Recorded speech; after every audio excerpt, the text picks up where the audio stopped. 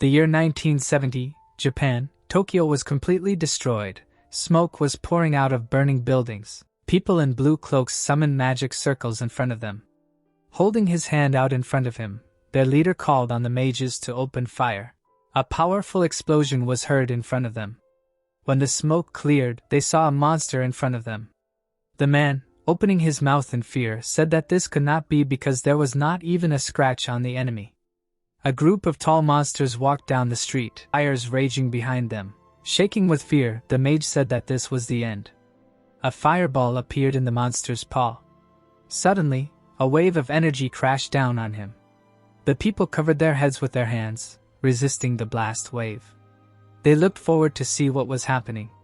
The man in the black cloak raised his hand. His body was engulfed in a blue aura. Smiles appeared on the mages' faces. Looking back, the guy with white hair praised them for their efforts. The people closed their eyes, tears welling up in their eyes. The stranger opened his mouth wide and called for them to retreat, for it was his turn to join the fight. The mages rushed back. Adjusting his cap, the mage asked if they were really going to leave all the monsters to one man. His comrade asked if he didn't know that the progenitor of magic, the strongest mage of all, was in front of them. The young man opened his mouth in surprise and asked if this was really Manhwa. His friend confirmed it, wiping away his tears. There was smoke behind the strongest mage, and ash was flying above him. The monsters surrounded him from all sides. One of them swung its fiery paw. The boy hit him in the face, declaring that it was too late. A bright flash appeared in his hand. A powerful wave of purple energy fell upon the enemies. Flames engulfed the monsters' bodies. The young man playfully beckoned to them with his hand. The light coming from his hands illuminated the faces of the monsters. One day, a large number of monsters were discovered all over the world. They were marching menacingly through the streets of the city. People called this phenomenon a disaster. The military fired at the monster with machine guns, but these monsters were impossible to defeat with human weapons. However, at the same time as these creatures appeared, people discovered their ability to use magic.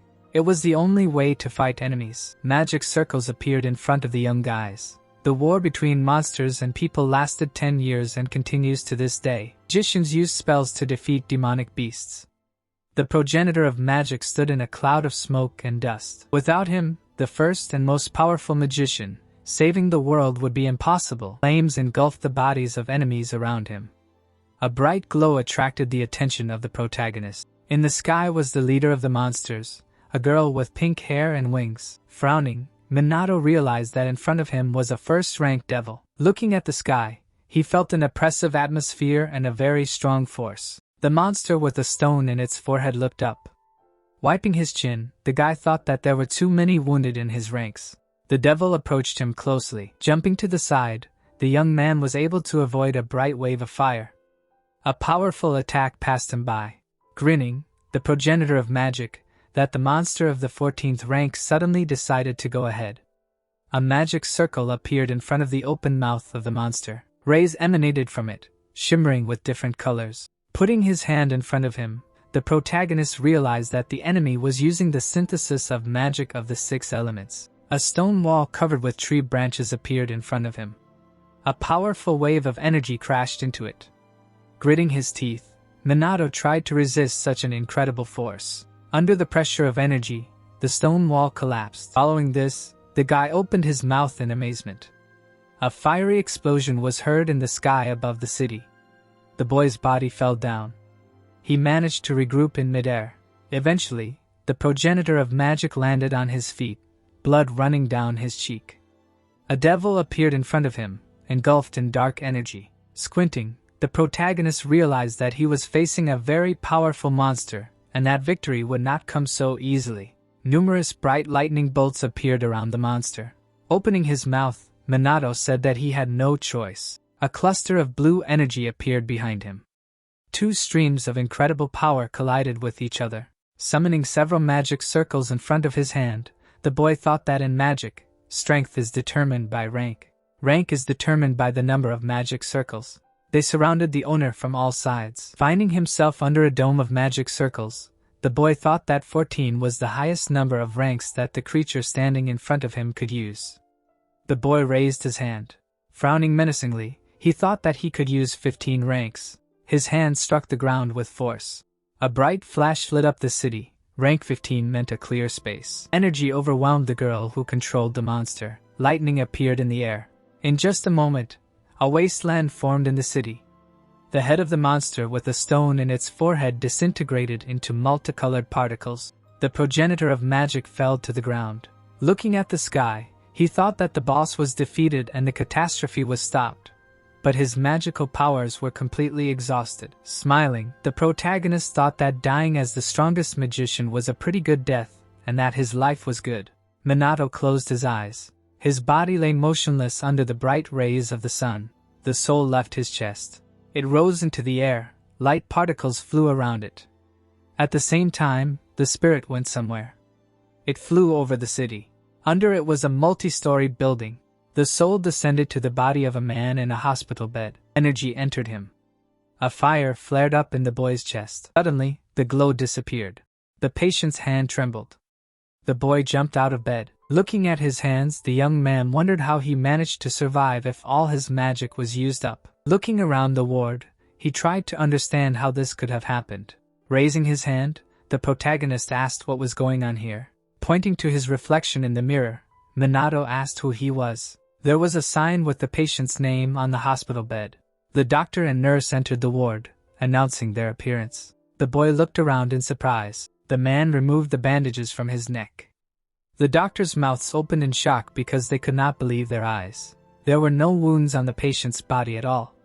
The doctor was shocked that he was in critical condition after the accident, but had already fully recovered and assumed that he was healed by holy magic. Putting his hand to his chin, the boy realized that the healing happened automatically.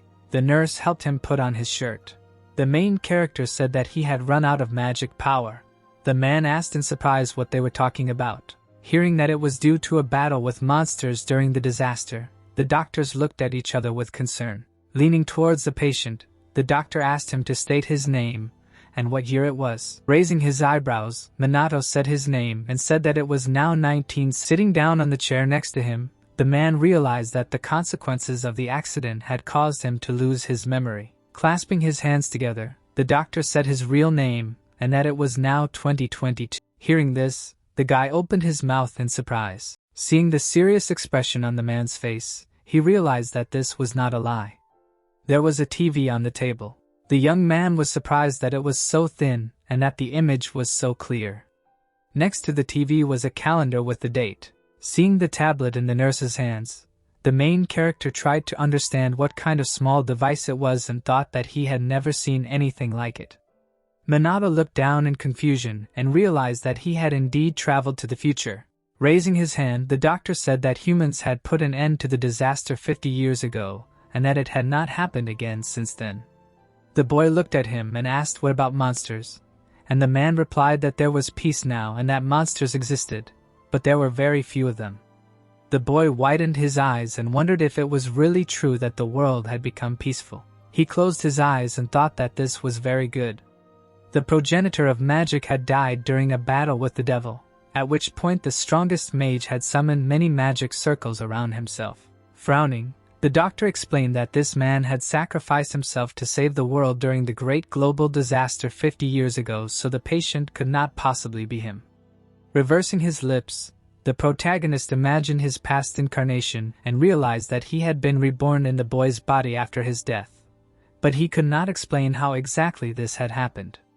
A few weeks later, the sun hung over the apartment building. Minato entered the apartment. Looking around, the boy realized that this was the residence of the previous owner of his body. Looking at the tablet with documents, the young man learned that his parents had died a long time ago. The woman put her hand on the shoulder of the child who was adopted by a foster family. Since high school, he had to live alone, a schoolboy walking down the street with his eyes downcast. Looking at the checkbook, the protagonist realized that the previous owner of his body lived off the inheritance of his blood parents. Falling onto the bed, Minato thought that the magic of transmigration of souls does not exist, which means that his reincarnation is God's providence, or a consequence of chance. In his hands was a student card. On the blue stripe was the inscription Academy of Divine Magic. The guy thought that in his era, People did not have the opportunity to open such an educational institution. Getting up from the bed, he decided that this was quite interesting. The phone in the bag standing by the bed vibrated. Taking it in his hands, the young man saw that someone had called him but did not understand how to use it. Squinting, the protagonist decided that now it did not matter. Minato threw the phone aside. The phone fell to the floor. An angry message from Tadano appeared on the screen, calling on his classmate to return to the academy. The students gathered in front of a huge castle.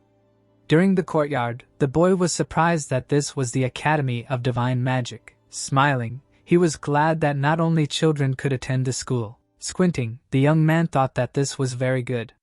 The boy with green hair summoned a magic circle in his hand. A small fireball hit the mannequin.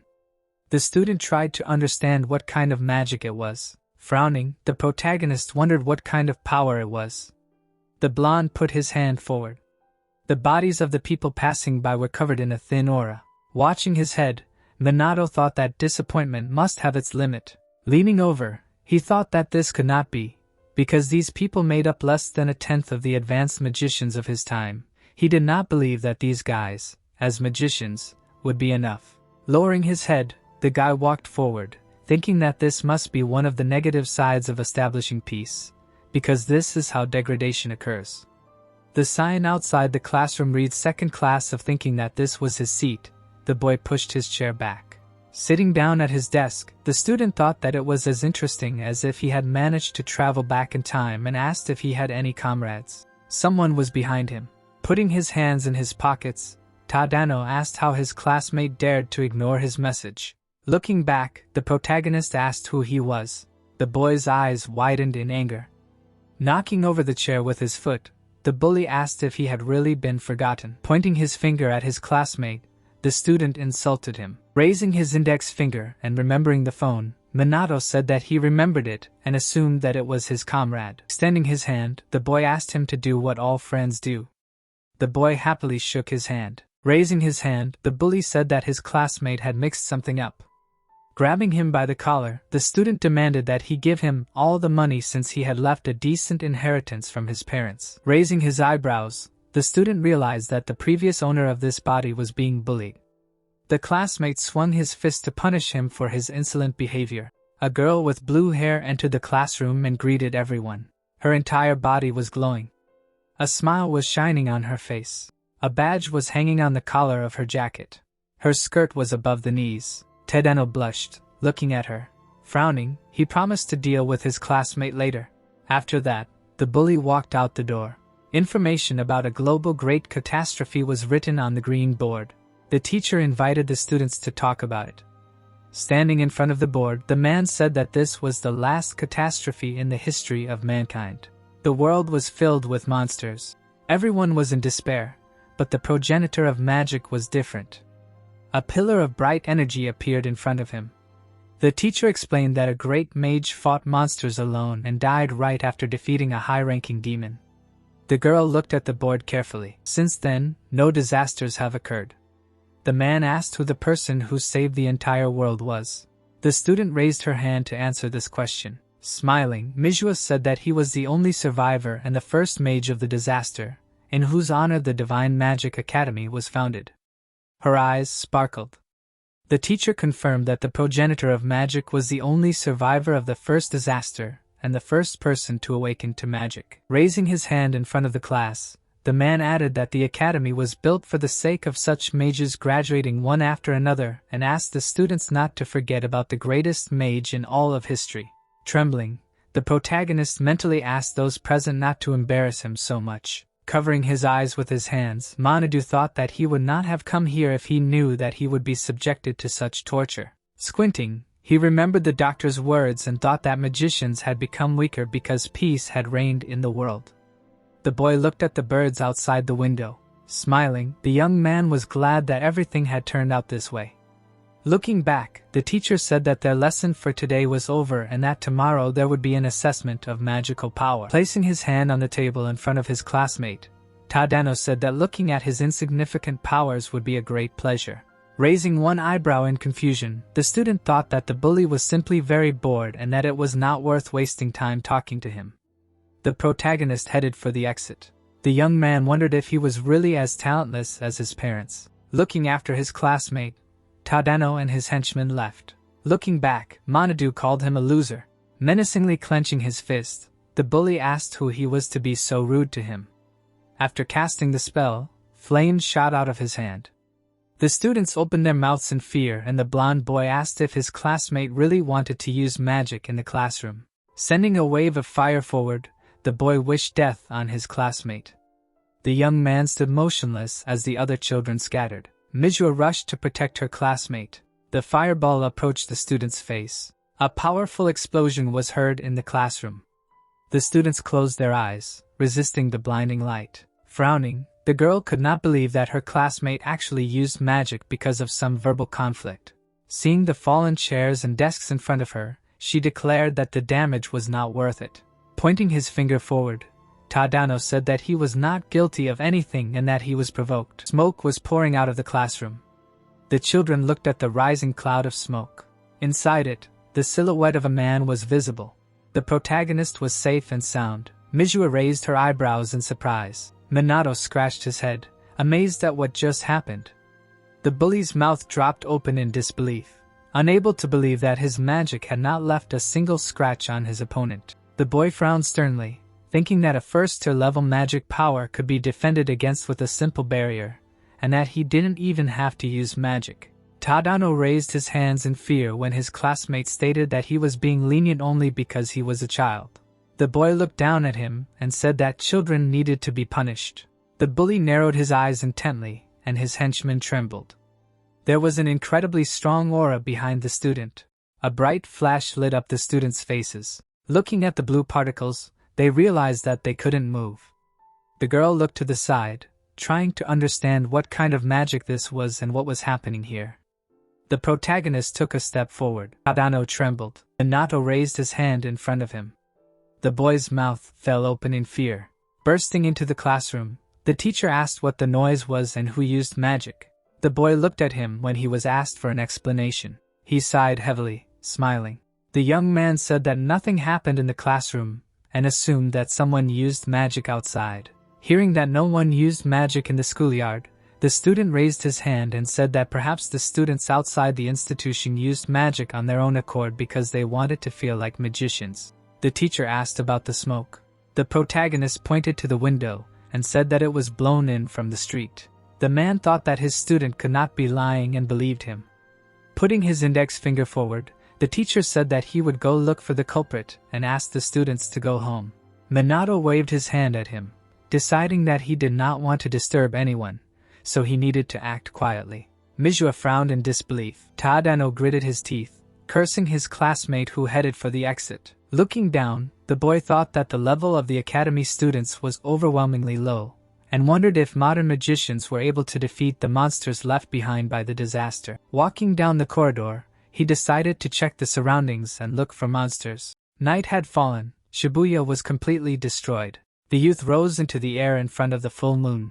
The student landed on the roof of the building. Looking down, the protagonist thought that the old city had changed completely. He pushed off the magic circle. Minato rushed forward. Waves of green energy flew around him. The guy did not feel the supernatural powers of the monsters, and wondered why the police were patrolling the area despite the fact that the entire city was in ruins. Raising his eyebrows, the young man felt the presence of a monster. Crouching on the edge of the roof, he felt the energy of a person. Using magic, the student pushed off the roof and went on. The monsters hung over the trembling woman. They bared their fangs and growled. The protagonist landed in front of the defenseless girl. The monster swung its clawed paw. Spikes jumped out of the ground, pierced the bodies of demonic beasts. Their corpses fell to the ground. Minato looked back. Tears appeared in the eyes of the stranger. Holding the badge on her chest, the guy realized that she was from the police. Turning away, the young man asked her to be more vigilant. Raising her eyebrows, the woman apologized and thanked the savior. A magic circle appeared under the student's feet. The girl looked after the stranger who had disappeared. Putting her hand to her chin, she wondered who it could be and assumed that it was a mage of outstanding abilities. She was surprised that the unknown person did not use any spells. Lowering his collar, The protagonist thought that hiding his face was a good decision because he should not stand out right after reincarnation.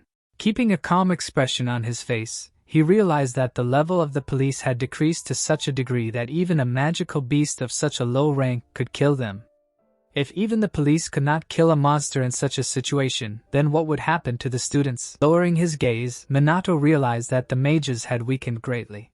The guy tensely pursed his lips. Suddenly, a smile appeared on his face. Looking at the sky, the young man realized that even in this era, people needed his power. Looking over the city with the help of magic circles, the student thought that the first thing he should do was exterminate all the monsters in the area. Pointing at the unusual device, the teacher announced that today they had a magical power assessment scheduled.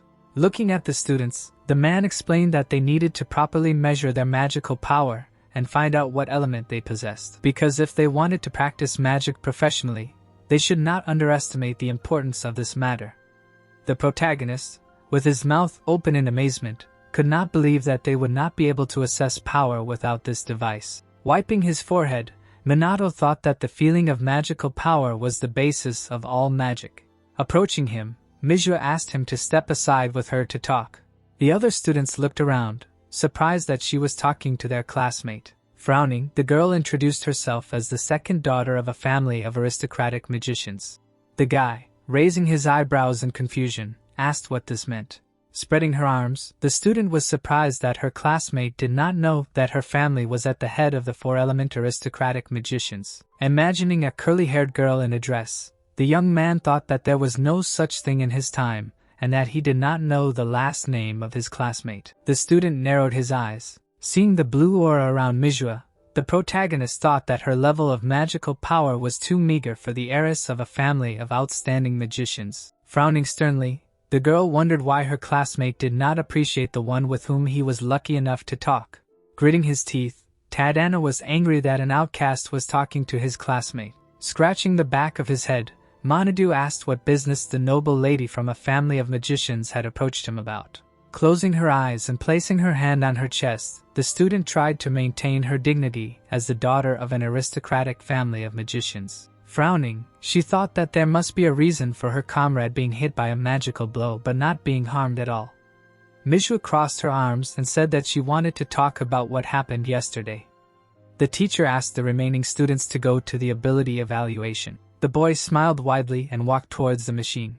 The girl barely smirked, thinking that she would be able to understand his strength after the evaluation. Summoning a clod of energy in his hand, Tadano declared that it was his turn.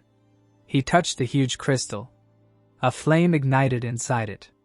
The system voice announced that the student's magic power level was 1000, and his element was fire. Clenching his fist happily, the bully realized that his level had increased since last time. Putting his hand to his chin, the boy thought that the numerical standard in this time was the same as 50 years ago. Mage stepped forward when she was called, her body covered in a blue aura. She put her hand to the crystal. Drops of water appeared inside it. The system voice announced that her magic power level was 2000, and her element was water. The other students and even the teacher opened their mouths in surprise. Winking, Tadano said that they had the highest rates among this year's students, which meant that they had every chance of becoming excellent magicians. The girl proudly adjusted her hair. The classmates happily looked forward. The student said that his friend was a natural bearer of fire magic.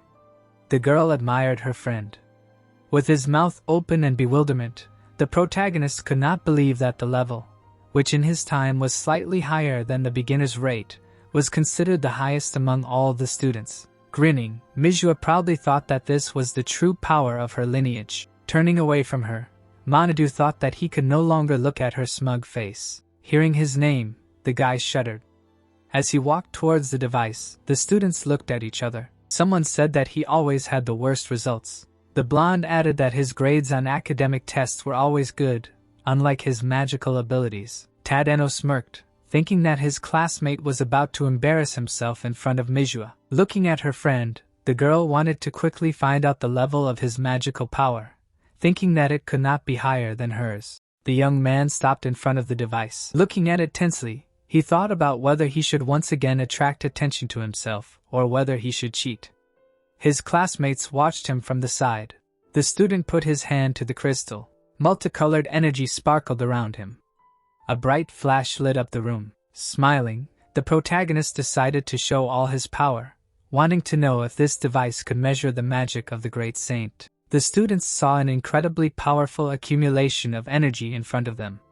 A bright light rose into the sky and illuminated the entire castle. The girl sitting at the desk at that moment shuddered. The young man lying on the bench felt this energy. Manhwa asked what was happening, her eyes wide in surprise. The numbers on the counter were changing at a furious speed. A crack appeared along the crystal. A pillar of light burst out of the castle straight into the sky. The crystal was radiating a huge amount of energy. Suddenly, a powerful explosion was heard in front of the students. The boys covered their faces with their hands, resisting the blinding light. The student opened his mouth in shock, noticing that the crystal had cracked. The fragments rose into the air along with multicolored energy. Standing in the middle of a cloud of dust and ash, the protagonist was surprised that the device had broken, although he had not even strained himself to the fullest. Looking back at the battered students, Manhwa wondered if there was anyone among them who had sensed his power, and if they actually had the makings of a mage. Approaching the students sitting on the floor, the teacher asked if everyone was okay. The girls replied that they were fine. Approaching the boy, the man asked if he was okay. The boy replied that he was lucky, despite being at the epicenter of the explosion. Looking at the wreckage of the device, the teacher said that it was the first time he saw a measuring device break and assumed that it had some kind of defect, putting his hand to his chin. The teacher wondered what they should do now, since he still had not managed to find out the level of magical power and element of his student. Putting his hands in his pants pockets, the student asked what the problem was. The man explained that they were planning on holding a class in which the students would be divided into groups to learn combat, so first they needed to evaluate their abilities. Tadano was wiping his neck with a towel. The teacher asked if they could accept a classmate into their team. The bully and his henchman looked at the boy with disdain. A smirk appeared on his face. Standing up, the boy said that they would be happy to take him in. The teacher said that he always knew that he could be relied on. Approaching his classmate, Tadano said that he would look forward to it. The old city of Shibuya was in ruins. Monsters still inhabited the places that were heavily damaged during the global catastrophe. A magical beast was walking down the street. Shibuya was currently abandoned, and the police and magicians regularly exterminated the creatures that lived here. The teacher was explaining something to the students. Looking to the side, the man said that the students of the academy should also provide the police with the necessary assistance. Most of the monsters had already been killed by professional magicians, so the children could rest easy because there weren't that many monsters left here.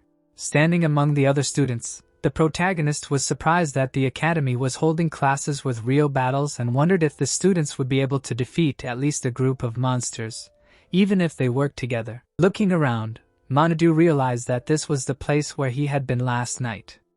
The monster was sitting in a dark room. The guy thought that he had exterminated all the monsters, but magic could still be felt here. The magical beast opened its mouth. There were no signs of a catastrophe, but for some reason these creatures continued to appear. Smiling, the girl invited her friend to compete. The student said that she would not lose this time. The young man was surprised that they were so careless despite the fact that the lesson involved a real battle. East sighed heavily. Manhwa turned around and looked at him. The teacher waved his hand and suggested starting a real combat lesson and asked the students to act in teams. Someone called out to the student in front. The protagonist leaned against the wall of a ruined house. Grinning maliciously, Tadano said that no one would bother them now. The bully assumed that his classmate was acting this way because he was kind to himself, and said that there would be no mercy this time. Manhwa shook himself off. The guy said that if his friend didn't like something, he could just ignore him. The student shouted that no one gave him the floor. Pulling his hand back, Tadano asked why Manhwa was paying attention to such a weak person. The young man raised his eyebrows in confusion. The student pointed his index finger up and asked if his bully really liked their classmate. The bully clenched his teeth furiously. The protagonist looked back. After casting the spell and summoning a fireball in his hand, the boy stated that the boy had signed his own death warrant. Minato asked him to stop. Tadano said that it was too late to apologize now. The boy asked him to turn around. Holding a magic circle of fire in front of him, The bully said that such a trick would not work on him.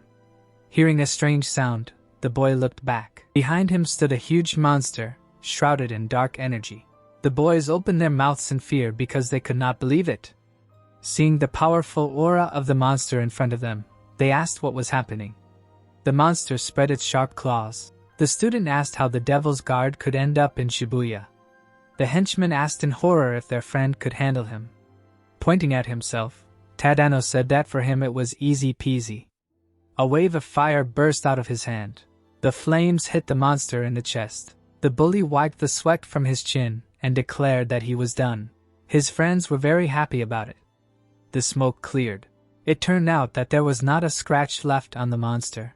Seeing this, the boy smiled tensely. Standing behind him, the protagonist thought that with a first-ranked Devil Guard, there was no way to win. The monster took a step forward. The students shook with fear. Tadano fell to the ground. The shadow of the monster loomed over them.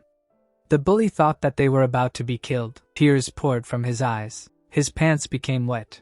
The Devil Guard pounced on him, swinging his paw. Suddenly, something made him stop. Minato was standing in front of him. His expression was completely calm. The monster remembered how a wave of energy pierced his body and how blood splashed into the air. The monster flew into the air and bounced off the children. Stepping forward, the boy said that it was so obvious that even a Devil Guard could understand it. The boy put his hands in his pockets and declared that the monster had realized who was strong here. The monster looked ahead. A bright aura raged behind his enemy. His clawed paws shook. Magic circles appeared above the head of the Devil Guard who was chanting. The students summoned a red magic circle in front of him. Smiling nervously, Tadano declared that their first-ranked classmate would not win and that they would end. Using 2 ranks, the monster used Rock Break and threw a huge rock forward. The projectile almost reached the students. The protagonist smiled. A first-ranked fire arrow flew out to meet the rock. Flames rushed forward. It completely engulfed the boulder. An explosion was heard and the enemy's projectile split into many fragments. A flash illuminated the monster. An explosion of fiery energy thundered. The students covered their faces with their hands in fear while their classmates stood motionless. The students opened their eyes to see what had happened. The destroyed ground was on fire. Frowning, Tadano couldn't believe that his classmate had just killed the Devil Guard. His hands shook with anger. Taking a step forward, Manhwa thought that only his first rank could kill the monster. Looking at the purple crystal lying on the ground, he decided that the presence of Devil Guards was extraordinary. After all, these creatures were exterminated 50 years ago. Frowning, the boy wondered if this was an omen of another disaster that was approaching faster than he could think. These were attacking peaceful citizens. A little girl was sitting on the road and crying. Someone was bending over the body of a dead comrade. The young man looked down. His hands trembled. Looking at the sky, the student decided that even if a disaster occurred again, he would do everything to save everyone. The bully clenched his fist. His henchmen couldn't believe that their classmate had just killed the Devil Guard. Their friend punched the wall. Tadano gritted his teeth in anger. Manhwa was standing around the corner, pressed against the house. The girl used first her magic, summoning water discs that cut off the paws of the magical beast. Her comrades' mouths opened in admiration, because that was what they expected from her. Closing her eyes, the student wondered how anyone could be surprised by such a level of magic. She was worried about ordinary people. Smugly crossing her arms over her chest, she thought that she did have talent after all. A group of bullies stood next to the protagonist. Tadano spread his arms in front of him. Manhwa frowned. Waving her hand to her friends, the girl said that she needed to step away for a minute. Noticing how the bullies went around the corner, the student realized that they were bullying her classmate and that she couldn't let that happen. She peeked out from around the corner. Something made her mouth open in surprise. Seeing the Devil Guard, the student hid around the corner again. Manhwa pressed her hand to her chest, realizing that she couldn't handle him by herself. Her hand started shaking. Rushing forward, the girl decided to help her friends as the heiress of an aristocratic family. Seeing her hand out in front of her, the student called on her classmates to run. A wave of fire passed her by. Seeing a bright explosion, she covered her eyes with her hands. Ash fell from the sky. Stone fragments fell in front of the protagonist. Raising her eyebrows in surprise, the student wondered what just happened, because before that, Her classmate had no aptitude for magic. Remembering how her classmate timidly lowered his gaze and seeing that he was confident now, Manhwa thought that he was a completely different person. Seeing her mouth tensely, she realized that her classmate had not even cast a spell, and was surprised that he managed to defeat a first-rank devil guard. The level of a monster's power is determined by the number of crystals it has, and its place in the hierarchy is also determined by it. Demons stand one after another. In 6th place were magical beasts. They had 1 crystal in their forehead. In 5th place were magical guardians, who had an additional crystal in their chest. In 4th place were demons, who had 1 crystal in their chest and 2 on their shoulders. In 3rd place were supreme demons with 4 crystals on their bodies, and in 2nd place were demons with 5 stones. In 1st place was Satan. There were 6 crystals on the monster's body. His eyes lit up. Each creature has a fixed number of active ranks. This is something that all modern magicians should know. The young man summoned a fiery projectile in front of him. Peeking out from around the corner, the girl thought that in order to defeat the Devil's Guard, you need to have at least the 3rd rank, and with the 1st it should be impossible. The protagonist took a step forward. The student hid around the corner. The student frowned and asked herself why she was hiding. Minato walked past. Without turning around, he said that his friend had a very good hobby. Putting her hand on the wall, Manhwa asked how he managed to find out. Raising his eyebrows, the guy said that it would be strange if the magician did not notice. The heroes looked at each other in silence. Closing his eyes, the young man asked if his classmate could not feel the magic power. Looking after him, the girl's mouth fell open in surprise. Running after him, she asked him to stop. Frowning, the student asked him to explain what it meant. There was no one around the corner of the house. The student looked at his friend from the roof of the house. He sighed and relieved and scratched his cheek. Looking to the side, the protagonist decided to check for monsters. His eyes turned purple. 5 sources of dark energy were visible in the city. There were no more devil guards here, but there were magical beasts. Looking ahead, Minato doubted that the students would cope with them if Tadano's level was considered excellent. Trying to reduce the number of monsters in the vicinity of Shibuya Station, the guy lit up with light energy. 2 magic circles appeared in his hands. They emitted a bright light. 2nd-rank magical projectiles burst out of the circles and went in different directions. The beams flew over the city. The blonde pointed at them and asked what it was. His comrades said that it was someone's magic. Looking at the sky, Manhwa was surprised by such an amount of energy. Magic beasts surrounded the students. The children realized that they would not be able to cope with such a number of opponents. The monster pounced on the girl. His fangs were about to reach their target. But suddenly, a powerful wave of energy cut off his head. The student fell to the ground. Her friend ran up to her and asked if everything was okay. Looking at the magical projectiles hitting different areas of the city, the young man thought that things were going well. There was a smile on his face. The beams pierced the bodies of the monsters. Sweat ran down the student's tense face. The projectiles flew back and forth, destroying enemies in their path. The body of the monster, cut in half, lay on the ground. After it lay the corpses of its brethren. The protagonist thought that he overdid it.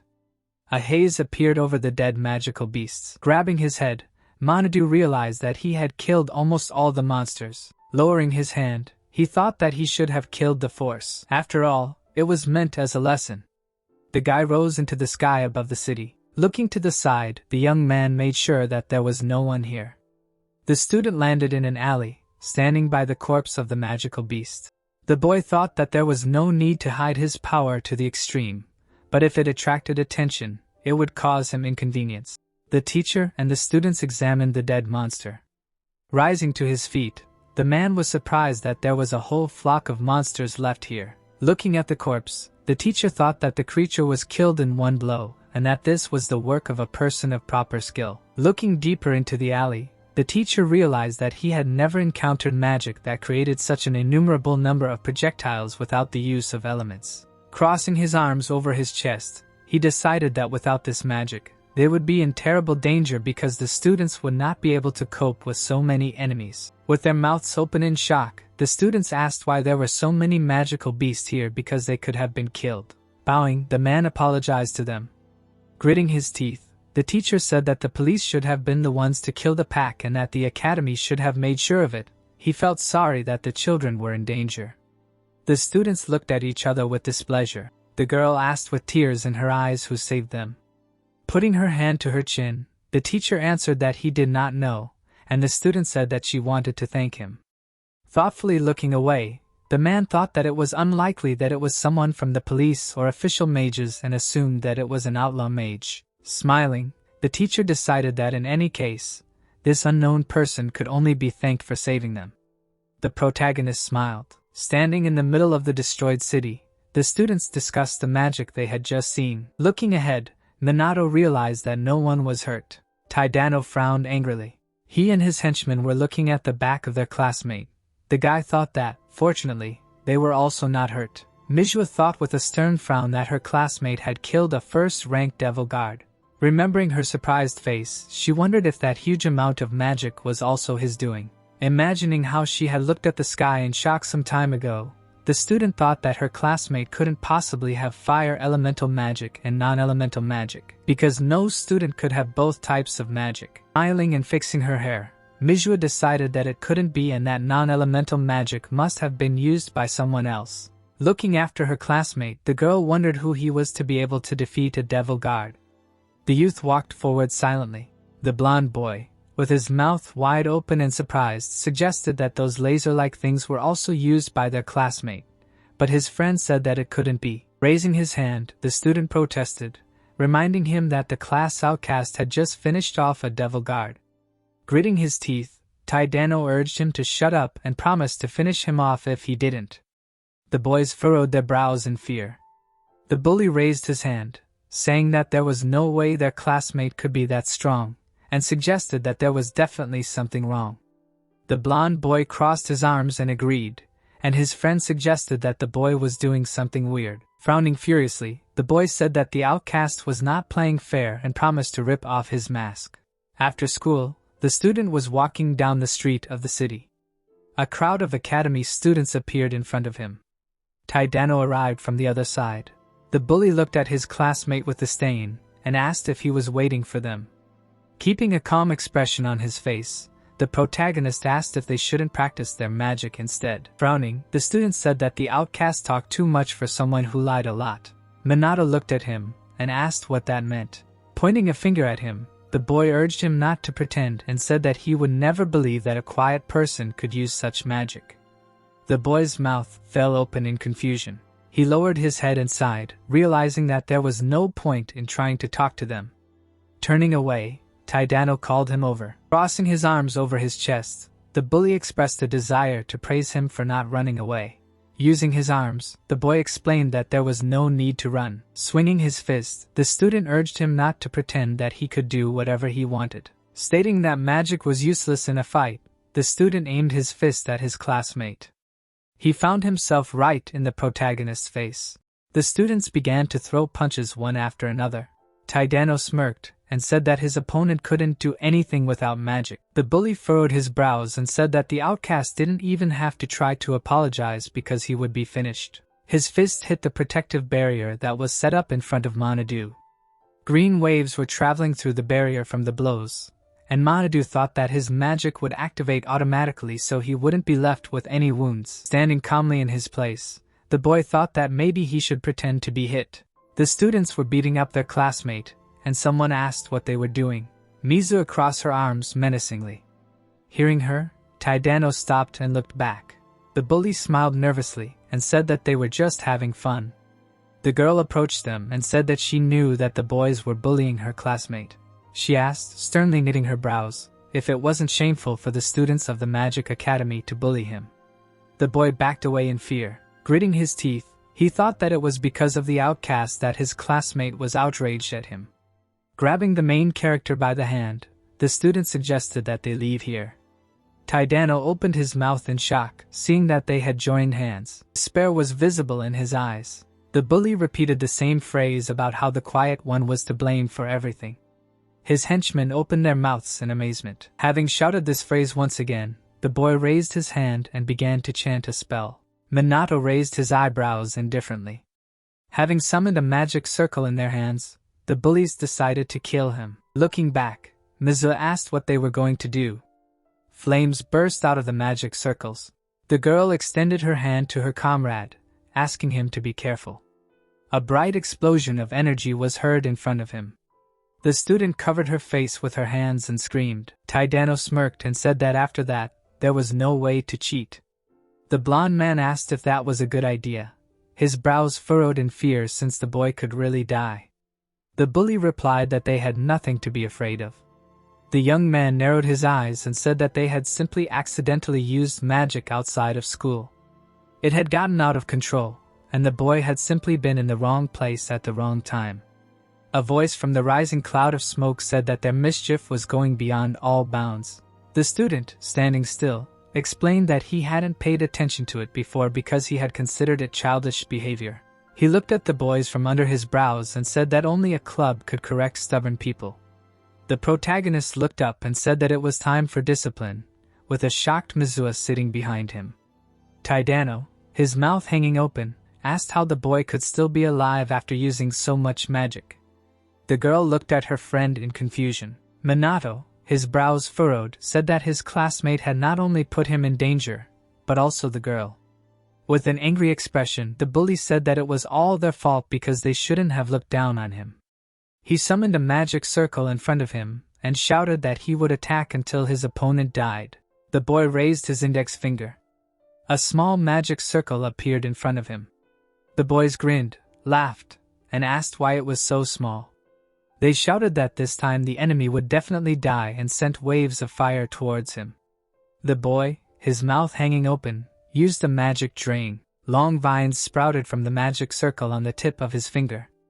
The branches shot forward. They wrapped themselves around the confused students. Their bodies immediately went limp and their legs went numb. The magic circle and vines started glowing. The boys were lying on the ground unconscious. Squatting down next to Taidano, the protagonist thought that he had only sucked out a little magic and it had already dried up and hoped that now the bullies would at least come to their senses a little. Manhwa's eyes widened in surprise and she wondered what kind of magic that was, what had just happened, and why her classmates had fainted. Minato threw his bag over his shoulder. Getting to her feet, the girl asked him to stop. Browning, she asked what kind of magic that was. Putting her hand out in front of her, the student asked what that magic did. Raising her index finger, the girl asked if her classmate had ever mastered magic before that day. Clenching her fist, the student asked who he even was. The boy looked away intensely, thinking that it would be very troublesome to explain. Closing his eyes, the boy stated that she should have said something else. Manhwa hugged her shoulder and blushed, thanking him for saving her. Putting her hand on her chest, she asked her comrade to answer her questions. Noticing that he had disappeared, the girl closed her eyes and asked displeasingly where her friend had gone. Night had fallen and a full moon hung over the old city of Shibuya. The student bounced off the green magic circle. The protagonist landed on the edge of the roof of a tall building. His eyes were closed and a blue aura was flying around. Seeing the magical beast and the devil guard on the ground, Minato realized that the monsters they had exterminated during the day had been resurrected and wondered what this all meant. Looking ahead, the guy thought that if this situation was only with Shibuya, then he alone would be enough. But the monsters' magic was felt in other places as well. Apparently the police simply did not have time to deal with all the monsters. The policewoman was shaking with fear. Remembering how Taidano had summoned a magic circle in front of him, the young man decided that the level of modern magicians could hardly be called high. Squatting down, the student realized that he would not be able to defeat all the demons in Japan alone, and that he needed to take some urgent measures. Jumping from the roof onto the green magic circle, the protagonist decided to act prudently so as not to attract unnecessary attention, and simply clear the area around. The magic projectiles he summoned went down towards the city streets. Bright rays split the magic stones on the monsters' heads. Walking down the street, the man said that he had gotten very drunk today. Behind him stood a magical beast. The monster opened its mouth to devour its victim. Minato pounced on him to protect the townsman. The drunk stranger looked back. The guy pushed the monster's body away and hid around the corner. The man thought he had just imagined the sounds. Peeking out from around the corner, the young man realized that the civilian hadn't noticed anything. Using magic, he rose into the air. Someone was filming it on a phone. Smiling, the blonde decided that he had made an excellent video that would definitely hit the top. A preview of the video and an admiring comment appeared on the phone's screen. The students were standing in front of the principal's desk. Sternly knitting his eyebrows, the teacher said that yesterday they were informed that the academy's students had used magic outside the school. If this was true, then they couldn't ignore this issue. The main character was absolutely calm. Manhwa was standing next to him. They were asked to explain what really happened. Tadano gritted his teeth in displeasure. Pointing at the bully stated that they had not used magic and that it was their classmate who had started the fight. Minato gaped in confusion, wondering how this man could lie so easily. Looking at the man, the boy thought that he would not be able to remain silent and that he had no choice but to explain himself. When someone said that all of these words were lies, the students' mouths dropped open in surprise. The girl frowned angrily. Opening her mouth wide in anger, she screamed that it was the bully and his friends who had bullied her classmate, and that they were the ones who had started using magic first. Raising his eyebrows in surprise, the teacher asked if this meant that the boy had used magic too. Raising her hand in front of her, the student stated that it was self-defense, and that her friend had done nothing wrong. The boy's eyes widened in shock at her words. Tadano spread his arms and wanted to say that they had done nothing, but Manhwa urged him to be quiet. Returning to him, the girl called his mockery unthinkable and asked if he wasn't ashamed to shift responsibility for his actions onto an innocent person. Narrowing his eyes in displeasure, the bully said that their classmate was completely out of line with the academy's standards and suggested that he be expelled. Throwing a stern look at him, the student replied that he was the one who didn't fit the academy, leaning towards her and smirking. The guy said that he had the best results in the entire course, and that no one else could stand up to the girl. When the classmate took a step forward, Manhwa backed away and asked what they were talking about. Smiling madly, Tadano asked her to think clearly, because a person like their classmate would not be able to protect her. The bully asked her to be his girlfriend, tears welling up in his eyes. Looking away, the student stated that he could only continue to dream. The boy's mouth fell open in shock, his eyes turning white. Squeezing her eyes shut, the girl explained that she would not date a man who enjoyed bullying, was prone to cruelty, and chose the most inappropriate moment to confess these barbed phrases to the boy back. Tadano fell to the floor. Looking at him, the protagonist thought that his appearance evoked nothing but pity. The principal clasped his hands, realizing that the fault lay with the bully and his friends and that the boy only used magic in self-defense. Raising his eyebrows, the old man declared that the academy did not need people who used magic for selfish desires, so they would be expelled. With their mouths open in fear, the students asked how this could happen if they were simply following their friend's instructions. Looking at the other students, the teacher said that they were free to go and apologized to them.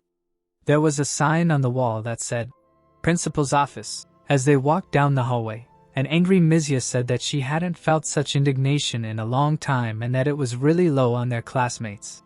The protagonist asked what would happen to them when they were expelled, closing her eyes. The girl explained that they couldn't become mages and that they deserved it. Standing in front of her classmate, and placing her hands on her hips, the student asked him how he could just remain silent after everything that was said about him. Manhwa thought he was about to object, but his friend did it faster. The guy frowned. Throwing a tense look at him, Manhwa asked what was wrong. Scratching his chin, the boy thought that this wasn't the first time she had helped him out. A memory of the girl rushing to his aid appeared in his head. In another memory, the girl was standing around the corner. The student frowned as she stood in the principal's office. She had helped her classmate in class during the Rio battle lesson. And now, smiling, the student called her amazingly good. Manhwa blushed in embarrassment. Putting her hands on her cheeks and turning away, the girl asked him to never say that again and said that she would go ahead. The protagonist watched her go with a smile on his face. Putting his hand on his chest, he thought that he had reincarnated in the body of the dead boy and wondered if the student had decided to die because of bullying or if it was a normal car accident. Looking up, Manhwa realized that he would never know. Looking out the window, the boy thought that retribution had been meted out and the bullies had received their punishment. The people standing in front of the principal's desk asked if someone had used magic outside the academy, and someone had been involved in it. The old man confirmed this with his hands clasped together, and added that fortunately no civilians were hurt. The blue-haired girl facing him asked why they were called then. The man explained that one of the students involved was Mizia. Turning away, the stranger said that she understood the situation and thanked the principal for reporting it. Placing his hands under his chin, he asked to greet her father in front of him. Clenching his fists, the girl asked him to remain calm and stated that her father was still interested in investing in the academy. As they left the office, the boy explained that if all this was true, then Manhwa had incredible strength. His girlfriend said that fighting several mages was a very thankless task that required quite impressive strength. Walking down the hallway side by side, they discussed the fact that the boy could be stronger than themselves. The stranger said that she was very interested in him.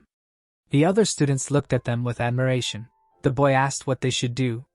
The girl decided that they needed to find out the level of this student's power, her hair covering her eyes. Frowning, Ruka added that she also needed to decide whether her sister would leave the school or not. Grinning, Reggie said that it sounded interesting. Resting his head on the desk, the protagonist pondered the permanence of peace in the world.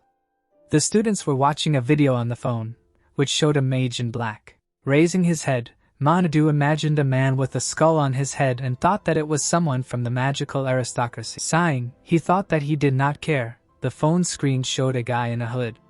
Entering the classroom, the teacher called out to him. The students approached him.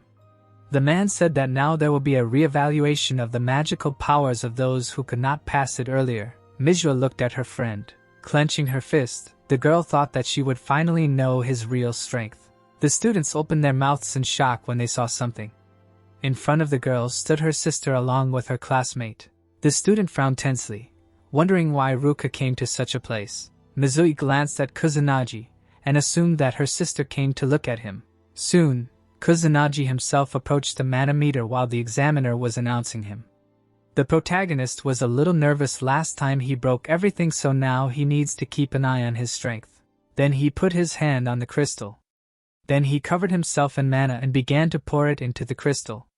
The numbers on the meter immediately began to change. When Kusanagi ran out of breath, the examiner asked him about his condition. The teacher then turned around and said that this time the assessment was successful. Mizui frowned slightly when the teacher announced that Manhwa had no elements. Ruji chuckled when he heard this. After that, the teacher announced Minato's mana amount, which was 100. Many students immediately began to discuss Manhwa, saying that this was the worst result among the students.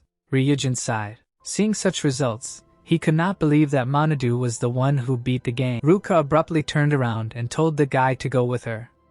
The guys standing to the side began to mock Manhwa, saying that he was very tired just from the evaluation. The teacher approached the guy and told him not to pay much attention to it. Mizui, who was standing to the side, frowned. She understood that this was too strange, because Minato's real strength was such that he was able to cope with the magical guardian, especially since he should have the element of fire. Mizui looked at Manhwa and tried to understand how he adjusted the amount of his mana. The protagonist at this time tiredly rubbed his forehead. He was happy because the result was perfect this time. Adjusting his suit, Manhwa thought that adjusting his magic power was quite tiring. After a while, walking with Mizui, the protagonist asked her why she was at the evaluation point. Suddenly, someone blocked their path, ordering them to stop. It turned out to be Ruka and Ryujin. Manhwa, being uninterested, asked their identities. Ruka stepped forward and introduced himself and Ryujin. Being indifferent, the protagonist asked her what business they came to him for. Approaching Ruka said that there were no complaints about him. Mizui, hearing this, shuddered. Approaching her younger sister, Ruka asked her if she really could not do anything against the criminals. She frowned when she did not receive an answer, and said that she also heard how she was saved by a young man whose strength was equal to 100 points. Wardly, Mizui confirmed the veracity of the data. Ruka frowned, asking if she was inferior to her in studies, sports, and magic. The girl became worried when she heard her sister's question. She felt constrained by invisible mana when her sister told her to leave the academy. Ruka involuntarily remembered how she always surpassed her younger sister in studies. Even in sparring, she always defeated her. She even surpassed her in the amount of mana and the quality of her magic. Ruka always turned away from her sister after another victory. Standing in front of her sister, Ruka said that she was not fit to be a mage, and if she was the only one from their family to become a mage, that would be enough. Mizui worriedly tried to object, but Ruka looked at her with disdain and told her to listen to what she was saying. Mizui heard this and trembled and could not hold back her tears. Ruka, however, showed no pity and asked if she understood her. The girl squeezed the hem of her skirt. Then she lowered her head. Minato suddenly intervened, saying that it was very arrogant. Ruka looked at the guy with disdain, asking what he just said. The protagonist smiled, telling Ruka that she was leading a non-stop monologue without giving the interlocutor a chance to speak. That was arrogance. Looking at the guy, Ruka said that it was a family conversation and the words of an outsider meant nothing. Minato smirked, saying that it was not a conversation, but rather an order. Ruka suddenly screamed in anger hearing his words. The protagonist stopped smiling and told the girl to stop imposing her way of life on others because there was no reasonable basis for this even if she was a family member. Ruka smiled, saying that her sister had no talent for magic and she had never achieved her defeat. Mizui, crying, mentally agreed with her sister's words. She remembered how she herself smiled, saying that she was talented. She always looked at others with disdain, telling herself that she had the necessary qualities. She tried to convince herself of this. Now Mizui bowed her head and cried, realizing that she had never won against her sister. Suddenly the protagonist smiled and said that Mizui would win. The girl involuntarily looked at the guy, no longer sad. Ruka was angry at his words. The protagonist raised his hand and said that maybe not right here and now, but later, after he suggested having a duel in 2 weeks. Ruka calmed down a little, asking if it would be a magical duel of 2 against 2. Minato listened, smiling as Ruka asked him if he thought about running away after all this impudence. Rouge and grinned, approaching the girl. The protagonist did not retreat and said that he was ready to participate. Then he looked at Mizui and asked what she was going to do. Mizui became very worried, looking at the guy. Then she pursed her lips. Then suddenly the girl screamed, expressing her willingness to participate. Minato smiled, saying that everything was now decided. Then he looked at Ruka and said that if they win, they will no longer interfere in matters that are not their business. Ruka, hearing him, smiled and said that if they win, Mizui will leave the academy. Then she turned around abruptly without even saying goodbye, unlike Rouge, and grinned. The events take us outside on a sunny day. The protagonist stood with Mizuha on the roof, listening to the girl's request. The girl, putting her hand to her chest, asked Minato to become her mentor. Hearing her, the guy sighed. He expected something different when he was called to the roof. Trying to get out of it, the guy reminded him that he is the weakest mage and his magical power is only 100. Mizua, being calm, told him that he is hiding his power.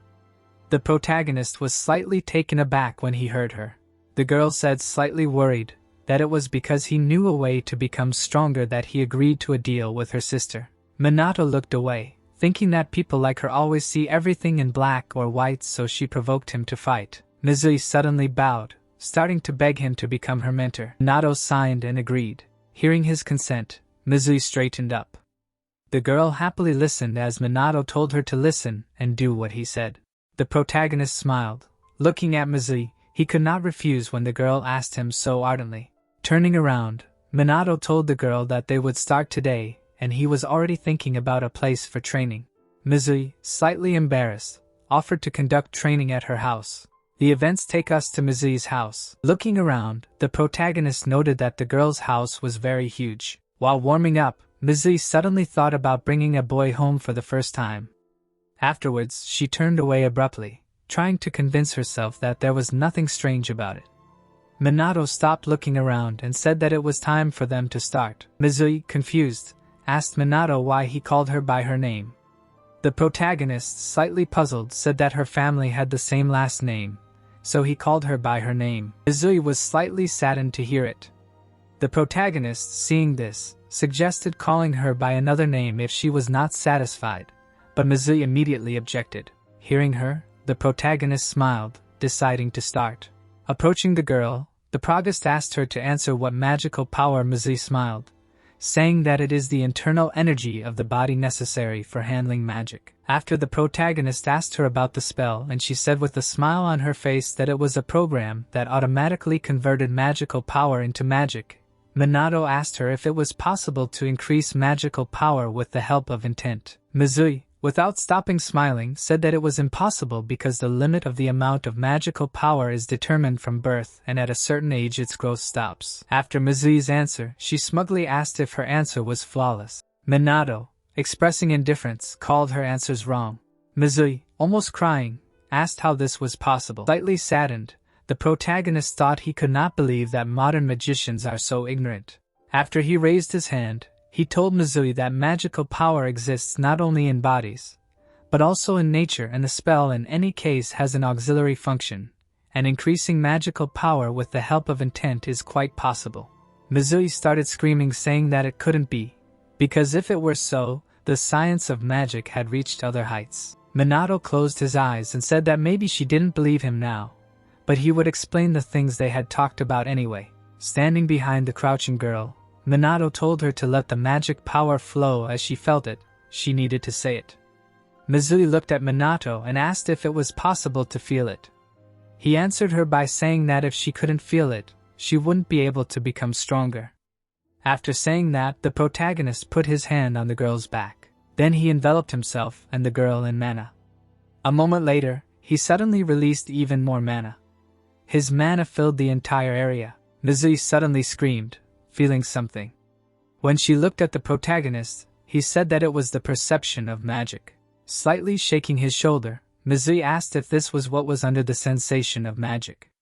The protagonist straightened up and said that this was exactly it, because if she could sense, she would be able to detect and see the magical power of natural objects. The girl smiled, saying that she could handle everything. Standing behind her, Minato thought that everything worked out only after the flow of magical power, and it seemed that Mizui really had no talent for magic. Events take us a week ahead. Mizui indignantly screamed, saying that nothing was working. Minato was sad. After a whole week of serious practice, the girl still had not figured out the basics of magic. Mizui looked at the guy when he said that he would direct the magical flow again. After that, he again put his hand on her back. After a while, the girl opened her eyes. Her eyes widened in shock. She screamed, saying that she could already see everything. She was glad to see particles of magical power in the air. Looking at her hand, Mizui could not believe that she could see mana. Afterwards, she looked at Minato, intending to see his mana. But after looking closely, she did not see a huge amount of mana and tried to understand why his mana was so unnoticeable. The guy embarrassed the girl by praising her. The protagonist imagined the ways of using the spell and said that after she learned to perceive mana, she needed to learn to control it, and it was very important to monitor the amount of mana used. Minato extended his finger, saying that her main task was to use mana as efficiently as possible. For starters, if she spent all her mana, then over time it would be restored and its amount would increase. The guy looked at the sky and said that since she learned to perceive mana, there should be no problems with control. Afterwards, he closed his eyes and asked what was different from the generally accepted knowledge of magic, but if she could not believe it. Suddenly, Mizui interrupted him, saying that she completely trusted the guy. Minato smiled, deciding to move on to the next stage, and told Mizui to get ready for battle. Then he took off his suit and ordered the girl to attack him. She immediately jumped to the side, deciding to show everything she was capable of. A moment later, she formed water discs, which immediately rushed to Minato. He formed a barrier and easily blocked them. Mizui was surprised at how easily her magic was destroyed. Dispelling the barrier, the guy said that it was a non-elemental magical barrier. If she could not break it, then she would not be able to defeat Ruka. Mizui immediately formed another magical barrier, saying that for her it was nonsense. Blocking her attacks, Minato told her not to stop moving, because if you stop fighting a mage, then she loses. Mizui stretched out her hand, forming another magic circle. Soon she fell to the ground completely exhausted. Minato put a blanket on her body, saying that it was his turn. Minato started to stand up, telling the girl that if she learned to control mana, she would not need to cast spells. After that, he formed fire magic and showed how the girl herself uses magic, after which he himself used the same magic, but in his own way. Mizui looked at the guy and assumed that her mana was dissipating. Looking at Mizui, the protagonist confirmed this and said that magic can be used without casting spells as she can control mana. The girl started to stand up, surprised by this. The protagonist stood in front of her and suggested that she try to shorten the spells first, and then, when she learns to control mana, she will be able to completely abandon spells. Mizui slightly bowed her head and asked if she would become stronger. The protagonist immediately turned around and answered her, saying that everything was exactly like that, and they should already begin. Minato extended his hand, telling Mizui to act as if she was on the verge of death. The girl was very scared seeing the state of the guy. When she fell to the ground, Minato reminded her that they would have to do this every day. Events take us to Haruka. Minato, wrapped in a cloak, thought that even here there are monsters, and no matter how much you exterminate them, there will not become less. Feeling something, he looked back. There he saw a huge monster walking towards the girl. He immediately rushed towards them, and in one blow he cut off the monster's head. Standing on the monster, the protagonist asked the girl if she was okay.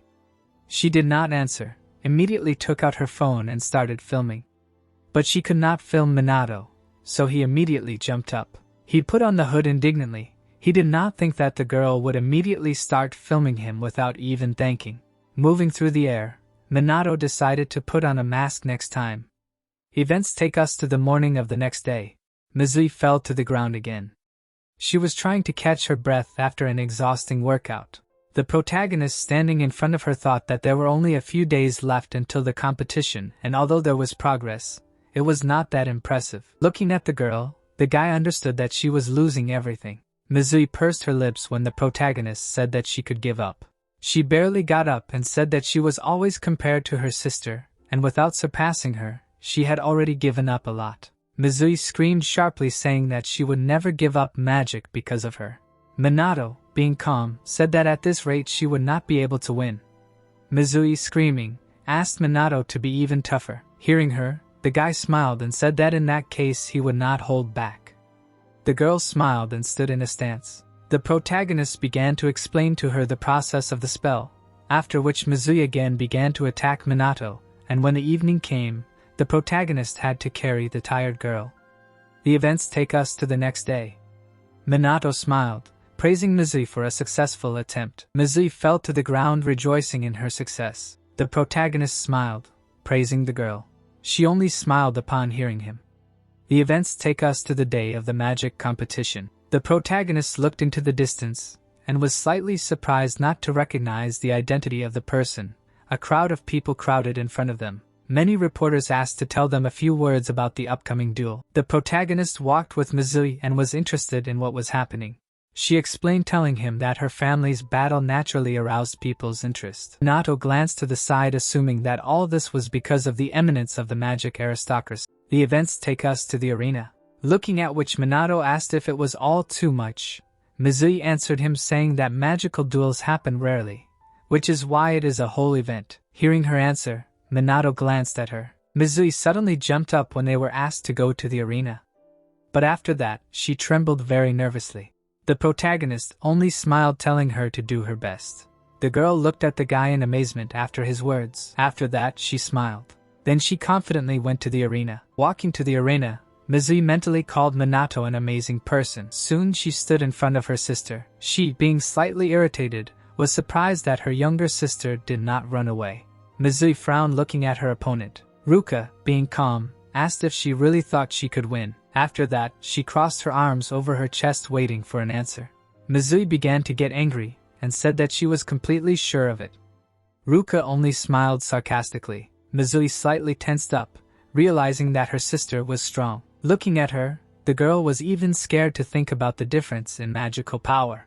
But she still smiled, deciding not to retreat. Soon they began to announce the beginning of the magical duel. Mizui and Ruka immediately prepared themselves when the beginning of the fight was announced. The girl immediately stepped back and formed a magic circle. Her sister also began to move and began to chant a spell. Minato, who was watching everything from the side, thought that Ruka was also aware of the simplest tactics, but Manhwa got excited and forgot about them. Then both sisters pointed their magic circles at each other. Manhwa used water disc magic. Ruka also used the same magic. Their discs collided, beginning to oppose each other. The girl covered her face with her hands when water splashed in all directions. But then she was very surprised. She managed to compensate for the strength of the magic power. Ruka, slightly irritated, told her sister that compared to what happened before, she succeeded. Unexpectedly, Mizui was happy about her sister's praise. Ruka, seeing her joy, arrogantly asked what she was happy about, after which she frowned and said that she only made a comparison and it was not praise. Forming magic again, the girl decided to increase her rank. Mizui immediately formed an identical magic. A moment later, Ruka released the second rank Water Blitz magic. Drops of water rushed towards the target at great speed, and they hit Mizui, forcing her to defend herself. A second later, she flew out of the arena. Minato involuntarily glanced at her. Looking at her, the protagonist thought that if this were a spell reading competition, Mizui would win, but her opponent was superior to her. Approaching the edge of the arena, Ruka called Minato insensitive, because he did not even help the girl. Minato, looking at Ruka, said that there was no need for this. The girl heard him and frowned. Trembling all over, Mizue began to get up. Her sister became worried, calling her stupid, because she just hit her with second-tier magic. Looking at her sister, Mizue said that she would not lose to her. Then she stretched out her hand and began to scream, saying that all she had was magic and let her lose in something else. But in magic she would not give in to her. The girl formed a magic circle and read an incredibly short spell. Ruka did the same again using second-tier magic. Their magic began to oppose each other. Mizue's whole body was trembling. She was not going to give up. But even her will did not allow her not to fall to the ground. Soon after, Ruka began to be declared the winner, and she only closed her eyes. Mizue was shaking. She failed to win. Looking her up, Manhwa thought that it was a competition, the outcome of which depended on the amount of magic used in accordance with the coordination of magical power, which is why she lost. Afterwards, Manhwa closed his eyes when Ruka told him that now he himself should understand that Mizue has no talent. The guy began to stand up, agreeing with Ruka's words. Mizue was very sad when the protagonist began to say that she was clumsy. Her understanding of the essence was also poor and her performance was weak. But then he smiled, saying that instead of that, she had perseverance. This greatly surprised Mizue, who was sitting on the ground. The protagonist, standing in front of Ruka, said that although Mizue lost, he liked people like her. He announced this to everyone with a smile on his face. The girl cried and trembled again after hearing the guy's words. The protagonist stepped forward and said that Mizue was his student, and he would not tolerate anyone speaking ill of her. After his words, the girl began to cry bitterly. Ruka got angry and said that it was a great honor for someone whose magical power was equal to 100. Manhwa became serious and told the girl that this was the magician who would defeat her. With her head held high and contempt in her eyes, the girl said that this was not the first time the protagonist had spoken arrogantly. After which she said that she would not be the guy's opponent. Ruji suddenly appeared in the arena, hitting his fist into his palm with a wide smile on his face, saying to himself that he had finally waited for his turn. Ruka, leaving the arena, told Ruji to finish this as quickly as possible. Ruka didn't have to say anything. Having changed places, the guy answered. At this time, the protagonist carried his student in his arms. Having seated her on the stands, he turned to the arena and with a smile on his face told the girl to watch his fight carefully. Okay, Mizue answered confusedly, when suddenly she looked at her hand, where the wound had been before, and noticed that her body no longer hurt, and the bruises had disappeared. At this time, Manhwa walked to the arena and said to himself that it would look simple to everyone so he could not fight at full strength, adding later that the magical power should not be stronger than this indicator, necessarily without casting spells. After a short pause, he said to himself that since he would have to do without a magical barrier, a direct hit with magic could kill him. After these thoughts, he smiled maliciously, licked his lips and said to himself that no matter how you look at it, such conditions cannot but make you worry. Standing in the arena, Ruji extended his hand to his opponent, with a smile on his face, and shouted loudly that he apologized for not being able to hold back. With his hands in his pockets, the protagonist replied that he would be the one holding back then. The students in the stands waved their hands and mockingly shouted for Ruji to spare his opponent and take it easy. The next second, the guy's body burst into a bright flame, and he was ready for battle. The protagonist was also enveloped in a weak magical glow, and in his head, looking at his opponent, he said that Ruji's strength indicator was 8,000, adding that under normal circumstances there would be no problem, but now that his strength indicator was 100, One mistake could cost him his life. Both opponents were ready for a fierce fight. A loud cry was heard, announcing that the second duel had begun. Fire magic seals immediately appeared in front of Ruji, and he shouted that there would be no mercy, after which he began to chant the spell. Accumulating enormous power, he wondered in his head if his opponent had really dealt with a gang of hooligans, adding later that he would now test it with one blow. With sarcasm and disrespect in his eyes, he looked at the protagonist and wondered in his head if he could withstand his strength. Suddenly, a powerful magic attack flew into his head, causing him to scream loudly and fall to the ground. Too late, the protagonist said coldly, standing with his hand outstretched in the shape of a gun. Seeing this, the students and the stands who were rooting for Ruji were shocked and did not understand if this was really the end. The end, the referee shouted loudly, adding that the victory went to participant Minato. The protagonist stood over his opponent, who was unconscious on the floor.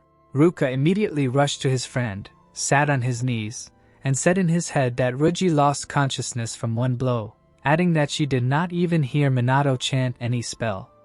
What kind of a scam was this? She asked in her head in surprise. Suddenly, Minato, putting his hands in his pocket, walked past the girl and said that he finished quickly as Ruka demanded. Hearing this, the girl was overshadowed by rage. At this time, Mizuha jumped up from the stands, her face covered in cold sweat, and she herself said in surprise that it was very cool.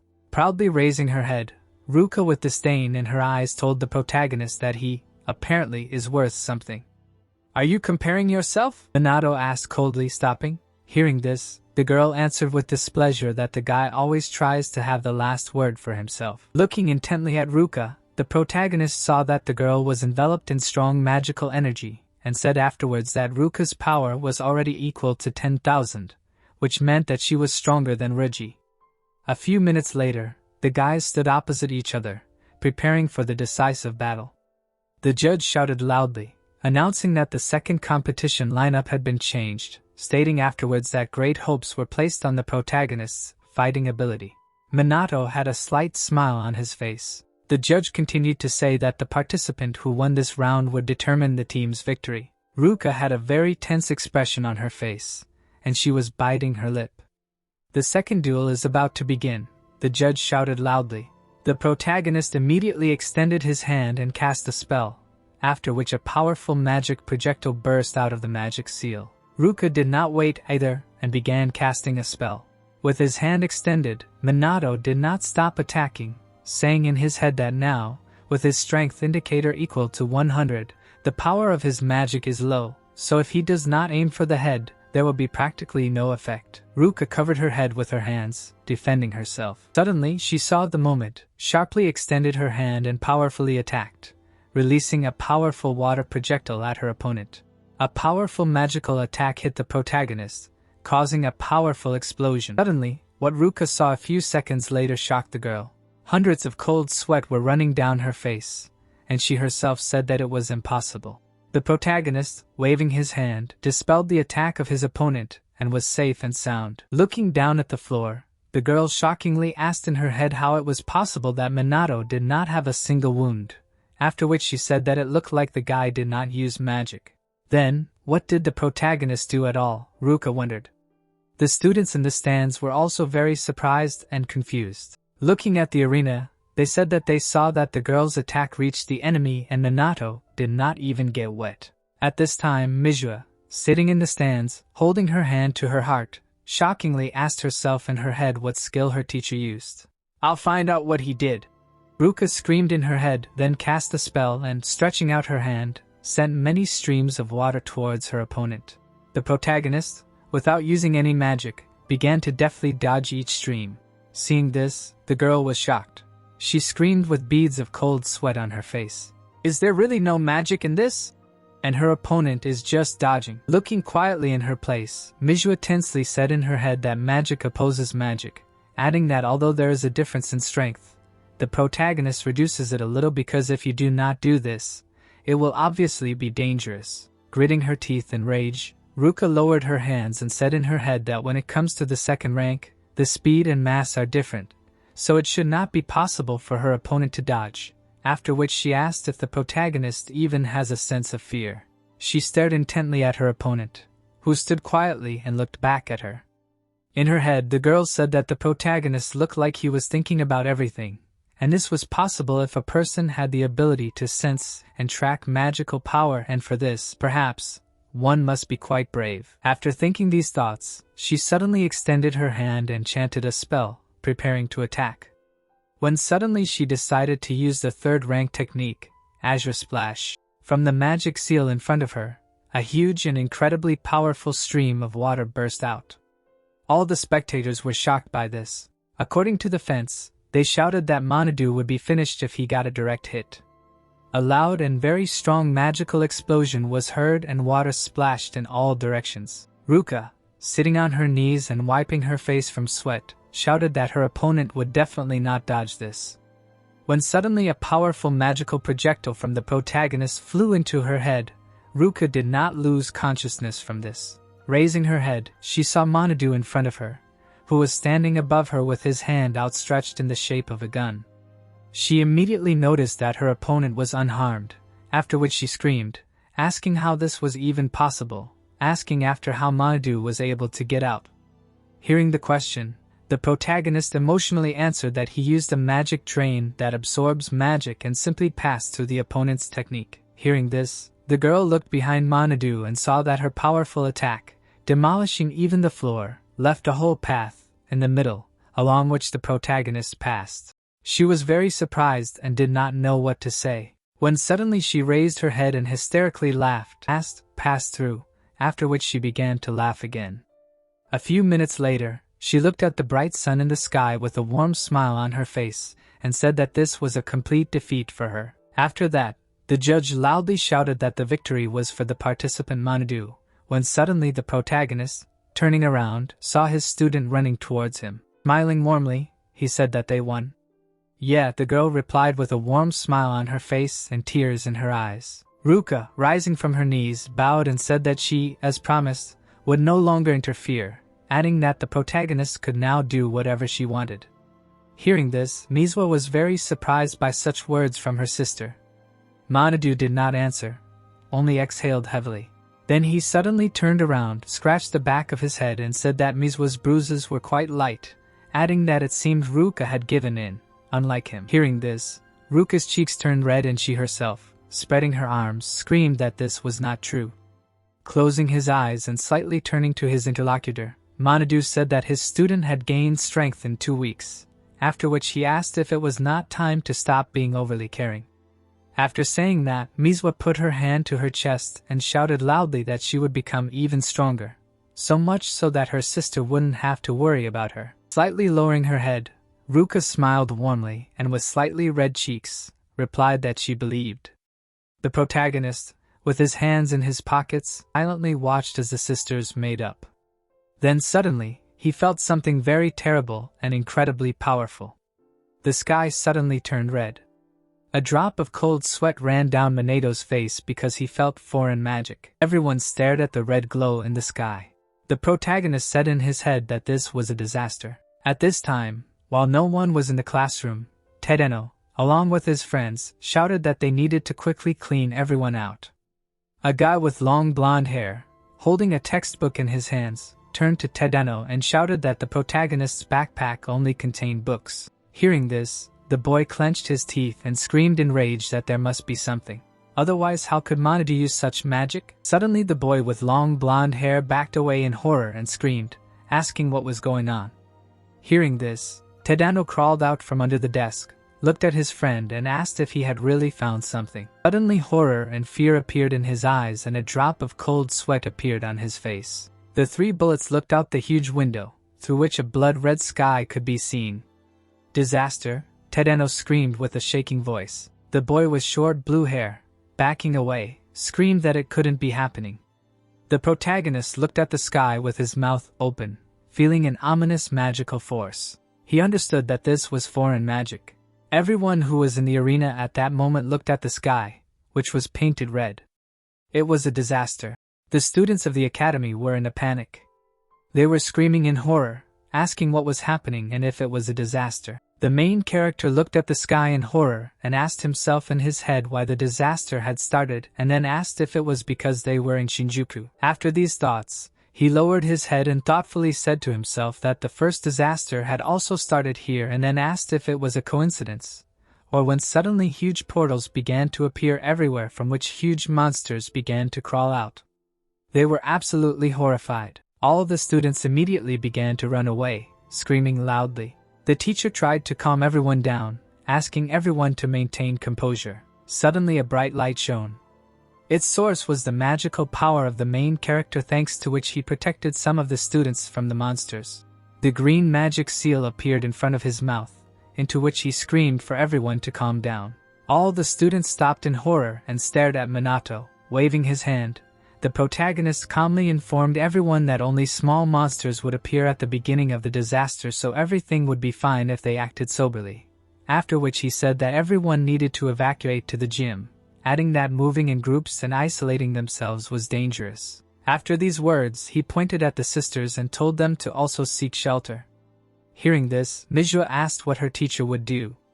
Shifting his gaze, Minato replied that he would go save the people left in the school building. Hearing this, the teacher, standing behind him, asked in shock if the student was really going to go alone, adding that it was reckless. Suddenly Ryuji intervened in the conversation. Waking up and stretching his joints, with a smile on his face, said that he would go too, because if everything was as the protagonist said, then there would be no problems. The teacher was still very excited. After a short pause, he exhaled heavily, and with a drop of cold sweat on his face, allowed him to go, but only without heroism. Hearing approval, Ryuji looked at the protagonist and mockingly asked if he would die. Minato spread his arms and shrugged. After that, he approached his student and with a warm smile on his face said that he would go. Manhwa, looking at the teacher, excitedly told him to be careful. Suddenly Ryuji rushed past the guy, shouting for them to go first. With a sly smile on his face, he said in his head that it would be easy for them to run 100 meters in 10 seconds, and then asked if the main character would make it. Suddenly, looking to the side, he saw Minato running alongside him with magical seals on his feet.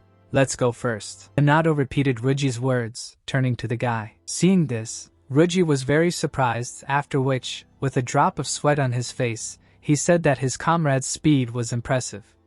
At that very second, he accelerated and shouted that he had not decided anything yet, because he wanted to see the real strength of the main character, and at the same time save everyone. At this time, Minato looked at the school building and saw 58 indicators of magical power in it, saying that perhaps there are people who do not possess magic. After that, he jumped high to the level of the roof of the building. Noticing an open window, he saw that in the corridor and classroom, huge magical beasts were pressing students. Without thinking twice, Minato flew into the window. He extended his hand and used his magic power, which blinded all the students with a bright flash. Having flown into the classroom, he did not stop using his magic power to use it against the monsters that appeared. The students covered their faces in horror, and the bright light with which Minato pierced the magical beast that came very close. The protagonist understood that he needed to go around the entire building. Suddenly, a huge monster rushed at him from behind. With a completely cold-blooded face, the guy raised his hand with a magic seal behind his back and used his power to kill the monster.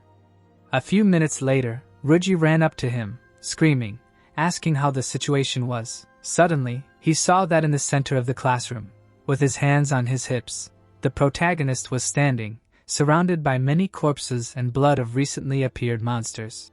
In the corner of the classroom were terrified schoolgirls. Minato passed the guy emotionlessly and said that he trusted Ryuji with the evacuation of the rescued people. Suddenly, the guy turned around and with a drop of cold sweat on his face called out to the protagonist, saying that it was very dangerous to go alone.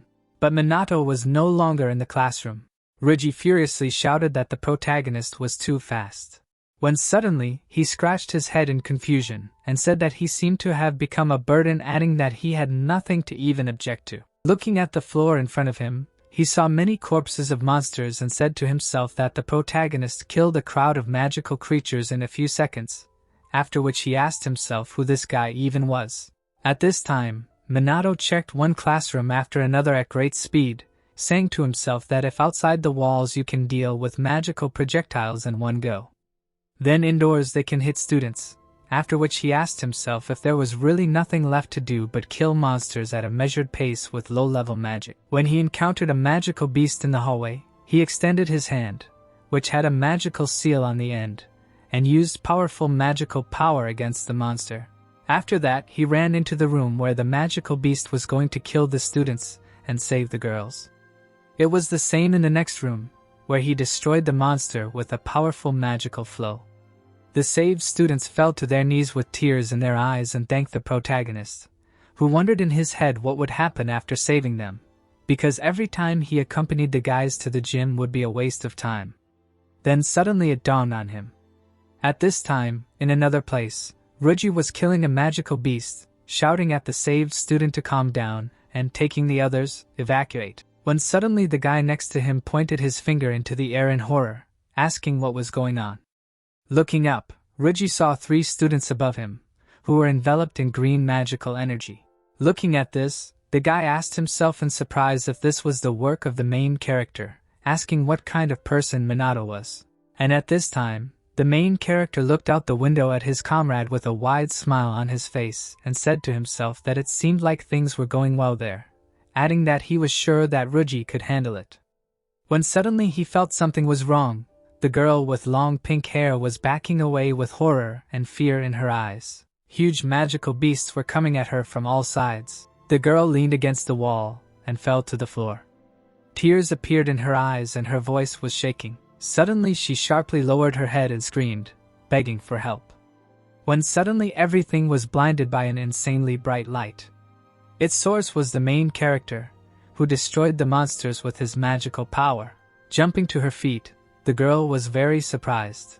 Like last time, she suddenly said, remembering how just recently the monster in front of her was cut by the same powerful energy. After killing the monsters, Minato suddenly appeared in front of the girl, who immediately asked if the girl he saved was injured. The girl, with her cheeks flushed with embarrassment, recognized the protagonist, after which she asked if Minato had really saved her. Scratching the back of his head, the guy coldly replied that it was so. After that, he gave the girl his hand, who asked in surprise if Minato had really been there back then, during the practical training session. Yes, that was the case, the protagonist replied.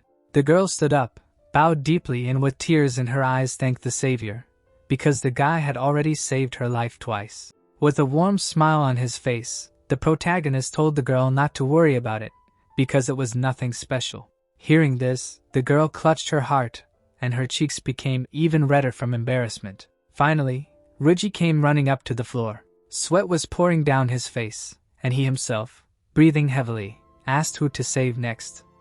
The protagonist, seeing his comrade, began to climb the stairs, pointing the girl to Ruji, after which he ordered her to follow the guy and then she would be safe and it was time for him to run.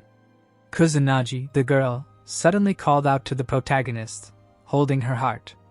A few minutes later, Minato ran at great speed along the next floor and said in his head that he still had a decent number of people who needed help and there was no time to wait for the police, after which he asked if it was really faster to save. At this time, in the White House, the president, with his hands folded on the table, reported that a disaster had begun at the Academy of Divine Magic. Absolutely all influential people had gathered in a huge conference room. Everyone was shocked. Someone said that the disaster had already happened 50 years ago, which meant that there should not be any more. Someone shouted loudly, asking what they would do now. The president was very calm and cool. Looking at the crowd, he shouted loudly that they were contacting the aristocracy and the Central Police Department for combating monsters and the ground self-defense forces had already been prepared. Suddenly a man sitting nearby shouted that in the case of the disaster, the self-defense forces were only made up of magicians, and they did not have monsters that could fight monsters. Hearing this, the president became very tense.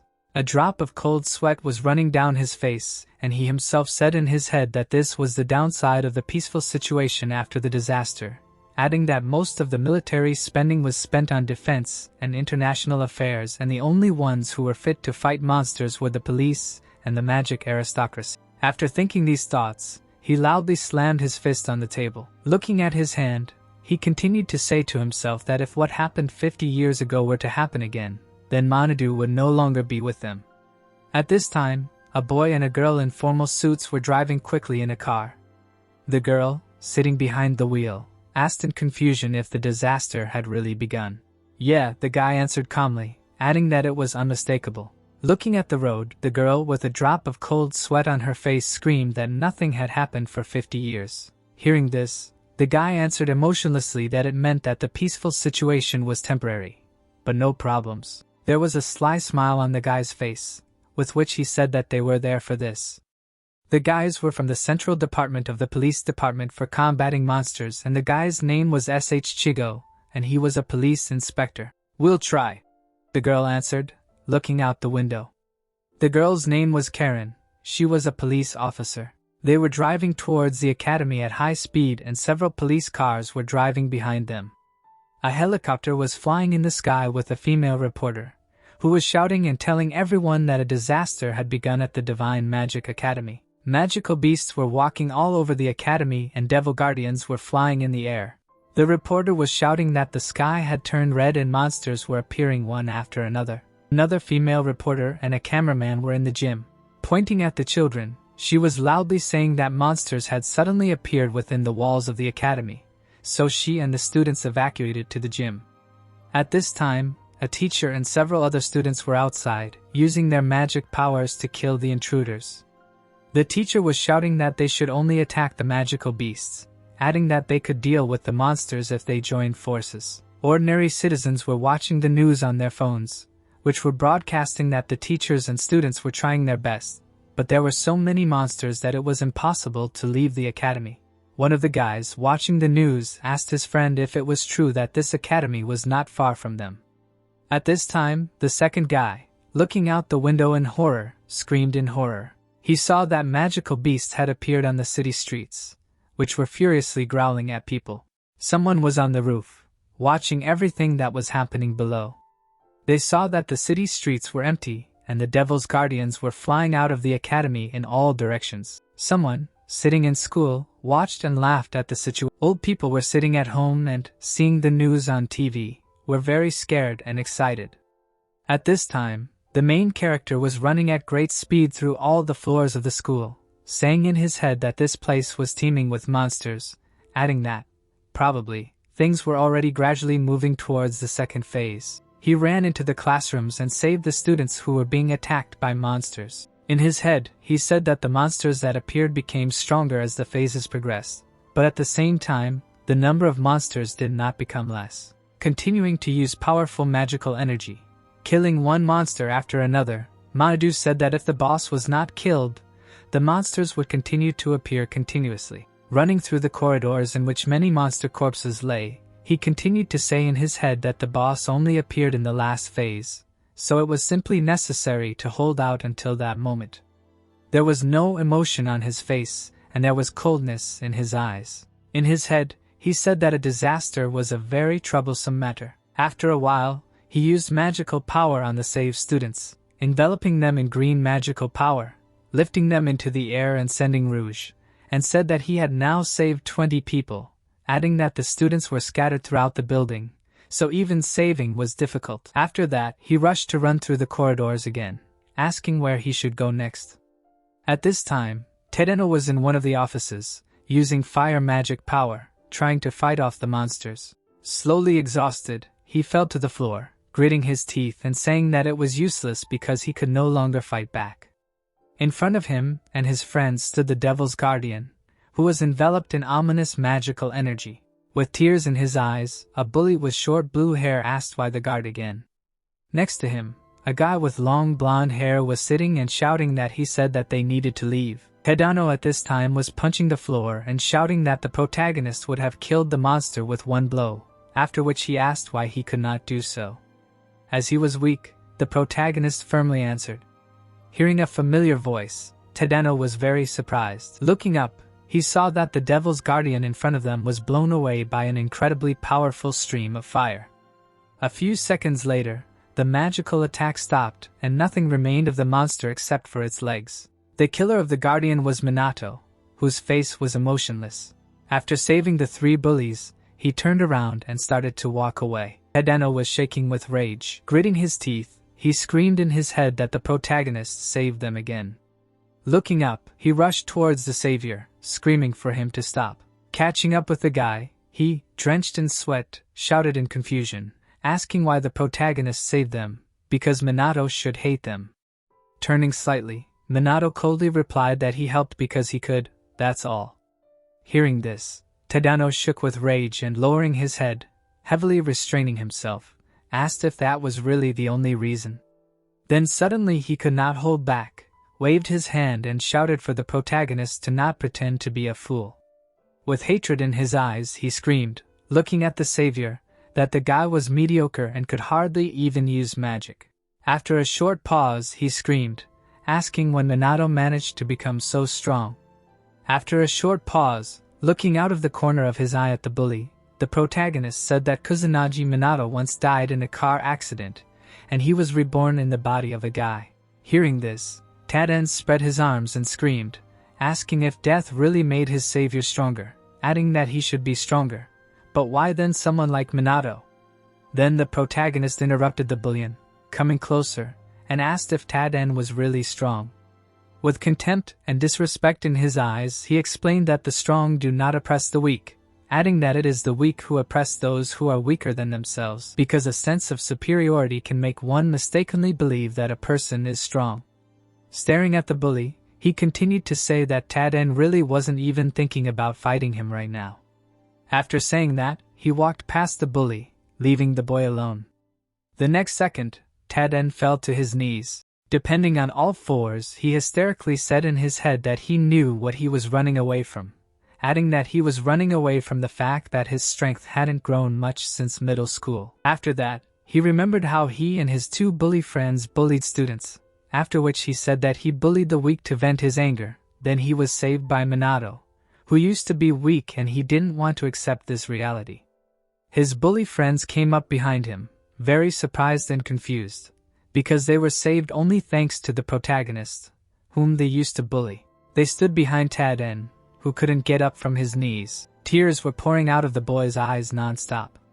At this time, the protagonist continued to save people, killing each monster with powerful magical power.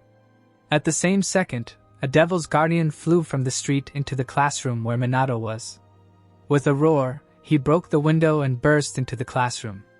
The protagonist immediately reacted to the monster, and stretching out his hand, was about to fire a magical attack like a gun. A shot rang out. The guardian easily dodged his opponent's attack, simply tilting his head.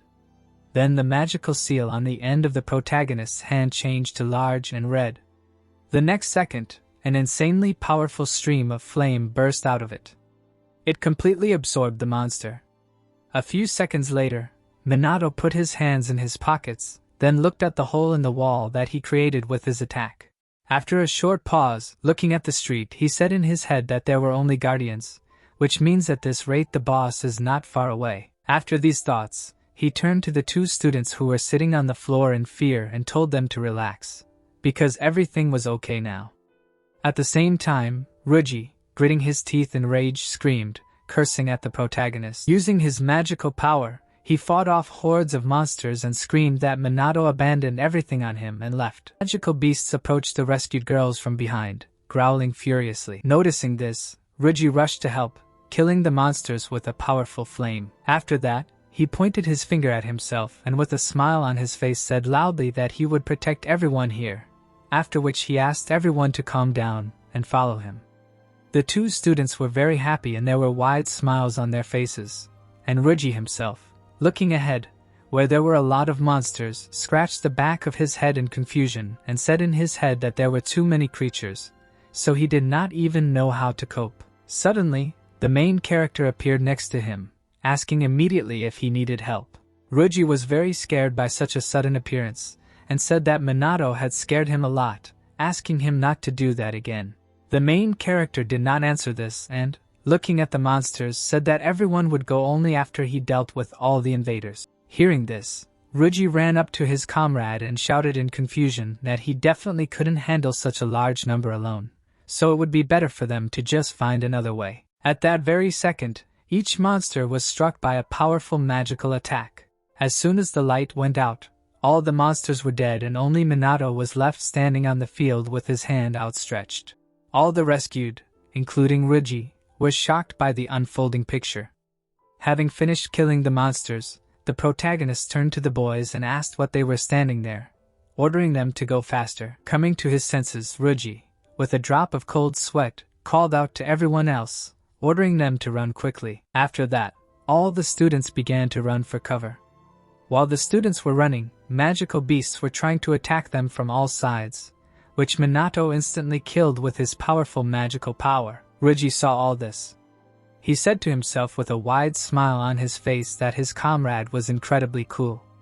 A few minutes later, only the protagonists remained, surrounded by the corpses of monsters. Keeping his hands in his pockets, he asked himself and his head whether he should return to the school building for reconnaissance. At this time, the teacher, along with the other students, continued to support the defense, killing the advancing magical beasts. Manhwa had already run out of strength, and she began to lose her balance. Suddenly, Ruka caught her, supporting her by the shoulders. She looked at Manhwa and said with a serious face that if the girl had no strength, it would be better to go inside because there was no need to be a burden here. Hearing this, Manhwa stood up firmly and shouted loudly that she would continue to fight because now was not the time to rest. Ruka looked at her sister excitedly without answering. Manhwa stood in line again, and a magic seal appeared in front of her hands. Suddenly, Ruji shouted from the side, saying that he had brought the rescued people. Seeing this, the teacher turned around and shouted that this was very good, after which he ordered the guys to be let inside. Then he stood in line with everyone, preparing to defend himself and asking what the situation was. In her head, Ruka replied that everyone was already at their limit. Suddenly, Manhwa turned to the guy and excitedly asked where the main character was. Smiling widely, Ruji replied that Minato was fine, adding that he had plenty of strength. Hearing this, the girl put her hand to her chest and sighed in relief. With a smile on his face, Ruji shouted that the protagonist was a really cool guy, adding that they might be able to overcome a disaster like this. "I think so too," Manhwa said, stretching out her arms and preparing to defend herself. Suddenly, everything around shook. The students screamed in horror and surprise, asking what it was. The teacher, without losing his composure, waved his hand and ordered everyone to run for cover.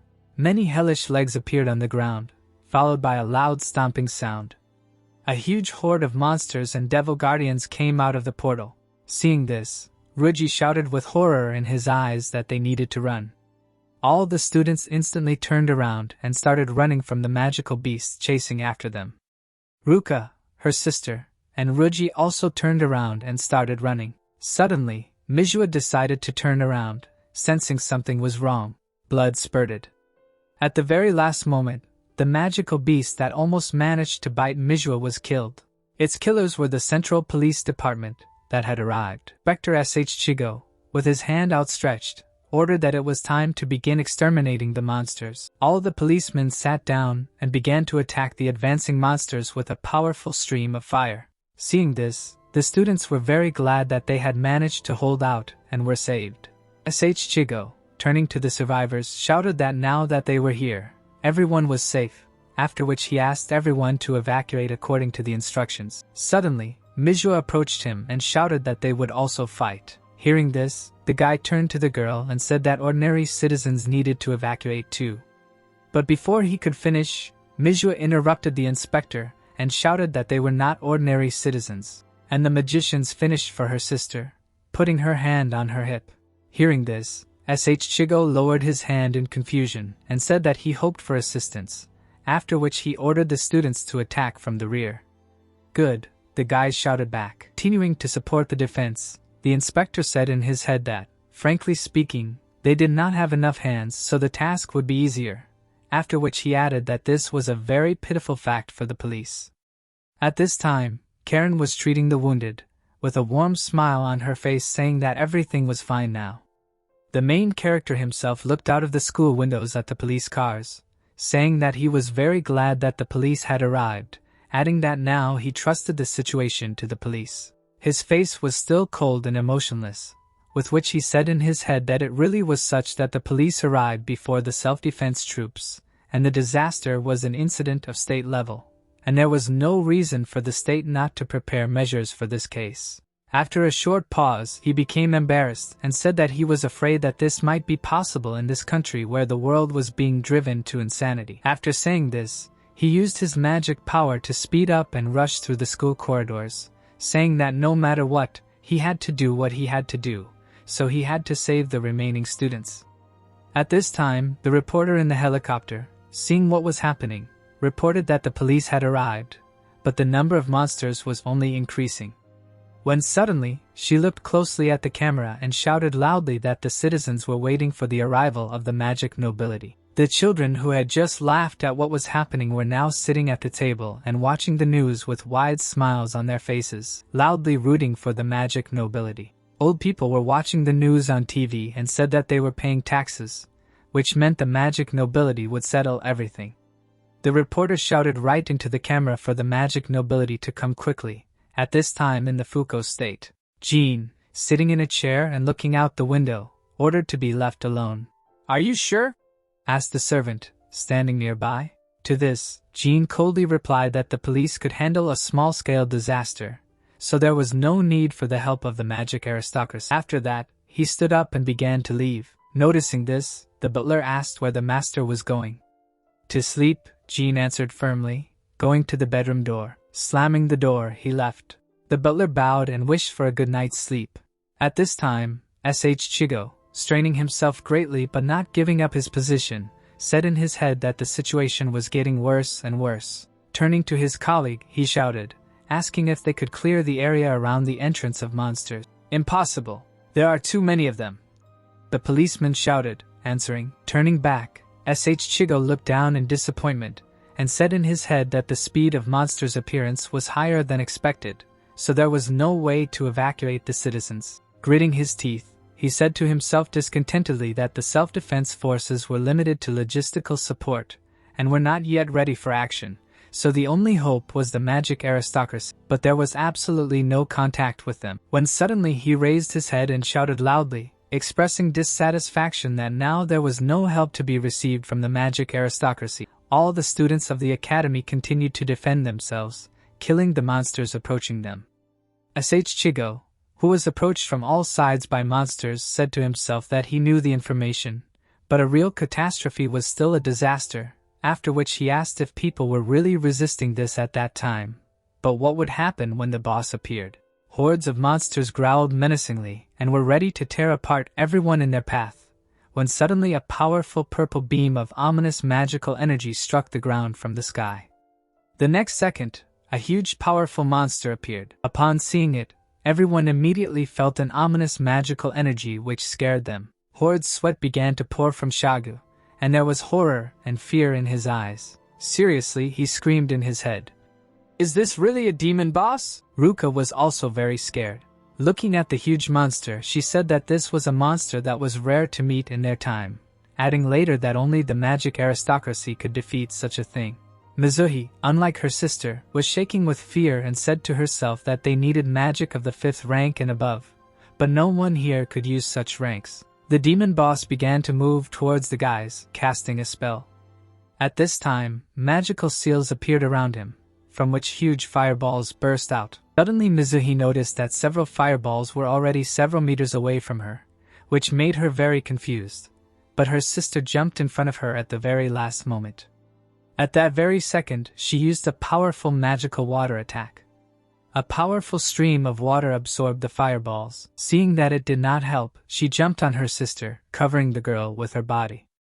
A powerful explosion was heard, which hit Ruka, causing the girl to scream loudly, experiencing terrible pain.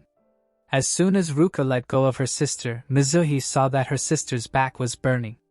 She was very confused from this, not knowing what to do.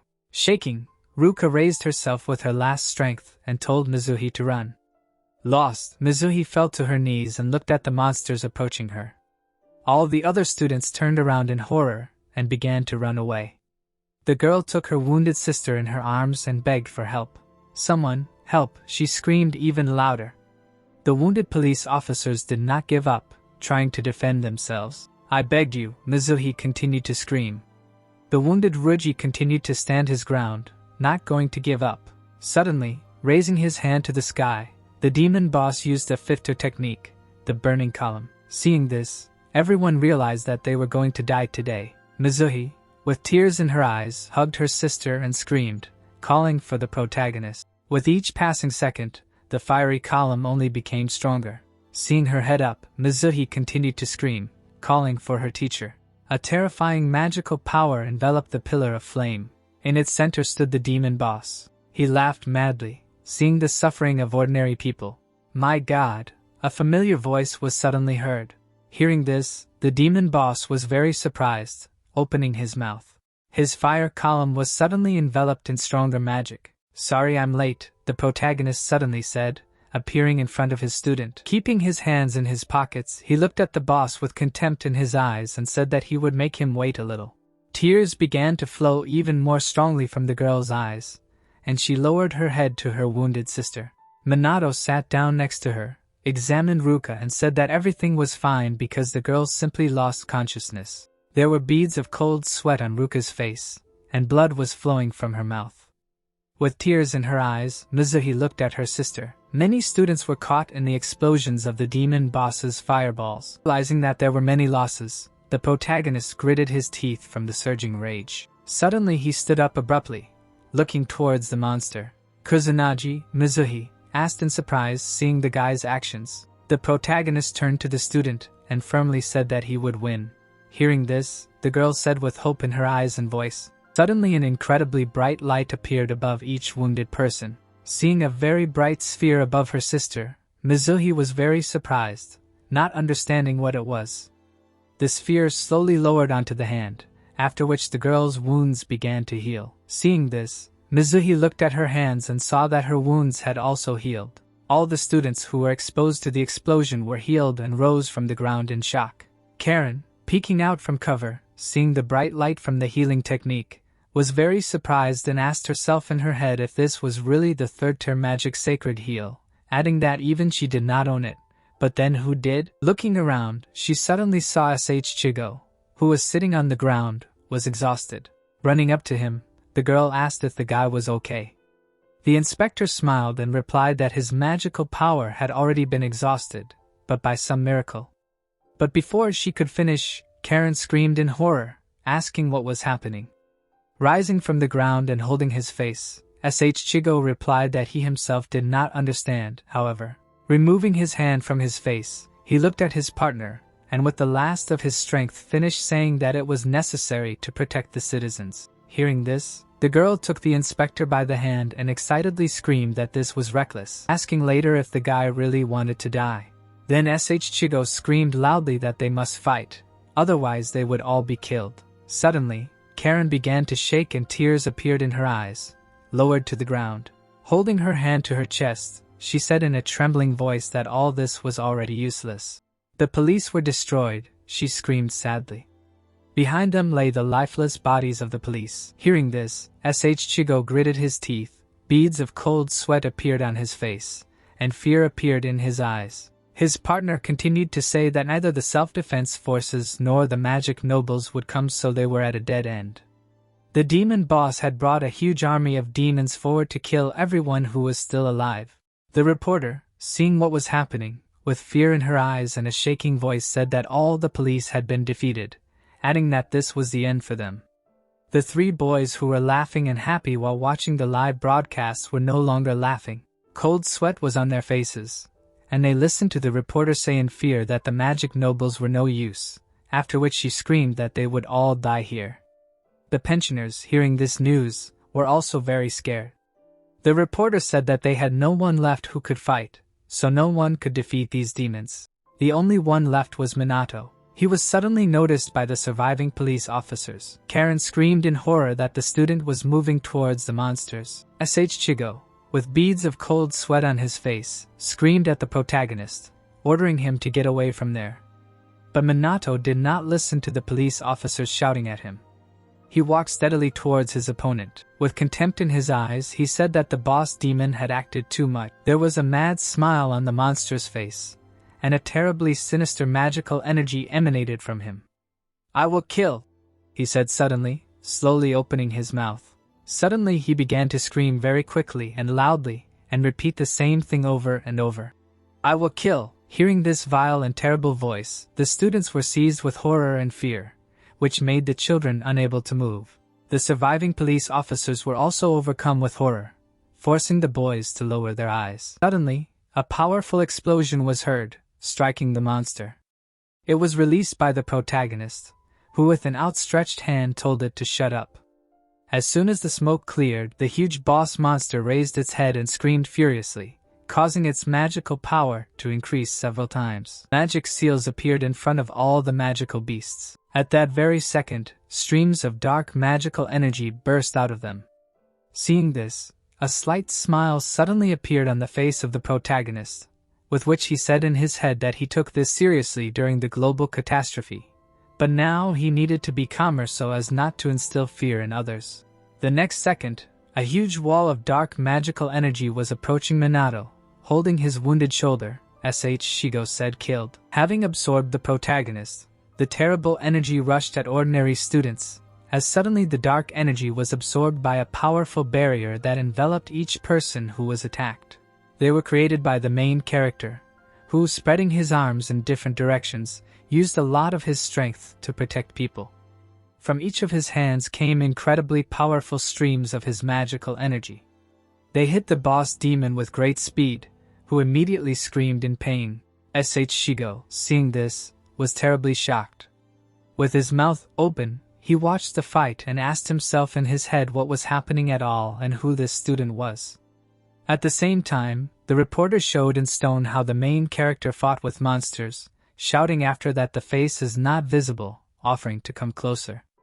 At the same second, a magical water projectile flew into the camera of the operator, because of which the camera exploded. It was launched by Mizuhi, whose hand still had a magical seal.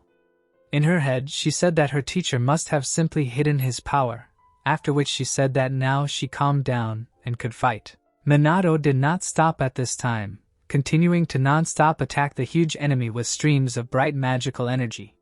The three students, seeing this, screamed loudly and supported the savior, thinking that they were saved. Suddenly, three magical beasts appeared in front of them, which immediately terrified the guys. But before they could rush at the guys, the monsters were killed by powerful magical attacks. Their killers were Inspector Chico, who, standing heavily on his feet, shouted that there was work for them here too because they needed to help the main character. "Yes," Karen screamed, standing behind. Seeing this, the main character, with a warm smile on his face, said in his head that the modern police are also doing a good job.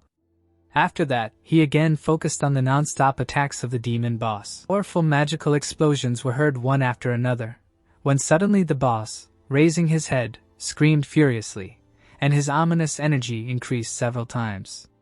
The next second, he opened his mouth, from which everything was illuminated by a red glow, and many red magical seals appeared in front of him. Seeing this, the inspector stopped and screamed in horror, asking if this was Tier 6 magic, adding that this was magic nobility level magic, saying afterwards that nothing could be done about it. The demon boss used a Tier 6 skill, Dragon Flame. At that very moment, a crazy flame whirlwind swirled around the boss. Seeing this, all the students were terrified.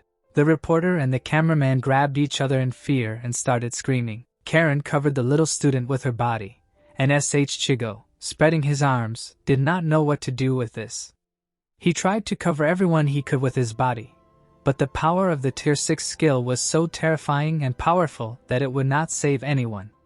All the other students crawled back with tears in their eyes. Karen, tightly hugging one of the students, prayed in her head for God to protect the students.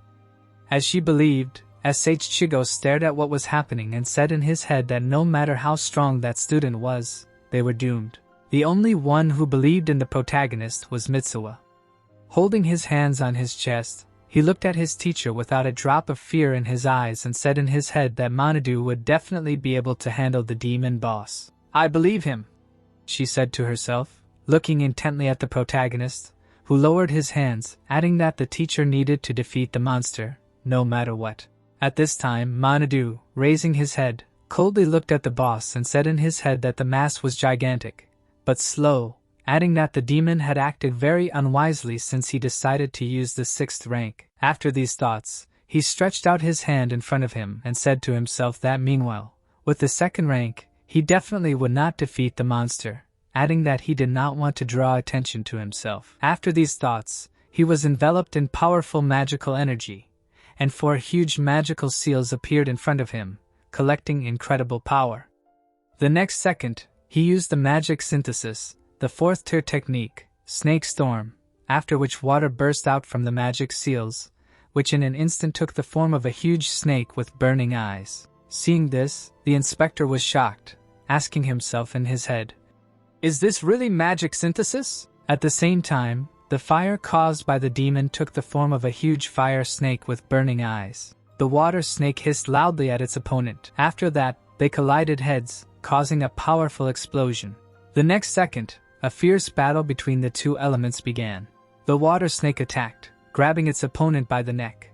At this time, the boss demon, stretching out his arms in front of himself, again began to repeat the word, "Kill," when suddenly he began to scream and repeat it even faster, putting more and more power into his fire snake.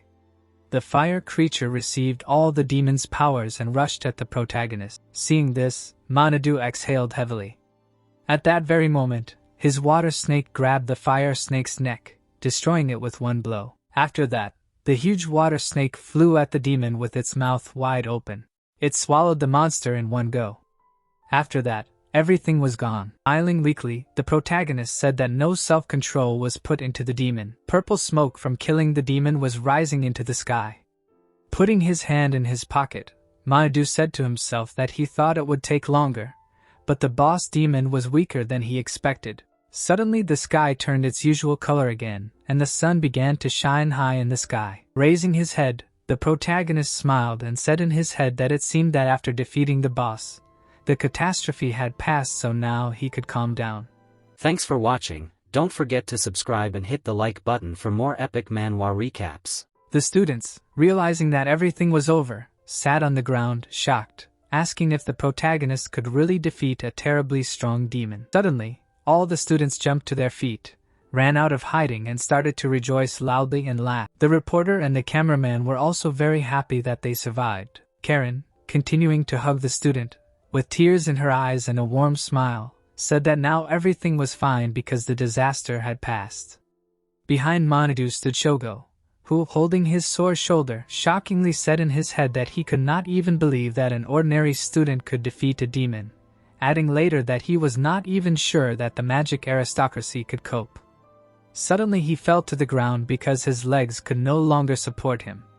A few minutes later, the main character approached his student, knelt down, and said that he was finished. Mage, looking at her teacher with a warm smile, Mizuhi answered, adding that she believed in the guy. "Thank you, Manhwa," she said suddenly, her cheeks red with embarrassment and tears in her eyes. Smiling warmly, the protagonist said that he was very glad to help. Suddenly a loud scream and squeal were heard from the side. The saved students pounced on Manhwa, endlessly thanking him for saving them all. After a while, when they were sitting in the office, there were always guys around him who showed on the internet that now everyone is only talking about the protagonist. Suddenly 2 girls came up from behind, who rudely tried to drive away the annoying guys, saying that they cannot communicate with such a great person as Manhwa. As soon as the guys left, both girls themselves climbed up to the protagonist, kickishly asking how he became so strong, asking later if it was all about the fact that Manhwa has the blood of aristocrats.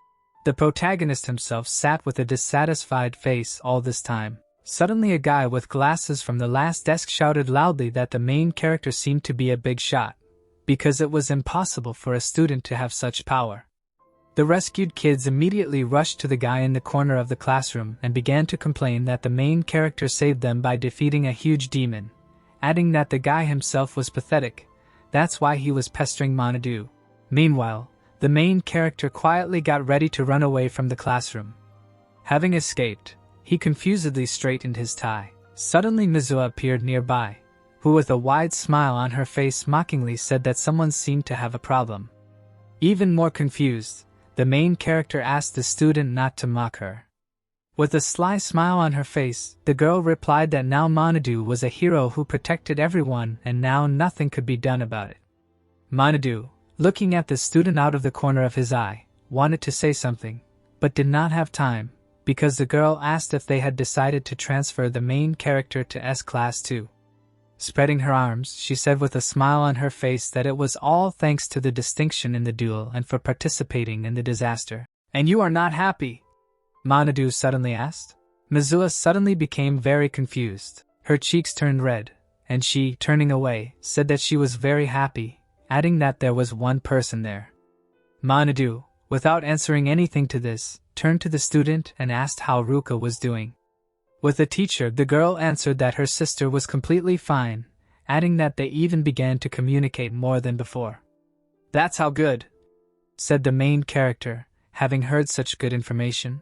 Aha, answered Mizua, lowering her head and with a wide smile on her face, answering that now everything really is fine. All thanks to Manhwa, she said after a short pause. A few seconds later, she turned to the teacher with grateful eyes and thanked him for being there. Suddenly, the protagonist hit the girl on the forehead. Clutching her forehead, Mizua screamed, asking why. Turning around, Manhwa began to leave, answering that once was enough for gratitude, adding that there was no need for so many. Hearing this, Mizua smiled warmly, and her cheeks turned red from embarrassment. At this time, in the White House, the president hung up the house phone. After that, he hung up and asked the others if the teleconference between the countries was over. A man was sitting nearby, who, spreading his arms, answered that help for the future disaster would be difficult, since other countries were overloaded. After a short pause, the president said, looking at his colleagues, that the talk about an ordinary student being able to defeat the boss was very doubtful, because even the place where everything happened was in chaos and the police were almost fainting. The man sitting next to him suddenly asked if this must be some kind of mistake after all. The president folded his hands on the table and said that the heads of state also questioned it, which was understandable, and then added that, no matter what, they should send the magic nobility back to their homeland and hold a conference on the preparations for the next disaster. Okay, his colleagues answered firmly. At this time, the protagonist, his student, her sister, and Ruji had gathered on the roof of the school. Ruka, unlike Ruji, was looking at Minato with a very serious expression. The protagonist himself was silently looking at his student's sister, who was slightly agitated. Ruka suddenly broke the silence by saying that she had a request for their savior. Putting her hand to her chest, she loudly and firmly asked to be taken as a student. A few days earlier, Mizua and her sister were sitting on a bench. There was silence between them. A disaster, Ruka suddenly said. Hearing this, Mizua came to her senses and said, yeah.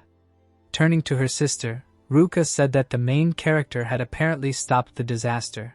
Mizua turned back and firmly replied that it was true, adding that it was her teacher who had defeated the demon boss using 4th-tier magic synthesis. Hearing this, Ruka was very surprised.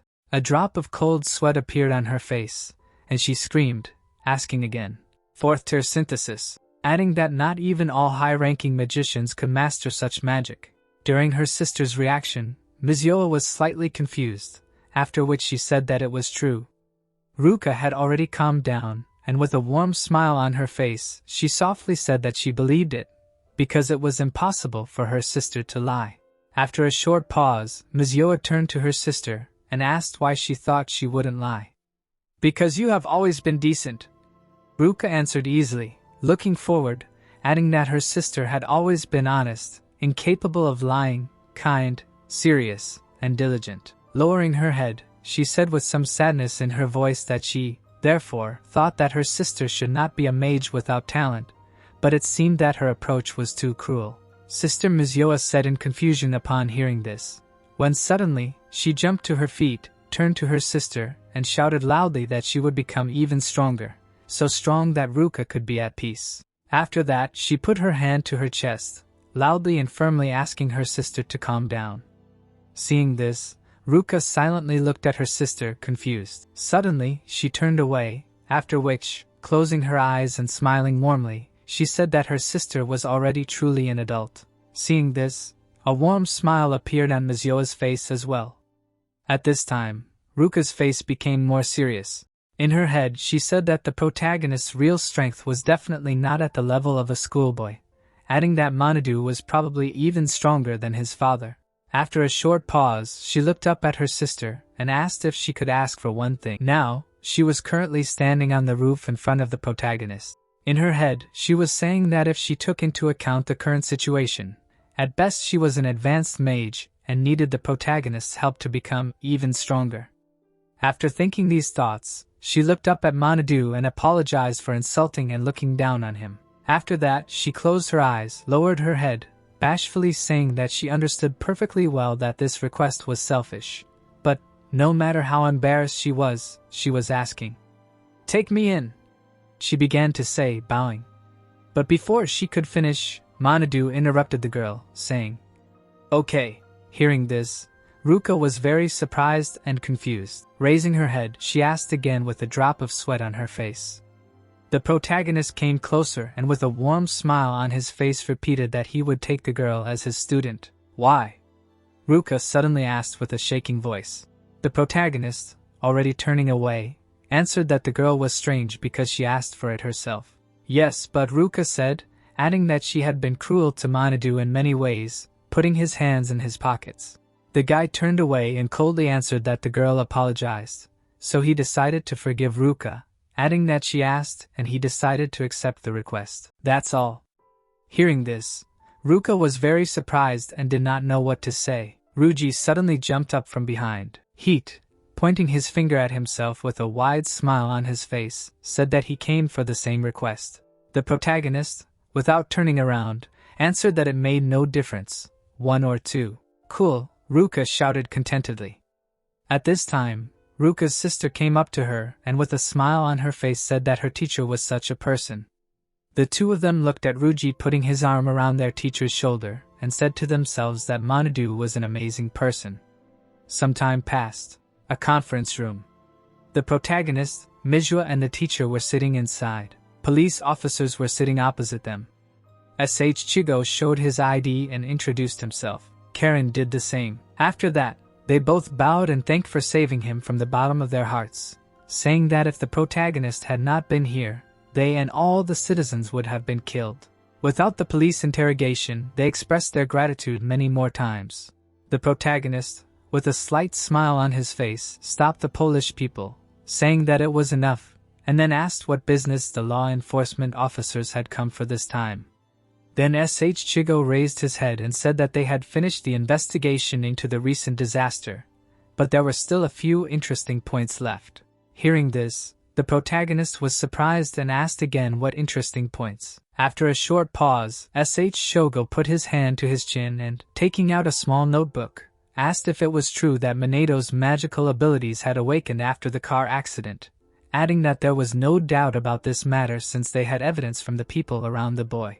When suddenly he abruptly raised his head to the protagonist, and said that they also had evidence that the accident had completely changed the boy's personality. Hearing this, the protagonist did not show any emotion and was very calm. A malicious smile appeared on the inspector's face, with which he continued to say that Minato's character had changed, and his magical abilities had become unusually strong. After a short pause, he finished so much that Manhwa was now able to defeat the demon. Mizua and the teacher, hearing this, were very excited, but the protagonist was still calm. Suddenly Mizua, with a drop of cold sweat on her face, screamed, asking him to wait, after which she asked what significance this even had. Hearing the discontent, Sh Chigo put his hand to his chin and asked if he really needed to change the question. Suddenly he looked closely at the protagonist again and asked if he knew the mage in black.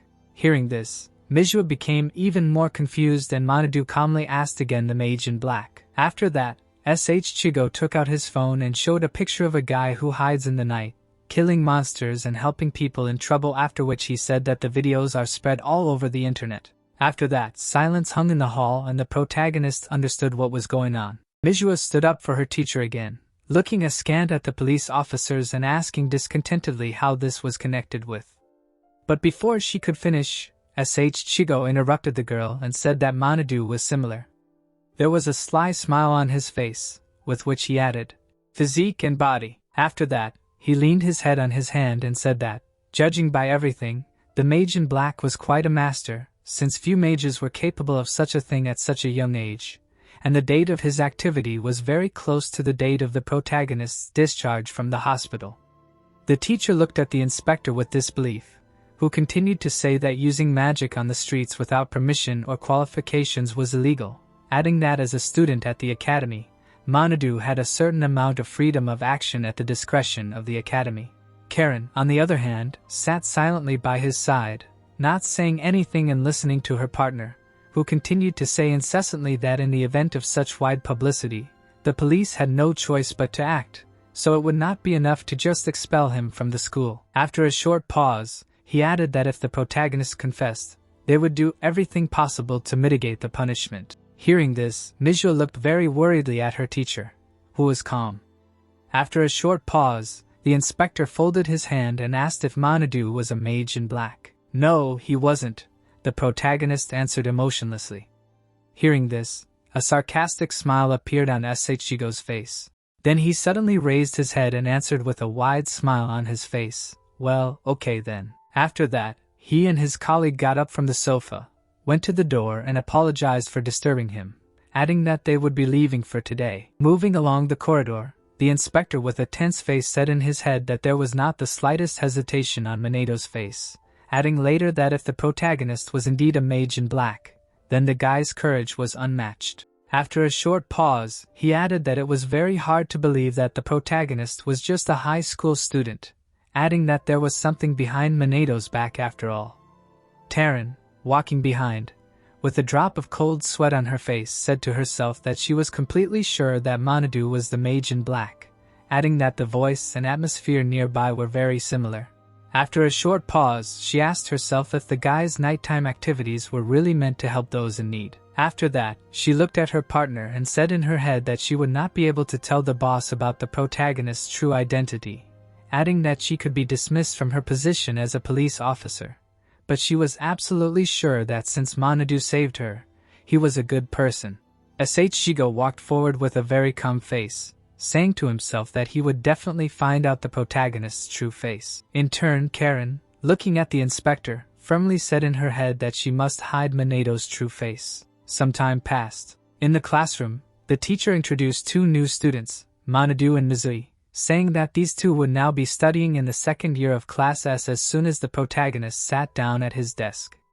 His new classmates ran up to him, admiringly asking if the guy could really defeat a demon. New classmates also approached Mizui, asking with interest what it was like to be in the magic aristocracy. Seeing such attention to the new students, the teacher was very confused, after which she loudly asked everyone to sit down because the lesson was starting. After the lesson ended, the protagonist walked down the corridor. Exhaling heavily and scratching the back of his head, he said in his head that before the break he was bombarded with a barrage of questions, adding later that this is one of the reasons why he does not want to stand out, when suddenly a familiar female voice was heard behind him, which addressed him. Manhwa turned around in surprise. Behind him stood a girl with pink hair, whom the protagonist saved twice. With flushed cheeks, the girl, very embarrassed, asked if she could see the guy for a minute. A few minutes later, the guys were on the roof of the school. The main character, looking around, asked himself in his head with displeasure, "Is there really some kind of custom? So they call here when there is business." At this time, Mizui was on the roof, who immediately hid. She said to herself that she wanted to train alone, after which she asked how her teacher ended up here. Immediately looking out, she saw that Manhwa was not alone, but with some girl. The girl with pink hair stood in front of the main character, after which she asked if he remembered her, to which the guy replied that he could not remember at all. Putting her hands to her chest, the girl reminded him that Manhwa saved her during the disaster.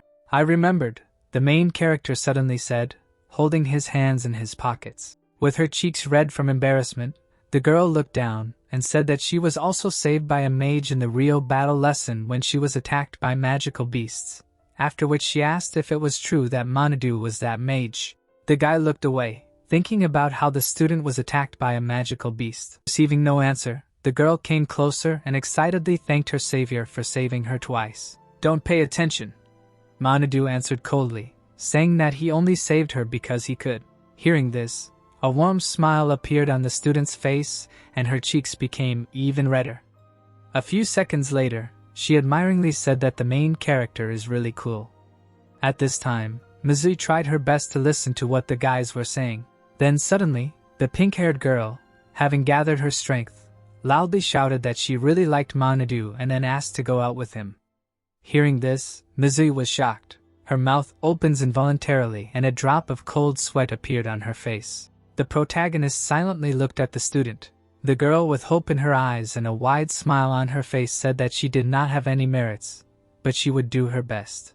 A few seconds later, catching her breath and taking a deep breath, she screamed, begging Manhwa to let her be his girlfriend. A warm smile suddenly appeared on the protagonist's face, with which he thanked the girl for such feelings for him. Hearing this, the student's face had a warm smile and there was hope in her eyes. However, "I'm sorry," Manhwa suddenly said. Hearing this, the blush disappeared from the student's cheeks and the hope disappeared from her eyes. With a warm smile on his face, the protagonist explained that he could not start a relationship because he had things to do. "Is that how?" the girl asked sadly, lowering her head. Suddenly she stood up abruptly and with a wide smile on her face thanked her lover for his clear answer, adding that she would try to come to terms with it. After these words, she hurriedly left with tears in her eyes. As soon as the girl left, the protagonist loudly asked why his student didn't come out. Hearing this, Manhwa became scared. Peeking out from behind the corner, she, laughing absurdly, said that she had neutralized the magic. Manhwa, without looking in the direction of the student, exhaled heavily and said that the magic power was so poorly coordinated that it was obvious. After that, putting his hands in his pockets, he turned to the student and asked if the girl really liked to peek. Coming out from behind the wall and hearing this, Manhwa, very scared, waved her hands negatively, saying that it was just an accident and she did not want to do it. Then suddenly, with a drop of embarrassment and slightly red in cheeks, she asked why the teacher rejected that cute student. Turning away, the protagonist coldly replied that he was not going to date anyone. Looking at his hand, he said in his head with a slight smile that first of all, the age difference was too big even though they were physically the same age. After a short pause, Manhwa, lowering her head, with a warm smile on her face, asked if she did not want to date anyone, when suddenly she put her hand to her chest and asked herself in her head why she sighed with relief. After that, they left the roof and Manhwa continued to ask herself in her head if her teacher did not want to date anyone. Then, she stared at the protagonist, who silently walked ahead. There was no smile on her face and there was sadness in her eyes. Then suddenly Minato turned around and sternly said that Manhwa should try to regulate her magical power, otherwise it seems training is not enough. Hearing this, the girl, adjusting her hair, proudly said that she herself knows. After that, she ran down the hallway after her teacher, saying to herself that she would try harder and become stronger as much as it takes for Minato to acknowledge her. Night had fallen, the moon was floating high in the sky. The mage in black, holding his hands in his pockets, stood next to the magical beasts he had killed and said in his head that he had ended the catastrophe. But the monsters had not decreased, after which he asked if this was an omen of a new catastrophe, when suddenly he heard something.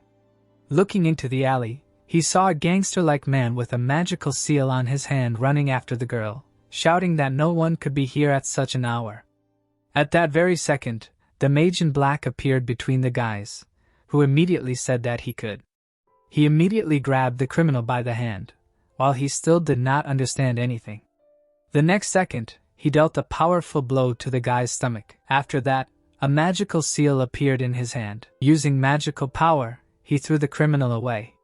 The guy lost consciousness from this. Approaching the opponent, the mage in black asked himself in his head, "Is this really an amateur mage outlaw?" Adding later that this guy is very bad in close combat, and is not used to fighting other mages. The next second, the saved girl with tears in her eyes thanked the savior, as suddenly she recognized him as the same mage in black. But the savior did not listen to the girl and, using powerful magic, jumped high, leaving the girl alone. Soaring high in the sky, he said to himself that he was Minato, and he was also very interested in why everything was so common. The next day came, the guys were sitting on the roof, getting ready to have lunch. The mage in black, the guys asked in surprise. "That's right," the protagonist answered, taking out a burrito from his back, saying afterwards that as far as he knew, the Mage in Black was an outlaw who operated at night. Adding afterwards that he had also heard that the students were gossiping about the Mage, so he was curious about why. Ruji, eating sushi, answered that the Mage in Black was very popular on the internet. After biting off a bit of his burrito, the protagonist asked in surprise what the internet was. The boys, hearing such a question, were very surprised. Mizuo leaned towards her sister and whispered, asking if maybe their teacher just didn't understand technology. Exhaling heavily, Ruka asked if it was possible in their time not to know about the internet at all, adding afterwards that she, of course, noticed that Minato was far from the bustle of life, but not to that extent. After a short pause, Mizuo explained that the internet is an information and communication network connecting the entire world. After a short pause, she raised her finger and said with a warm smile on her face that anyone can use this network, so information spreads quickly. The protagonist, with his hand on his chin, listened attentively to the students. Ruji suddenly said that there are also things like photos and videos, so there is a lot of information. Indeed, Minato asked in surprise after listening to the end. She immediately answered that all this can be viewed on the phone, asking after that if the teacher has one. After that, the protagonist took the phone out of his pocket, and the students began to help the teacher while Ruka quietly ate her lunch. After a few minutes, the protagonist was able to open the application. With a happy smile on his face, he showed his success to the students. The students were very happy that Minato succeeded. Clapping their hands, they said that now their teacher can use the internet. Proud of himself, Minato said, "It goes without saying."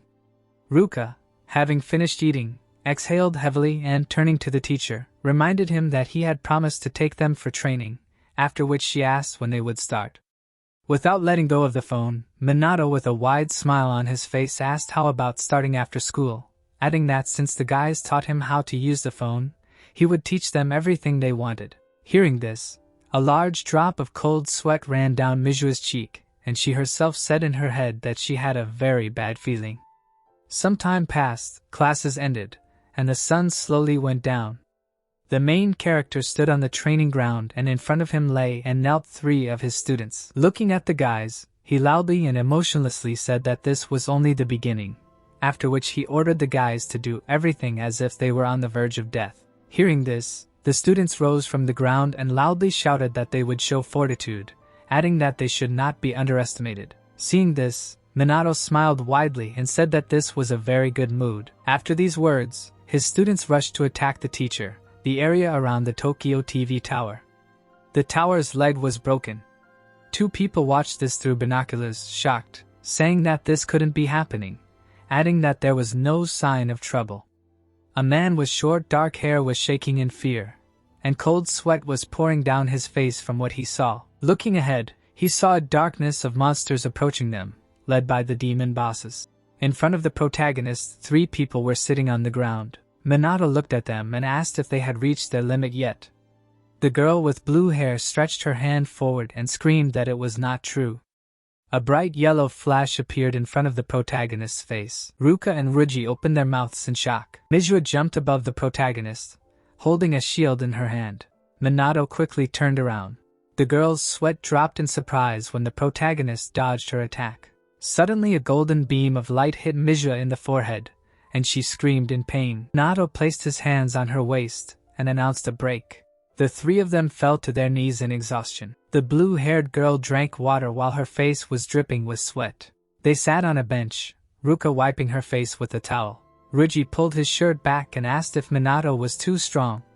Ruka closed her eyes and said that he was so strong that she, the top of the academy, could not compete with him.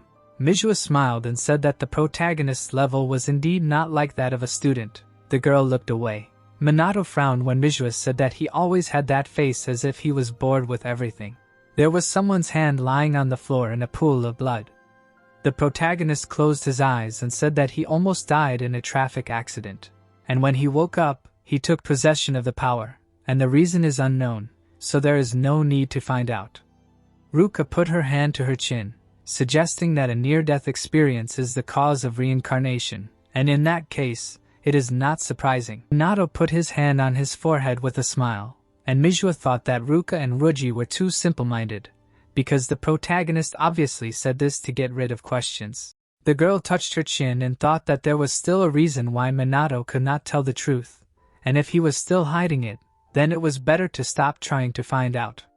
The three of them looked thoughtful. Ruji and Minato walked down the street, while the tall boy yawned and stretched. Ruji furrowed his brow and said that he was hungry, but he would have to cook food when he got home. The protagonist widened his eyes in surprise, saying that it was not like Ruji. They walked side by side. Minato said that he usually made a bowl of ramen. The protagonist closed his eyes and said with a smile that the world had become very convenient these days. Ruji furrowed his brow, saying that an unhealthy lifestyle would ruin Minato, and the protagonist asked if Ruji was his father. Ruji put his hand on the protagonist's shoulder, saying that he was inviting him over to his place to feed him. They both smiled happily, and Minato thought that Ruji was really an assertive guy. Blackbirds were flying above the large house. The protagonist was being hugged by three children. Ruji, wearing a yellow apron and holding food in his hands, apologized for the children's behavior. Suddenly the children were inside green bubbles and Minato said that everything was fine and Ruji yelled at the protagonist not to use magic in the room. The boy frowned as he placed the dishes on the table and yelled that magic should not be used for fun. While the girl in the yellow shirt was biting Minato's shoulder, he said that he did not expect Ruji to be good with children. The protagonist imagined a burning city with crying children sitting in the rubble. Minato looked at the child with warmth and said that children are a treasure. Ruji put his hands on his waist and told the protagonist not to talk like an old man. The boy turned away, looking at them with a smile while Minato read a book to the children. They sat at the table and thanked God for the food. The children began to eat with joyful smiles. Minato ate rice. The protagonist's mouth dropped open in shock when he realized how delicious it was. He closed his eyes and smiled, saying that he hadn't eaten home-cooked food for many years because it was impossible during the war. Ruji wiped his sister's mouth and explained that they had no father and their mother worked until late at night, so he took care of his siblings and looked after the house and worked part-time in his free time. The protagonist picked up a cup and said that Ruji had a lot of responsibility. The boy closed his eyes and smiled, saying that it was hard for him, but he wasn't complaining. Minato looked at Ruji with warmth. The boy showed off his muscles and everyone smiled in admiration. They were lying in bed in a dark room. Ruji looked at Minato and smiled, apologizing for having to stay overnight because of the kids' whims, and the protagonist replied that everything was fine. Ruji closed his eyes and thanked the protagonist. Minato turned his head to him and said that there was no need to thank him, but Ruji said that he meant Ruka. Ruji looked up at the ceiling and said that she was glowing more than before thanks to Minato. The protagonist's sweat dropped and suggested that it might mean something romantic. Minato turned to Ruji, asking if he liked Ruka, and the boy closed his eyes, saying that he did not like her at all. He opened his eyes and said with a smile that they were not suitable for each other, and that they only spent time together by coincidence. The protagonist looked up and thought that he was similar to them in that way. The next day, Ruji and Minato were walking down the street together. Manhwa crossed her arms and said in a displeased voice that they were both late. Ruji approached the girls, saying that the protagonist could not wake up, and Ruka frowned, asking if this was how they trained. Minato looked at them sadly and wondered why they had to wait for the meeting. People in black shoes were walking on the yellow brick. The blonde boy asked with a smile if he could borrow some of Minato's time. The protagonist sighed in displeasure upon seeing them. The gray-haired girl closed her eyes and apologized, and the boy said that they had an emergency. The girl frowned and said that the Tokyo Tower area was overrun by monsters, and since it was likely related to the disaster, they had come to ask for the protagonist's cooperation. Minato looked at them in surprise and said that he was a student. The blonde boy frowned and said that the protagonist had stopped the disaster on his own and did not fit into the framework of a simple student. The boy admitted that they would not be able to handle it on their own. He raised one hand and said that this was the police speaking and that this was sufficient evidence that they were cornered. The boy furrowed his brows and said that they really needed Minato's help. The protagonist stood in front of them, saying that he would help them if he was that useful to them. Minato sweated and sighed tiredly, saying that he would rather not stand out, but he couldn't tell them that. Shigo said with a smile that the protagonist would receive a reward and that he didn't have to worry about the academy. Manhwa put her hand on her chest and shouted that they would help as well. Ruka crossed her arms and said that they would support Minato from the rear. Ryuji pointed at himself and stated that he would help with that as well. Shigo closed his eyes and said that he was grateful to them, but they wouldn't be able to help. The boy furrowed his brow and said that even if these three were the best in the academy, it was still at the level of a real battle. Shigo's face was serious, and he asked if the three of them were equal to the protagonist's strength. Ryuji, Manhwa, and Ruka were sweating in shock and had their mouths open. Shigo turned to the car, telling the three to head to the academy and Minato to go with them. The protagonist's comrades froze in surprise as he called out loudly. Minato turned around and told them to catch up with him with a smirk. Ryuji raised one eyebrow in confusion. The three then turned away and walked away, shouting that they would do it. The sun was shining in the sky and the central police headquarters could be seen in the distance. There was a wooden board hanging on the wall. Inside, a crowd of people were sitting at tables while a man in a blue suit was saying that about 100 demons had appeared in the area around the Tokyo Tower, and they needed to be dealt with before they could harm the citizens. The man with the wrinkled face and white hair said that they were asking for help from a student who had taken an active part in the recent disaster that had happened at the academy, and he asked Minato to stand up. The protagonist stood up. The two men behind him looked at each other, saying that they didn't understand how such a boy had ended up in such a place, and the man with blue hair explained that Minato had defeated the boss in the recent incident. The girl with white hair closed her eyes in shame. Shigo took the microphone in his hand and coughed. Everyone looked in one direction and fell silent. The young man furrowed his brow and said that Minato was the student who stopped the disaster in the academy. Shogo said that he personally saw the protagonist's actions up close and few people are as good as him. Shogo pointed his hand at Minato and said that this man took part in the disaster that began for the first time in decades and they considered his cooperation extremely necessary. The young man asked his colleagues to think of the protagonist not as a student but as an employee. The man with dark hair clenched his teeth in anger and said that Minato had intruded where professionals should act. The old man raised his hand and shouted loudly that the protagonist was not from that environment, but he was doing the same thing. The director ordered everyone to immediately begin exterminating monsters and take their posts. The two men looked at each other in confusion. Shogo approached the protagonist and apologized, but Minato replied that everything was fine and that he understood why they treated him like that. Shigo's sweat dropped and said that the protagonist was really an adult. Karen started crying and shaking when Shigo turned to her and asked what she was doing. The girl said that she was going to stop them but got scared. The protagonist closed his eyes and thought with a smile that he did not care. Karen blushed and brought her hands to her face thinking that the protagonist was a very kind person after all. They were riding in a car. Minato asked what the approximate combat power was and Shigo answered that there were 80 mages, most of whom were mid-level and a few were higher. The protagonist touched his chin and thought that mid-level mages could use their powers up to tier 2 and higher-level mages could use their powers up to tier 3. Shigo turned around and said that he was sorry to admit it, but Minato was the only one who could use tier 4 magic synthesis, which meant he would be the strongest. A car with a brightly shining lamp on the roof was driving along the road and Shogo added that they would see the outcome of a battle taking place in an open area using only magic and they did not have any special tactics. The youth imagined several monsters and thought that there would be no problem with magical creatures and guardians. The monster opened its mouth wide. The protagonist sweated and thought that the intelligence of creatures like demons and creatures was stronger, much higher. So countermeasures were necessary and a head-on fight could not be called a strategy. Minato looked at Shogo and said that there were no weapons, to which the youth replied that they did not have weapons that could compete with magic and monsters, and many fought only in uniforms or suits that were easy to move. Shogo raised one hand. The protagonist asked if there were weapons against monsters before and the youth replied that they can be found in some places even now but finding them is a difficult task so only the magical aristocracy has them. Minato lowered his head and thought that there were plenty of weapons before, but now they were gone. He did not understand what happened in the past 50 years except that the magicians became a much lower level. Shogo watched the protagonist with the mirror. A broken bridge was visible. There were many police cars parked near the tall building, and the monsters were screaming furiously. Minato walked to the railing and looked down, thinking that the disaster had not yet occurred, but the number of creatures was unusual. The men grabbed the iron bars with their hands, shouting that there were many more monsters than the report stated.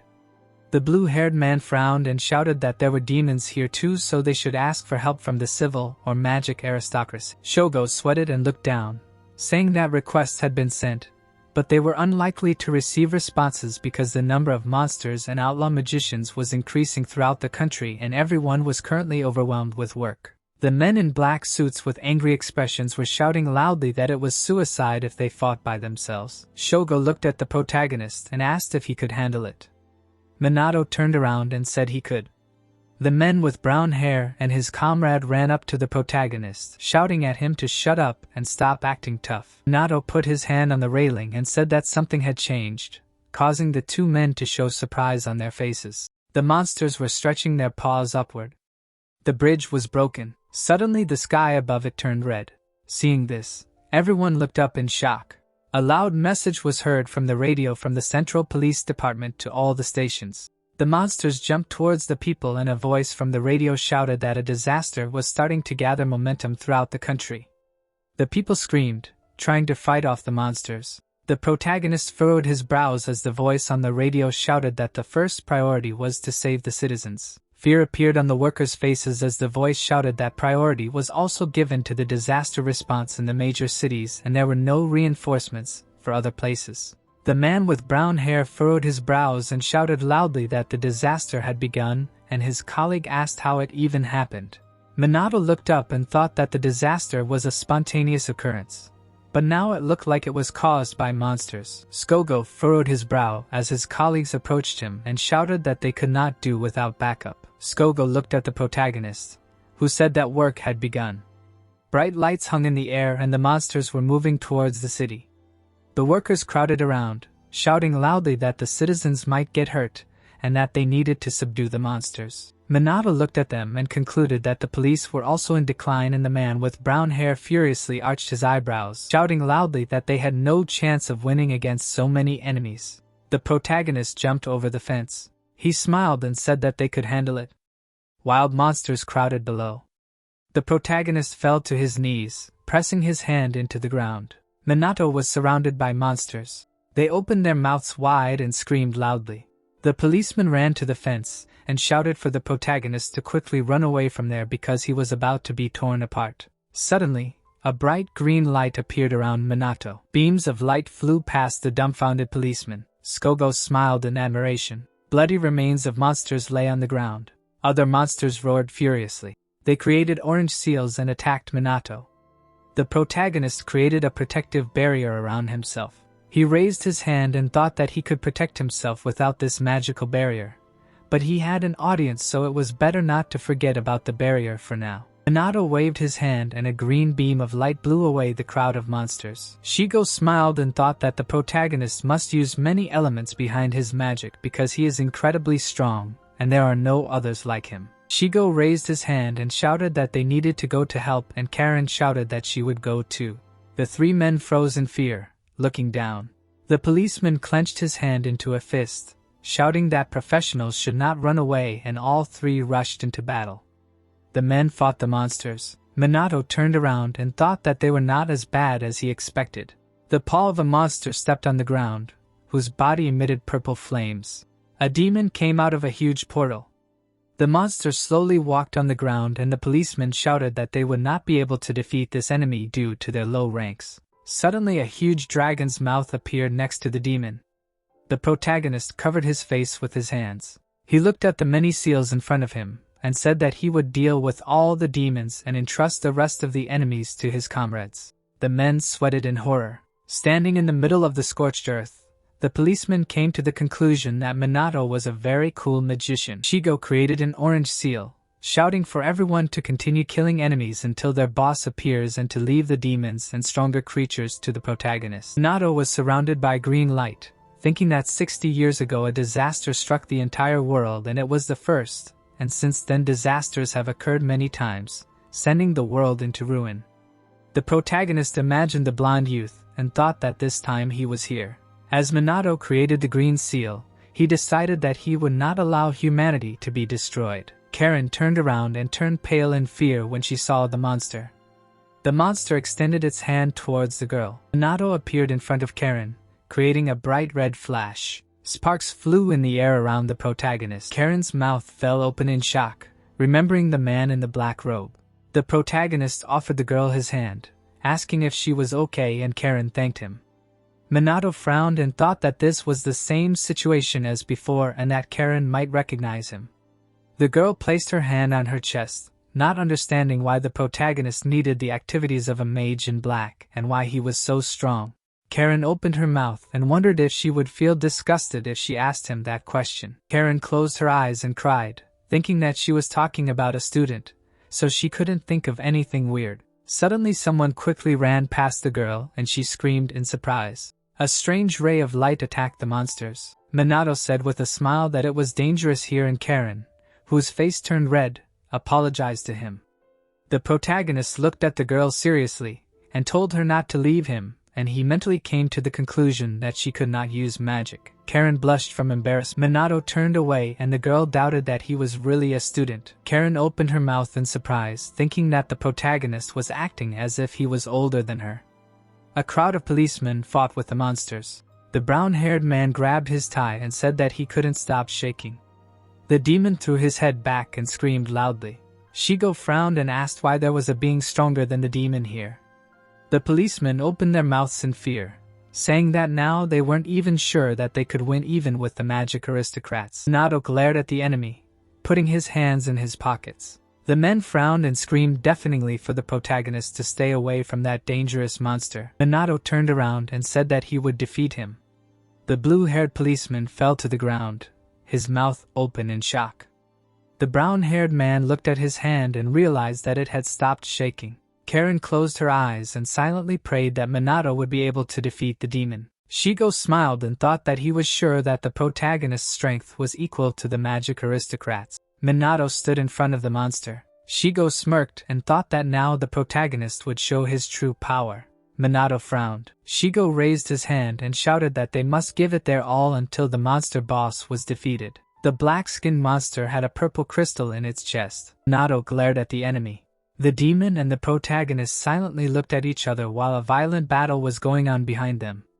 The monster created a huge red seal and attacked Minato. The fiery strike flew past the protagonist. A huge explosion thundered. The brown-haired man frowned and shouted that this was the power of the first rank. The protagonist shook the dust off his shoulder. Minato stood in the middle of the smoke and the demon asked him what kind of creature he was. The protagonist with a calm expression replied that he was currently an ordinary student. The demon smiled. Blue fire appeared around Minato. The demon created many red seals in the air and shouted that he would kill the strongest person. The police officers who were fighting weaker enemies turned around and shouted in shock that it was rank 6. The protagonist looked at the fire monster and thought that now, no matter whether he ran or fought, his allies would be dragged into it. He did not know what to do. The police officers were surrounded by monsters. Many purple beams appeared in the air. Shigo looked up and opened his mouth in shock, not understanding how the monsters coordinated. Karen frowned and called out to Minato. Purple beams of light rushed towards the protagonist, and the girl shouted for him to run. Minato frowned, standing still. The fire attack was flying towards him. Suddenly, a blue hurricane appeared, a rank 6 technique called explosive stream. The water rushed upward, extinguishing the fire. Purple sparks appeared around Minato's body. The enemy's attacks hit the protective barrier. The demon stood under the rain. Minato turned around and asked if it was the end. Shigo frowned, not understanding who the protagonist was. Karen's eyes widened, asking what just happened. Shigo put his hand on his head and said that Minato's power was beyond measure, because impossible things were happening right now before their eyes. Shigo created a yellow seal and said that only people of the magical aristocracy level could use 6th-tier magic, and the remote aristocracy was also a top-class technique. Karen, who was creating a white seal, frowned warily. Shigo turned around and said that he was also surprised that Minato seemed to be using a different magic. The boy introduced the protagonist, and said that normally magic can only be used once, and then must wait a few seconds to use it again, but Minato used his powers after a moment. Shigo turned around and said with a smile that magic is powerful in itself, and the fact that he used it without hesitation showed that the protagonist was superior to the aristocracy. The boy frowned and thought that his intuition was right because Minato was the one he was looking for. The protagonist pursed his lips and put one hand in his pocket. The monster opened its mouth wide, approaching Minato. When the demon appeared in front of the protagonist, he said that there was little space here, so it should be changed. The monster gritted its teeth in surprise. The protagonist raised one hand and created a bright green mist. A circle with symbols inside appeared under the demon's feet. Minato rose into the air and said that he could use an arrow after all. The demon looked at the protagonist and asked if its goal was to interfere with the coordination. Minato opened his mouth and replied that he did not care about the clumsy coordination of the monsters. The protagonist smiled and said that he could resist here. The demon roared loudly and began to approach Minato. The protagonist deftly dodged the blows. The monster gritted its teeth, fighting with the protagonist. Minato bent his knees and pressed his hands to his stomach. The demon attacked the protagonist with fire. Minato frowned and looked up. A loud explosion occurred. The demon was standing behind the protagonist. The monster jumped up, attacking Minato. There was a green seal under the demon's feet. An emerald light was visible in the middle of the red sky. The monster gritted its teeth and looked down. The protagonist was standing on the ground in the fog. The demon opened its mouth wide and screamed that Minato was an idiot. The protagonist smiled and a green light appeared around him. He jumped up and said that the demon's divination was not bad if he realized that this magic would be ineffective, and chose hand-to-hand combat. Minato opened his dark eyes wide and added that this attempt was still unsuccessful. The demon opened his mouth wide, screaming loudly. The protagonist clenched his hand into a fist and said that blows were no problem for him. Minato swung his fist. The demon flew back from the force of the blow. Barely able to stay on his feet, the monster was shocked that a human blow had caused damage to him. A large wound was visible on the demon's stomach. The monster trembled, loudly asking what Minato did. The protagonist asked with a smile if the demon thought that he could only use magic. Minato smirked and screamed that he would show the monster his own technique. The guy smiled and knitted his eyebrows, looking forward. A bright magical seal appeared under him, and the brightest streams of iridescent light were around the hero. The monster opened its mouth slightly, showing its teeth. He wondered what kind of magic it was. The guy and the girl froze, looking up in fear. They did not understand what it was. There was a feeling of cold, as if there was something in the sky. The protagonist closed his eyes and put his hand forward. Bright lightning shone behind him. The guy raised his eyebrows and concentrated. He suddenly opened his big blue eyes and grinned. Streams of iridescent light shone brightly behind Minato. He put his hands forward. The monster opened its mouth wide, screaming that there would be no use in enveloping itself in magic, because human blows were ineffective against them. The protagonist raised his fist to strike and approached the creature, asking if it wanted to check it out. The monster clenched its teeth. Minato frowned and brought forward his hand with a bright stream of light. He hit the monster right in the chest. The guy looked away. The hero struck the creature from all sides, leaving a bright light behind them. The young man furrowed his brows and raised his leg to strike. Ego frowned, shouting that he did not believe that the boy was defeating the demon in hand-to-hand combat. He froze and raised his head, looking at the bright flashes above him, thinking that human weapons had no effect on monsters, so what could we say about simple blows? The creature bared its teeth, standing on the bright seal of the pentagram, not understanding how human blows could cause such damage to it. Minato frowned, saying that normal blows and weapons against monsters were ineffective, but everything was different if you had a colossal amount of magical power. His clothes were raised higher by streams of wind. The hero froze, saying that the combination of magic and martial arts, the attacker is enveloped in magical power. This is called a magical combat technique. The main character smiled, holding his fist at the ready. The monster opened its mouth wide, indignant at being outdone by the man. It screamed loudly and rushed forward, saying that it would not allow this to happen. The boy frowned and raised his hand. He thrust his fist forward, leaving behind a bright iridescent light. A shockwave emanated from the boy's hand. The hero was focused. The monster fell to the ground. There was a large hole in his stomach, from which purple liquid flowed. He called the guy a monster. The creatures froze. Looking at the defeated comrade, the raised dust was carried away by streams of wind. Minato stood on a bright pentagram in a clear blue sky, across which white clouds slowly floated. The men who created a seal in front of them raised their heads and looked at the hero happily, saying that he managed to cope with them and now the catastrophe was over. Seigo frowned and put his hand in front of him, telling everyone not to lose their vigilance because they needed to kill the remaining monsters. The main character raised his eyebrows and smiled, suggesting that he could entrust the rest to the police. The boy froze, hovering in the sky, a bright light shimmering around him. The hero's eyes darkened. He raised his eyebrows. The hero scratched the back of his neck, saying that he hadn't used a magical combat technique for a long time. He even forgot what was what.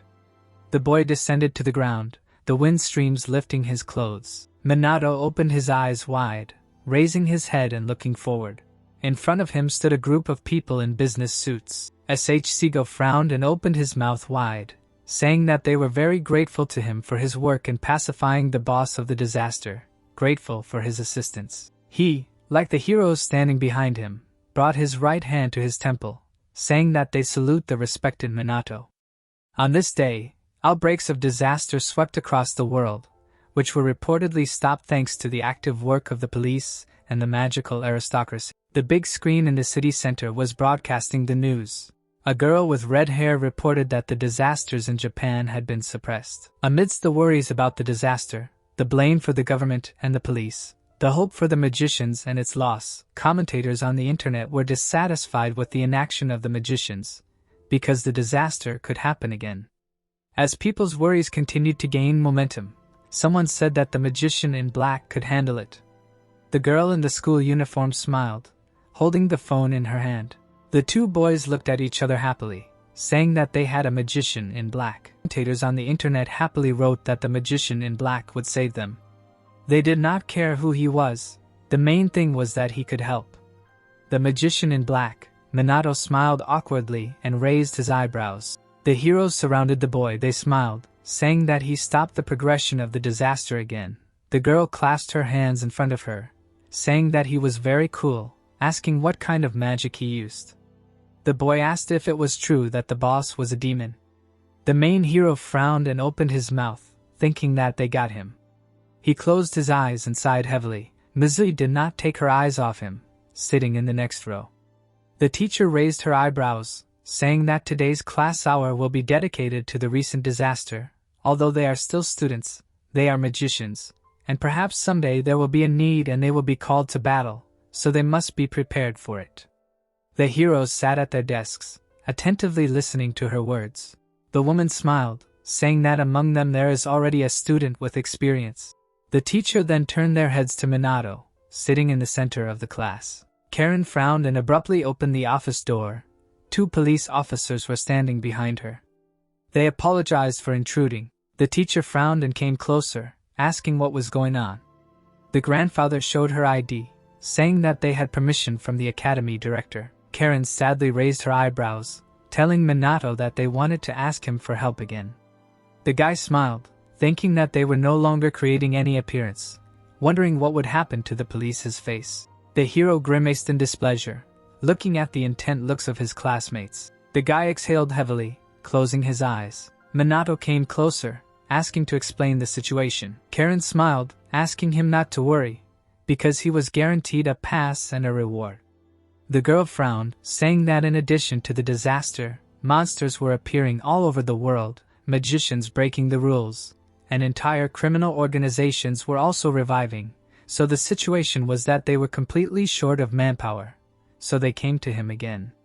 The protagonist raised his eyebrows, listening to the girl's words that he must be tired of listening to their excuses, but the truth is that they don't know such strong people like him. The guy took out his smartphone, asking if they could contact him with his phone next time. Karen reached her hand into the inside pocket of her suit, apologizing and saying that they would do so next time. The girl's eyes widened and she frowned, looking at the phone screen, thinking that this was Minato's contact. The boy raised his eyebrows, asking what he needed to do. Karina looked at him and furrowed her brows, saying that they would like to ask him to deal with the monsters that appeared in Harajuku. The hero bowed his head, saying that he understood everything. The girl frowned, saying that they would take him by car. The boy rushed forward, noting that it was slow, so he would go ahead. Karen and the two policemen froze, looking after the running boy.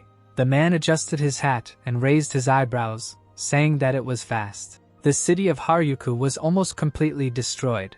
The little children were trembling.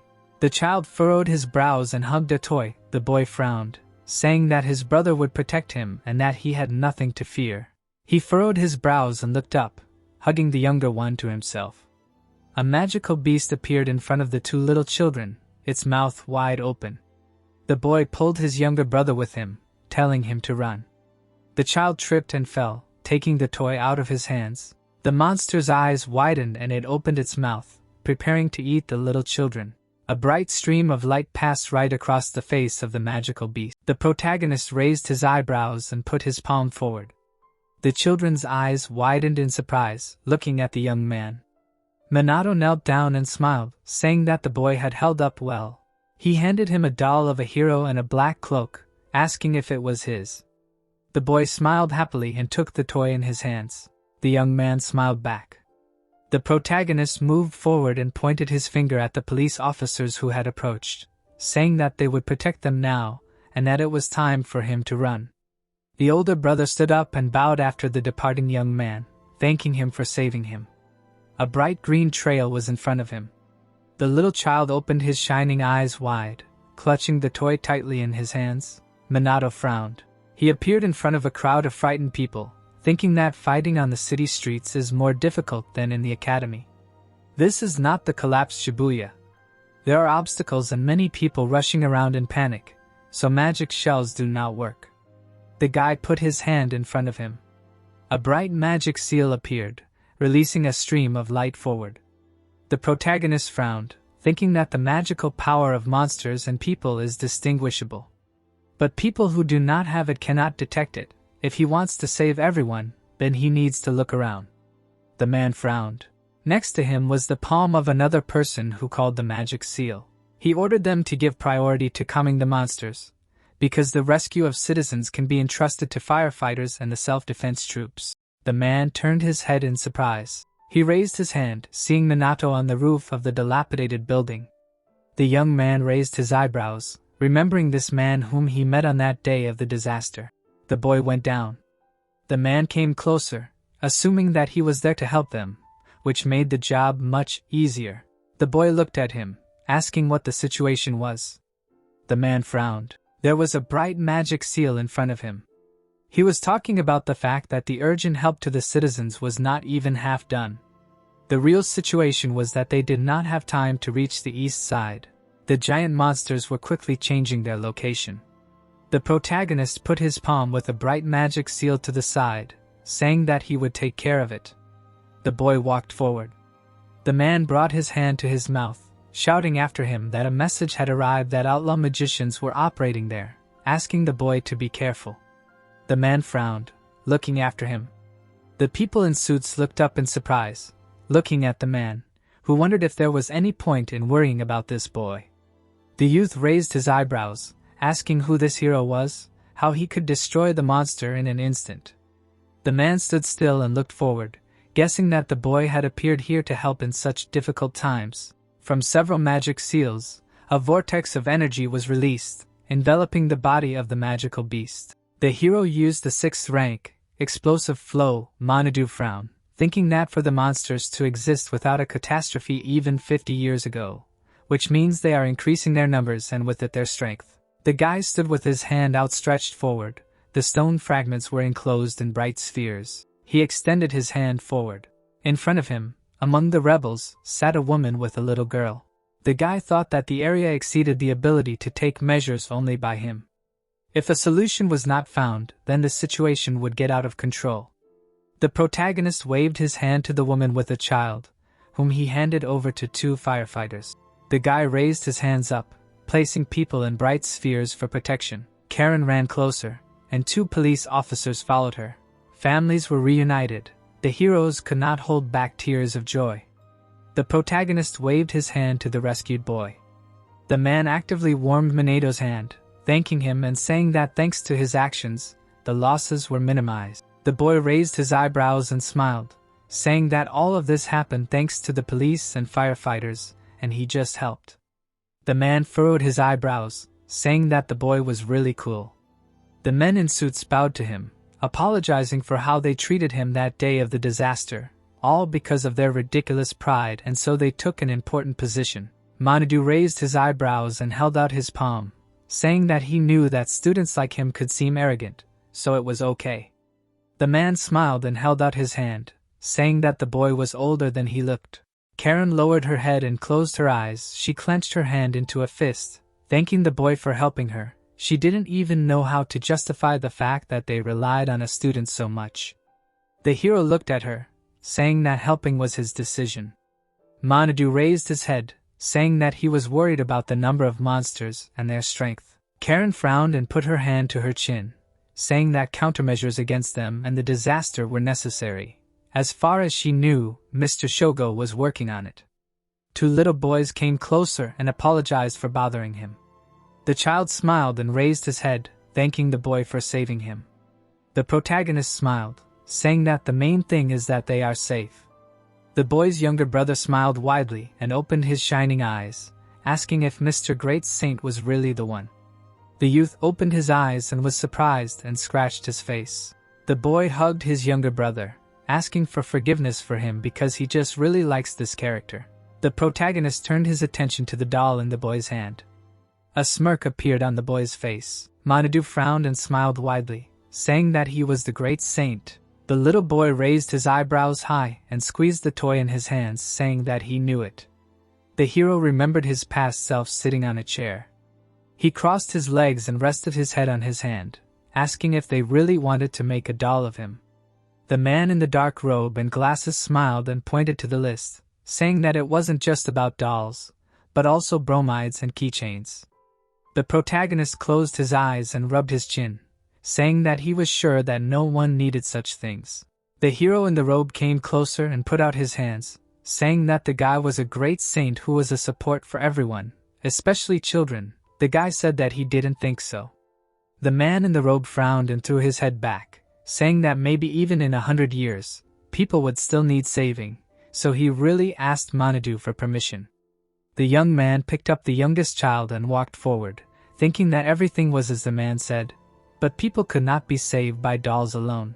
Manhwa frowned, thinking that there was a need for a great saint in these times as well. A certain establishment in the city was empty. A chandelier was burning brightly above a table with leather sofas. A man with red hair stood next to a crowd of people, saying that this was the information about the mage in black. Osamu was sitting on a red chair, with 3 beautiful girls around him. This man was abandoned in black. He leaned forward, asking if the mage was an outlaw, not in the organization, opposing him. Osamu smiled frighteningly, asking if that was true. The man with red hair looked at him in fear, answering, yes. The man opened his palm, telling them to investigate and find out about this mage in black. If he agreed to join, then let him, but if he refused, then something must be done. The crowd of men stood silently in place, listening to the leader's words. Shuji adjusted his glasses, asking if he should be killed if he refused. Samu smiled, saying that he could do it after torturing him. The guy grinned and licked his lips, saying that he would gladly carry out this task. The heroes did not take their eyes off the young man, saying that he was a real monster, because the limit of his strength was unknown. The hand wiped beads of sweat from his face with a towel, asking how much magical power the protagonist had. Manhwa looked at her, thinking that she had the same thought. She guessed that the hero's power was probably 500,000, since they were talking about Minato, then it was possible. The youth raised his eyebrows, saying that his power was 99,990,000. The heroes froze, their eyes wide. Ruka frowned and folded his arms, saying that even Ikigami Minato had 1 million. Ruji scratched his head awkwardly, saying that even for him, it was too much. Manhwa smiled. The youth raised his eyebrows, asking if this mage really had 1 million in magical power. Ruka put her hand forward, asking if he didn't know, since everyone knew it. The girl sitting next to her put her hands on her knees, saying that's why they said that her maximum was 1 million. The boy frowned and took out his phone, not believing that his magical power level was really that high. He was going to check it on the internet. The hero froze, looking closely at the screen. He tilted his head thoughtfully. Minato smiled and closed his eyes, raising his head up and thinking that he had completely forgotten the user manual. It was too complicated. On his screen was an incoming call from SH Chigo. The young man brought the phone to his ear. A man's voice was heard on the other end of the line. I apologize for disturbing you and asked if the hero could talk. The boy raised his eyebrows, asking what he was calling about. SH Chigo frowned and asked if the boy's friends were nearby. He replied that they were. The police inspector asked the hero to turn on the speakerphone.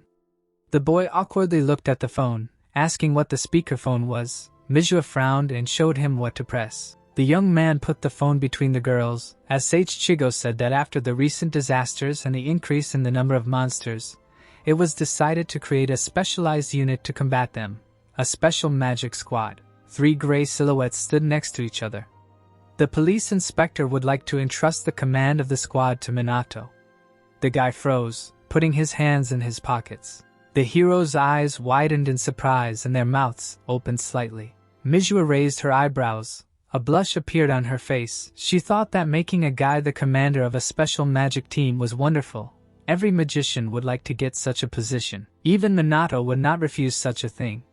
The main character frowned, saying that he refused. The girl opened her eyes wide and clenched her hands into fists, asking why he was doing this.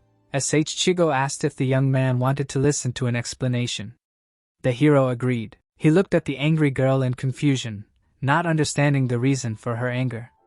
The police inspector pressed the phone to his shoulder with his ear, saying that first of all, there were too many tasks for the police to handle alone. That is, given the current state of affairs, they alone would not be able to withstand the monsters. He believed that the young man himself understood this. The boy frowned, thinking that the root of the problem was that the level of training of magicians was low.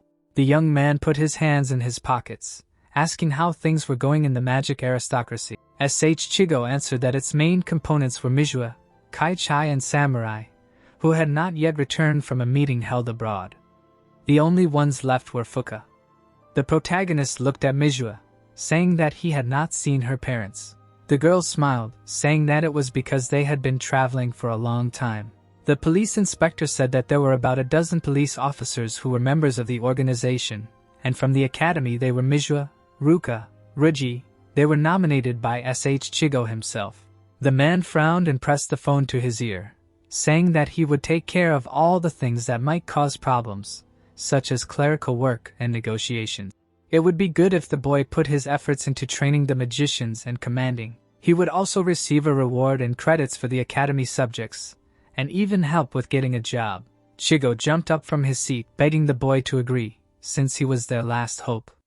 The boy frowned and clutched the phone in his hand, asking Minato to become the commander. The protagonist exhaled heavily. Minato frowned, saying that he would do it. Chigo furrowed his brows and smiled, asking if it was true. Mizua jumped up from her seat, saying that they were in on it too. Ruji smiled, saying that he had no reason to refuse. Ruka looked at the phone, saying that they could trust Minato with everything.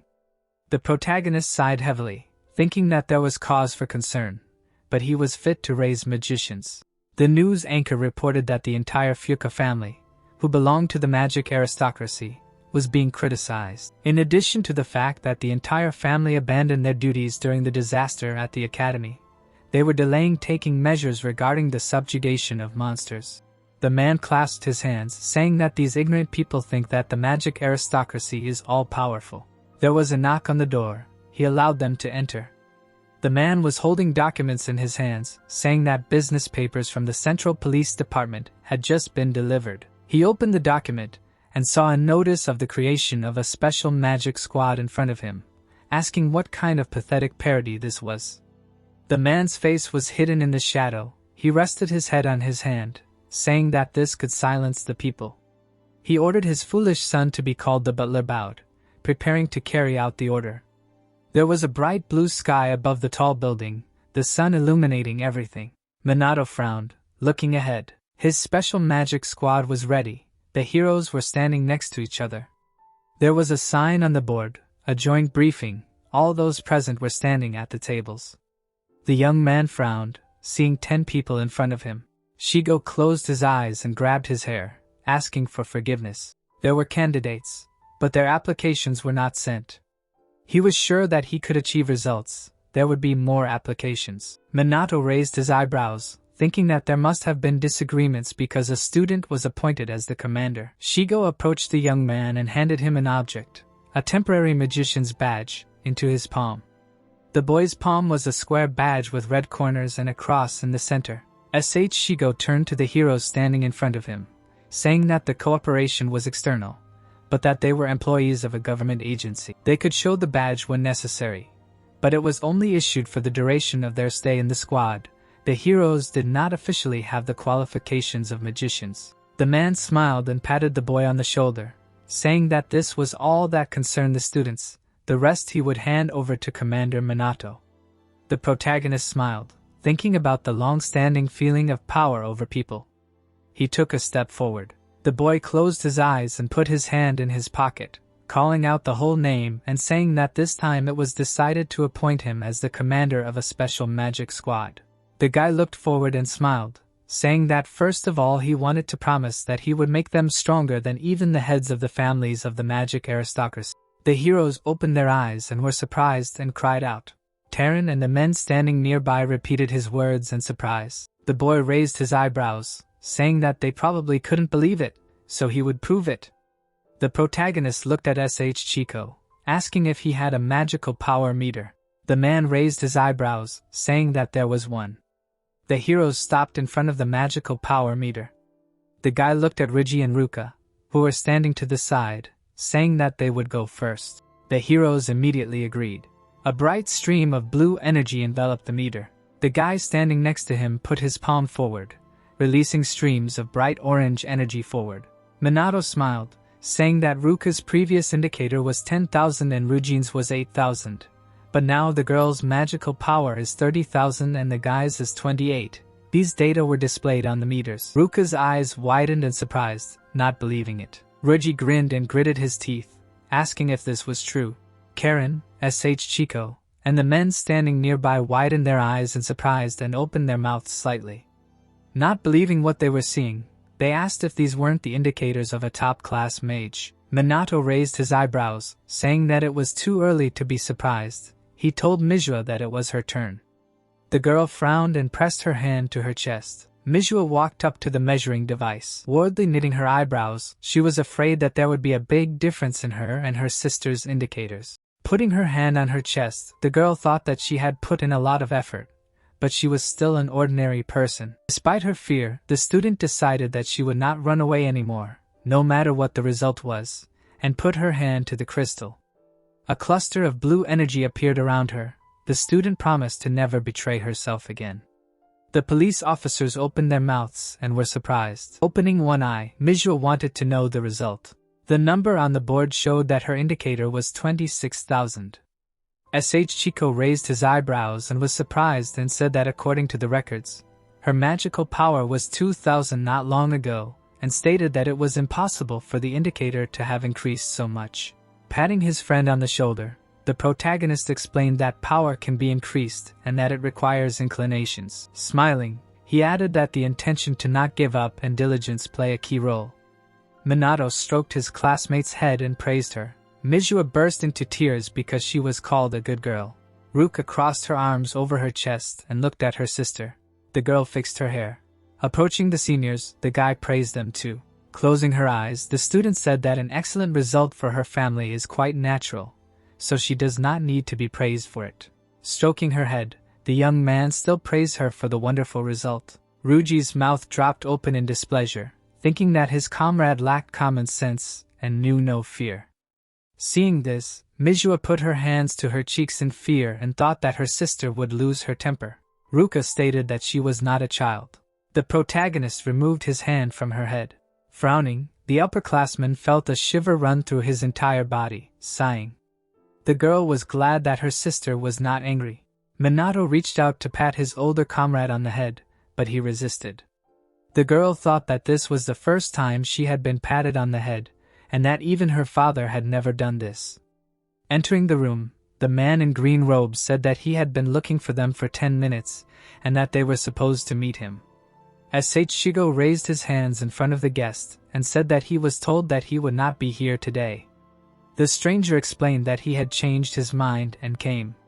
Looking to the side, the detective decided to introduce the guest to the others. The eldest son of the Fuka family of magical aristocrats placed his hands on his hips. Leaning towards the boy's ear, the man explained that they had to deal with aristocrats, and that they were forced to enroll this man in the academy. The young man asked if the Fuka family had ignored the request for assistance in the disaster that had occurred at the academy. Scratching the back of his head, Seicho replied that in order to maintain their authority, they had to respond to their demands. That was the whole point of being a magical aristocracy. Putting his index finger to his mouth, Seicho asked what ordinary students were doing in the leading magical squad in Japan. Pointing at the main character, the detective introduced him as the student who had stopped the development of the disaster at the academy for which he had been appointed commander of the squad.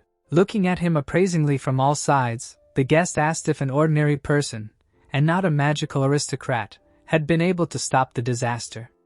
The young man stepped on his foot. Frowning angrily, Sho declared that a boy who had not reached his level would not command him. Looking at them, Mizua asked what he was doing.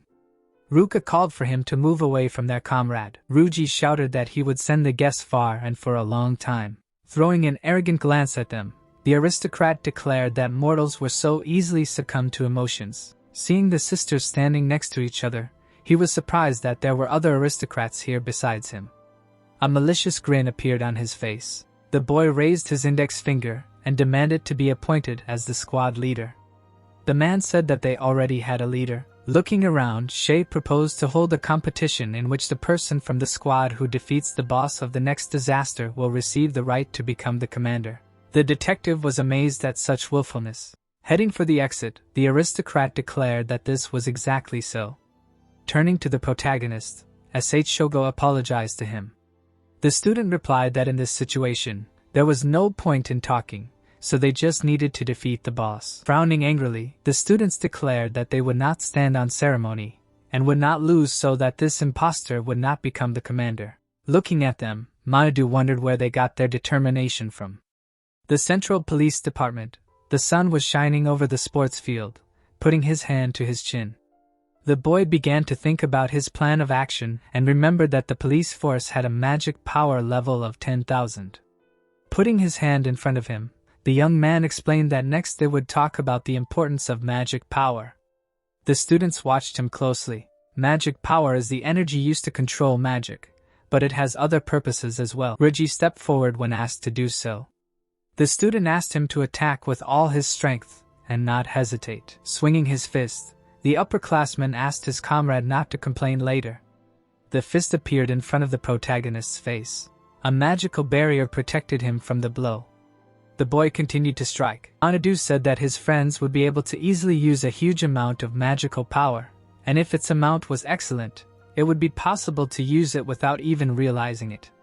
He called it automatic magic. Reggie swung his fist again.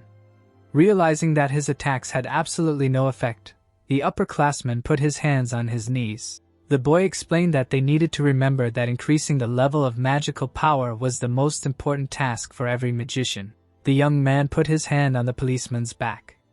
A bright aura appeared around the men. Summoning magical circles, Mizuha fired water projectiles at the target. Sitting on the bed, the student thought that in addition to magic training, they needed weapons. However, some time ago, S.H. Shogo put his palms together and said that they needed to wait a little longer to get weapons. Getting out of bed, the protagonist realized that there were currently no masters for this business, so there was no one left except him even though he had no experience at all. Opening the drawer of the closet, Manhwa expressed a desire to find something useful. In his hand was a cheap ring. The guy thought that this thing was unlikely to have any value. After examining it, he realized that this would not be enough, so he needed to go shopping. The phone lying on the bed vibrated. The name of Mizuha's sister appeared on the screen. Putting the phone to his ear, the young man asked what happened, but in response he heard only silence. Ruka said that her friend was the best fit for the role of the commander of their squad. Sitting on the bed, the student asked if she really decided to cheer him up like this. The answer was affirmative. Smiling, the protagonist thought that she was bad at this and decided that it was high time to ask her about something. He asked her to accompany him on a shopping trip because he didn't know where the best place to buy accessories was. Sitting on a pillow, the girl asked if Mizuha and Ruji would go with them. Looking away, Mandu replied that they would go together and thought to himself that there was no need for them to gather the whole company. The high school girl lowered her head. The guy asked if she would go with him. Ruka looked away. Tilting her head, the girl replied that she wouldn't mind going shopping. Hearing that they would go to Harajuku, the young man got up from his bed and said that he would wait for his friend at the station tomorrow. Hanging up, the high school girl looked at the phone screen. Taking the ring in his hands, the student hoped that he would be able to buy rings for all the team members and decided that for now he could try to make an item of clothing against monsters from what he had. Thinking that he would be able to do this, the protagonist summoned magical energy around the ring. Approaching the room, Mizuha said that it was time for dinner. Raising her hand, the girl was worried that her sister was not answering. Taking hold of the door handle, the student warned that she would come into the room. Ruka was holding a hanger with a blue jacket in her hands. Mizuha looked at her in surprise. The girl looked back and asked what was wrong. Seeing the outfits lying on the floor, the girl apologized and said that dinner was ready. The upperclassman replied that she would be right there. Putting her hand to her chin, the student realized that she had never seen her sister in such a mood and that she was probably getting ready to meet someone. Harajuku Station, the protagonist put his hands in his pants pockets. Hiding around the corner, Mizuha hid her magic power so as not to be noticed and decided to keep her distance. Closing her eyes, the girl was upset that she was acting like this and mentally apologized to her friends. Minato looked back, noticing something. The passers-by gaped in surprise as Ruka walked past them. Putting her hand on her waist, she asked how long her friend had been waiting for her. The guy spread his arms and replied that he had just arrived. The random passers-by envied him, clenching their fists in displeasure. Mizuha, her mouth wide open in shock, thought that her friends were on a date. The girl asked what her friend wanted to buy, raising her hand. The boy replied that he needed a ring. The high school girl asked if it was a gift. Looking up, the student replied that it could be said that way, adding that he needed several pieces. Frowning, the college girl asked if it was a gift for several people. The answer was affirmative. Putting her finger on her friend, Ruka said that polygamy is prohibited in Japan. The protagonist asked what that had to do with it. The girl turned away and said that they needed to go there to buy some cheap rings. Minato agreed, although he didn't know why they needed to go there. The heroes looked at the windows of a jewelry store while Mizuha watched them. Then they went to a street flea market. Standing in front of the store, a high school girl said that they needed durable, cheap, and not too flashy rings. After looking at one of the rings, the guy noticed that this store had rings that fit the requests, but they were missing something. Sitting at the table with a glass in her hands, the girl asked what her friends were talking about and noticed that the distance between them had shortened. Smiling, the assistant asked what the customers were looking for and said that they could give a discount if it was a gift for a girl. The guy waved his hand, wanting to say that they were not dating. Crossing her arms over her chest, the student proudly declared that she was not his girlfriend. The dumbfounded employee of the store apologized to them, running away from them. The saleswoman said that they could choose as many rings as they wanted. The protagonist scratched his head in embarrassment. Sitting in a cafe, he explained that he was tired from the long walk in the crowds. Taking a sip from his glass, Manadu realized that they had not found anything suitable and suggested that they should reconsider their requests. Ruka looked dejected. Holding a cup of coffee in her hands, she was upset that she was not able to be friendly. Raising the cup to her mouth, the girl decided that her friend knew about the peculiarities of her character. Izua raised her eyebrows in surprise when her sister said that she was too cold towards her and could not communicate normally with her, which is why she constantly had to endure her behavior. Looking down, the high school girl explained that she was bothering her friend and that her younger sister was better suited for shopping. Crossing his arms over his chest, the guy stated that this was absolutely not true. The student looked at him. The young man expressed confidence that his friend took the choice of stores and rings seriously as if she was choosing them for herself. Smiling, the student concluded that his friend was helping him well.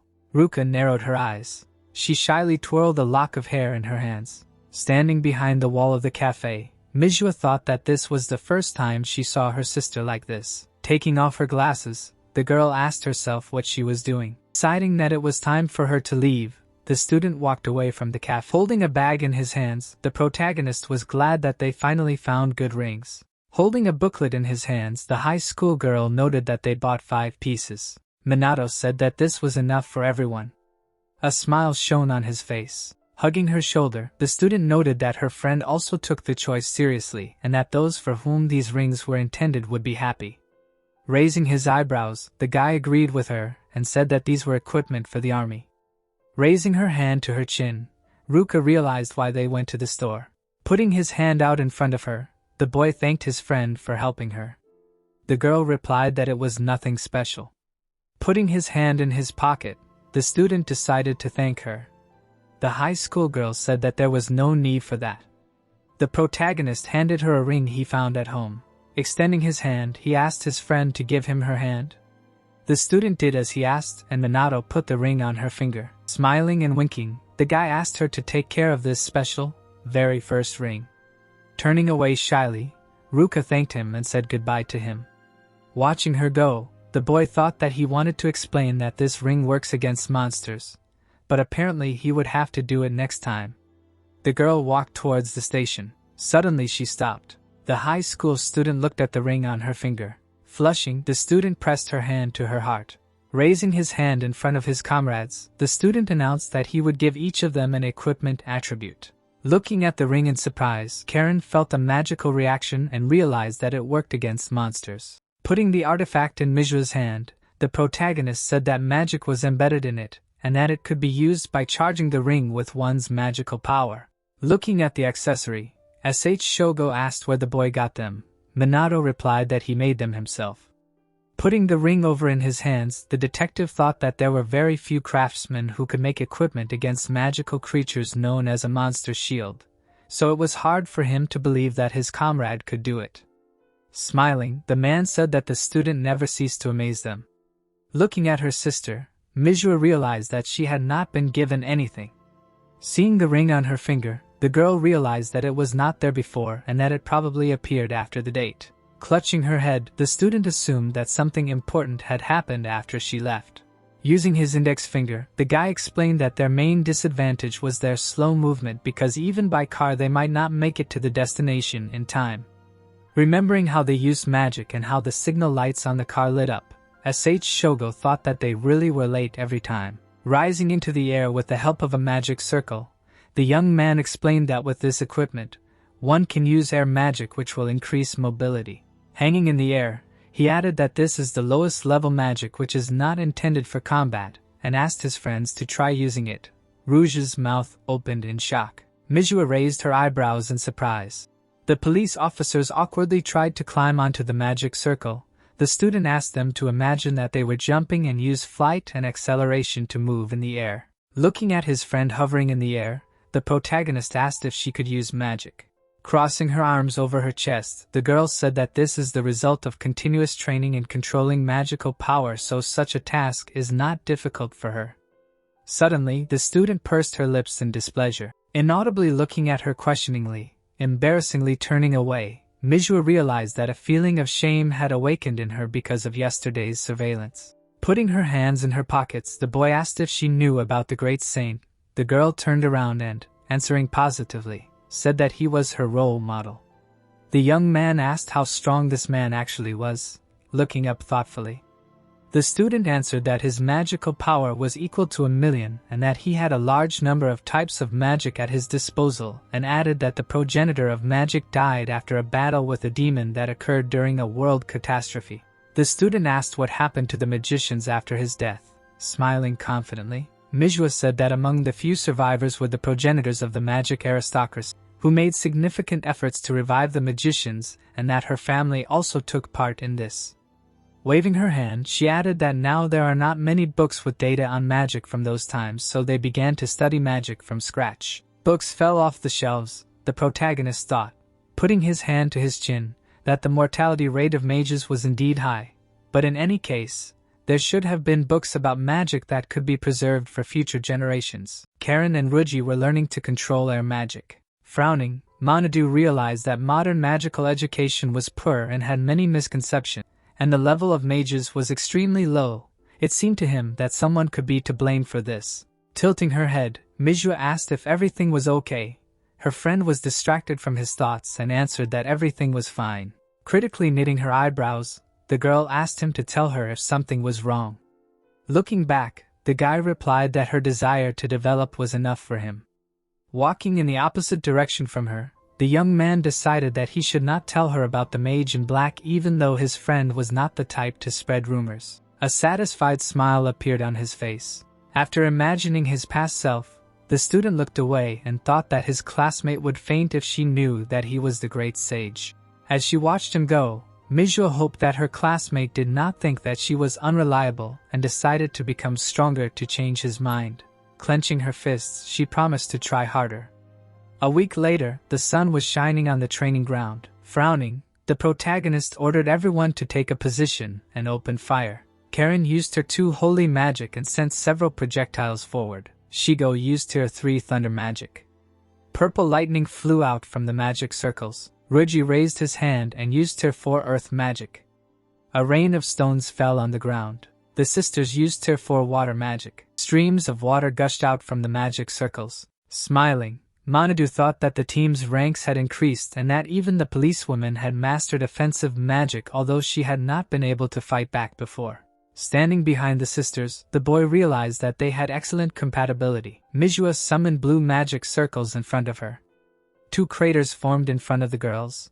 The girl's eyes widened and she imagined a scene from the past. She clenched her fists in joy and closed her eyes. The young man looked at her with a smile.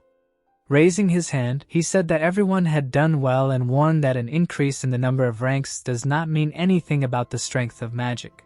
Calling his friend with his hand, the student asked her to use 4th rank magic on him.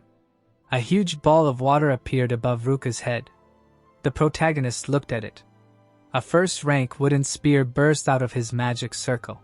The spear pierced the water ball.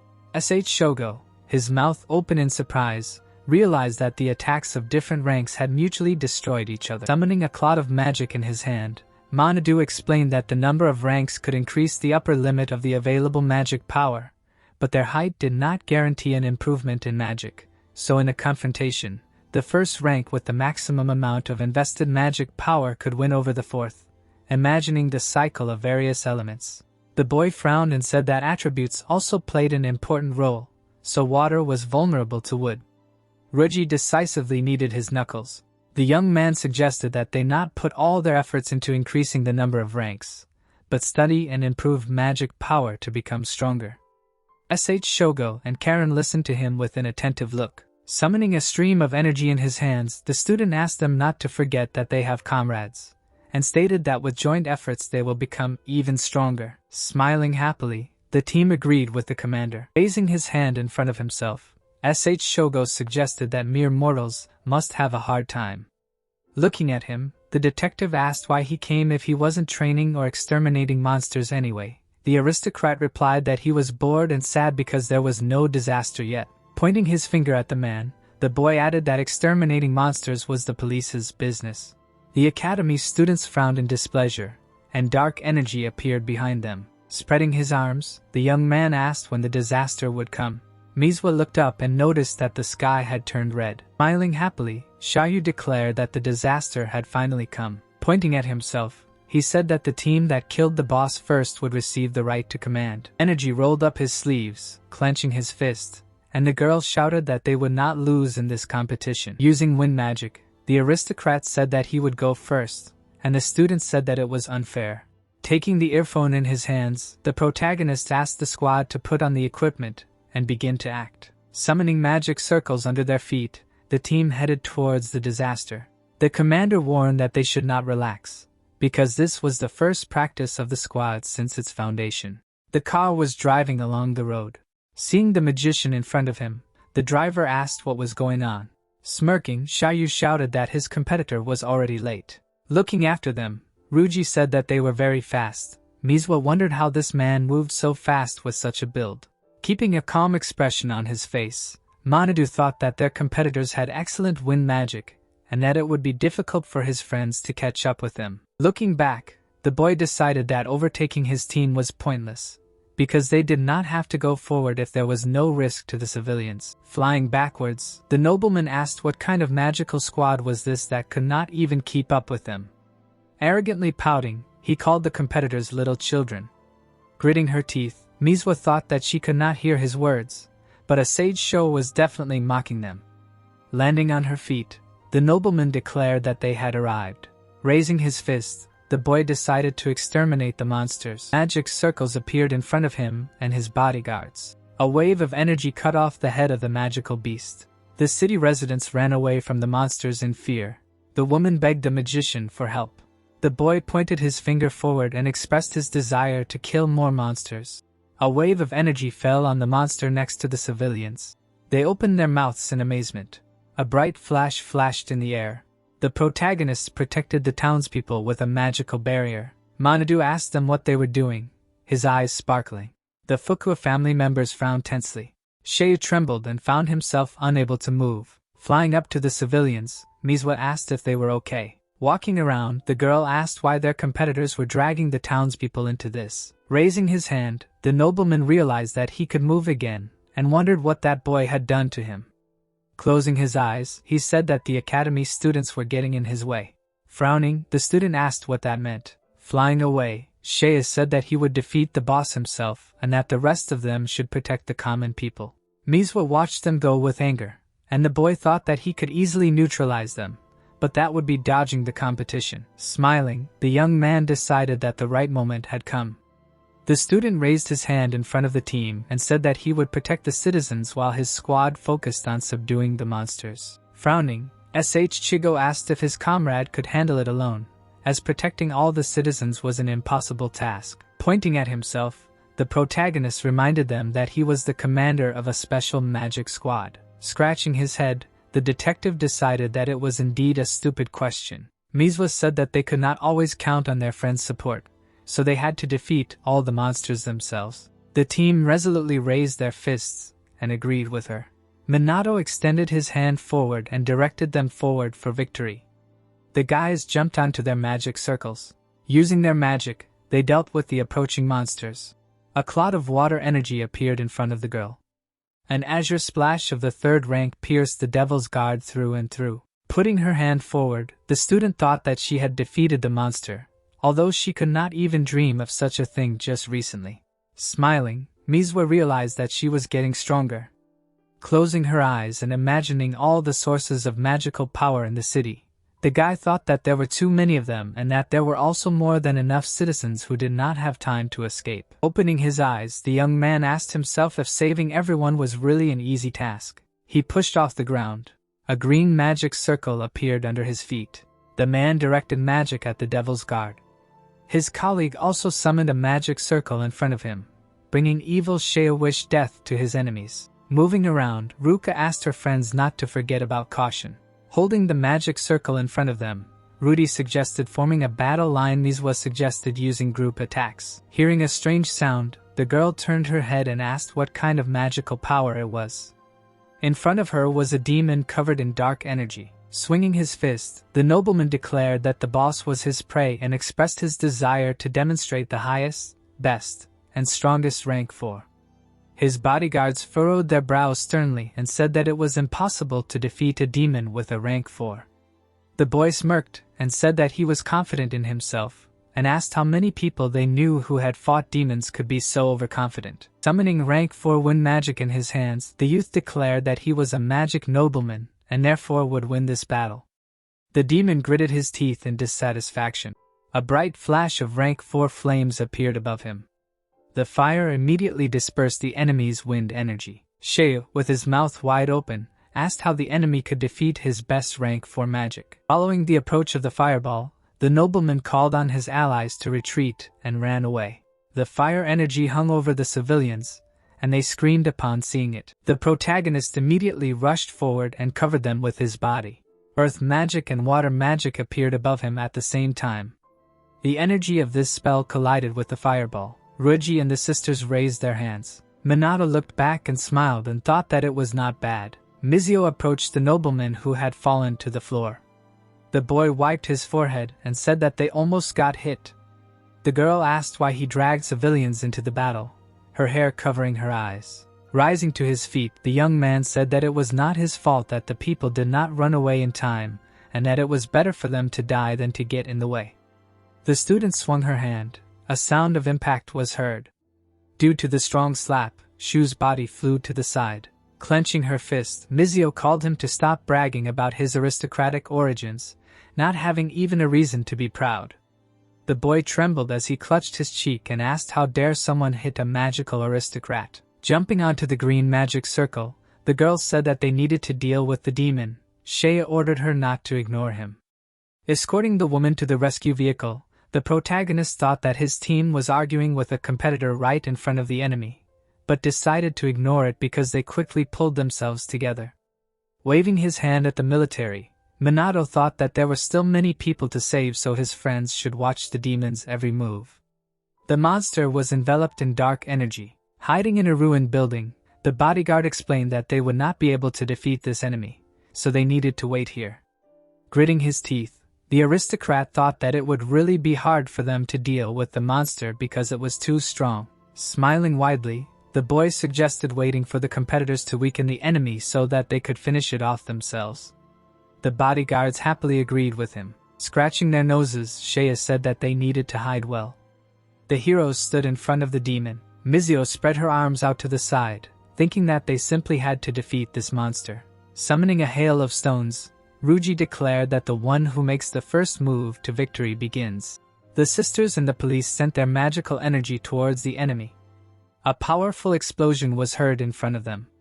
Dust rose into the air. Frowning, the upperclassmen asked if they managed to kill the monster. The demon emerged from the cloud of dust. There was not a scratch on his body. Mizuo said that they had failed. Raising her hand in front of Haruka suggested that the 5th rank required an appropriate level of strength. The monster again summoned a huge fireball above itself. Using wind magic, the boys rose into the air to dodge the attack. Looking at the flames that quickly spread across the city street, the girl thought that the enemy had become twice as strong as they were a moment ago. Landing on her feet, she realized that the difference in actual strength was too great, and that they would not win if they could not think of something. The heroes put their fingers to the earpiece when the protagonists realized that the fight was difficult for them, and decided to give them some advice. Standing on the roof, Manadu urged them to join forces. Frowning, the students said that they were already working together. The guy explained that they needed to join forces in the literal sense, and that the key to this would be the sisters. Looking around, Mizuo asked what this meant, but her friend asked them to think for themselves. The girl's eyes widened in fear. A huge fireball was moving towards her. Summoning a blue magic circle in her hand, Ruka said that there must be meaning in the commander's words, so they needed to think. The student put her fist to her chest and agreed with her sister, and thought that their friend had always guided them in the right direction. She looked back. Boring her hands, Mizuo firmly stated that the demon's magic was strong, but it took him a long time to cast the spell, so they first needed to exterminate the small monsters while trying to avoid the demon's attacks. With a stern frown, the girl added that the police should deal with the attack from the east while they dealt with the west, and promised to warn her when the monster attacked.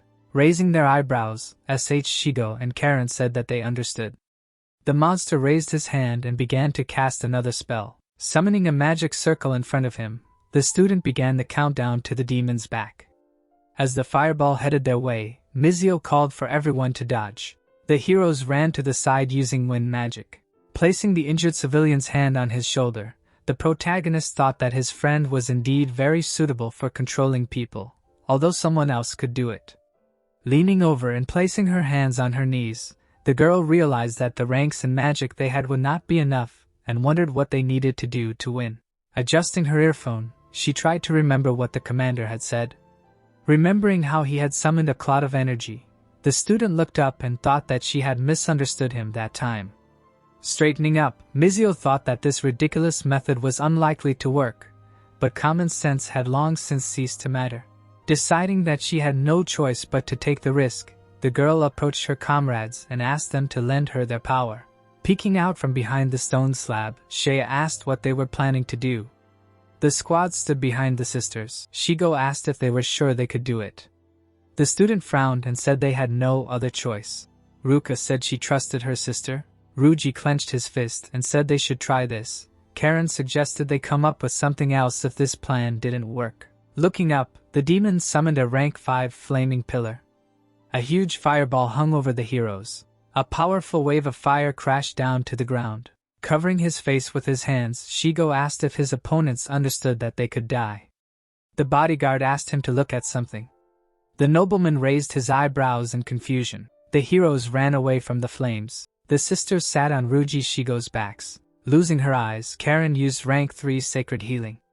Blue particles appeared around Ruka. Frowning, the detective continued to run forward, putting his hand on the earpiece. The protagonist thought that using the healing was a smart move since it was very difficult to completely avoid damage from the 5th rank. A blue aura appeared around the sisters. Manhwa put her hand forward. Ruka did the same. 6 magic circles appeared in front of them. Smiling, Mage decided that the grandeur of magic was in the combination of forces. The strongest water magic of the 6th rank summoned an explosive stream on the battlefield.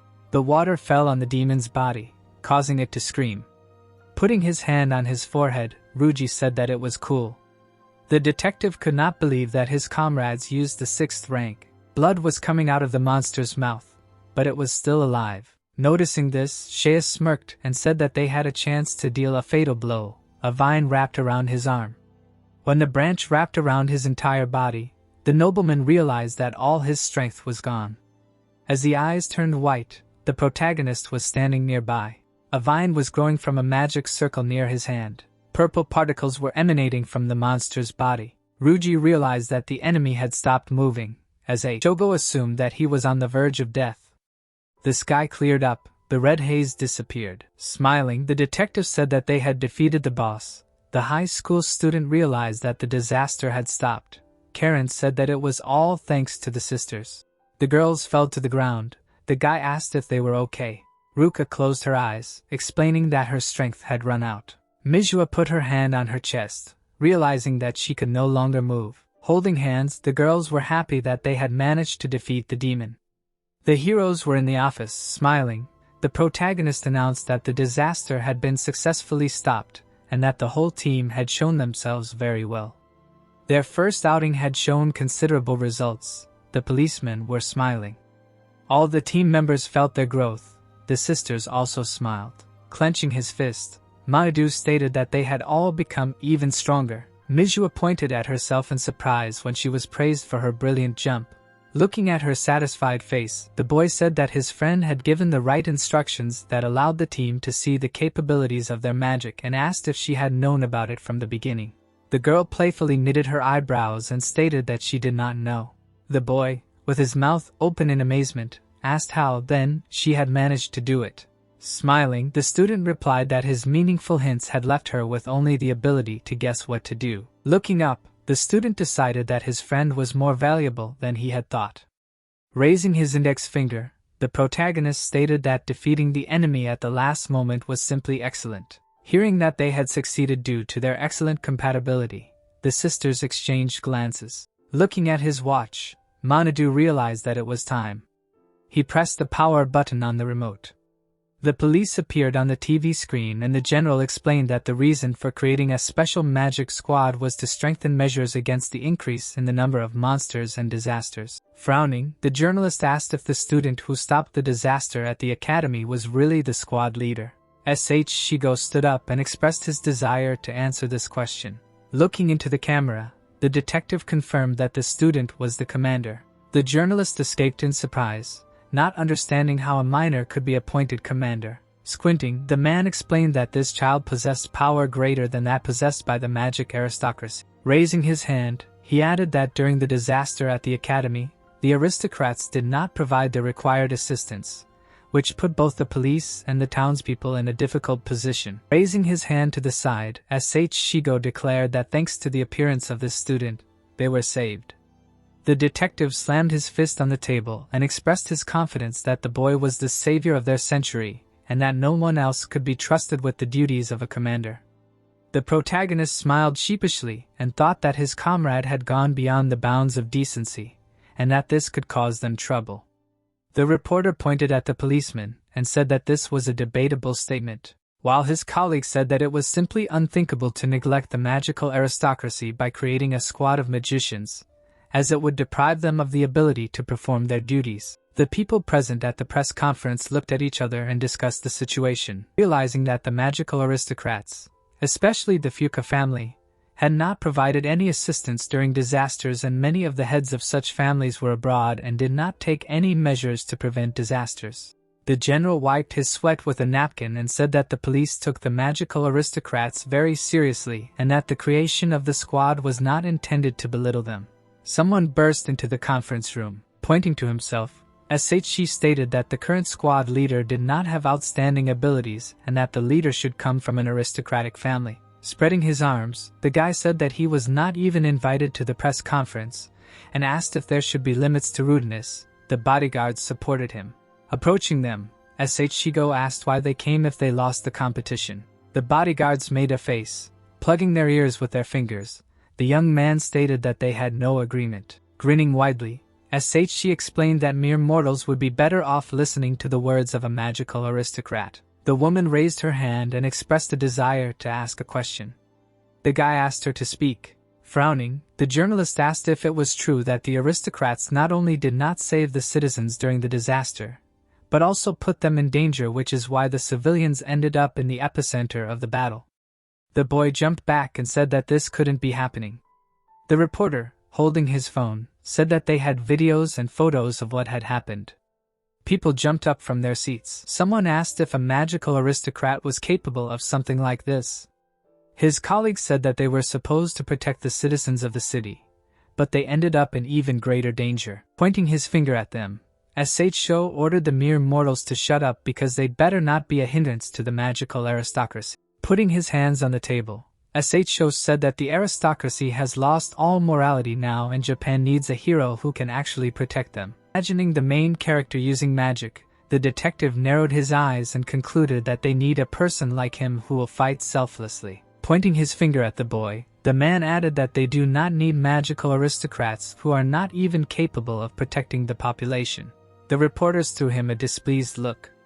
The general grabbed his head with his hands. SHO gritted his teeth in displeasure. Looking out of the conference room, the guy promised to remember this and make the policeman regret his words. Smiling nervously, Minato thought that his comrade was a good boy. Holding a tablet in her hands, Manhwa reported that a video from the day of the disaster had appeared online. Clicking on the preview of the video, she added that all the criticism was directed at the magical aristocrats, especially the Fuka family. Frowning, the guy thought that the internet was a scary thing since such information could spread so easily. Hearing his girlfriend scream, the young man jumped up to her and asked what happened. Looking back, the girls said that their faces were visible on the video. On the tablet was an image of the entire team. Putting his hand to his face, the student wondered how he could hide his identity now since he had attracted a lot of attention before. A week later, there was a sign in the hallway that said, Conference Room 3. Looking ahead in amazement, the protagonist asked what was going on here. A huge crowd had gathered in the room. Stretching the back of his head, Chigo said that for some reason it had become easier to deliver applications to the top management, so the number of candidates increased overnight, including thanks to the press conference and the internet. Seeing his comrade's displeased face, the detective folded his hands and apologized for losing his temper that day.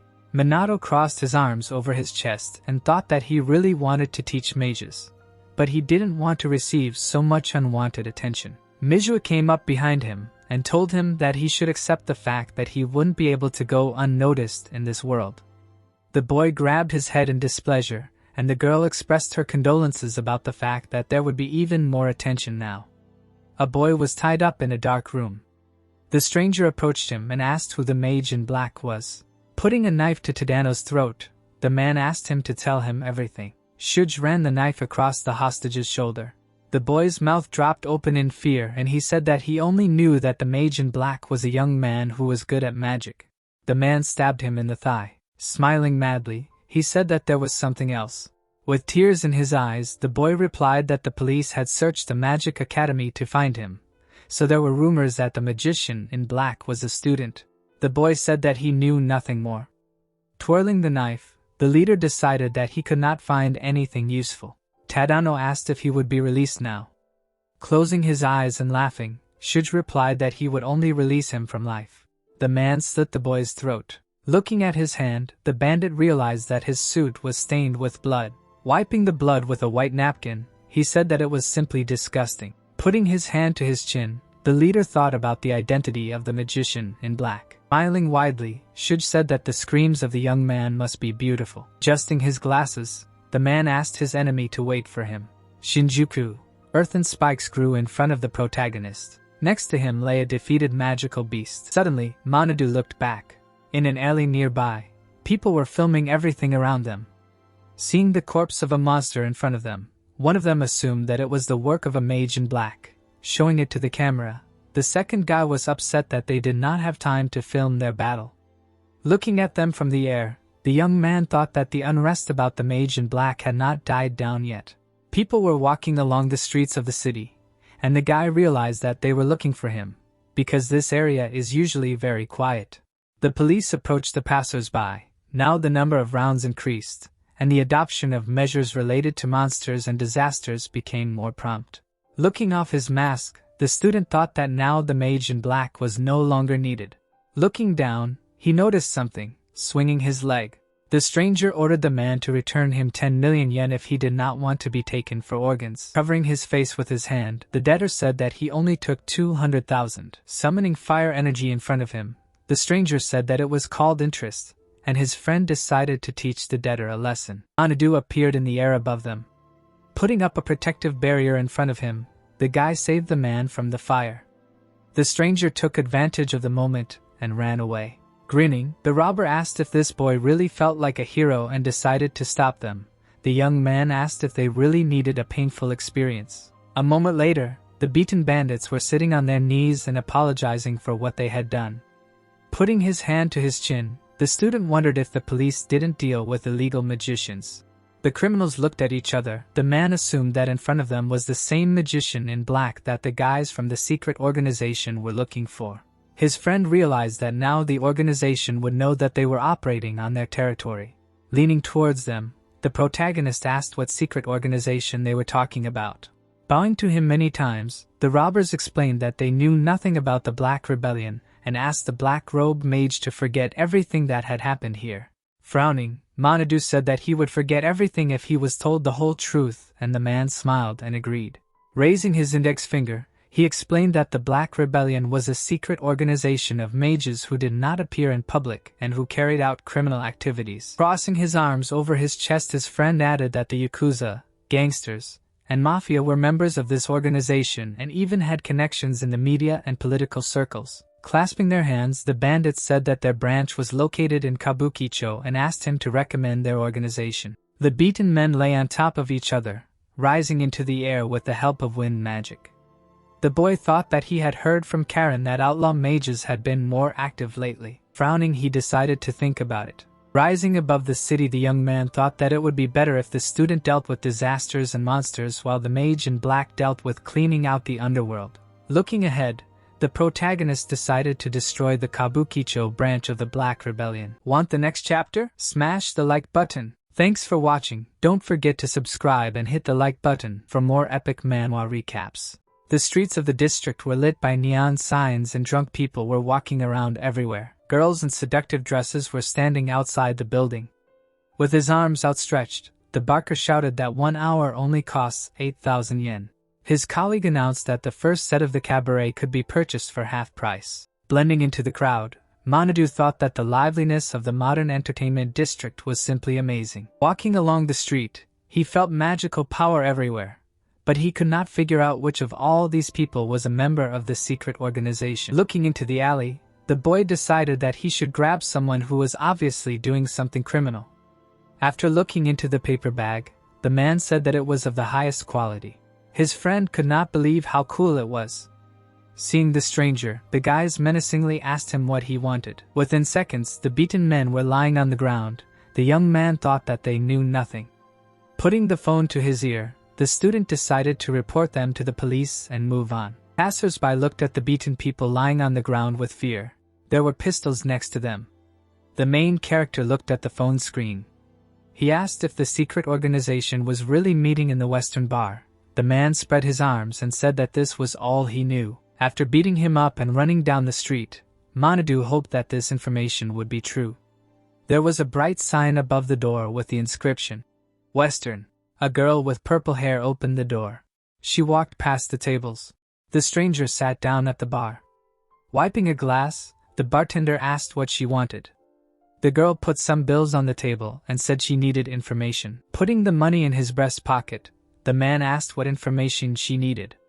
The stranger expressed a desire to know the location of the Black Rebellion hideout. Squinting, the bartender said that this was not the question she wanted to ask. The woman asked what they were talking about, her brows furrowed in tension. People surrounded her from all sides. The man said that she needed to ask about her future. Sticking out his tongue, the bandit said that they had been informed that someone was collecting information about them, and was surprised that this person was such a beautiful girl. Taking a fighting stance, the stranger realized that she had been misinformed. Summoning magic circles in front of them, the criminals decided to catch her alive. Jumping aside, the woman launched lightning in their direction. Seeing that she needed to escape, she rushed towards the exit. A wave of fire hit her in the back. The girl fell to the floor. The man grinned and said that he loved fighting ladies and his comrade wanted to take her. The stranger narrowed her eyes and mentally apologized to her brother. The criminal reached out to grab her head. Suddenly, the main character entered the bar. Looking up at him, the bandits asked who he was. The bartender looked at the guest in shock. Putting his hand on the bar, Manhwa asked if the members of the secret organization of magicians were here. Approaching him from behind and cracking his knuckles, the man said that the guest had no sense of understanding the situation. Grabbing him by the shoulder, the criminal said that children should stay home with their mother. The guy punched him in the face. The bandit's body flew back and destroyed the wall of the bar. Several of his teeth were knocked out. His eyes were white with pain. Everyone in the bar opened their mouths in shock. Frowning, the girl couldn't believe that a child could push the villain away so easily. But she couldn't sense any magical power and wondered who he was. According to the other criminals, the young man asked if he had been given false information since there was no one here except minor mages. Putting his hand in his pocket and frowning, the student asked if the Black Rebellion was made up of people who weren't ashamed to attack a girl. Squinting in fear, the man urged his comrades to kill the intruder since they couldn't lose to him. The bartender hid behind the counter as the battle began.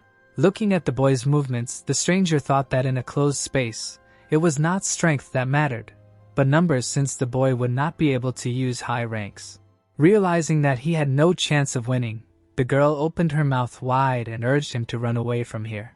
Waves of fiery energy were approaching the protagonist. He narrowed his eyes in displeasure. Making a dash forward, Manhwa dodged the enemy's attack. The guy found himself close to one of the criminals. At the same moment, the young man hit him with his fist. The men fell one after another from his precise blows. The student hit one of the opponents in the throat with his elbow. He managed to deal with the rest with his fists. The stranger opened her mouth in amazement. He looked up. Most of the criminals were lying on the floor. Raising her eyebrows, the girl realized that she had not managed to see anything due to the boy's high speed and wondered what kind of strange magic it was. Opening his mouth in fear, the man asked what was happening here and who this boy was.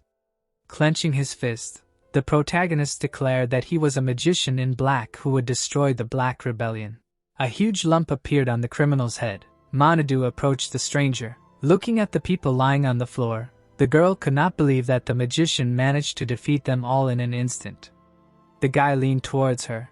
Looking into his purple eyes, the woman was surprised that he looked like a high school student. Putting his hand on his belt, the young man asked if everything was okay with her. The stranger answered in the affirmative. The heroes approached the bar counter. Looking behind it, the student asked the bartender to tell him about the organization. Closing his eyes, the man said that he would be killed if he said anything. The protagonist broke the bar counter in half. Looking at the stunned bartender, Manhwa repeated his question. Brightened, clutching his head, the man promised to tell everything and asked not to kill him. Osamu held Japan in his hands. The center of the Black Rebellion is in Tokyo. There are branches other than Kabukicho. The bartender threw up his hands and said that the head of the local branch was very dangerous, and that the leader of the organization was a mage who used the influence of the other side of the districts and secretly controlled the entire country. The guy asked where the branch was, waving his hand. The man said that he did not know because the organization only made ordinary people do dirty work and did not tell them anything. The man ran into the utility room. The young man realized that the attempt to find out the location of the branch was unsuccessful and that he had to start all over again. Heading for the exit, the student thought that he would have to hunt criminal mages again. Extending her hand to him, the stranger asked him to stop.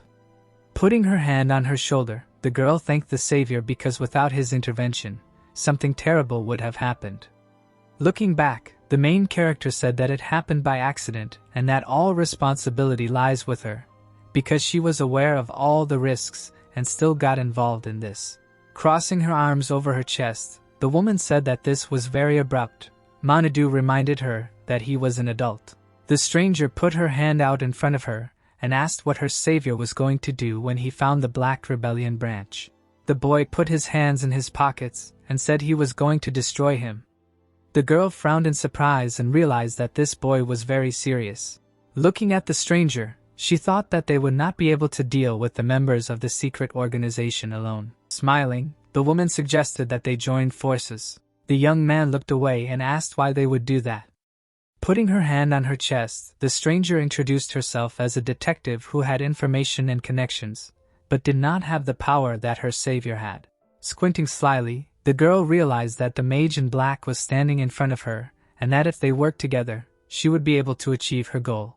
Looking at her, the student asked if she was really offering him information in exchange for his power, and the woman called it an ideal collaboration. Taking her hand to him, the stranger suggested that the mage in black create an alliance. The protagonist raised his eyebrows in surprise. Frowning, he considered whether he should trust this woman and decided that he could break contact with her if necessary. Shaking her hand, Manhwa agreed. Pointing to herself, the girl introduced herself. The boy introduced himself as a mage in black, placing her hand on her chin. Leona said that it would be difficult for her to address him that way and asked if he had a name. Looking away, the boy answered negatively. Facing her index finger, the woman said that she would call him Black. Crossing her arms over her chest, the student asked why these people attacked her. Placing her hand on her hip, the detective said that she was looking for a branch of the Black Rebellion, closing his eyes. The protagonist said that it was rash. The girl said that she did not want to hear such things from him. The boy added that he was able to protect himself and knew his weaknesses very well. Putting an arm around her shoulder, Leona said that she had no choice because no one else would oppose this group. People were walking the streets of Kabukicho, where illegal magicians had been operating lately, and the police were unable to keep track of their activities due to the increasing number of accidents. Remembering how Karen had frowned and told him about it, Manhwa thought that he had heard this information before. The woman began to shake. Throwing a stern look at her, the guy realized that there were other circumstances. The detective pursed her lips tensely, frowning menacingly. She told him that her younger brother had suffered from an attack by illegal magicians. They stood in front of photographs of their dead parents. At that moment the girl took care of her brother. Leona sat in the office and worked very hard so that they had a livelihood. When leaving for work, the woman waved to the boy. It was very hard for him, but he never complained. One day, robbers broke into their home. The child hid behind the sofa, becoming an accidental witness to the crime. Noticing him, the criminal summoned a magic circle in his hand. A wave of fire hit the boy in the back. Leona frowned angrily. The young man asked if everything was okay with her brother. The woman said that he did not have serious injuries, but he still did not regain consciousness. Looking down, the student realized that even healing magic was powerless here. Clenching her fists, the detective added that, according to the doctor, it was unknown when the child would wake up and he was only 9 years old. Looking up, she said that the criminals, who turned out to be subordinates of the Black Rebellion, were arrested, but she was not satisfied with this. The protagonist asked if she really wanted revenge. Raising her hand, the girl said that she wanted to establish order so that no one else would have to go through something like this. The young man closed his eyes. Leona said that she did not have enough strength, but together with him, she would be able to defeat the gang. Looking up, Manhwa decided that his new ally was not lying, since she told him a story from her life.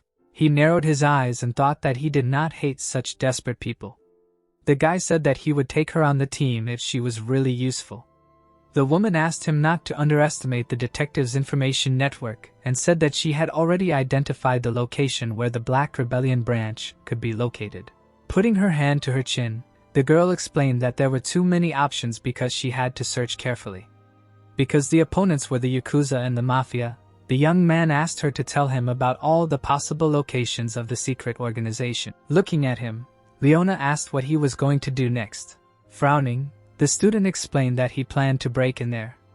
Raising her hand, the woman called this plan absurd because it was the same as going to certain death. Hiding his hands in his pockets, the protagonist proudly declared that he would not die. Looking down, the detective said that she would go there too. Manhwa warned that there was a possibility that she would die and asked what would happen to her brother then. Hiding her hands behind her back, the girl answered that the child would be able to receive the insurance money in the event of her death. Remembering the many people who had died, the guy looked away. With a stern frown, he said that money was not as valuable as family and asked his ally to never say that she was okay with the death option.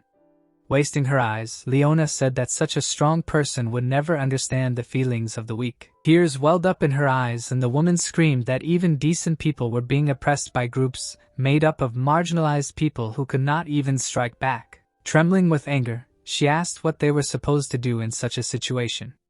The detective closed her eyes. The young man looked at her silently.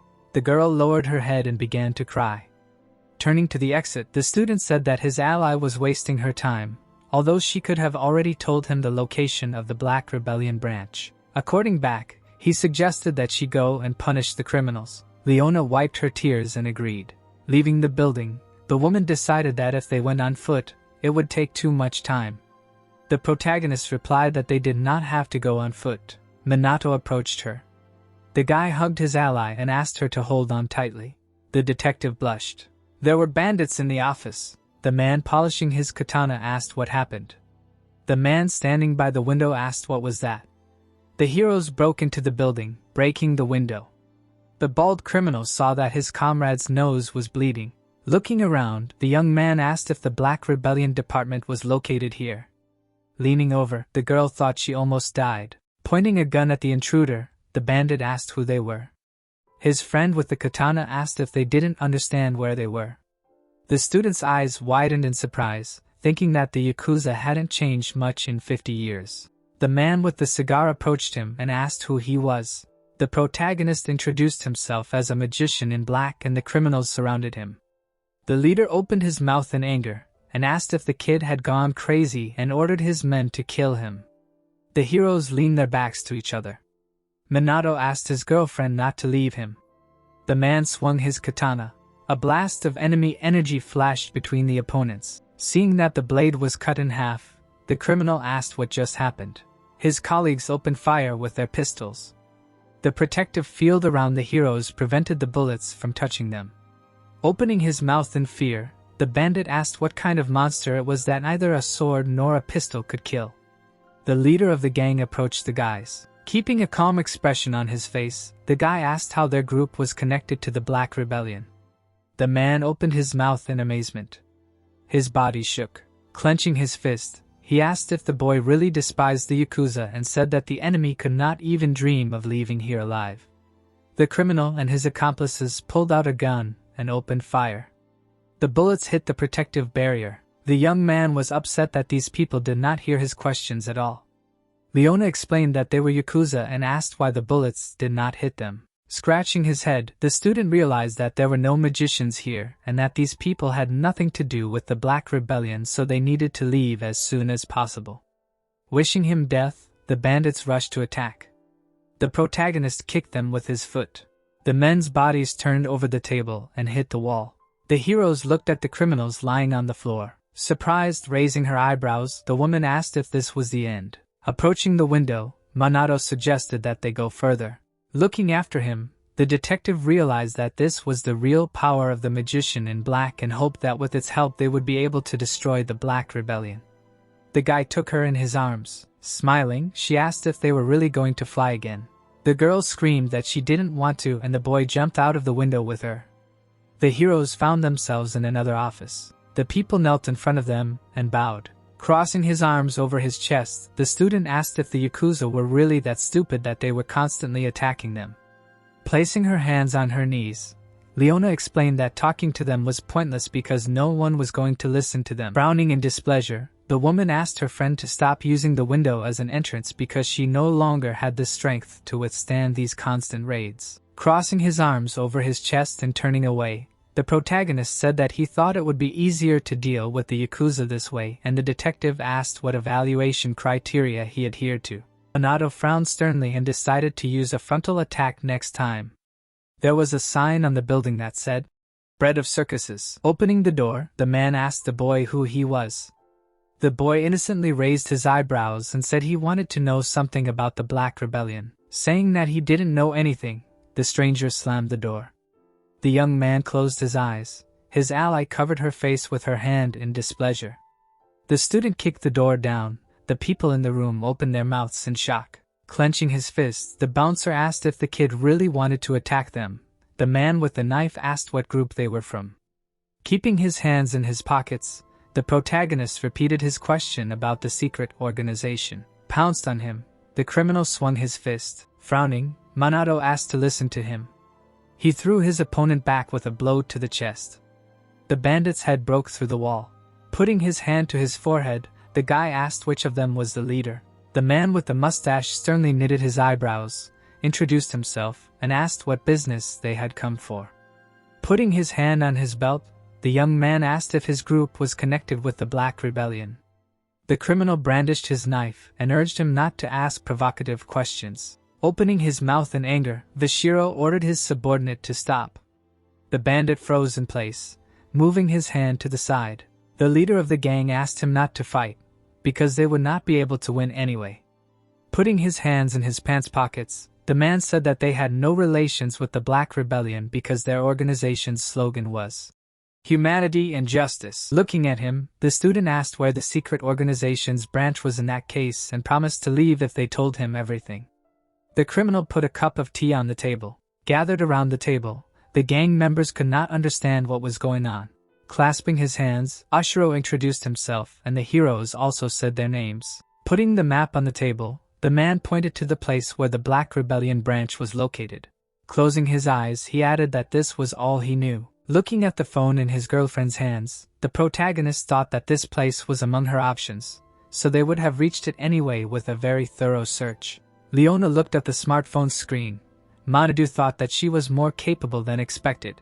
The guy asked to fill him in on the situation. Looking up at him, the gang leader said that their groups specialize in different things and that his group does not stoop to picking fights with decent citizens. Putting his hands in his pockets, the young man said that they are also decent. Closing his eyes, the criminal said that the people who broke into the Yakuza office can hardly be called decent. Crossing his arms over his chest, Ashiro explained that they also have principles and that there is no need to compare his group with the Black Rebellion. Looking away, the student was surprised that at this time such individuals exist even among the Yakuza. Looking up from the table, the protagonist said that they had heard what they wanted and that it was time for them to leave. Looking after them, the man warned that the Black Rebellion had connections with the most influential people in the country.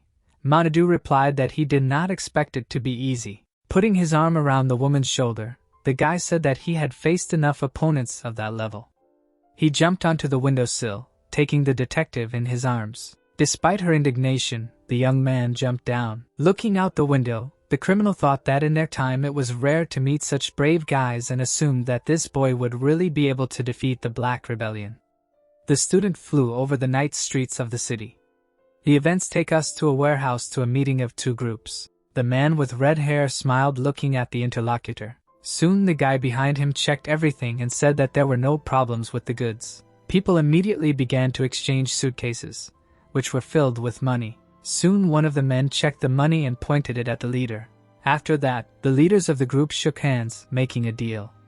The man in the suit smiled, saying that Japan was truly amazing, because nowhere were they so friendly to criminals as here.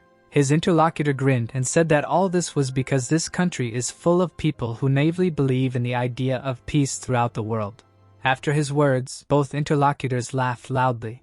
Suddenly the protagonist flew into them through the window and scared them by landing in front of them. Some of the people immediately formed magic circles and directed them at the protagonist. Manhwa, without expressing any emotions, said that he finally found them, after which he straightened up. Putting Leon on his feet, the protagonist began to count the number of magicians in the room. Looking closely, he realized that everyone in the CW group used magic. While the second group was more of a mafia, Leona immediately hid behind the container and began to secretly film everything on her phone. One of the men angrily shouted, asking Manhwa about his identity. The guy sighed and said that all villains always say the same phrases. Looking at the guys with disdain, he introduced himself and said that he came to destroy them. The heads of the two groups were slightly puzzled when they heard his words, after which they all began to laugh together. The heads of the groups laughing said that the boy just decided to play the hero, but suddenly a stream of flames swept between them and created an explosion behind, throwing back all the mafia. The protagonist, standing with his hand outstretched, said that he could defeat them all. The men, hearing him, became very angry, after which, in an instant, the people behind formed spells and began to attack Manhwa. He simply released his mana and defended himself from all attacks. Inspecting the warehouse, the protagonist thought that he could not use magic higher than the second rank, otherwise the entire warehouse would be destroyed. Noticing the ineffectiveness of their attacks, the people cried out in surprise and began to talk about it to each other. The head of the mafia immediately asked his partner why the guy was still intact. The protagonist was slightly despondent, because he did not even use magic and the enemies were already in shock. Suddenly, the mafia reminded him of the thing he personally brought, and was happy. After that, the heads of the groups grinned again, telling Manhwa to enjoy his superiority while he could. The protagonist glanced back and saw a grenade in the hand of one of the people. He immediately turned around, ordering Leon to leave the room. The girl instantly ran away. At that moment, one of the guys threw a grenade, but Manhwa did not let it explode, stopping it above the ground. But surprisingly, it still exploded, releasing gas. The leaders of the groups began to rejoice, saying that no one could withstand the poisonous gas. When he threw the gas in front of them, the men hoped that the guy had already died. Then they went forward, intending to see the expression on Manhwa's face when he died. But when they approached, they were very surprised. The guy was still standing on his feet, and he stood right in front of them, shocking them. The men immediately retreated, not understanding how this was possible. Raising his hand, Manhwa said that although a magic shield could not protect against the gas, it was enough to use wind magic to circulate air. Then he frowned, saying that an outstanding magician could not be defeated with this. The criminals retreated from fear. Then one of them took off his gas mask, ordering his subordinate to call for help. But Manhwa began to approach, greatly frightening the men. The protagonist involuntarily remembered the people he had defeated, how they lay unconscious in the room, after which he told everyone how he had already defeated them all. Then the protagonist put his hands in his pockets, saying that this place was the last. The leaders of the groups were very scared and terrified. After some time, the bodies of the defeated criminals lay on the floor. Clapping his hands, Manhwa decided to call Leon. Suddenly, he turned around, feeling the enemy approaching. The man took Leon hostage and praised the protagonist. Bringing the knife to the girl's throat, the criminal offered Manhwa a deal. Shuji smiled slyly, looking at his enemy. Looking at Shuji, Manhwa realized that the distance was too great, and using combined magic he could not make it in time. Concentrating mana in his hand, the protagonist thought about ways to defeat the enemy. Shuji frowned, advising not to do anything stupid, because he could accidentally kill the girl. Manhwa looked at the guy and was surprised to realize that he saw mana. Closely studying the enemy's aura, the protagonist noted that its amount was estimated at 40,000 points, and this was the level of a high-class mage. Besides, he could restrain himself. Leon became slightly sad and began to apologize to the protagonist. Frowning, Manhwa told the girl not to think about it, because he guaranteed that he would save her. Angered, Shuji shouted, asking the protagonist if he intentionally ignored him. After that, he slightly raised the knife, saying that if he did not take him into account, someone would certainly die. Manhwa, standing still, said that he understood everything and would not do anything unnecessary anymore. Shuji smiled again after hearing his words. Then he looked at the protagonist and introduced himself. Manhwa looked at the guy and listened attentively as he said that his boss ordered him to find out the identity of the mage in black, and he would be pleased if the guy joined the organization. Otherwise he would die. Leona frowned when Shuji said that he tortured people associated with Manhwa and finally got the information. The guy suddenly stopped smiling. Then he screamed sharply, telling Manhwa that he was a fool threatening to destroy the unit. At that moment, the guy's blade slightly cut Leon's neck, but the protagonist remained calm. Having calmed down, Shuji apologized for his hot temper. Then, removing the knife from the girl's neck, he said that he so carelessly lost control of himself because the death of the hostage would deprive their conversation of any meaning.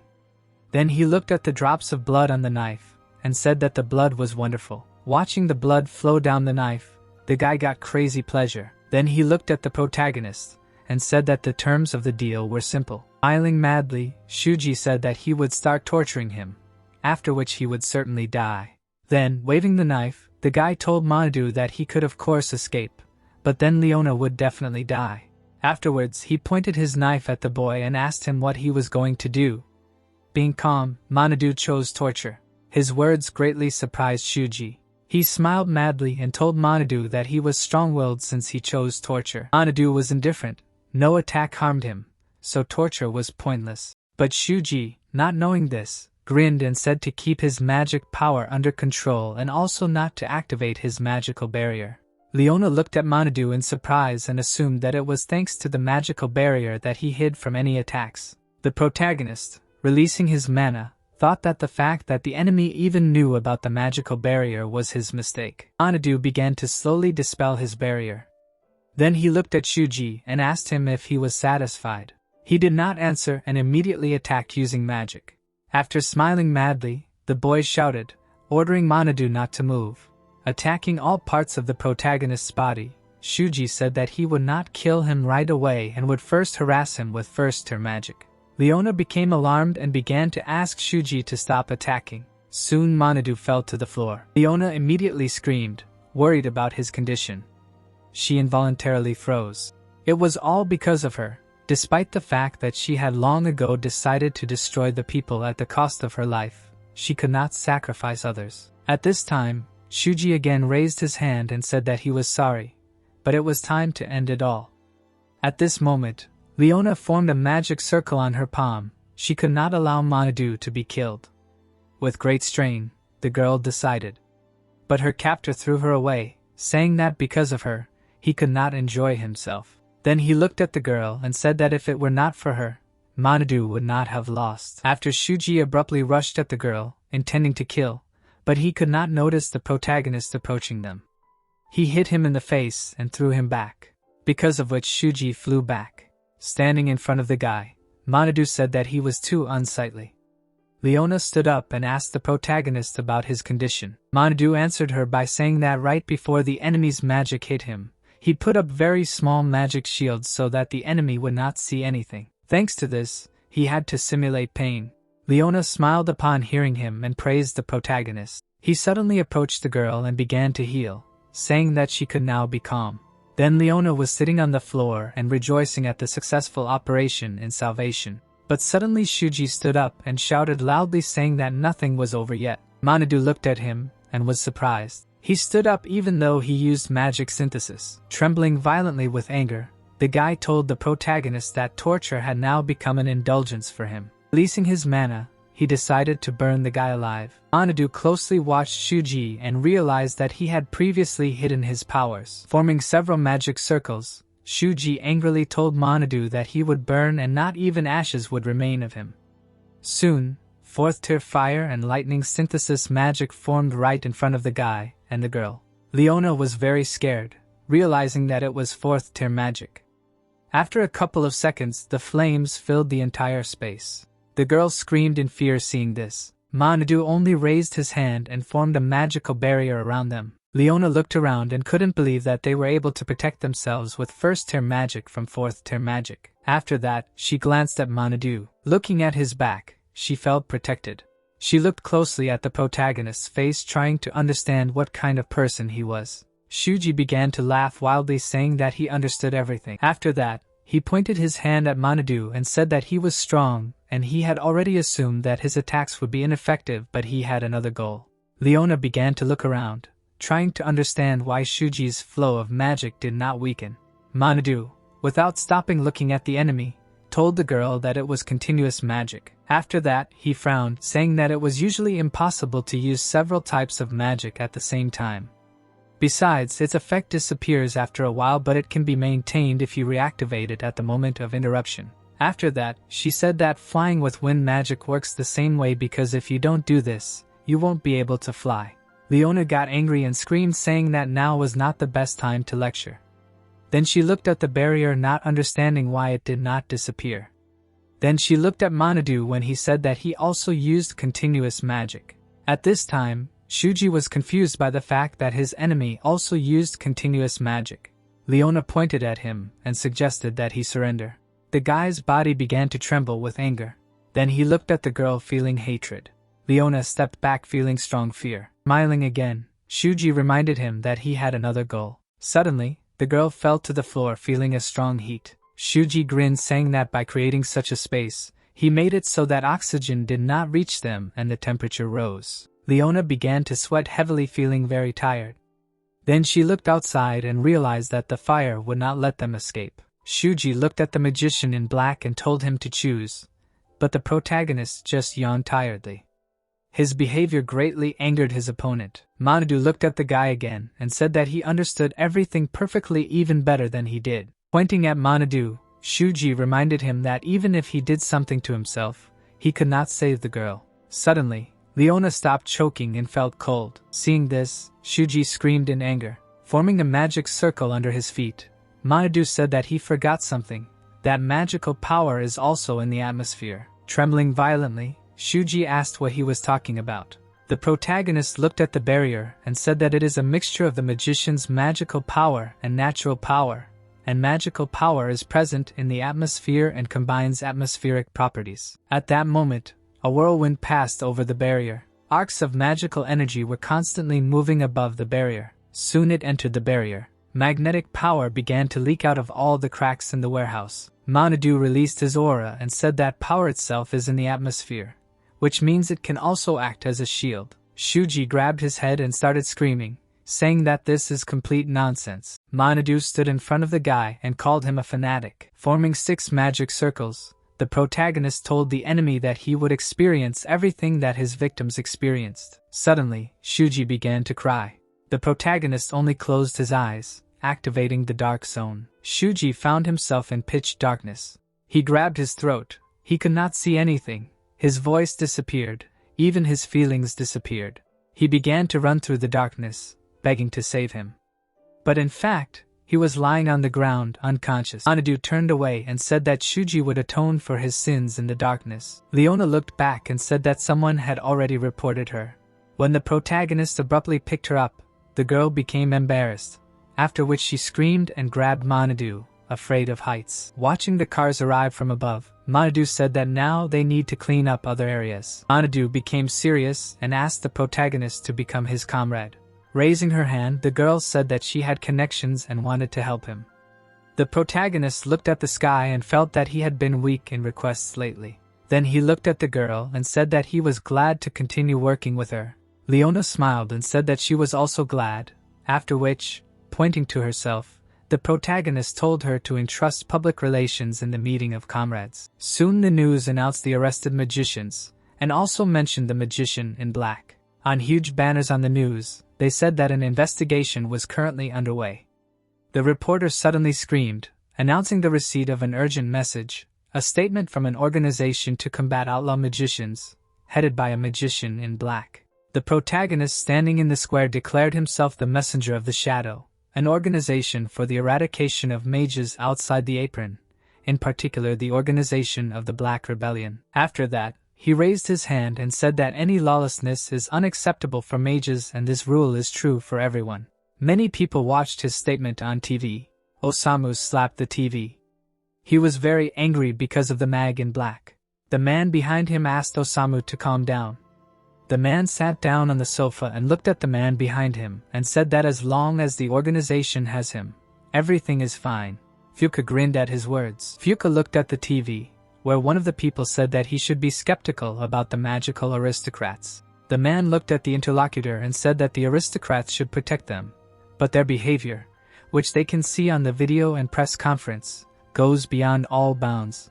Fuka watched everything with boredom. The man smiled, saying that the special magic squad was working conscientiously, which is why there was no need for a magic aristocracy. At that moment, the butler brought him tea. Suddenly, Fuka destroyed the TV with magic. Then he ordered the butler to bring him more. Fuka was very angry. He saw how ordinary people began to make enemies of the magic aristocrats. The events take us to New York.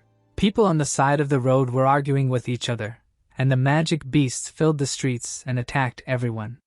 The police arrived on this street and immediately began to clean up. They immediately began to attack the beasts with magic. One of the men asked if the special magic squad had arrived yet because their strength was already running out. When the beasts began to use magic, the police began to swear. Suddenly an explosion occurred near them. A demon came out of the portal. Seeing him, the police realized that they would die. Suddenly the demon formed 5 magic circles. Then he used 5th rank magic and formed a flaming column. All the people covered their heads with their hands because of the heat. Suddenly someone used 5th rank water magic and created a wall of water in front of the people. The police were very surprised, trying to understand what happened. Suddenly a message came into their headphones. There was a magician on the roof who was a disaster specialist. The police were ordered to coordinate and normalize the situation. The man who arrived turned out to be Tasharu, who was a magician from the Japanese aristocracy. He jumped down sharply and created 6 magic circles. He attacked the demon.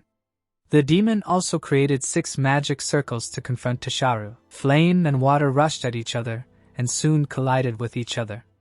Their collision created a huge amount of steam, but the water still managed to hit the demon. Soon Tasharu landed on the water surface. His performance greatly shocked the police. They began to rejoice greatly after the magician's victory and surrounded the serious man. Soon Tasharu arrived in America again. He was met by the minister. Many paparazzi were continuously taking pictures of them.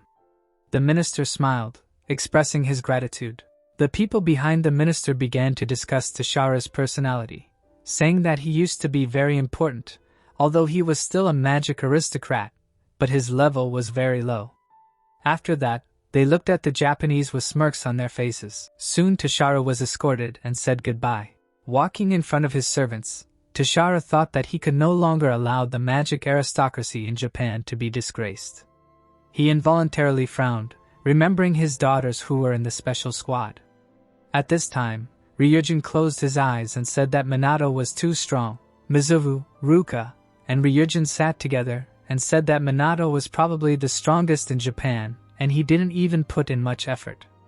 Shigo smiled and suggested that they all confront the protagonist. The 3 were happy and agreed, believing that even Minato wouldn't be able to withstand such a number. Suddenly, the protagonist appeared next to them and suggested that they test it. The 3 immediately jumped up and stepped back, saying that they were just reasoning. Ryujin, Mizuha, and Ruka got angry when the protagonist asked them if he was that scary for them. Minato stood up in front of the entire group and said that the break was over and the squad's next task was to confront him alone. His friends immediately confidently said that they would do just that and defeat him. The sisters immediately formed a pair of magic while Chegi, Karen, and Ryujin rushed forward. Minato only formed a magical barrier around himself. Mizuha smiled, saying that he could not hide behind such a barrier. Minato only raised his hand and formed a high magical barrier of the 4th rank. Seeing this, his opponents felt unsure of themselves. But even so, they did not stop attacking together. All attacks hit the barrier but could not break it. Seeing this, the whole group was very surprised. While Minato was calm, after the battle, the group was outraged by Minato's abilities. He only smiled creepily, saying that now it was his turn to attack. Minato was very scared seeing his expression. Standing in the middle of the beaten people, the protagonist announced the end of training. The sisters abruptly stood up when they heard the phone ring. They took the phones and felt uncomfortable. Looking at Minato, they told him that their father was returning. The events take us to the Manhwa family home. The sisters were slightly nervous sitting in front of their father. He was calm, sitting with his eyes closed. Then, opening his eyes, he said that he heard how they joined the magic squad. The sisters looked at each other without denying it. Koshiro, without getting angry, asked them to tell him about it.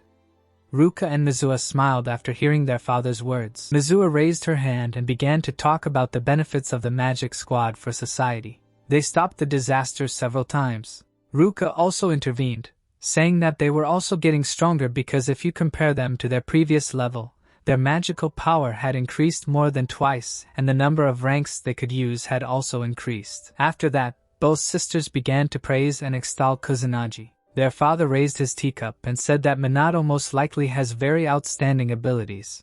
But then Toshiro looked at his reflection after hearing how his daughters began to compare the guy to him. Feeling angry, he began to drink tea. Afterwards, he put the palau back, and looking at his daughters, he told them to leave the magic squad. Manhwa and Ruka were very surprised by their father's words. He, being calm, reminded them that the reputation of the magic aristocracy was undermined, and this was having a negative impact on Japan as a whole. The sisters looked at their father and listened as he said that the magic aristocracy was a kind of support for Japan. There was no need for a special squad, but it also had a negative impact on the state. Afterwards, Toshiro frowned and said that Minato was one of the most dangerous people and that contact with him was prohibited in the future. Manhwa and Ruka jumped up, trying to object to their father. Toshiro stood up, saying that they had better do as he said. Manhwa bowed her head. She always did what their father said, but now she straightened up abruptly and objected to their father. The father watched as his daughters began to oppose him.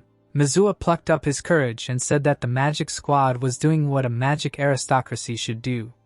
Toshiro just frowned and said that if that happened, they would be banished from the house and would never be able to present themselves as a magic aristocracy again. Manhwa turned around abruptly and started to leave. She smiled and told her father that from now on she would not act as a magic aristocracy, but as just Manhwa. Charu and Ruka watched her leave.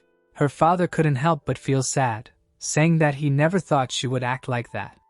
But Ruka suddenly walked to the door and said that she and her sister had changed. Ruka didn't object to being banished as she left. Afterwards, she bowed to her father and expressed her gratitude. Toshiro was slightly upset as he watched his daughters leave. His daughters couldn't understand the meaning of a magic aristocracy. His sad look expressed a lot after his daughters left. While leaving with their things, Manhwa and Ruka said that their father had gone too far this time because they were the ones to decide what to do with their lives. Manhwa looked at her sister and asked if she was sure of her decision. Ruka just smiled, saying that she couldn't leave her alone. Manhwa smiled when she heard her. Afterwards, she hugged her sister. Soon, they arrived at a local hotel together. Manhwa tried to somehow settle in at the hotel, but the worker objected to them. Looking sadly at her ice drink, the girls said that they had nowhere to go. Sitting in the cafe, Ruka said that their minors would not be accepted anywhere. Ruka smiled involuntarily. Looking at her sister, she could lie to stay at the hotel, but Manhwa couldn't do it. While drinking their drinks, the sisters tried to figure out where they could go. Suddenly, some guys approached them and began to praise their beauty and offered to have fun. When they sat down next to them, the girls began to object. Ruka got very angry and ordered not to approach her sister. The two boys were scared when they saw this. After they left, Ruka asked Manhwa what happened to her. She just smiled and said that nothing happened. After that, she grabbed her sister's hand and dragged her to have fun. They put their bags in one of the rooms and started trying on dresses. Soon, they went to the toy department and even sang karaoke. Walking down the street, the sisters said that they had fun. Manhwa suddenly came forward and smiling sweetly, she told her sister that she was glad that she had her. Ruka also smiled when she heard this. When they were thinking about where to stay for the night, Manhwa's phone suddenly rang. Nanadu asked her to explain how to use the phone via a message. The two sisters were a little embarrassed and thought of where they could spend the night. Soon they arrived at Nanado's house and he opened the door for them, asking why they had come to visit him so suddenly. The girls asked to stay with him, embarrassed. Kusunaji sat on the bed in front of the girls. Angrily, he asked them if they thought their actions were reckless. The girls bowed their heads and admitted that the guy was right. The protagonist, watching them, realized that the girls had become more open. Mizui and Ruka, very worried, asked to stay with him again. Nanadu frowned slightly and thought that even though they were girls, he did not feel any romantic feelings. The protagonist, closing his eyes, agreed to their request. The girls immediately rejoiced. Nanadu turned to the girls and said that there was little space in his apartment, but Mizui and Ruka did not object to this. After that, the protagonist smiled and said that they were a real hassle. Hearing his words, the girls became very embarrassed. Mizui, worried, felt unusual. Everything felt strange to her, because now they would live together. When Mizui closed her eyes, her heart was beating fast, and she was trying to understand what was happening to her. Nanadu greatly confused the girls by asking if they would take a shower. Then, puzzled, he asked if they wanted to. Soon one of the sisters entered the shower stall. Mizui was the first to take a shower. Sitting with Ruka, the protagonist said that it was quite brave to leave home. Ruka involuntarily became sad remembering his father, strict, never allowing willfulness. Rubbing his neck, Nanadu said that Tosharu did not have the best opinion of their squad. When Mizui came out of the shower, smiling at her sister, she said that now it was her turn. Soon the girl was already in the shower. She was taking a shower with satisfaction. Sitting opposite Nanadu, Mizui said that it was so nice after the shower. Nanadu, looking at her, said that this was the first time someone came to him. Slightly embarrassed, the girl thanked the guy because without her, they would have been abandoned to their fate. The protagonist closed his eyes and said that he did not do anything special. Suddenly, Nanadu was surprised to see the girl's satisfied face. Mizui glanced at Nanadu and said that she just thought that he always said that. Nanadu only smiled, reminding him that he was the one who formed a special magic squad and would not abandon the squad members. His words again greatly embarrassed Mizui. She again began to be very nervous. Her heart was beating hard. Soon Ruka entered them. Having changed, the girl said that it was all over. Nanadu passed by her and said that he would also go to the shower. Arriving, Ruka noticed the strange state of his sister and only closed her eyes. Looking at the table, S.H. Shigo said that the training schedule would look something like this. When S.H. Shigo began to get up, Nanadu told him that he had a message for him. Nanadu extended 3 fingers and said that Mizui and Ruka would now live with him. Shigo was very surprised to hear him. Afterwards, the inspector turned away, trying to understand why the protagonist had said this so calmly, but he nevertheless decided to reason with the guy. Afterwards, he glanced at Nanadu and reminded him that polygamy was not allowed in Japan. Looking down the corridor, the protagonist thought that it was cramped for 3 people to live together. Looking out the window, he noticed Karen training. She sighed from fatigue. Approaching her, the protagonist smiled and greeted her. The girl saw him and smiled, saying that she was lagging behind everyone else, so she started training. When Karen began to scold him for addressing her too formally, Nanadu said that he would not do that in the future. The girl smiled upon hearing him. The protagonist sighed and asked her to attack him. Stepping aside, Nanadu said that he would give a recommendation. When Karen began to use offensive magic, Nanadu smiled, saying that she had become much better. But suddenly Karen became upset, saying that she was bad compared to others. The protagonist looked at her and said that she was doing her best. The girl put her hands behind her back and said that she was even hired only because of her specific magic, so she understands that she cannot become as skilled. Looking at the ground, the girl admitted that she was the weakest in the squad. Suddenly, the girl became worried, saying that she did not want to put her in an awkward position. Nanadu, being calm, asked her why she chose the police. Karen bowed her head, saying that it was all because her grandmother was a healer. She saved many during disasters and she wanted to become like her, so she joined the police. Turning away, the girl asked that her reason was so simple that it amazed him. After that, the girl looked into the distance and said that she could not achieve such success as the others. Nanadu just smiled, asking if it was true. Approaching her, the protagonist said that she could heal people and she learned to use attack magic. That was enough. Standing behind the girl, he said that at least she was trying her best and giving it her all. Putting his hand on Karen's shoulder, Nanadu said that she had always done well. Karen cried upon hearing his words. Soon they were sitting together on the steps. Karen, slightly embarrassed, thanked the guy for his help. Looking at the guy, the girl mentally said that he was her hero. Soon it was night. Having changed clothes, Nanadu asked the interlocutor why she had suddenly invited him to meet. Leona only grinned, looking at the guy. Then, stretching out her finger, she said that she had received information that he would definitely like to know. Nanadu frowned slightly upon hearing her words. Straightening up slightly, the guy asked her to tell him everything.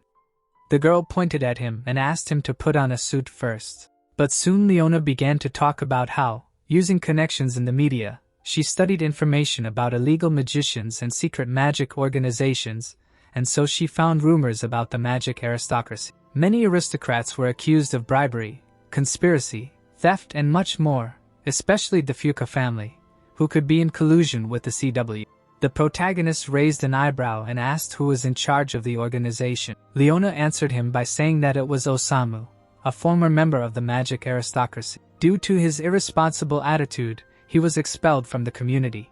This was even discussed on the news, after Leona covered her eyes, saying that such a connection with the aristocracy worries everyone. Then she looked away, saying that it was not possible to find out much, most likely due to blackmail. After passing by Leon, Manadu asked her to send him all the information by phone. Picking up the phone, the protagonist said that he was going to eradicate the bad guys. After saying this, he took off using magic.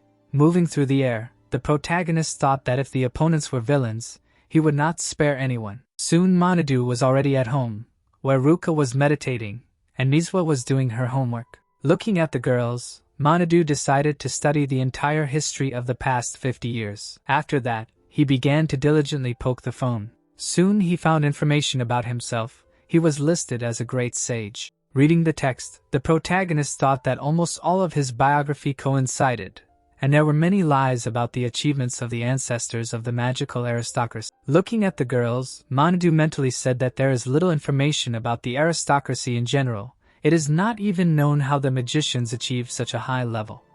Thinking, the protagonist assumed that someone was deliberately weakening the magicians. Looking at the girls again, the protagonist assumed that their father knew something. Staring at the ceiling, Manadu tried to understand what causes magical beasts, and why they appear in the first place. Mizwa turned her attention to the tired protagonist. The next day, Manadu confronted all 5 magicians in the group. Suddenly, they were informed of a disaster, and each member needed to rush to the scene. Using magic, the group rushed forward. Soon Manadu arrived at the scene. SHG, who had dealt with the monster, smirked saying that they were too late. Pointing at Manadu, SHG said that the magic squad was good for nothing. Then, mockingly, he said that none of the villagers were hurt. After the heat, accompanied by his subordinates, began to leave, telling Manadu to be more careful. Mizwa, confused, asked what just happened. The next time a disaster occurred, SHG again arrived at the scene first, mocking the magic squad. Mizwa and Rujin began to get angry because of him. Once again, the guy was leaving and saying that the magic squad was no good. Mizwa shouted, asking her comrades if it was strange since it was the 5th time. SHG looked around and assumed that someone was interfering with the squad's functioning. Manadu thought he could recognize the signs of a disaster if it occurred nearby, but there were problems with a longer distance. Mizwa was shouting and getting angry in displeasure, while Karen noticed that the number of Fuka fans on the internet had increased. Karen also told Manadu that Fuka had gathered the journalists. Speaking at a press conference, the man gathered the reporters. Jean frowned and thanked everyone for gathering here. He closed his eyes and said that he would like to point out the behavior and actions of his son, for whom he had received many reprimands from those around him. The reporters began shouting, saying that such behavior was unacceptable. Suddenly, Jean bowed down, asking for forgiveness. Everyone was very surprised to see the aristocrat bow his head. Jean, without straightening up, said that now his son is trying to change and even helps fight disasters. Reporters and employees began to discuss recent events, but they could not see Jin's wide grin at that moment. He straightened up and said that due to unexpected trips abroad and other problems, they could not cope with the situation, but now there will be countermeasures. The members of the magic squad were angry seeing Fuka's speech. Many on the internet began to justify SHG's actions. Mizwa frowned, saying that their efforts were now worthless to them. Manadu patted the girl on the head and asked her to calm down. Then he smiled and asked her not to worry. Shigo, standing in front of the general, was perplexed. He frowned and said that he questioned the usefulness of the squad. Then he lowered his hands and said that people continue to complain about them, and he has no desire to oppose the aristocracy. Shigo slightly tensed up after hearing his words. When Shigo wanted to object, the general shouted, saying that the responsibility for organizing the squad and the feud with the magic aristocracy was now entirely his. When Shigo reported late notifications of disasters, the general asked him not to shift the blame to others. Then he pointed at the guy and ordered him to improve relations with the magic aristocracy. At this time, Jean grinned, saying that victory would be his. Then he raised his hand, saying that it was worth him playing a little in public, as everyone immediately believed him. Sharply jumping up, Jean said that now the magic squad will come to an end. After saying this, he began to laugh wildly. At this time, Shigo sadly left the office. The protagonist looked into the distance, feeling something. Sitting on the roof, Manhwa expressed her dissatisfaction. Ruka and Ryujin frowned and said that it was all because recently the elimination of disasters was entrusted to the Fuku family. Minato, eating his hot dog, said that the aristocrats have their own connections and the police and their squad is not a hindrance for them. Manhwa raised her hands, asking how they were bothering them. Minato looked away, thinking that among the aristocrats there are those who have dealings with the Black Sea Fleet, and their influence will be disadvantageous for them. The girl stood in front of the protagonist and said that since the aristocrats do not want to hear condemnation addressed to them, let them work together with them. Suddenly, the sisters thought about it, assuming that their father also did something. Ryujin and Minato stood up abruptly, saying that it was useless to talk and that it was better to start acting. Looking at the sisters, the protagonist told them that they didn't have to go. Frowning, Ruka said that they were going. When they arrived at the mansion, the servants asked them to leave. The sisters objected, saying that they just came to talk.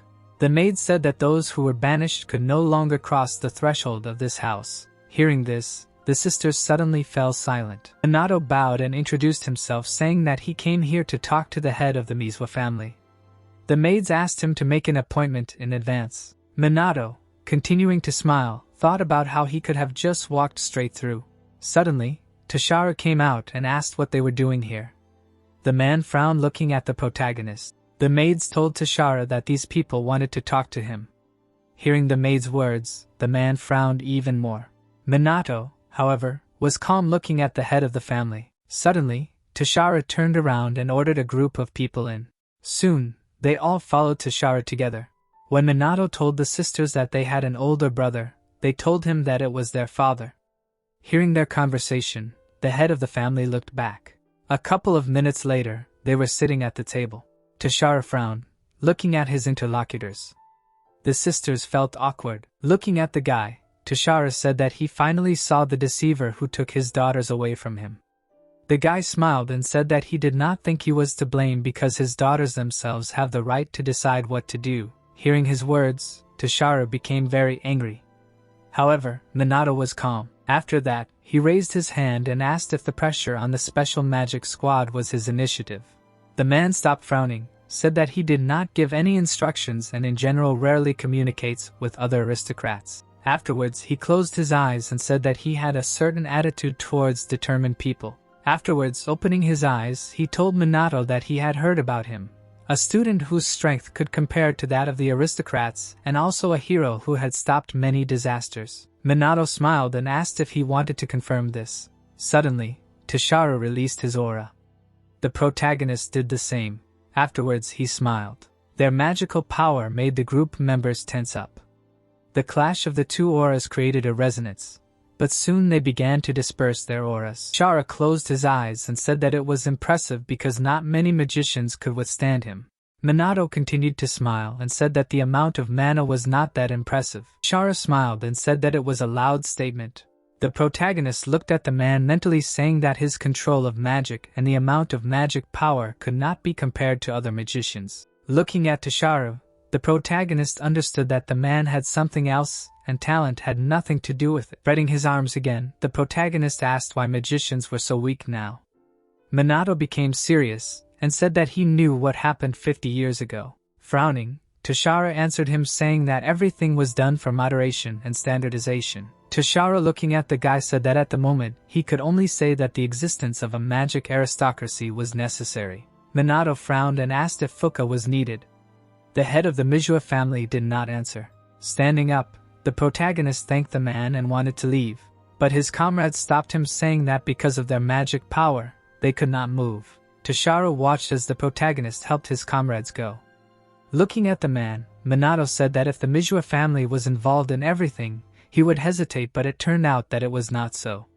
Then he smiled at the head of the family, and said that Ruka and Manhwa were his friends. Toshiro looked after him and asked why he said that. The events take us to the territory of the Magic Squad. Chigo smiled, saying that now they could give it their all. Minato, looking at the phone, said that now he also had everything ready.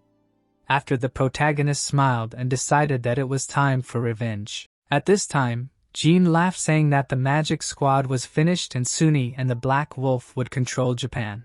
His son was also happy because all the money and fame would now belong to their family. Suddenly, a crowd of people ran down the corridor and broke into the office of the head of the Fuka family. The head of the family and his son were alarmed to see the police.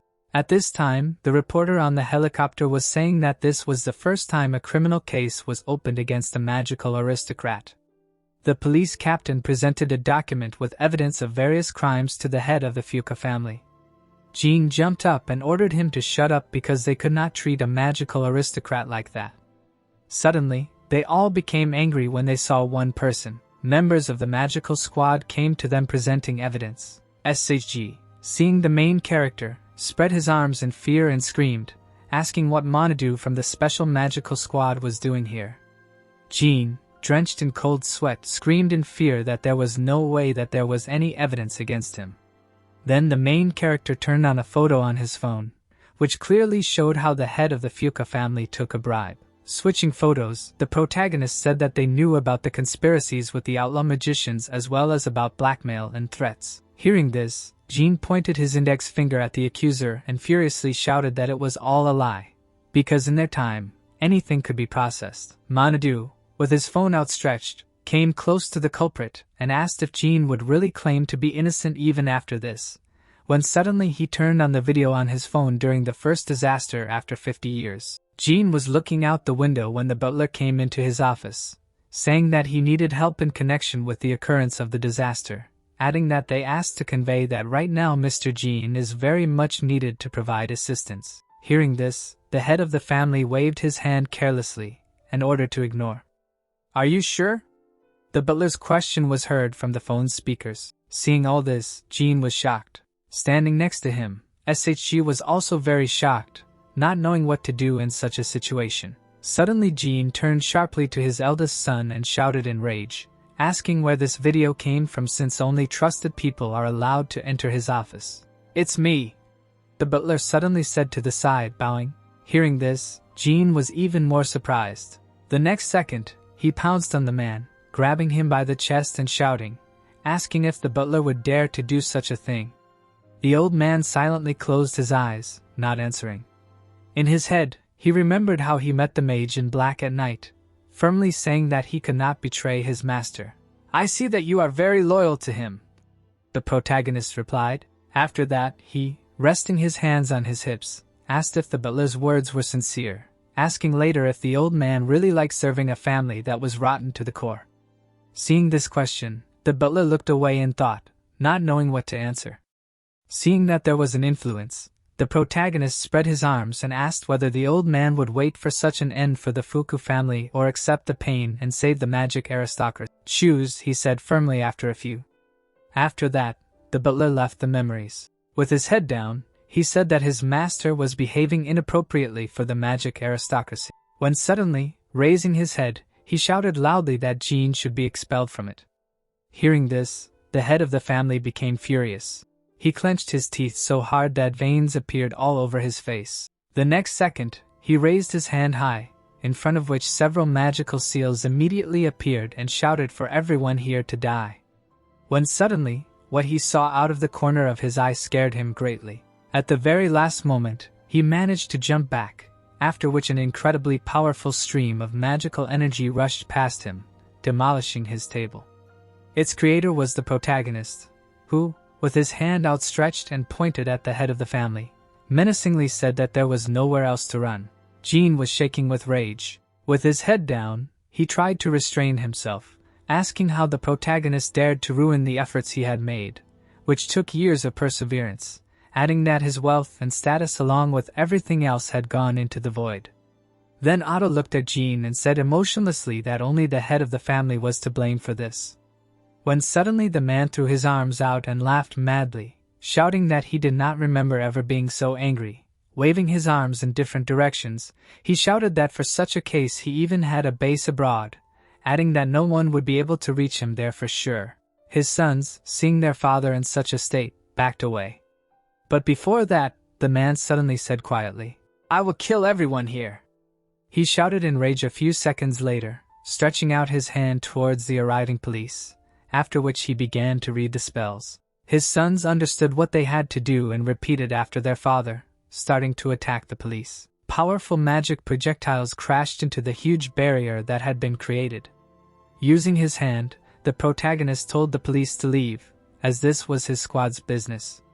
Just a few seconds later, the walls of the building were broken through, and a very powerful stream of magical energy burst out from Jin's office. Seeing this, the reporter from the helicopter shouted loudly, informing everyone that a shootout with magic had begun, adding that it seemed like the Fuka family had decided to resist. Holding the microphone to her mouth, she gestured with her hands, saying that it seemed like the magic nobles had gotten involved in the criminal world. While the citizens were afraid for their lives due to the ongoing disasters and monster attacks, this family only cared about protecting themselves. Almost all the citizens, wherever they were, watched the report from the scene, where the reporter asked if they could no longer trust the magic nobles.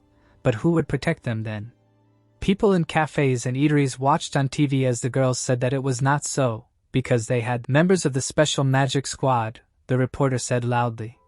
The guys were already outside, getting ready to fight. One of Jin's sons, enveloped in powerful magical energy, was flying above them. Shigo and Karen looked at their opponent with hatred in their eyes, and their commander, the reporter said. The main character calmly looked at the head of the family, thinking over a plan. In front of him on the balcony stood Jin himself. His face was filled with hatred and rage. At that moment, the sons of the head of the Fuka family attacked the entire special magic squad. Shigo, laughing madly, pointed his finger at the squad and mockingly asked if they really thought they could defeat them with such a lineup.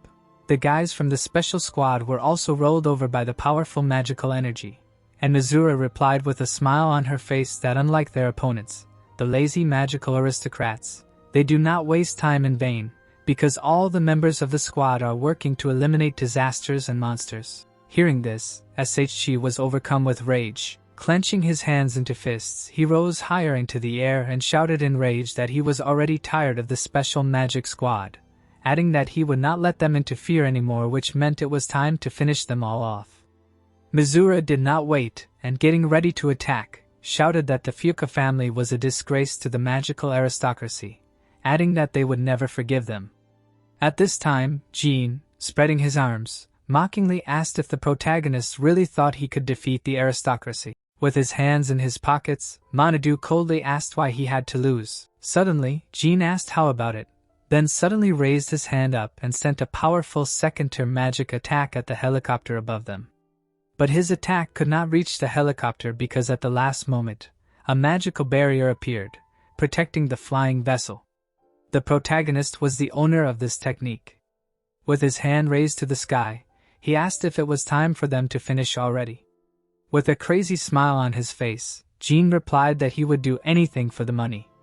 At this time, Jin's sons were fighting the members of the special magic squad, using all sorts of magic attacks and skills. One of the brothers was suddenly hit by a powerful water magic attack. Following this, Shi screamed in horror in his head. Could this be serious? The second brother was also hit by Ruji's powerful attack. Turning to the other side, Shi said in fear in his head that this can't be. Looking down, he saw that his 4 brothers had already been defeated and were lying on the ground. Gritting his teeth, Shi wondered in his head if the squad was really stronger than them. Cold sweat was running down his face. Clenching his hands into fists, he angrily said in his head that he would never admit it, adding that the magic nobles couldn't be worse than the ordinary kids from the special squad.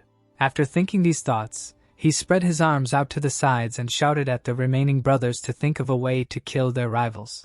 Suddenly he raised his hand up and 4 magic seals immediately appeared above it, and shouted that he had to hit with all his might. At that very second, his brothers stood up from different sides and stretched their hands forward and 3 magic seals appeared in front of them. Seeing this, Manhwa turned to her sister, who immediately understood everything. Raising their hands up, they combined their powers and released a powerful rank 6 water magic attack, Explosive Stream. The maddeningly powerful stream of water struck the remaining 3 brothers, who did not even have time to carry out their attack. After the skill was finished, the 3 brothers fell to the ground, coughing loudly and shaking. Suddenly SHG noticed the sisters and began to crawl back in horror. The girls looked angrily at the defeated enemy. Suddenly all the brothers knelt down, and bowing their heads, SHG shouted for everyone that they were simply defending themselves, after which he asked to forgive them. Manhwa immediately turned around, saying that in this case, they had no choice but to forgive their opponents. Suddenly, SHG, along with 2 brothers, jumped to their feet, preparing to attack stealthily. At that very second, he saw that the entire magical squad was ready to attack in response at that very second. Only the lives of each of the Fuku family. SHG immediately fell to the ground, screaming with tears in his eyes that the guys promised to forgive them. Manhwa, with her hands on her hips, asked in displeasure if their opponents really thought that they could forgive those who did not even intend to change for the better. The Fuku brothers, with tears streaming from their eyes, screamed in fear. At the same time, the protagonist noticed his guys' victory, saying that they had already figured it out. Waving his hand, he said that it seemed that Jin's Vane's son had lost to his comrades. Jin himself, hearing this, was furious, not knowing what to do. The protagonist silently looked at his opponent. Jin, gritting his teeth, also looked at his opponent, when suddenly he abruptly extended his hand, chanted a spell and used the first rank technique. Then Adu definitely jumped to the side to avoid the magic projectile. Jin did not hesitate and, jumping up, used the second rank technique, Wind Spear. Several magic projectiles flew at the protagonist, who definitely dodged them time after time, approaching his opponent. Realizing that his attacks were useless, Jin jumped back and used a rank 3 skill, Wind Cutter. The protagonist managed to jump at the last moment, seeing several magic cutters flying under him. From the helicopter, a reporter saw the countless attacks of the head of the Fuku family, saying into the microphone that the magic aristocrat Jin, who was a suspect, was taking an exclusively defensive stance. But would Minato survive? When suddenly, Jin spread his arms and used a powerful rank 4 magic technique, Tempest. A huge whirlwind began to suck in the protagonist, who managed to jump in time, avoiding the attack. Seeing this, Jin immediately raised his hand up, and 5 magic seals appeared in front of it. The next second, he used a rank 5 technique, Enormous Typhoon. An incredibly powerful tornado burst out of the hands of the head of the Fuku family, and headed towards the protagonist. In an instant, the typhoon engulfed Minato. Manhwa and Ruji saw this and were very afraid for the teacher. When suddenly the protagonist made a deft move back. The next second, the typhoon completely dissipated. Minato, waving his hand, created a large barrier around himself. With the stain in his eyes, he looked at his opponent. Hand, seeing what the teacher had just done, was shocked. After a short pause, she asked if Minato really dispelled magic of this level with a barrier technique. The prize, Ruji said, standing nearby. People watching the news were shocked to say that the magical aristocrats were very strong because they used 5th tier skills without much effort. Workers, watching the fight on TV, said that Minato was able to defend himself with only 1 barrier. The reporter, being in the helicopter, shouted loudly, commenting on the fight, that in this battle the opponents did not give in to each other after, adding that they had never seen such a battle. Having landed back, the protagonist said in his head that this was very weak magic, after which he asked if his opponent was trying to buy time, asking later if Jin was waiting for reinforcements. With a wide smile on his face, Jin suddenly asked if his opponent was already tired. Putting his hands in his pockets, the protagonist answered that he could quickly deal with his opponent, but then it would not even be called a battle. After a short pause, he suddenly said that it would even be better for him because he was already tired of this. A wide smile appeared on his face, with which he mockingly said that Jean should show his strength, and then he would defeat him. Hearing this, the man shook with rage. Veins appeared on his face, and he himself said that the protagonist would regret saying that. Clenching his hands into fists, he smiled madly and said that first he would tell his opponent something, after which he asked him not to despair. When suddenly he raised his hand and shouted that his magic power was equal to 200,000. Hearing this, Ruka was very surprised, thinking that she had misheard. Her sister, however, shouted that most likely Jean was simply lying since few people in Japan had power equal to even 100,000. Ruka, waving her hand and rushing into the attack, said that they should at least try to help their teacher. Ruji also rushed to help, shouting that he was not going to just stand aside. That's right, Manhwa supported the guys, shouting that they needed to help. When suddenly the main character saw out of the corner of his eye something that made him surprised. There were his students, who abruptly stopped in midair. Jean was looking at them out of the corner of his eye with his hand outstretched. In front of his hand were 5 magic seals. "And I almost killed you," he said mockingly. With a wide smile and madness in his eyes, he turned to the boys and said that if they came any closer, they would already be corpses. Hearing this, Manhwa, Ruka and Ruji were greatly shocked and scared. Then suddenly, Jean spread his arms and screamed loudly, releasing a huge magical energy. All 3 fell to their knees, saying to themselves that due to the pressure of magical power, their body cannot move, adding that even for the main character, this would be too much. But Minato, closing his eyes, exhaled tiredly. Closing his hands, Jean, laughing loudly, asked if his opponent now felt that the difference in their strength was too great, adding that even ordinary people understand this.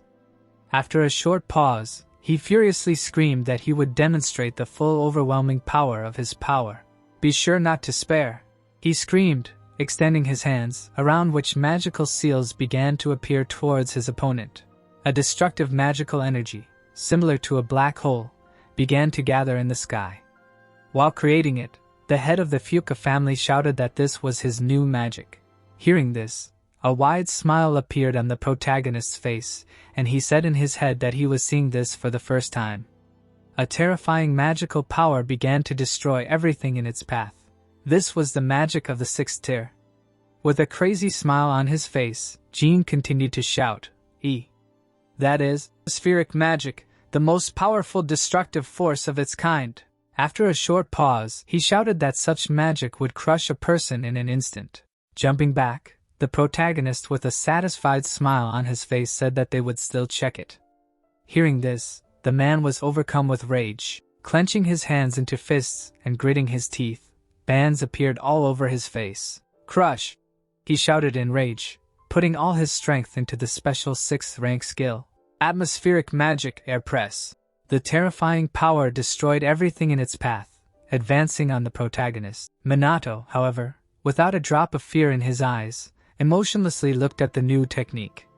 All this time, Jean continued to laugh madly, looking at what he had created, shouting at the same time that now his opponent could not do anything, adding that this was the end. The protagonist's students, having risen to their feet, barely stayed on them due to the impact of such a powerful force. They couldn't believe that Minato could die and lose. "Answer, Minato," Manhwa screamed with beads of cold sweat on her face. Suddenly, she folded her arms and called out to the protagonist with all her might. "What?" Minato calmly asked, putting his hands on his hips and looking at his student. Seeing the teacher, the girl screamed in shock, asking how he could survive. During this, the protagonist was confused and said that Manhwa did not bury a person so quickly.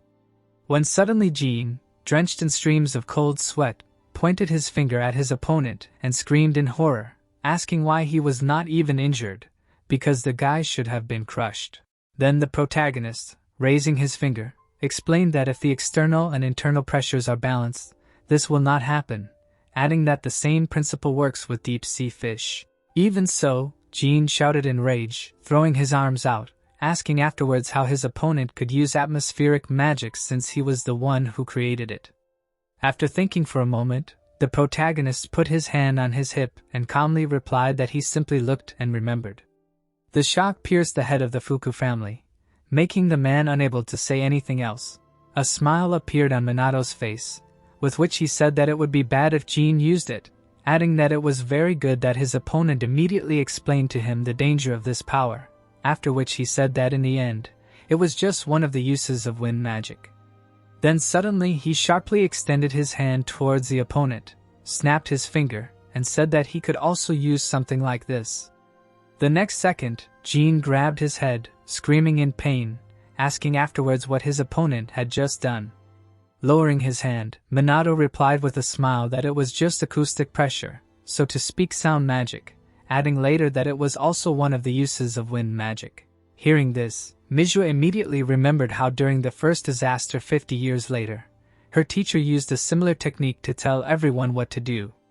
At this time, rage once again surged through Jin, who was clutching his head with force. Suddenly he spread his arms, releasing an incredibly huge magical power, shouting that there would be no concessions from now on, adding that he would do anything to finish off the protagonist. Raising his head to the sky, he shouted with madness in his eyes that he was now going to give it his all, increasing his magical power to 500,000. Standing on the balcony of the building, Shogo and Karen also felt the insane power of the head of Fuka.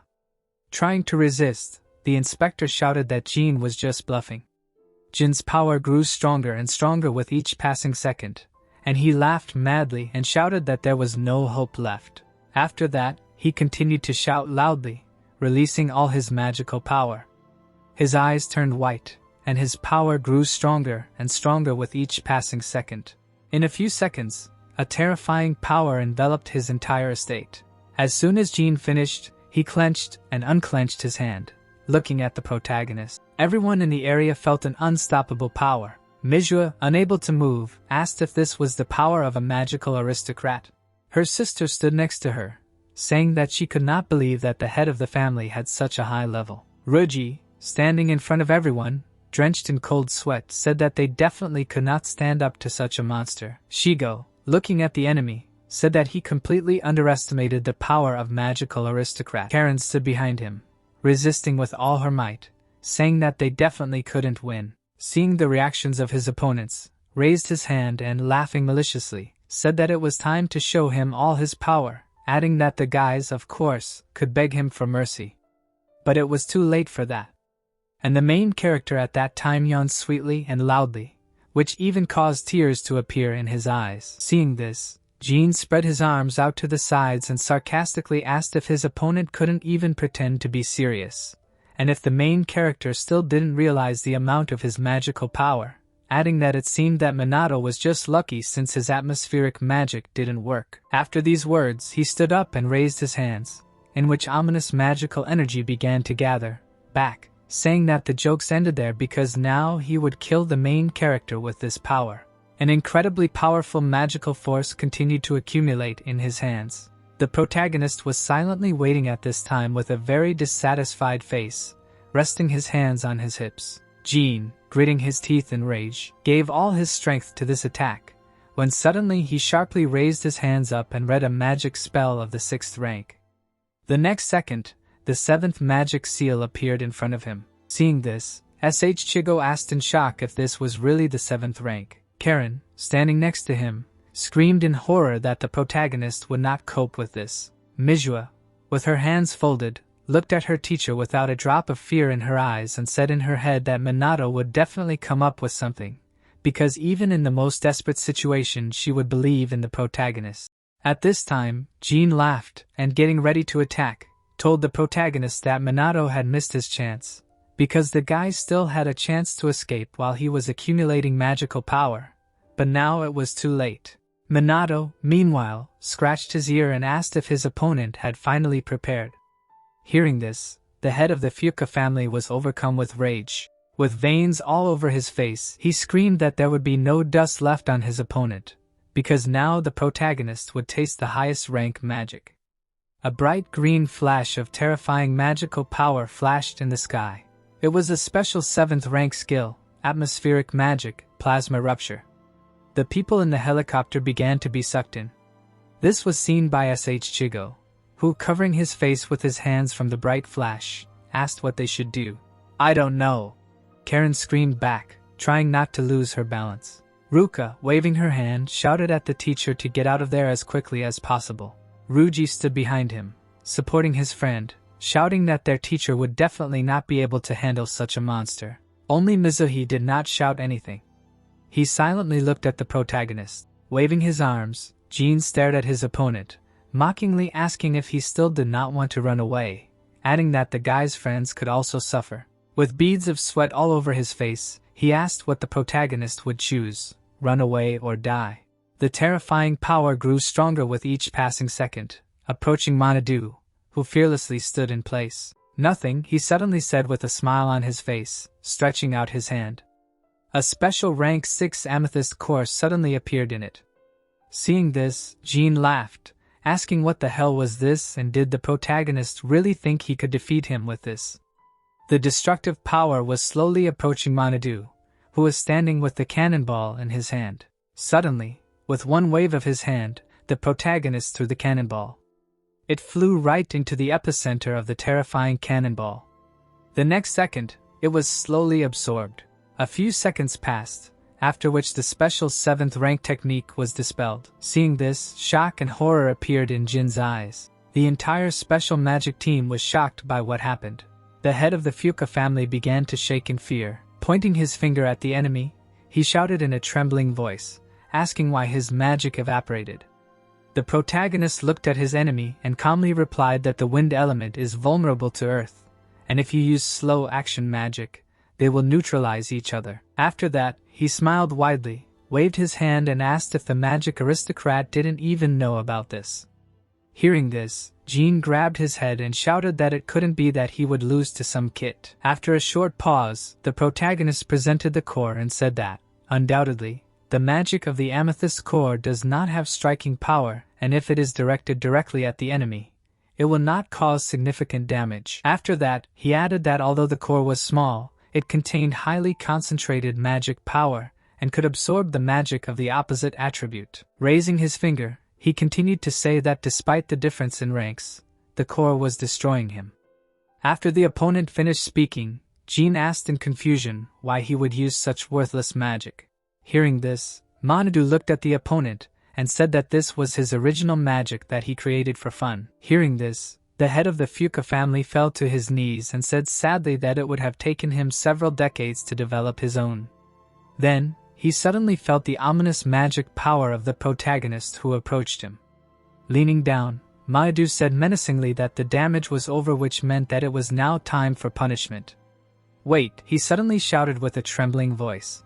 Falling on his back, he stretched out his hand and, covered in cold sweat, shouted that he surrendered, adding that his strength was exhausted because of which he could not even move. Hearing this, the protagonist smiled widely and told Jin not to be afraid because he did not hit corpses, so they would disperse with a flick on the forehead. After these words, he brought his fingers to the forehead of his opponent, whose face broke into a wide smile. In his head, Jin said that this was not even a punishment but rather a tickle. The next second, he received such a powerful blow to the forehead that he flew back 10 meters. He lost consciousness, and smoke emanated from the place of the blow. The protagonist's students looked in shock at the defeated opponent, saying in their heads that all this was only because of some flick. The police immediately ran up to Jin and handcuffed him, shouting that they detained the head of the Fuka family. The reporter on the helicopter happily informed everyone that the magic aristocrat had been defeated, adding that Jin had been defeated by the commander of the special magic squad, Manhwa. The kids watching the broadcast happily shouted that the magic aristocrat had been defeated. The workers in the cafeteria, hearing such news, raised their hands in the air and shouted that it was very cool. The protagonist's students happily rushed to their teacher, saying that they expected nothing less from their teacher. With a smile on his face, Manhwa turned to his students and said that they had also tried hard. After that, he glanced at the police officers taking Jin away and said in his head that it was very good that it was over, adding that despite the fact that Jin was a magic aristocrat, it was not difficult, and then asked himself if he was really the best magician in Japan. After a short pause, he said to himself that if they did not seriously take up the education of magicians, things would be bad. After thinking these thoughts, He called out to Jean and said that he wanted to ask him something.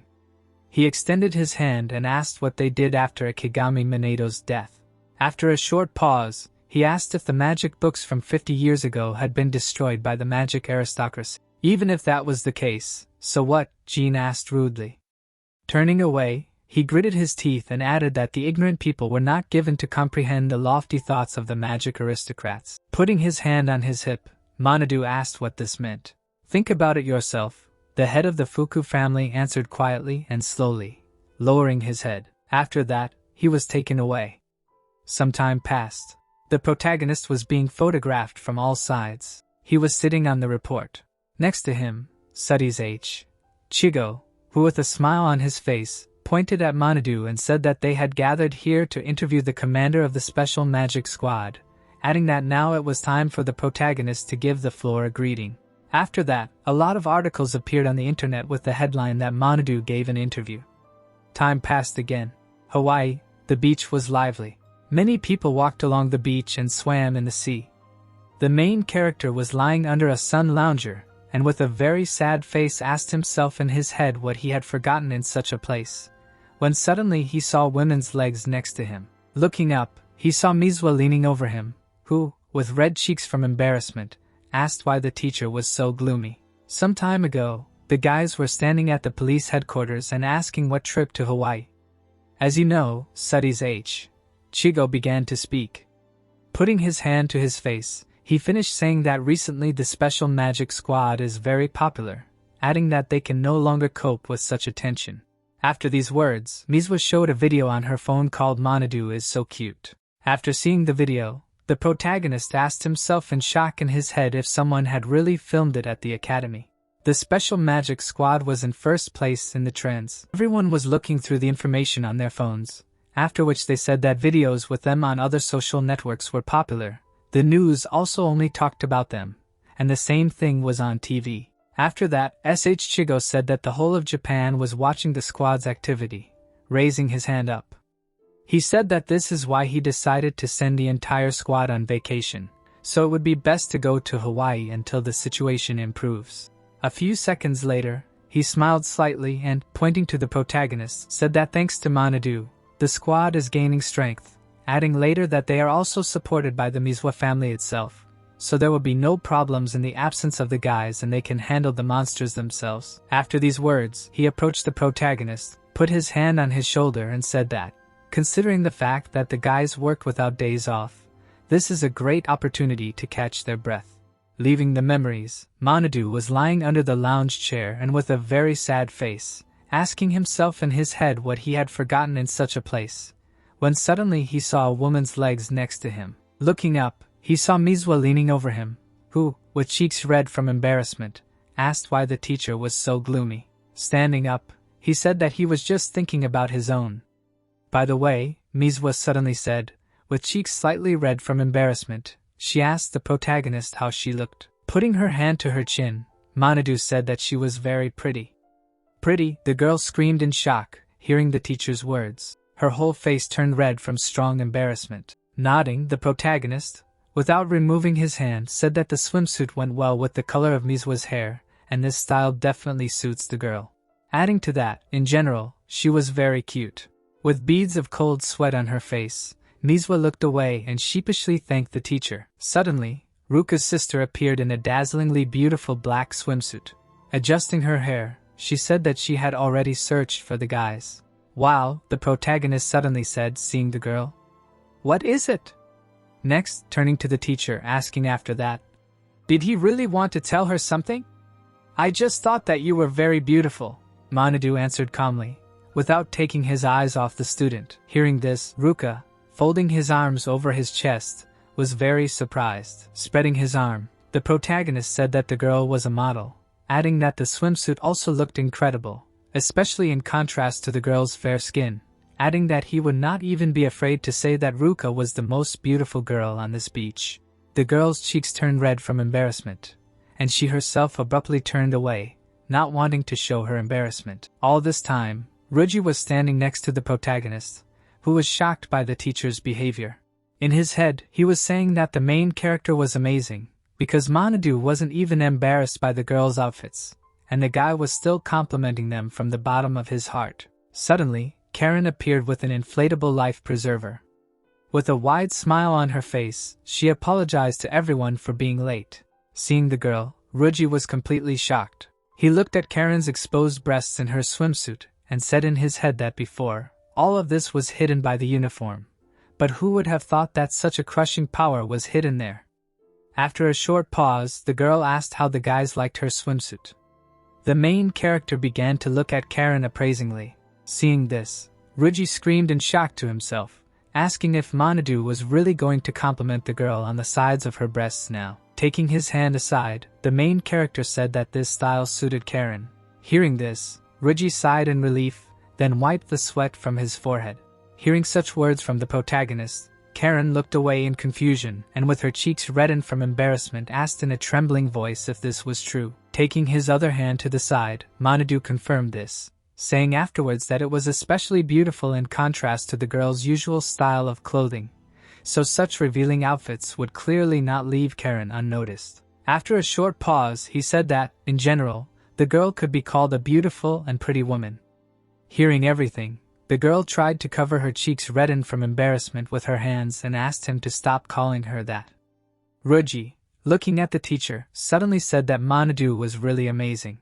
Hearing this, the protagonist glanced at the student out of the corner of his eye and asked if he had gone overboard with the compliments. He placed his hand on his hip, tilted his head slightly, and said that he was only expressing his honest opinion, adding that if it came to praise, there was no reason not to express it.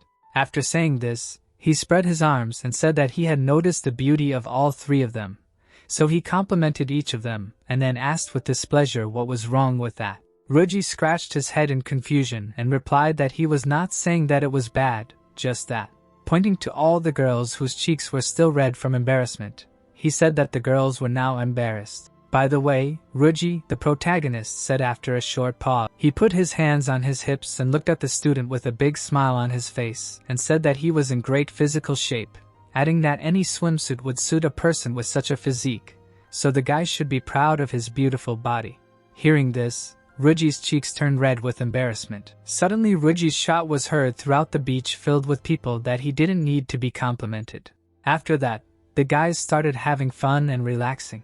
They all played volleyball in the sand. After that, they rode jet skis. And at the very end, they took a group photo on the beach while sipping cocktails. Some time passed. Night fell outside. Leaving the hotel, the main character said in his head that today was too eventful and then asked himself where the nearest store was. When suddenly he looked up and was a little surprised, Manhwa was standing in front of him in a beautiful street suit. After that, they went forward together to look for a store. The protagonist suddenly said that he never thought he would have fun like this. Well, yes, Manhwa answered lightly, adding that they used to fight all day long. After that, silence fell between them. The girl silently looked at her teacher. In her head, she remembered that there was already a ring on her sister's finger that day. After that, she asked herself if Manadu and Ruka were dating. Suddenly, she quickly shook her head, screaming in her head that this couldn't be true, because the protagonist said that he was not interested in a relationship. Manadu himself suddenly noticed this. "Listen, can I ask?" The girl suddenly asked the teacher, turning to the student. The protagonist asked if she really wanted to know something about his strength again. With a drop of cold sweat on her face, Manhwa replied that she did not want to ask about this. Walking behind, she asked with cheeks reddened from embarrassment what kind of girls the protagonist liked. Hearing this, Manadu immediately replied that he hadn't really thought about it. Without thinking about choosing one of the three of us, Manhwa suddenly asked in confusion, holding out her hand. The protagonist suddenly turned around slightly and said that he would say that all of them are suitable. What? Manhwa screamed in shock upon hearing this. Putting his hands in his pockets, Manadu raised his head and said with a smile on his face that it was very difficult to choose, because all three were cute, and also very hardworking and always devoted themselves to their work, adding later that he liked goal-oriented people. Hearing this, Manhwa became confused and asked, raising her hand, "Didn't the protagonist describe feelings other than romantic ones? Do you think so?" Manadu asked in surprise, turning to the student, saying later that he thought they were the same thing. Well, let's think about it, he said later. I like you the most. The protagonist answered a few seconds after thinking, looking at the stars in the sky. Hearing this, Manhwa stopped in confusion. Manhwa also stopped, and without taking his eyes off the starry sky, said that the girl had always been honest, responsible and kind, ever since their first meeting, adding that Manhwa always puts in her best efforts.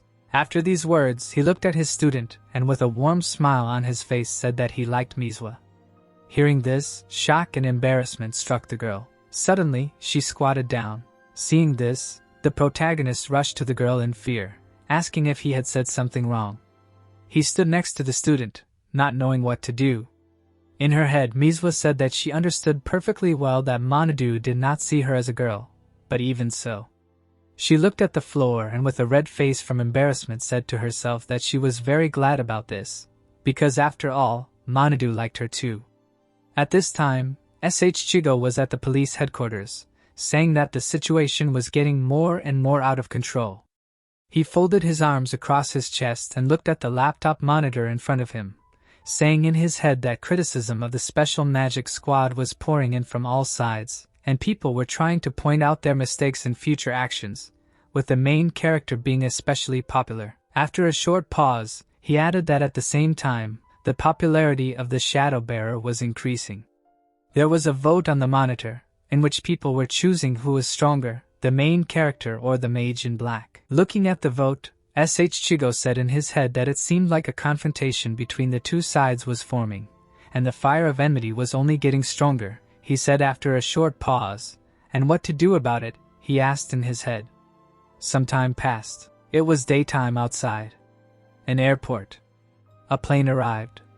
There was a girl with red hair on it, who, yawning widely, said that it seemed like things had been going badly while they were gone. Well, really? The guy with long hair answered discontentedly. The girl's name was Hinata. She was a magical aristocrat and the head of the Hamurai family. She stretched and said with a smile on her face that it was time to sort this out. The boy next to her was Riku. He was also a magical aristocrat and the head of the Kaichai family. He said with a displeased face that it irritated him. A week later, at the protagonist's house, in the apartment, Manhwa was busily cooking. The protagonist bowed his head and said that they managed to return earlier than he expected. Mizuka was sitting on the floor nearby, spreading her arms and saying that, apparently, the news about the squad had died down and the academy had also become calmer. Hearing this, Manhwa smiled and said with relief that he could finally relax. Suddenly, Manhwa asked the guys from the kitchen to help carry the plates. The protagonist stood up and shouted that they were on their way. A few minutes later, food was set on the table, after which the three of them wished each other a pleasant appetite. While eating, Manhwa suddenly asked if everything would be okay if they went to school again tomorrow. Hearing this, the protagonist looked at the student and replied that the police and the academy were taking necessary measures regarding disasters, so the discussion of the special magic squad died down. Indeed, the girl replied, the discussion on social networks became less active. After a short pause, Manhwa smiled widely and said that he was sure that people would get tired of this topic, so there was no need to think about it. What a fool I was to think so, the protagonist said, holding his hand to his head at the moment. Around his desk there were girls asking if he had a girlfriend. Manhwa also received unhealthy attention from the guys who constantly followed the girl. At this time, Ruka and Ruji were walking down the corridor. A crowd of fans followed them, preventing them from even passing. Opening the door to the classroom, Ruka apologized for intruding. Pushing through the crowd of fans, they approached the guys and said that they wanted to invite them to lunch, because it was a bit noisy in here. Spreading his arms, the protagonist asked if she really called it a little. Then Manhwa, raising her hand, said in confusion that now the situation is still better than before, adding that she had heard of strangers breaking in before. Hearing this, Ruji said with displeasure that he was used to this, because Ruka often encountered such things. Suddenly, Ruka approached the protagonist and said that they ran out of toilet paper, to which Manhwa replied that he would need to buy some on the way home.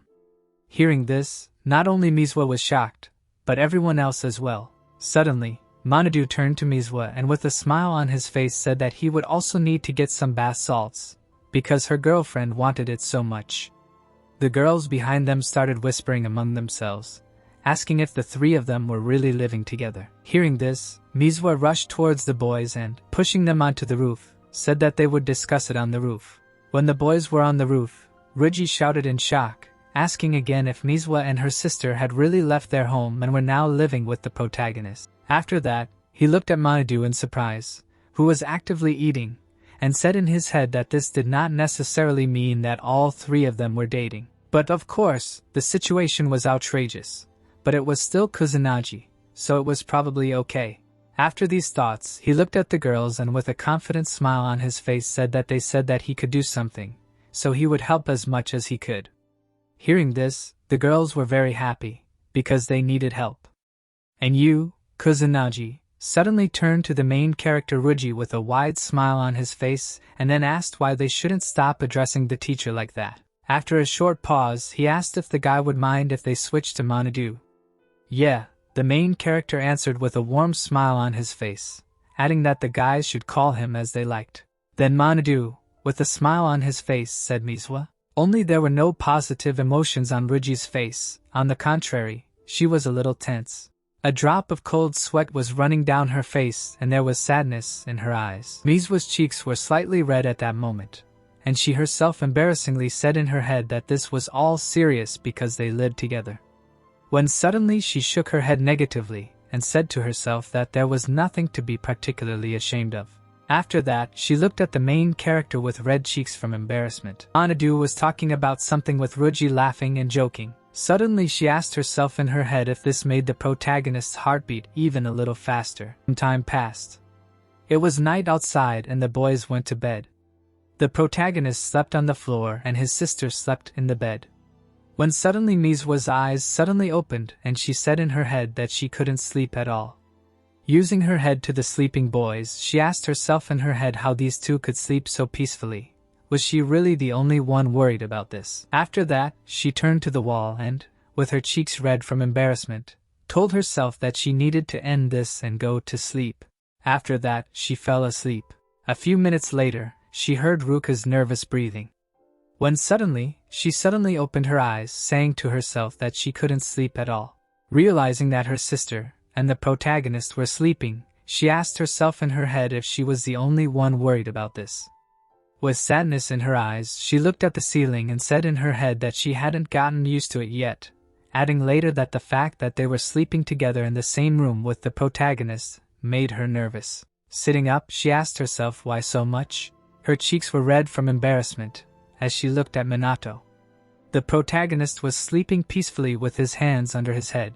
Putting his hand to his chest, Ruka, with a drop of sweat on his cheek, looked at the guy. When suddenly, she abruptly lay down and covered her head with the blanket. She held the pillow with her hands, embarrassingly and sadly saying in her head that Ruji had started calling the protagonist Minato, and now she alone continues to call the teacher Kusanagi. After a short pause, she asked herself how she should choose the moment to change the way she addressed the protagonist. After that, morning came. All four of them were walking to the academy. What's the point of hesitating? She asked herself in her head, adding that she would just call the teacher as if nothing had happened. She walked behind, looking at the boys' backs and wondering if the protagonist was really okay with her calling him Minato. Ruka suddenly began to say in a shaking voice. Hearing this, the protagonist automatically turned around, thinking that he was being called. Suddenly, very confused, Ruka waved her hand and said that she was energized when they all tried together.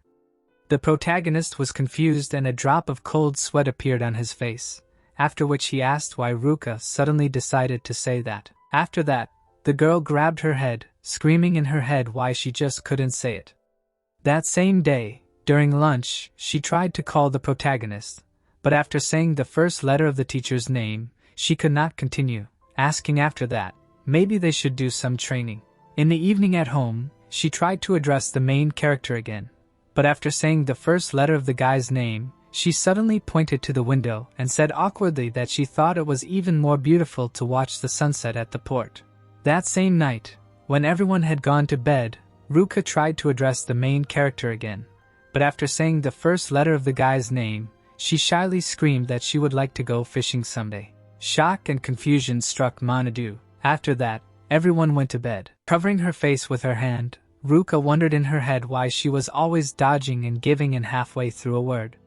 Her eyes were full of sadness and disappointment. She wondered to herself if she had always been such a coward. Morning came.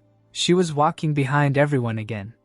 The main character noticed her depressed state. Approaching Ruka, he lowered his head and asked what had happened if the girl was really feeling unwell.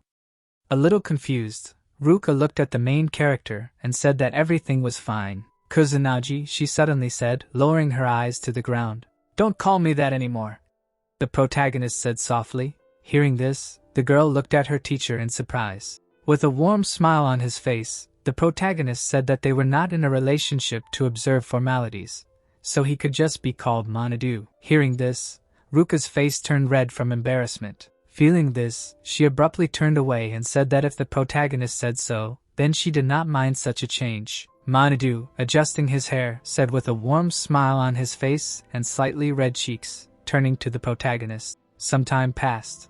In her mansion, Hinata, slamming the table in anger, shouted that the existence of the magical aristocracy was under threat. After that, she bit her finger and angrily said that the reason for this was the rise of the special magical squad, and for their own good, they cannot leave it to chance. Riku, sitting not far from the table, slowly said that they should deal with the main character one way or another. I think so too, Hinata replied.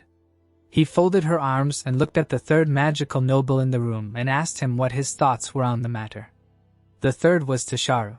He calmly replied with his arms folded that he was only trying to live up to our mistress' wish. Hearing this, Hinata slammed the table in anger and shouted that the head of the Manhwa family was still a weak-willed weirdo, and then asked if he had anything new to say. Without looking at the girl, Tasharu replied that it seemed like Manadu didn't recognize him. Hearing this, Hinata looked up and asked if he didn't know about them either. Most likely, Tasharu replied. Riku looked at those present with a dissatisfied face, saying that then the best solution would be to test the protagonist, adding that the guy could be useful.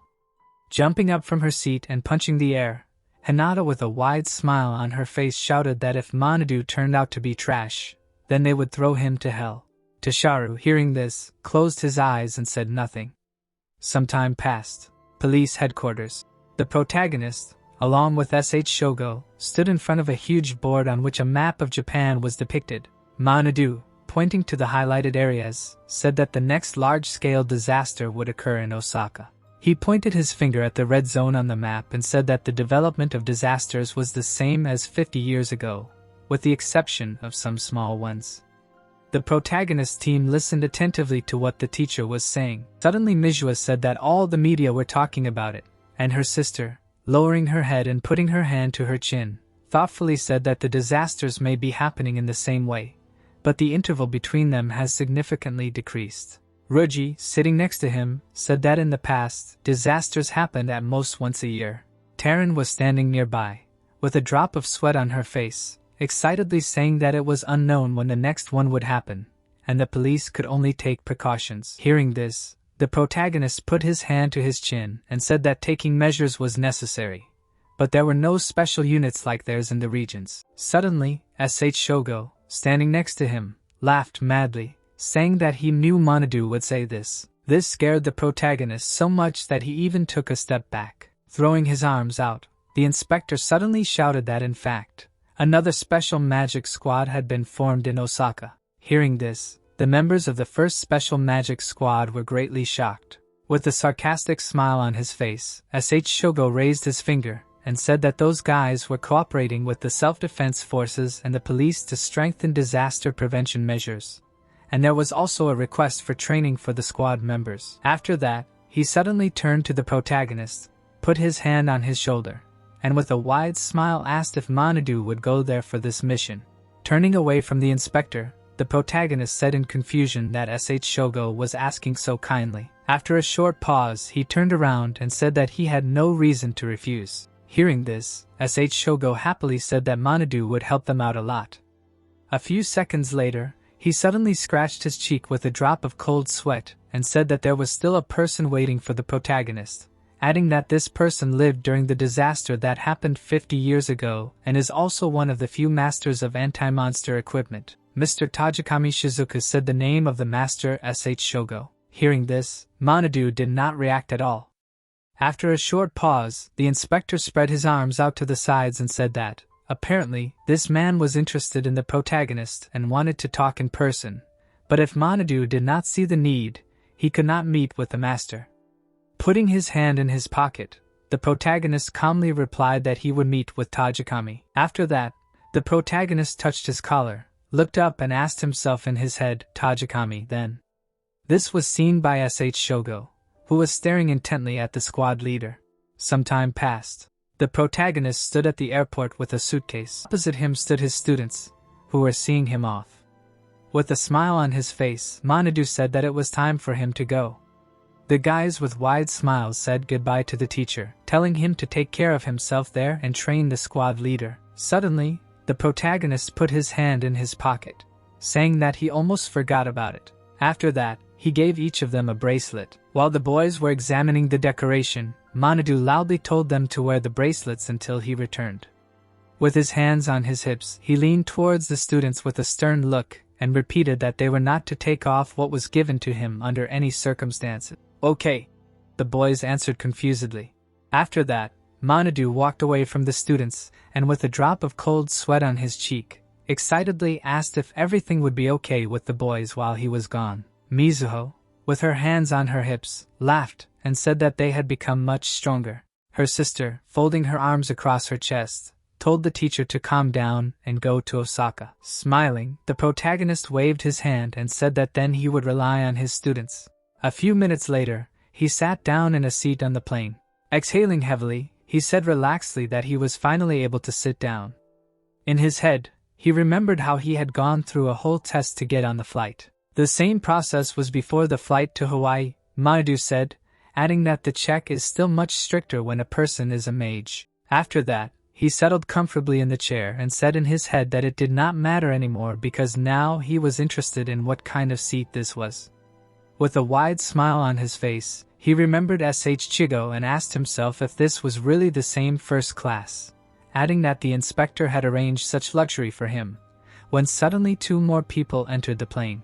They were Hinata and Riku, who sat in different parts of the plane. The protagonist silently looked at them. Without taking his eyes off, he asked himself in his head if they were mages, adding later that they seemed to be quite strong. A few seconds later, he relaxed again in his comfortable seat and said to himself with a warm smile that the fact that capable magicians were flying with him should not worry him, given the strictness of the checks. After that, a few more people boarded the plane. A few minutes later, the plane took off. In front of the main character was a whole tray of food, which he himself was delighted with. Looking at the food that was brought to him, he said to himself that it looked very appetizing. The next second, he began to eat actively. A few minutes later, the cabin of the plane became tense. The three guys began to exchange glances. The next second, a guy with long dark hair and glasses got up from his seat. He stood opposite the main character, who was looking out the window and saying in his head that there was very tasty food here, an excellent view from the window, adding that sometimes it is not superfluous to relax like this. There was a warm smile on his face when suddenly he said to himself that, apparently, he rushed to conclusions. At that very moment, the three guys jumped up from their seats, took the stewardess hostage, and pointed magic seals at the others, shouting for no one to move. There were more criminals than expected. Hands with magic seals were also pointed at Hinata and Riku. The protagonist was also subject to this machination. The captors continued to shout that if they did not listen to them, they would kill everyone. There was not a drop of fear on the faces of Hinata, Riku, and Minato. Looking at the floor, the protagonist asked himself in his head if these were really magicians outside the law, adding later that there were about 10 criminals. Looking out the window of the plane, he said to himself that if he dealt with each one in turn, the passengers would be in danger. Besides, if he used high-ranking magic, it would destroy the plane, adding later that it would probably be a little difficult to cope alone. The passengers on the plane were screaming in terror, begging not to be killed. The guy holding the stewardess was screaming furiously for everyone to shut up, otherwise they would kill everyone right now. In one of the seats sat a man with his daughter, who was crying bitterly, saying that she was very afraid. The father, trying not to show fear, calmed his daughter, saying that everything would be fine, so there was no need to be afraid. The guy with red hair, not letting go of the stewardess, was screaming furiously that their demands were simple. They just needed to release the prisoners from the prison, the people from the Black Rebellion.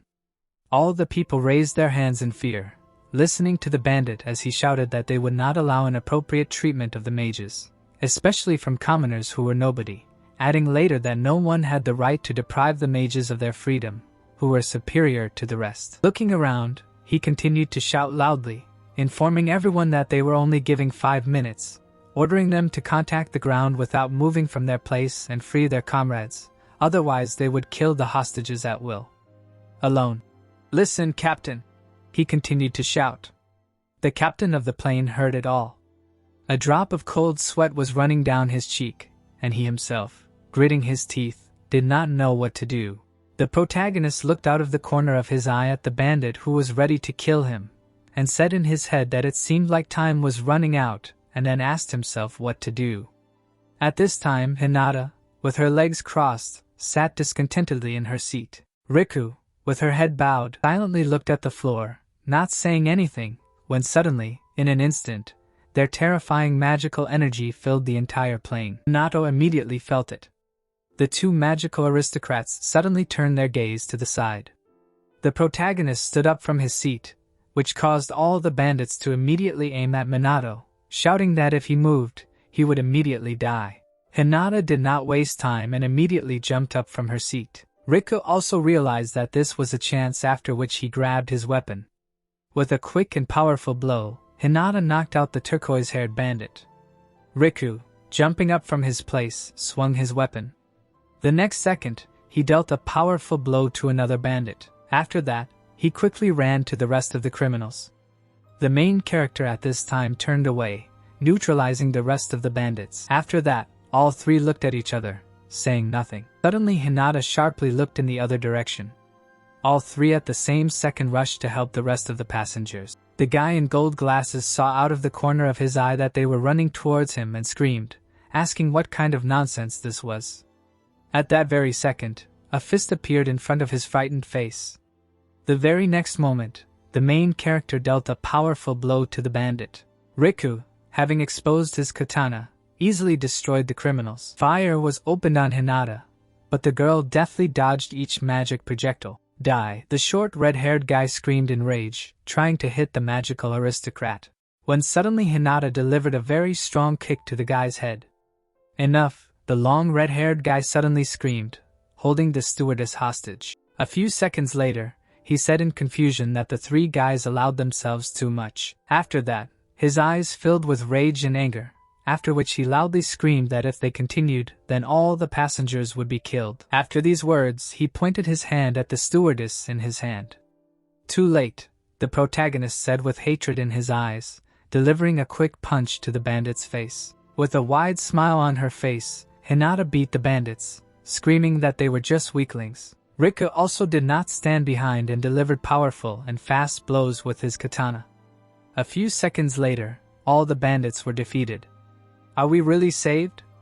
The passengers asked in fear. Saved, they cried joyfully the next second, rushing to thank their saviors. Hinata, squatting in front of the bandit, who was lying unconscious on the floor, said that they were ordinary small fry, saying later that they won in a second.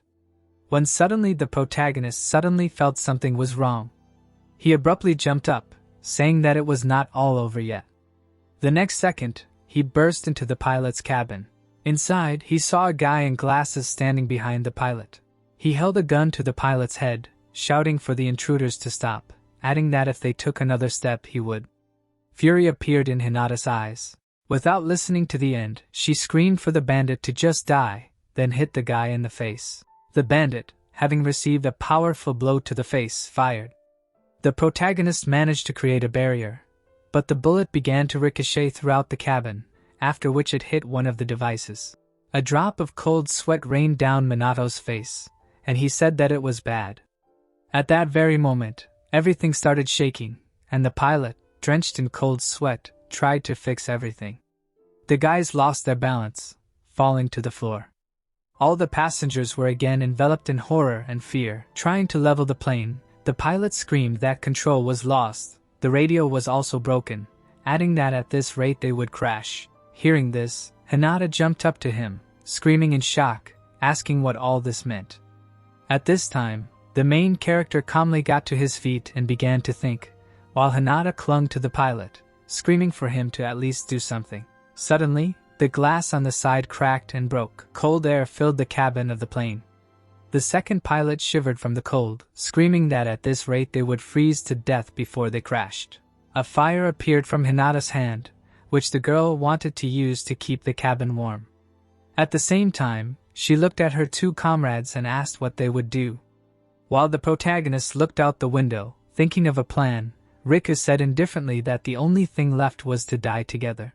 His words scared Hinata a lot, and she screamed at him not to say such terrible things. After that, she clenched her teeth, asking if this was really the end. Yeah, Riku answered coldly, closing his eyes.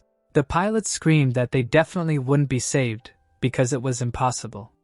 With tears in his eyes, the second pilot grabbed his head and screamed that this was the end and they would all die. Don't panic, the protagonist suddenly said with a wide smile on his face.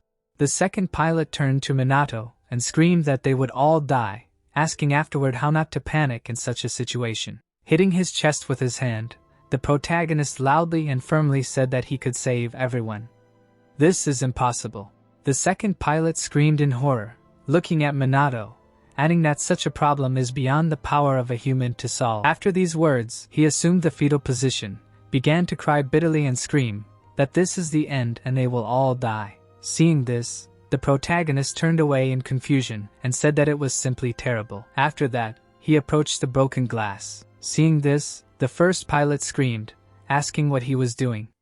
The next second, Minato jumped out of this window. Seeing this, Hinata screamed in shock that Minato simply ran away alone. Riku, standing nearby, was silent, when suddenly the plane shook even more violently. It began to rapidly fall down. Looking at the sensors, the first pilot reported that the altitude began to fall rapidly, adding that at this rate they would collapse in a matter of minutes. The passengers in the cabin were hysterical in horror, screaming that they did not want to die. Minato threw herself into her father's arms with tears in her eyes. The pilot, gritting his teeth, pulled the control stick with all his might, shouting for the plane to rise. The plane was already 10 meters from the water, when suddenly it leveled out. The next second, it rose with its nose high into the sky. Looking at the instruments, the pilot said in shock that the altitude had been gained, after which he asked if they were really safe and what had just happened. Hinata, clenching her hand into a fist, realized that the protagonist had done it. Then suddenly she screamed in shock that Minato had managed to hold the entire plane up on his own. At this time, the protagonist was holding the plane on his shoulders. It was clear from his face that it was not hard for him. Looking down, he said in his head that he had spent a lot of mana to create a barrier, as well as to strengthen his body through the synthesis of magic, and with wind magic he was trying to change the course of the plane. A drop of sweat was running down his cheek, and there was a wide, satisfied smile on his face, with which he was saying to himself that he had never done this before, so it was a little difficult. The pilot of the plane, hearing what Hinata said, turned around and shouted that this couldn't be happening, because it was thousands of meters above sea level outside, and the takeoff weight of this plane was 230 tons, asking the villagers if a human was capable of such a thing. With a slight smile on her face, Hinata replied that this was the commander of the special magic squad, Kusanagi Minato, and the main character was a real monster. At this time, the flight attendant, with tears in her eyes, told everyone that thanks to the efforts of the magician, the plane had stabilized, so now everything was fine. Hearing this, the passengers still asked in fear if they were really saved, adding that they hoped that there would be no more problems. The girl looked at her father and asked if everything was fine now. With tears in his eyes, the man stroked his daughter's head and said that now the girl can rest easy. At this time, the pilot, twisting something on the control panel, said that it was too early to rejoice, because the transmission responsible for landing was also not working, so their safe arrival depended on him. A few minutes later, the plane began to land. The protagonist was prepared for this, so he used the 6th rank skill, Free Magic, and High Magic Wall. After that, a magic barrier appeared under the plane. A few seconds later, the plane began to land, destroying the entire landing strip with the barrier that appeared. The protagonist, gritting his teeth, shook violently, trying to do everything as it should be. A few seconds later, the plane stopped, leaving behind a broken runway. Minato stood nearby, who, with his hands on his hips, exhaled in relief and said that, albeit with difficulty, he succeeded. In the cabin, the passengers with tears in their eyes were incredibly happy that they survived and arrived. The first pilot thanked the protagonist from the cockpit and saluted. Hinata and Rika looked out the window at the savior. Some time passed. There were many reporters around the protagonist, asking him to say at least a few words about the recent incident in which Minato took an active part. The protagonist stood in the center with a very dissatisfied face and said in his head that it was the same thing every time. Suddenly, police officers approached and began to disperse the reporters, saying that they would be able to ask their questions at the press conference. After that, a man from the security came up to the protagonist and with a smile on his face asked him to go with him because the guy was waiting for Mrs. Hinata. Having gone where they pointed, Minato saw Hinata in front of him, who, with her hands on her hips, said that the protagonist had made a lot of noise. Rika was standing next to her, and no one else. Minato, with his hands on his hips, smiled and said that he did not think he had done anything incredible. Hearing this, Hinata looked askance at the savior and asked if this was sarcasm. "You're not bad," quietly and slowly praised the guy Riku. Taking his hand to the side, Minato said that he could say the same thing to the guys in front of him. Hinata, folding her arms across her chest, turned away and said, "Of course." After that, she and her comrade turned around and, waving her hand, the girl told the main character to continue in the same spirit. Finally, she turned slightly and said menacingly that they would meet again. After these words, they left, leaving Minato alone. Want the next chapter? Smash the like button. Thanks for watching. Don't forget to subscribe and hit the like button for more epic manhwa recaps. It was evening outside Master Tajikami's room. She was looking at her photos with her family. Suddenly there was a knock on the door, and they said that the old lady had a guest. Putting the photo on the nightstand, Tajikami turned around and ordered to let her in. The main character entered the room. The old lady put her hand on her hip and said with a wide smile on her face that she was waiting to meet Minato. After that, they sat down on the chairs opposite each other. Tajikami, looking at the protagonist, said that the reason she invited the guy here is simple because Minato was interested in her. The protagonist, putting his hands along his legs, listened attentively to the master, who said that her guest's activities lately were amazing and Minato's powers reminded her of someone. Holding a cup of tea in her hand, she continued to speak, reminding her of her mentor, as well as her loyal friend, Ikigami Minato. She remembered in her head the incredible power of the protagonist 50 years ago, and said that magic without the use of attributes is rare. But Mr. Ikigami was the best in its use. However, few can repeat such success, so many think that this magic is of little use. After these words, she put the cup on the saucer and, looking intently at the guest, said that the protagonist can use it. After that, she leaned towards Minato and with a wide smile on her face asked who taught the protagonist this, and how it happened that Minato was able to use the same magic as Mr. Ikigami, after which she screamed, begging him to tell her everything. The protagonist suddenly grinned. Throwing one leg over the other, he said with a wide smile on his face that Tajikami had not changed at all, adding that the old lady still loses her head when she is interested in something. Hearing this, the master was confused and, raising her hand, asked if they had already met. Spreading his arms, Minato answered that they had, adding that even more than he should have. Leaning slightly, he said that he could use Ikigami Minato's magic, which was only natural. After all, he said slowly, intriguingly, "I am Ikigami Minato," he said after a few seconds. Hearing this, Tajikami was very surprised that she even covered her mouth with her hand. She exhaled. She looked at the hero and said that she had met quite a few people who pretended to know Minato. She said that they introduced themselves as relatives, friends, lovers, and even illegitimate children. The woman became serious and said that no one had ever claimed that he was the progenitor of magic. She stood up and said that she did not want to seem rude after inviting herself, but asked the hero to leave. He said recently, he looked at the woman, she froze and said that he met a couple of brothers. The younger one had an Ikigami doll, The woman asked what it was for. The hero smiled and asked, "Wasn't she the one who said that? About wanting to make a doll in his shape?"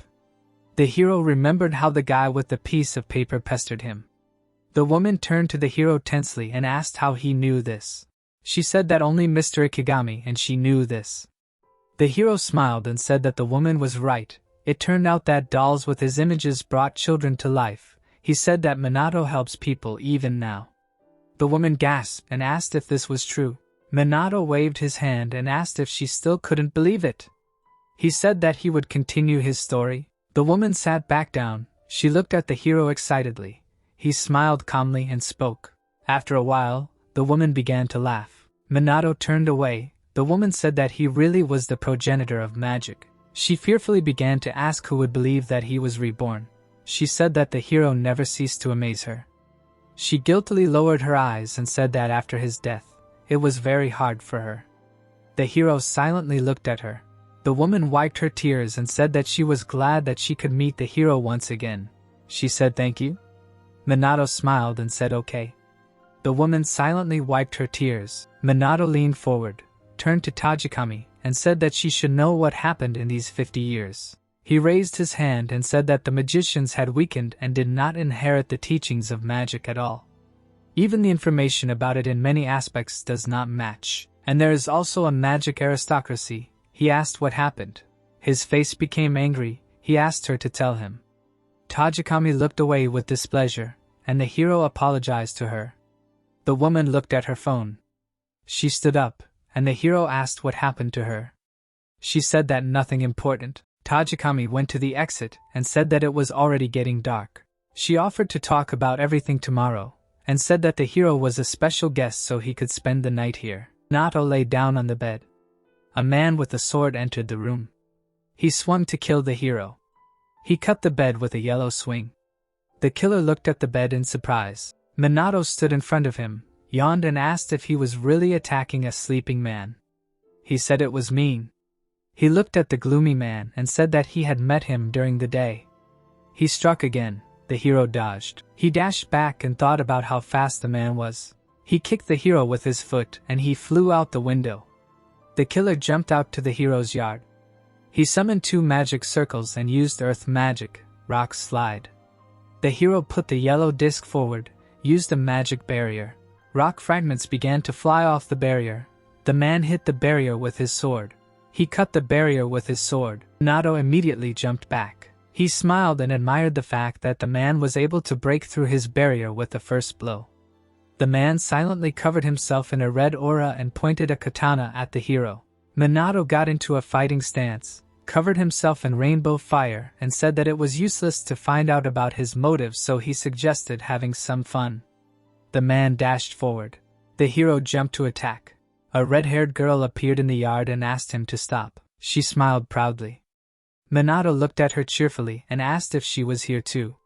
The girl took out her phone and asked the hero not to resist, saying that they were holding hostages. The hero asked if she really had so many friends in Tokyo. The killers were sitting near sleeping people. The girl asked if the hero knew what would happen to them after her call. 2 thugs were standing near 2 sisters. The girl assumed that she didn't need to tell. Minato looked at her angrily and asked what they wanted. The man stood next to the girl. She decided to introduce herself first. She smiled, put her hands on her hips, and said that they were a magical aristocracy. She was the head of the Hamurai family, Hinata. The man looked at the hero tiredly, said that he was from the magical aristocracy, the head of the Kaichai family, Rika. Hinata showed her thumb and said that they had only one demand and asked to become their comrade. She spread her hands and said that along with this and the magical aristocrat, so by agreeing, the hero will receive status and an excellent reputation as well as money, power and female attention, and also in this way he will save his friends. Hinata smiled slyly and said that this was an ultimatum, and said that even if the hero manages to sort everything out now, he will remain under the sights of the magical aristocracy for the rest of his life. Minato did not move and was silent. Hinata said that no matter how strong he was, but while he was eating, using the restroom, sleeping, or was away, he would not be able to protect his friends all the time. She pointed her finger at him and asked if he would join them. Minato put his hand on his hip and said that he refused. Hinata took out her phone and said that there was nothing to be done, and said that there would be many victims today. The assassins began to cast magic signs. The girl said that it was time to teach the hero a lesson so that he would not allow himself such insolence in the future. The assassins bent over the sisters. All the hero's friends were sleeping quietly. Golden rings appeared near the sisters and the silhouette of the hero crawled out of them. The assassins looked at him in bewilderment. A yellow copy of the hero stood silently in front of them. Hinata and Riku were covered in auras, and the girl asked why they did not move on to the second exam. The hero covered himself in a rainbow aura and said that he would prefer to dodge if possible. The nobles ran to attack and shouted that it was impossible. Hinata looked away in confusion. Her foot was flying into the hero's face. He put up a block and Hinata jumped away from him. She began to cast fire and asked how he liked it. A fiery explosion covered the hero. The smoke cleared. The hero stood unharmed. Riku jumped out of the smoke with a katana at the ready. He hit the hero in the neck with his sword. He managed to put up a block and said that if someone else were in his place, he would already be a corpse. Hinata screamed. Magic circles were burning in front of her. She told the hero not to be arrogant. Minato smiled and fired water magic. Water and fire collided with each other. The courtyard was covered in smoke and sparks. Minato was shaking with anger and said that the rumors were not true, that the hero did not even need to read spells, said that he stood firm even with the third rank of magic, and she looked like a complete fool against his background. Riku struck with his sword. Minato jumped aside. He hung in the air on a green circle and said that Riku did not fight so well standing on the ground and therefore suggested moving up. The opponents rose into the air. Hinata shouted irritably at how much self-confidence the hero had. She angrily looked ahead and told Riku that they underestimated him, and said that there was no need to hold back. The magicians cast a bunch of magic circles. They looked ahead angrily and said that their attacks would destroy and burn everything in their path. A huge wall of fire with an ominous smile was approaching the hero. Riku screamed. A stone block appeared above his discs. He read a spell. Hinata sweated and said that magic of this level is capable of destroying half the city, and began to ask how the hero was going to defend himself. The comet and flame flew forward. Hinata yawned boredly. The flame and comet were covered in yellow spheres. The magic began to disintegrate inside the spheres and disintegrated into crumbs of fragments and sparks. Riku and Hinata looked at the hero in shock and asked, "Did it all really disappear?" Hinata looked at them sternly and said that he split their magic. Hinata screamed and began to say that this was impossible and completely against the rules, said that she would not admit such a thing, and he was disqualified. Hinata covered herself in huge flames. She said that everything that happened before could be considered a farce, and said that now she would show him real power. Hinata turned around abruptly. The aristocrats looked up. Everyone felt familiar magic.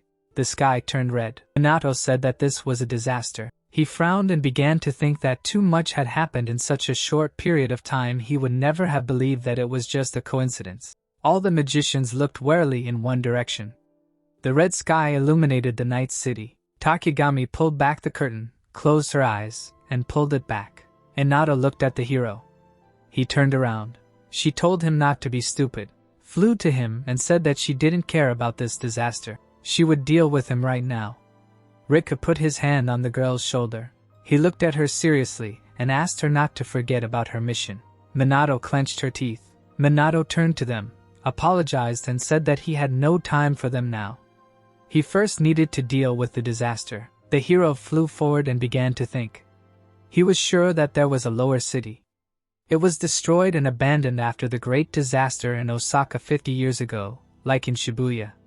He was flying over a ruined city and assumed that it wasn't such a disaster, but the monsters kept appearing. He decided that he needed to focus. The hero closed his eyes, began to see purple lights in the city, thought that there were quite a lot of monsters and if he passed by, they could attack people, but it would be hard for him to deal with them alone. Riku flew up to the hero and said that he would help him. Minato looked ahead and angrily asked if they lived by the motto, "The one who gives up dies." Riku looked at the city and said that before meeting him, it happened like that. Hinata looked at the men and thought that was true. Everyone was flying forward. Hinata thought that now was not the time for talking. She decided that this was her chance. A bunch of monsters were wandering the streets. Demons were accompanied by animals. Hinata landed on the street with a crash. She smiled excitedly and said that she would kill all the monsters. He began to cast fiery columns and burn the creatures. Riku cast magic and chopped the demons. Minato concentrated on casting his spell. Light strands stretched from his magic circles. He looked down and thought that he needed to kill all the small fry before the boss appeared. An unknown man was walking down the street. He was leaning on a cane and trembling. Minato landed behind him and called out. He extended his hand and said that it was dangerous here and that Grandpa should go to a safe place. The old man hit the hero on the hand. He looked at him angrily. Minato froze in bewilderment. The old man laughed and said that it was supposed to be like that, said that he was fine and asked not to worry. Minato watched the old man go and wondered what he was doing in such a dangerous place. The old man confidently walked forward while the hero thought that he had already seen him somewhere. The old man got into the prepared car. He looked at the driver and ordered him to move out. The column moved along the road. Soldiers and policemen were sitting in shelters. Monsters were flying in the sky. A policeman shouted that the spell was ready. They began to capture the monsters. Minato flew up to the column, thinking that, as Shita said, measures to prevent a catastrophe were taken. Beams shot at the monsters. The hero looked at the policeman and thought about what he should do. He landed. The man asked what he was doing here. The man spread his arms, introduced the hero to the soldiers and said that this was expected of the captain. A fire beam hit the monster. The man screamed. Minato cast a spell, told everyone not to be distracted and continued the fight. The hero went forward, asked how things were going. The soldiers shouted that they were keeping them in a circle. They added that they were trying their best to protect the citizens. The soldier and the policeman looked at the hero with anxiety. The soldier said that they did not take any measures to prevent the monster's actions. They did not have enough strength for this. Minato sat down, smiled and asked not to worry because he was with them now. The soldiers were preparing spells and said that it was very encouraging. Minato looked at them and said that he did not come alone. Riku and Hinata rushed into the battle. The soldiers were alarmed when they saw the magic aristocracy. They asked if the special squad and the magic aristocracy were really cooperating now. Were they dreaming? The soldier joyfully raised his fist and shouted that victory was now theirs. The policeman said that with such a composition they would easily win. Suddenly, the men began to bend over. They looked around in fear and asked, "What is this?" The demon stood in the middle of the purple smoke. He walked forward mercilessly. The soldier and the policeman trembled with fear. In front of them was the leader of the demons. They asked what kind of power this monster had. Minato calmly stepped forward and asked, "Did he really decide to show himself?" The policeman looked up in fear and wondered to himself if their opponent was the demon leader, wondering why he was here. Hinata and Riku ran ahead of Minato. The girls shouted that they would quickly sort everything out. Minato was nervously silent, thinking that the demon was stronger than them. He thought that they could easily lose to him. Minato looked happily at the demon leader and asked to let her strike the first blow, but the man objected. Throwing both hands up, Minato created a dense stream of fire magic in the center of which the silhouette of a face was visible. She ordered everything to turn to dust, adding that it was the end. Riku held a large number of magic circles above himself, connected in the form of a truncated cone above which a large boulder was created. Both abilities quickly approached the enemy, who was standing in place. The demon created red magic circles above himself which acted as a shield. A bright light from the explosion illuminated the location. The two aristocratic mages put their hands forward and tried to stay on their feet as the shockwave hit them. The people standing nearby closed their eyes as the light from the attack reached them. The demon leader stood on a hill surrounded by a crater from the attack. The warriors stood in their stances, enveloped in red and orange magic, looking at the demon. The red-haired girl asked if he finally understood. The dark demon said that he was not talking about them. A column of light aura rose up from the smiling Minato. Grabbing a huge sword, the brown-haired guy rushed forward and told him not to look down on them. Creating small magic circles behind her, Hinata jumped on the enemy and began to deliver numerous blows with red magic. Riku delivered quick blows with a two-handed sword from which the demon, enveloped in a purple aura, calmly walked away. Moving to the guy's back, he said that it was too slow. Making a dash forward, the red-haired girl threw the head of the Kai-Chai family and put up a block with her hands in front of the enemy's attack. Taking the blow, she flew back to the guy, exhaling in irritation. Circles with various patterns and colors appeared above the warriors. Streams of fiery green aura began to actively rotate dozens of meters away from them. It was the 6th rank synthesis magic, a fiery whirlwind, a fiery cyclone.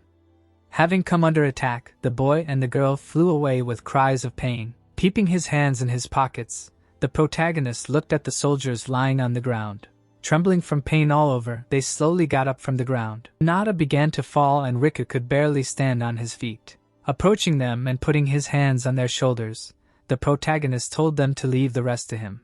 Grabbing him by the white t-shirt, the red-haired girl said that he would not be able to defeat him because even the magical aristocrats could not cope. Turning his head, the crippled brown-haired guy told him to run before it was too late. Starting to walk forward, Manhwa told them not to worry because an opponent of such a level was not a rival for him. Looking ahead in surprise, the head of the Kai-Chai family mentally asked what this meant, and couldn't he see it? The red-haired girl began to hit the ground, tears welling up in her eyes as she stated that this was not right and she shouldn't have allowed this. Clutching her head, Hinata said that he would be disappointed in her. She also added that she definitely had to be useful. Riku turned his gaze to the upset girl. With a smile, approaching the enemy, the protagonist, enveloped in magic, asked how long he had waited for this. Looking at him in surprise, the demon leader asked what kind of magical power this was and who he was. Looking ahead, the protagonist asked if he had to answer. The dark demon answered no, adding that they did not need to know anything about each other. Strengthening the flow of light aura, the protagonist, smiling, began to speak. Looking at him, the demon finished his sentence, offering to tear each other to pieces until one of them falls. Without waiting a second, the demon directed an attack with a huge hand at the guy. The flow stood in a stance and began to change the color of the energy surrounding him. The monster dealt many physical blows, which were blocked by a shield of magic. Shock waves went one after another, from the collision of blows of the protagonist and the demon leader. Smiling, the crippled Hinata said that, as she said, it was simply impossible to defeat the demon leader. Developing his right hand in energy, the protagonist struck the enemy's body. Removing his hand and stopping, the protagonist said that all this pissed him off. Frozen in place, shocked Riku stated that he was able to hit him. With her mouth and eyes wide open, the red-haired girl asked how this was possible. Looking at the protagonist enveloped in energy, the brown-haired boy mentally said that no matter how hard he tried to protect himself with magic, the demon leader's power was still great. After that, he mentally asked what the protagonist was going to do. Looking at his hand, Manhwa mentally stated that he wanted to try his new magic on him, but it was not the time yet. After that, he mentally added that he just needed to choose the right spell. He closed his eyes and raised his hands, creating light spheres of energy. He used the 9th tier anti-magic spark. Raising both hands, the trembling girl asked in shock how he could use 9th tier magic. She also stated that they can only use 8th tier magic, asking if that was not the highest tier. Being in the flow of magic, the protagonist menacingly looked forward. 10 large spheres were connected by yellow lightning. A stream of light magic completely enveloped the demon and began to burn his body. Having received many huge holes on his body, he was lying on the ground damaged by the attack. Adjusting his headdress, the red-haired guy in a bulletproof vest asked if it was over. Looking ahead, the guy in a military uniform said that he was able to defeat an opponent that even the magic aristocrats could not cope with. The soldiers rejoiced, running up to him. Both guys said that it was incredible. Throwing up his hands, the guy in a military uniform said that it was simply amazing. The red-haired guy with a wide smile said that he was their savior. Looking at the silently standing representatives of the magic aristocracy, the protagonist with a smile said that he could handle it. Gritting her teeth, Hinata mentally stated that he defeated him very easily, mentally adding that compared to him, it was hard to even call her a magician. Raising his hand, Manhwa asked if they would continue their conversation. Looking forward, Riku said that he did not see the need for it, adding that they had lost and he had passed the test. Looking seriously into the brown-haired man's eyes, the protagonist asked if they could explain everything to him now. The boy replied that they could. Turning his head to the green-haired grandmother, Manhwa said that there was one more missing piece, namely Lady Takakami. Putting her hands together, the grandmother stated that she acknowledged his strength. Looking at her, the protagonist said that it was natural since she could not get away with it now. Raising his hand, Manhwa asked what the test was for and why the Magi had become so weak. After that, he also asked why she was collaborating with the Magi aristocracy. Takakami silently lowered her gaze. The protagonist stated that he wanted to know the truth. The two members of the magical aristocracy looked at the protagonist and Takakami, who were sitting silently at the table. Folding his arms, the protagonist, looking forward, stated that he now wanted to hear the truth, asking if she knew them. Looking down, the grandmother confirmed, adding that they were supposed to attack him. The protagonist asked why. Inada folded her arms and looked at him silently. The brown-haired boy looked at her. Looking at the protagonist, Rika said that it was necessary to test him whether he was enjoying his power or not. He also added that they wanted to understand what kind of person he was. Turning his head to the warriors, Manhwa asked if his friends were involved in this test. Looking at him, the head of the Kaichai family answered that they threatened them but did not intend to hurt them. The protagonist asked what all of this was for. An image of a large classical house appeared against the background of dozens of glass high-rise buildings. The brown-haired man replied that he was a threat to the magical aristocracy because, in fact, his existence undermined the authority of the aristocracy in front of other organizations, which was a big problem. Seriously looking into his eyes, the protagonist, bending his body, said that they apparently understood everything wrong. Because their authority in the eyes of the magical special squad was not reduced at all and all their problems were created by themselves. Clenching her fists, the red-haired girl rushed forward with indignation on her face. Shielding her with his hand, Rika told her to calm down because he was right. Lowering his head, the brown-haired guy said that during the first catastrophe, the magical aristocracy did nothing. He also added that he understood that his words now sounded like a pathetic excuse, but this country needs magical aristocrats. The protagonist seriously looked into his eyes. Looking down, Takakami said that 50 years ago, after the death of Mr. Ikigami, aristocratic magicians arose. An image of magicians appeared, breaking into buildings, illegally entering them, and then robbing them using their powers. The grandmother said that after the death of the strongest magicians, when the monsters disappeared, a new threat arose in the form of illegal magicians. An image of a madly smiling dark-haired magician appeared, beating up an ordinary citizen. The green-haired grandmother said that they came suddenly, adding that back then there were no structures to restrain them. Without any way to stand up for themselves, Japan became a criminal country for a short time. An image of two magicians appeared, pointing their magic circles at the frightened people and cloaks. The grandmother said that the remaining magicians tried to hold back this oppression, but even they had a hard time doing it. An image appeared of crippled children eating their last loaves of bread while sitting on the street and begging. She added that after a series of disasters and crimes, people were mired in despair, they doubted every day. An image of a white-haired guy in a cloak appeared, smiling kindly against the background of bright light. The green-haired grandmother said that this was mainly due to the death of Minato, the one who was a hero who always stood guard over order, but his soul left this world forever. Looking at the dark table, Takakami said that then a bunch of magicians who managed to survive began to think about how to return the hope and peaceful days that Minato gave them to the people of Japan. Stopping speaking, the woman looked at the floor again. Looking at her, the protagonist asked if this is how the magical aristocracy appeared. The green-haired woman confirmed.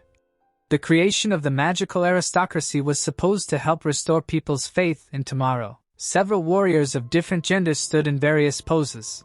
The green-haired granny said that if heroes like Minato appeared, peace would return to Japan. An image of green-uniformed mages appeared, one of whom raised his hand, actively uttering something. Takakami said that the uncontrolled power of mages was dangerous, so the magical aristocracy began collecting books related to magic from all over Japan.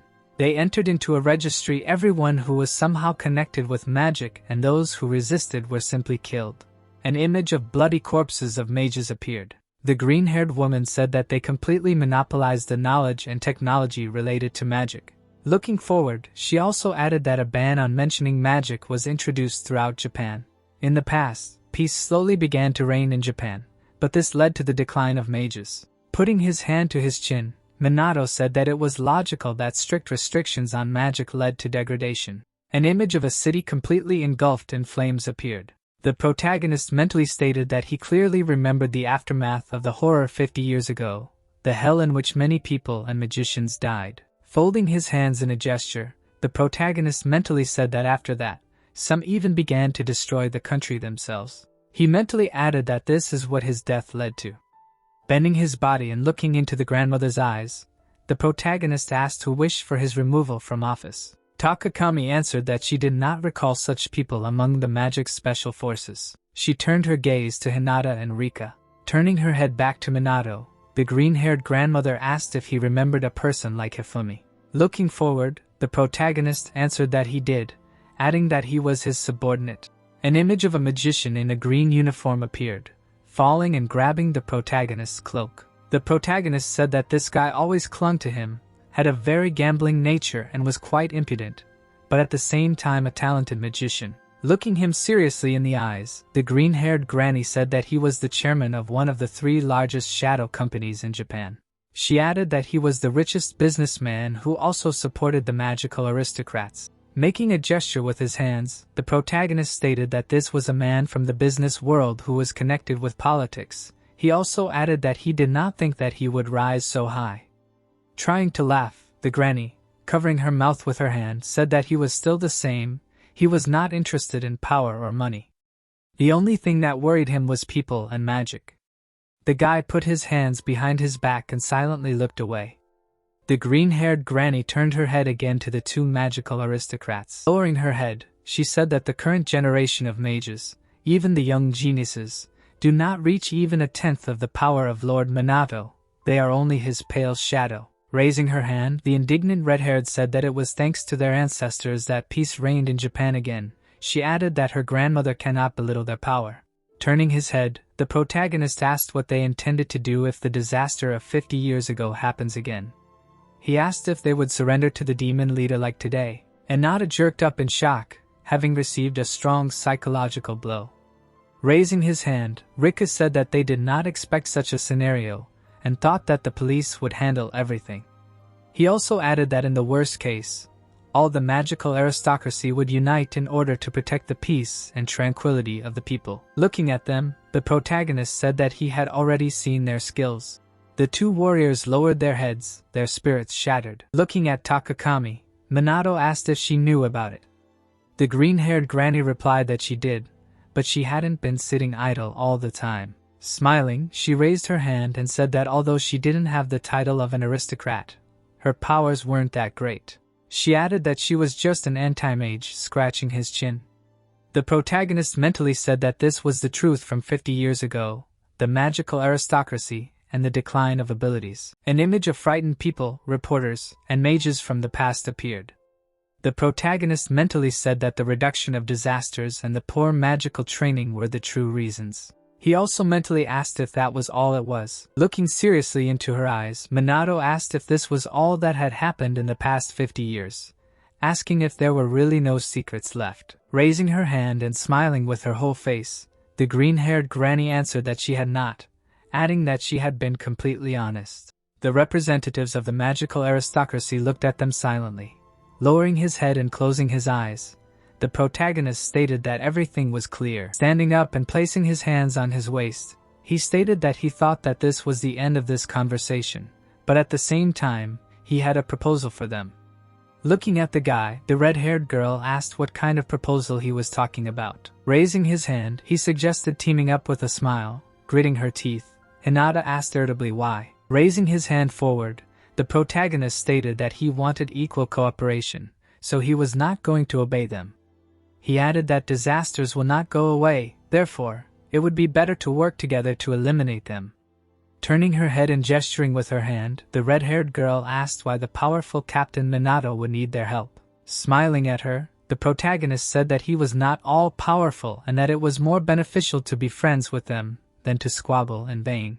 Gesturing with his hand, the protagonist stated that by uniting, they would be able to protect everyone, asking if they did not want to save the citizens. Raising his hand, the brown-haired man said that although his offer was unexpected, after losing to the demon leader, he saw no reason to refuse. The green-haired grandmother placed her hand on her chest and said with a smile that they could rely on her as well, adding that she would create anti-magic armor for him. Smiling, the protagonist thanked both of them.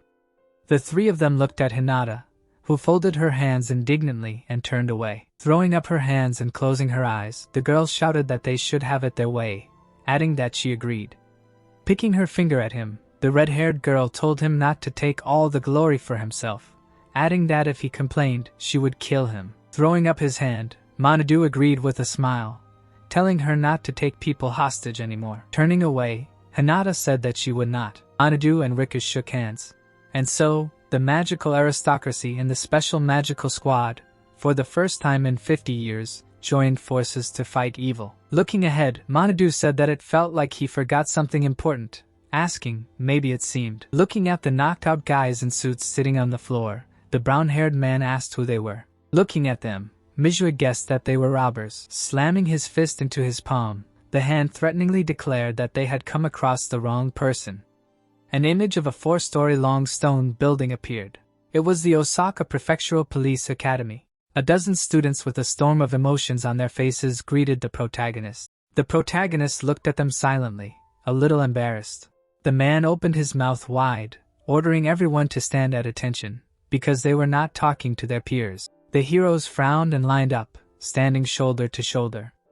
A man in a police uniform and dark glasses pointed his thumb at the squad behind him, asking the captain for forgiveness. Since many of them were volunteers, they didn't know the rules yet and he, as a policeman, was ashamed of them. The protagonist smiled awkwardly, saying that he didn't have to do that. The policeman raised his hand to his face, saying that he could understand them. After all, it was the exploits of the special magic squad that inspired them to join the academy. He himself would not mind going through something similar.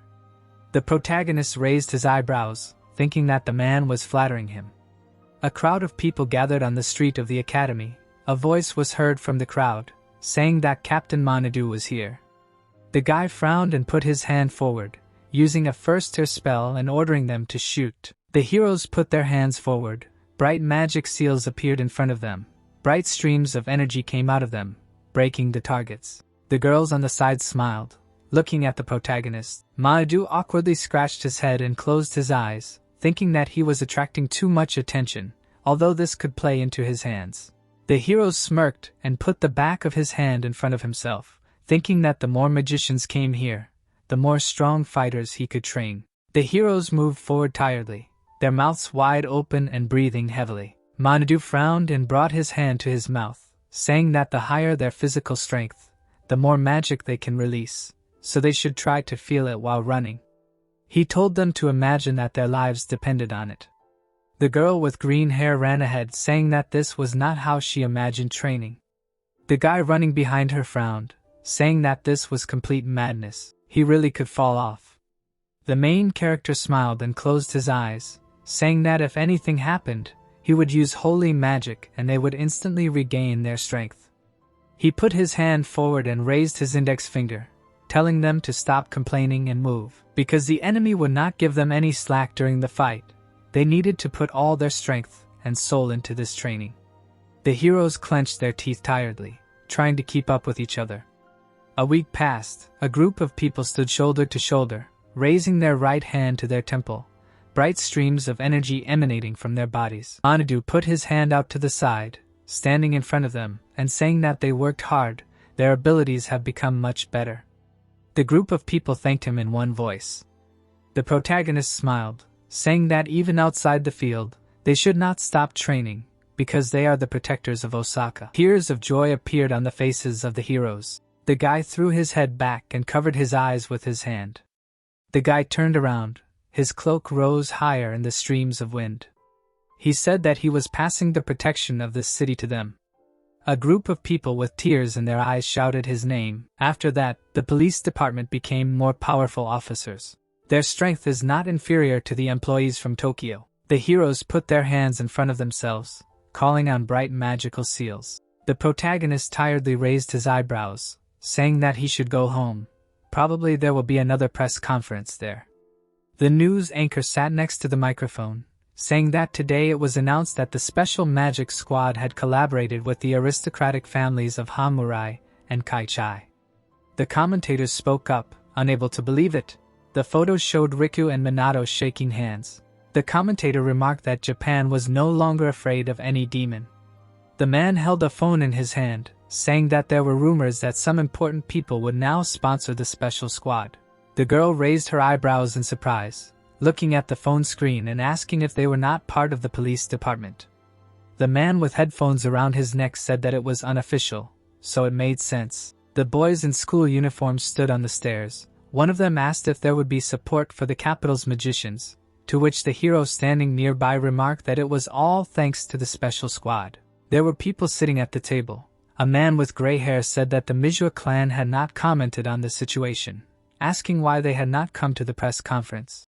The man sitting next to him clasped his hands in front of him, asking if they had not cooperated with the special forces. Did that mean the Manhwa clan was no longer cooperating with them? The two glasses furrowed his brows and raised his hand, saying that their country was on the brink of disaster, and they had not responded to it, asking what they were even thinking. The boy raised his eyebrows and turned around, asking if they really could not contact their father. There were girls standing behind him. Manhwa raised her eyebrows, saying that they had tried many times. Ruka finished her thought, saying that they had been disowned by everyone. Minato put his hand out to the side, saying that the fact that the clan leader had not commented on what was happening was very strange. The girl looked at him, saying that they thought the same. After all, even the Hamurai family and Kaichai agreed. They thought that their father would now meet them halfway. The protagonist froze, looking at the girls standing in front of him and thinking that peace had reigned between the special squad and the aristocracy for the first time in a long time. So he thought that Manhwa would want to see his daughters. But he was still silent. The hero wondered if he should visit him. Minato thoughtfully rubbed his chin. Manhwa smiled, saying that what was more important now was that the guys had done a good job in Osaka. Ruka raised her eyebrows, telling them not to turn up their noses. The guy arched his eyebrows, saying that he had brought more trouble on himself than he had brought. Behind him stood S.H. Shigo. He frowned, adjusting the sleeves of his clothes. He narrowed his eyes, thinking that while the main character was gone, the mage in black did not appear either. Maybe he is the Black Mage from the Black Knight. If so, then he must arrest him. The inspector looked at the smiling Minato, thinking that this was a mistake, because the guy is the only mage who can protect this world from evil. The young man raised his eyebrows, looking away and thinking that everyone was so busy lately, he had not returned home alone for so long. The guy's eyes opened wide. Two girls in kimonos appeared in front of him. They bowed their heads, saying that they were supposed to bring him. The building had a bright orange roof, reflecting the rays of the sun. The man frowned, saying that, apparently, the young man lived under the same roof with his daughters. Tashiru folded his arms over his chest, his eyes shining brightly and his body emitting a stream of blue energy. He said that he would kill him personally if he laid a finger on them. Minato raised his eyebrows in surprise, saying that they were just friends. The man sitting across from him at the table asked if he had touched them. The guy raised his hand, saying that he only saw them as friends, nothing more. The protagonist raised his eyebrows, wondering if the man had brought him here just because of this. After all, he does have a paternal instinct. Tashiru headed for the exit, asking the protagonist to follow him. The man rose higher on a magical seal surrounded by giant soap bubbles. The young man moved after him. Tashiru looked down at him, offering to have a training fight. The young man hovered among streams of bright energy, saying that he did not mind. A bright stream of energy appeared around the man. He frowned. Minato was surrounded by red energy. He looked up. Tashiru put his hands out, summoning 7 magic seals in front of him. Using the 7th rank, Kaiser Wave, a stream of bright energy came out of them. The guy spread his arms out to the sides. Bright magic seals appeared in front of him. An image of a demon's head appeared behind him. He used the 7th rank, Demonic Flame. Smoke appeared from the contact of 2 types of magical energy. The heroes sank to the ground. Tashiru frowned, saying that it was a good decision to use the antipode of water to repel the attack. He walked past the boy, saying that he could trust him with his daughters without a twinge of conscience. Minato stood silently in place while the man walked into the distance. A bottle of wine fell to the floor. it broke into small pieces.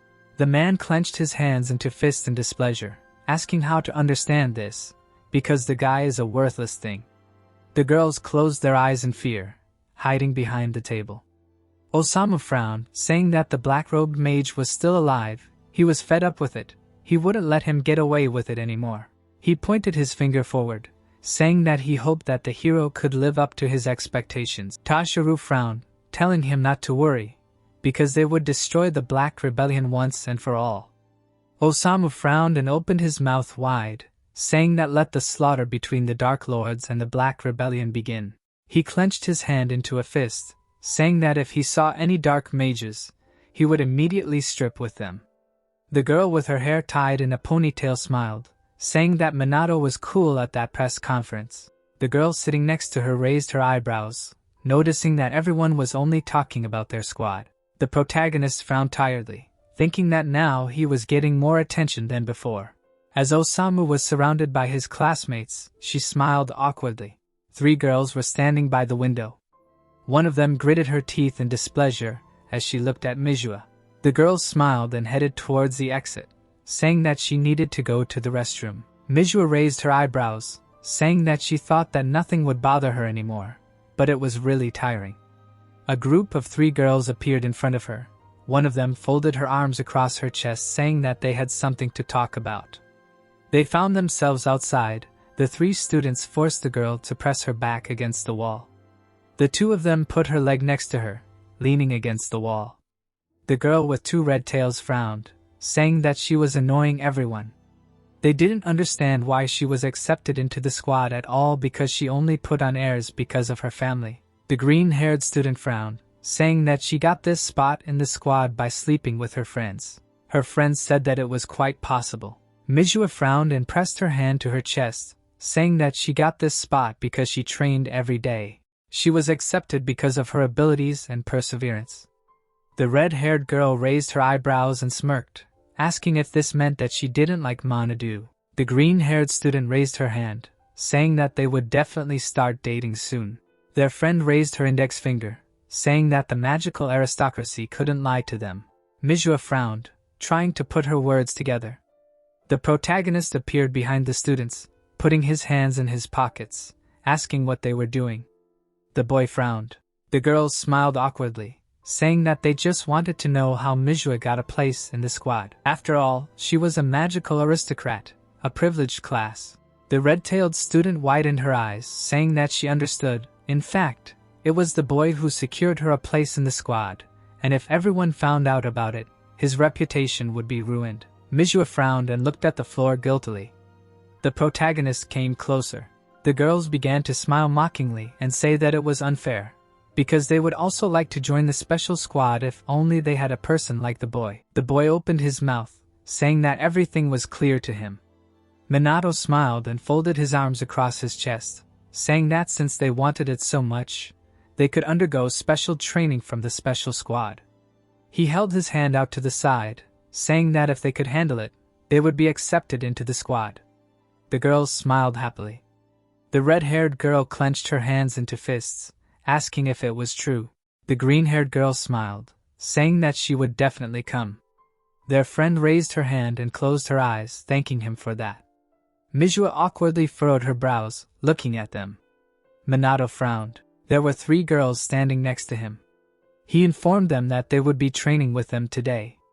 They all said in unison that they were glad to meet them. Ruji folded his arms across his chest, saying that he had never seen them before. Ruka raised his eyebrows, asking if the captain was sure that they could handle it.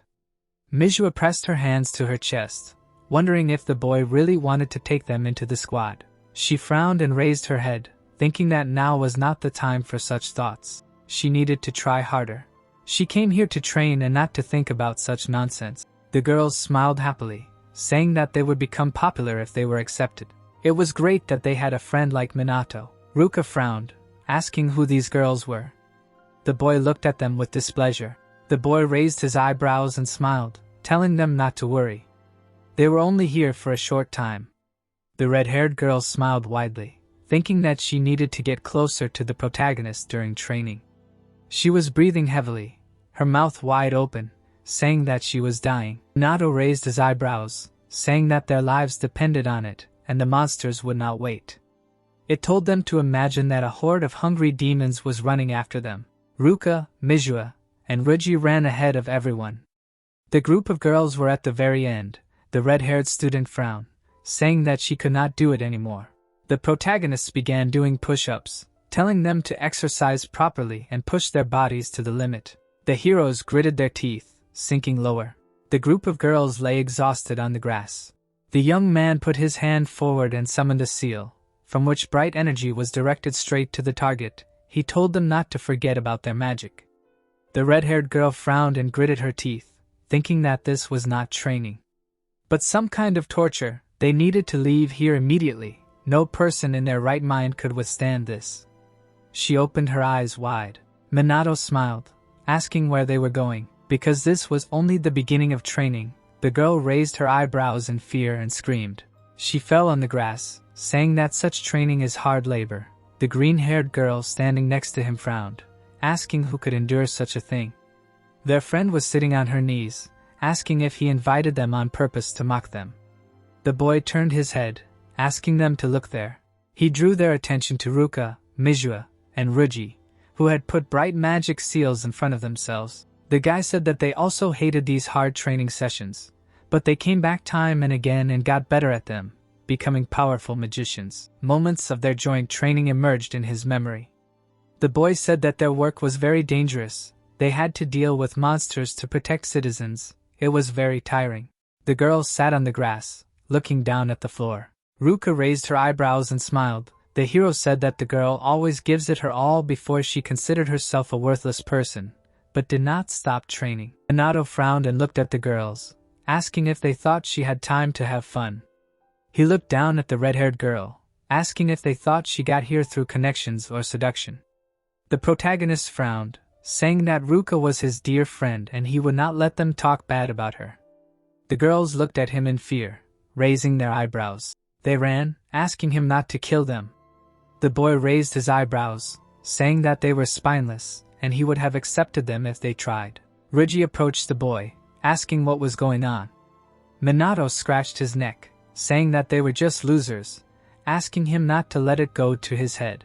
Manhwa raised her eyebrows, looking at him. The girl put her hands behind her back, saying that she heard everything. Manhwa smiled and thanked the boy, saying that he did it for her sake. Minato raised his head, saying that he could engage in a verbal fight with them, but it would be of little use. So he decided to show them everything so that they would understand what it was like to work in a special squad if they still continued in the same spirit. The girl smiled and continued his thought, saying that they should ignore them. The boy smiled, saying that everything was right. Manhwa looked away embarrassingly, saying that after what she said, she would like to admit that she treasured him. Minato closed his eyes and smiled. The girl walked next to the hero, thinking that he hardly understood what meaning she put into these words, but it does not matter. The day will come when she will become stronger, and then, being next to him, at the right moment she will definitely become even stronger. Manhwa smiled, looking at the floor. She overtook the boy. The girl smiled, saying that she would definitely defeat him. The boy raised his eyebrows. Manhwa smiled widely and winked, telling him to get ready. People ran away in fear, looking at the monsters appearing in the sky. Minato frowned, looking ahead. Hinata stood behind him. She rushed forward, summoning a bright seal in front of her palm and saying that this was her prey. The boy frowned and leaned on the magic seal, saying that she was very impatient. The heroes covered each other's backs, attacking the approaching monsters from all sides. The man raised his eyebrows in surprise. The boy turned around, asking if the special squad really worked together with the magic aristocrats. After their alliance, the credit of trust in the magic aristocracy increased. The diagram showed data that most of the voters began to trust them, but in addition to disasters and monsters, the organization of the Black Knights poses a threat. The heroes sat at the table, looking at the screens of the laptop and phone. The special squad is not an official organization that mainly includes students, but because of their achievements, the police trust is falling. The hero stood in front of a man in a police uniform sitting at the table. The man gritted his teeth and slammed his fist on the table. There was a dark night sky above the building. A small boy was lying on a hospital bed with a breathing apparatus connected. The door to the ward opened. The hero's hand reached out to the sleeping child. The protagonist in a dark hood extended his hand. A bright stream of light came out of his palm. He used the 9th rank, Holy Magic, Angel's Breath. Bright streams of energy appeared above the lying boy. The young man raised his eyebrows, thinking that holy magic is not omnipotent, but it can improve the physical and mental indicators of the victim. But looking at him, it seems that holy magic has no effect. The boy was fast asleep, lying on the bed. The protagonist frowned, remembering Leon. He closed his eyes, thinking that giving up just like that was not his style. The guy turned around, hearing a sound behind the door. Leona opened the door to the ward. She raised her eyebrows, saying that she heard footsteps. Minato was hovering over the magic seal outside the window, thinking that he had not managed to finish his treatment.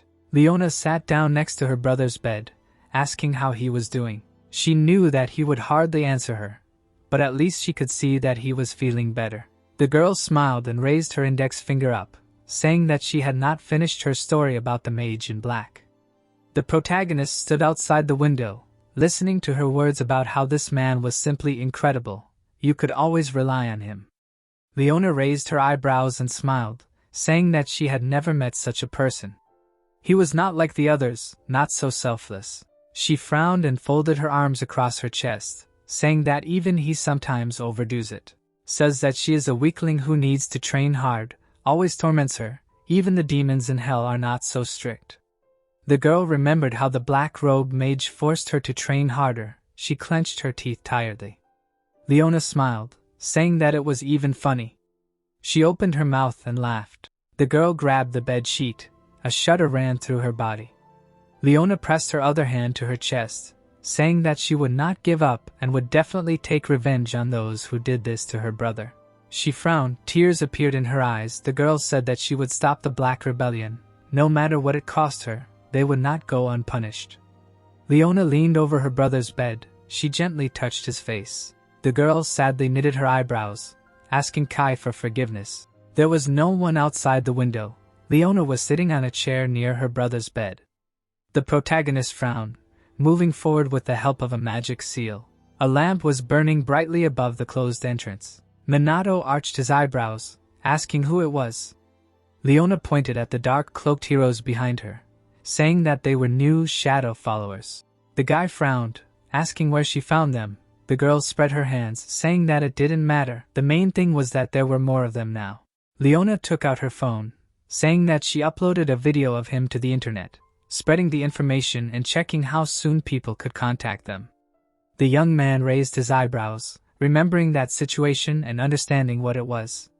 The girl smiled and put her hand to her side, asking him not to worry. She personally checked them all. There were no traitors among them. They could definitely be trusted.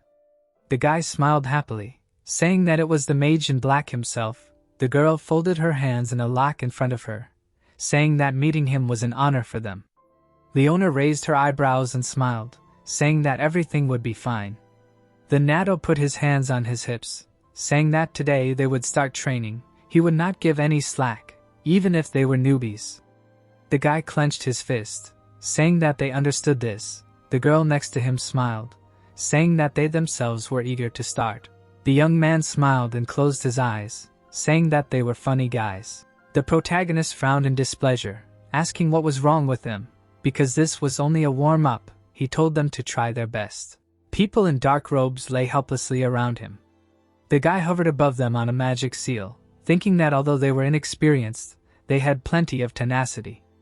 Under the clear and strict guidance of the mage in black, they began to gradually improve their skills. 2 groups were created, an operational one based on searching for information and hacking it, and a strike team aimed at cleansing.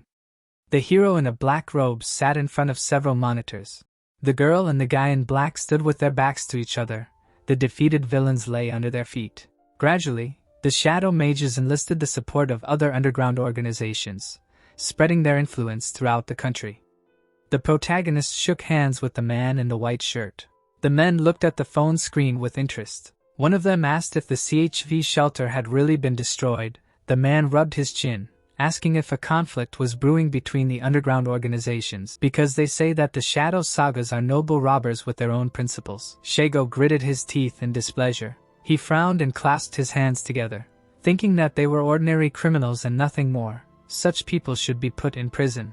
Osamu frowned, saying that he had enough. He would not allow them to do whatever they wanted. He hears his hand in a fist, saying that they are no longer small fry. The boy put his hands behind his back, telling the boss that everything is ready. The man frowned, saying that it was great, albeit slow. Osamu furrowed his brows and smiled. He raised his hand, saying that they would corner the mage in black and he would personally finish him off. They just had to wait a little bit. The heroes put their hands forward, summoning bright magic seals. Skogo looked at the boy, thinking that Captain Manhwa was an amazing person and a talented mage, but he suspected that he was the one hiding under the mask of the mage in black. The man imagined the man in the dark hood, thinking that his age, abilities, and the time of his appearances indicated that it was the boy. Skogo frowned and closed his eyes, thinking that he just couldn't believe it. He didn't want it to be true. Ruka, Manhwa, and Ruji ran up to the protagonist and folded their palms in front of them, apologizing to him. The protagonist held a broken thing in his hands. The girl pressed her hand to her chest, saying that they tried to fix it but it didn't work. The boy held his hand out in front of her, saying not to worry, they just couldn't withstand their magic. Manhwa looked at the broken thing in his hands, thinking that he was just an amateur and he couldn't create anti-magic armor, so he thought about talking to Takagami about it. Ruji folded his arms across his chest, saying that the guy was crazy. Ruka raised her eyebrows, asking who was attacking under the cover of night. Manhwa clenched her hands into fists, saying that they were acting like they were allowed to do anything just because they were born magical aristocrats. The protagonist smiled and raised his hand, saying that he understood their displeasure, but now they needed to cooperate with them, so they needed to close the fortune teller for now. Manhwa looked up saying she would try. Ruji punched his hand asking if the boy really thought they needed them. The hand raised an eyebrow saying they hadn't touched it, but if something happened she would have given it to them.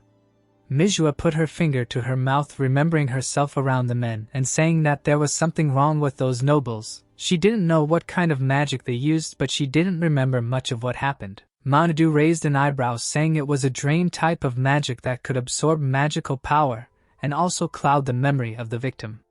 He held out his hand saying that was why she didn't remember anything. The boy held his hand out to the side saying they were done for today and could go home. Manhwa waved at him, saying that she still had things to do at school. Ruka noted that she also needed to go with the girl. Ruji raised his hand, saying that it was time for him to go to his part-time job, so the boy would go home today. A voice called out to the protagonist. He turned around. Shigo smiled and pointed his thumb behind him, asking if he needed a ride. The car was moving along the road. The man was gripping the steering wheel tightly in his hands, saying that the influence of shadow mages had increased lately. The police could no longer ignore their activities. The boy leaned his head on his hand, asking if he still suspected him of this. Shigo looked at him, saying that the mage in black was young and talented. No matter how you look at it, they were similar. Minato looked out the window, saying that he didn't know anything about this. The man smiled. The protagonist raised his eyebrows, asking if the mage in black was bad, since he wasn't doing anything illegal. Shigo looked at the road, saying that everyone called the hero a noble robber. The young man asked what he didn't like, to which the man noted that he was still a criminal. The car stopped at the house. Shigo frowned, saying that his father was a policeman. He would call him a man of honor. He admired him not only because he was a father, but also because he believed that criminals were the same people, with their own problems and principles, and he believed him. The hero remembered himself as a little boy, standing next to his mother and father. The man smiled, putting his right hand to his temple. Little Shigo made the same gesture with his hand. The hero said that he respected his father for seeing only the good in people, which is why he wanted to be like him. But his father was killed.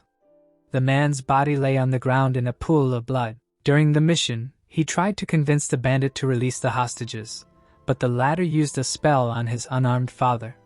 The man stood in front of the bandit, who had a girl in his hands. He summoned a bright magic seal. The hero's father was not even a magician. It was a terrible death.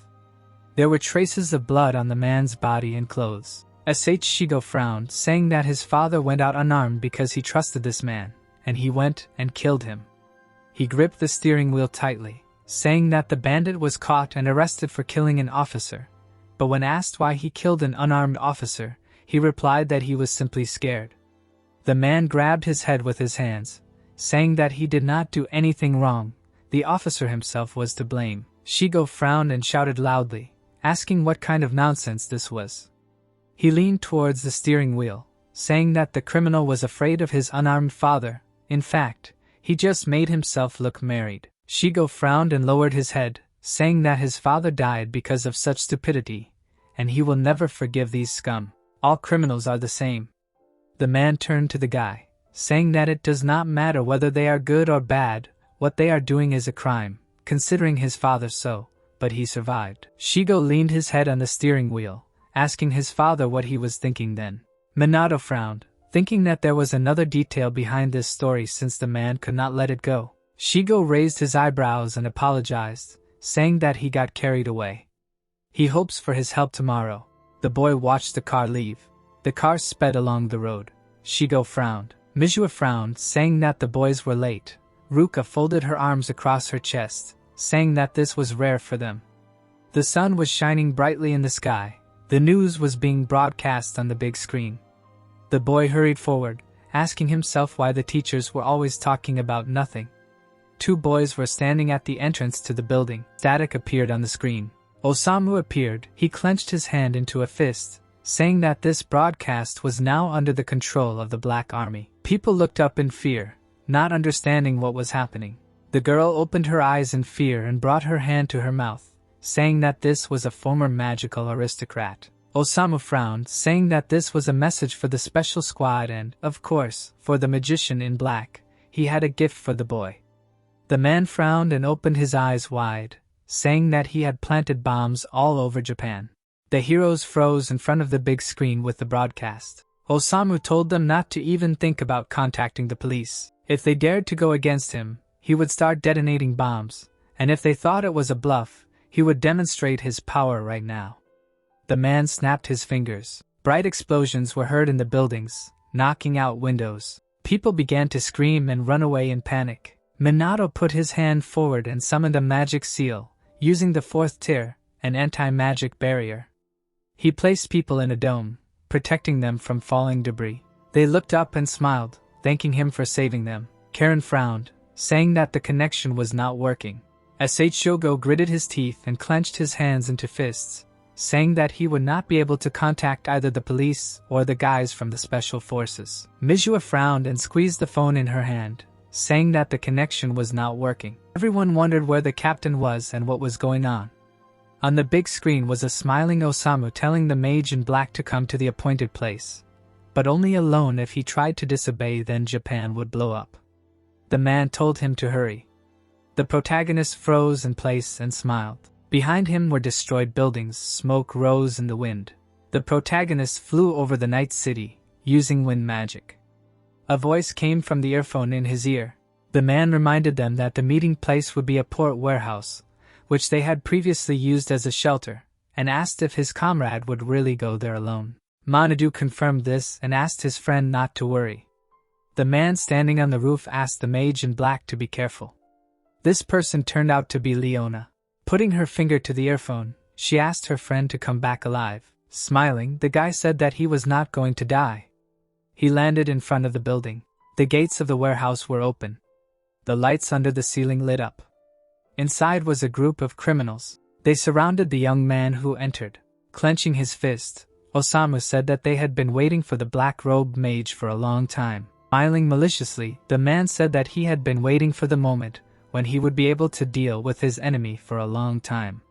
Spreading his arms, he said that everyone present here were high-ranking magicians, the best in the entire Black Rebellion. Smiling, the student asked if the secret organization would come to an end if he managed to defeat them all. Covering his eyes with his hand, the leader of the rebellion laughed. Pointing a finger at the enemy, the criminal asked if the boy really thought he could deal with them alone.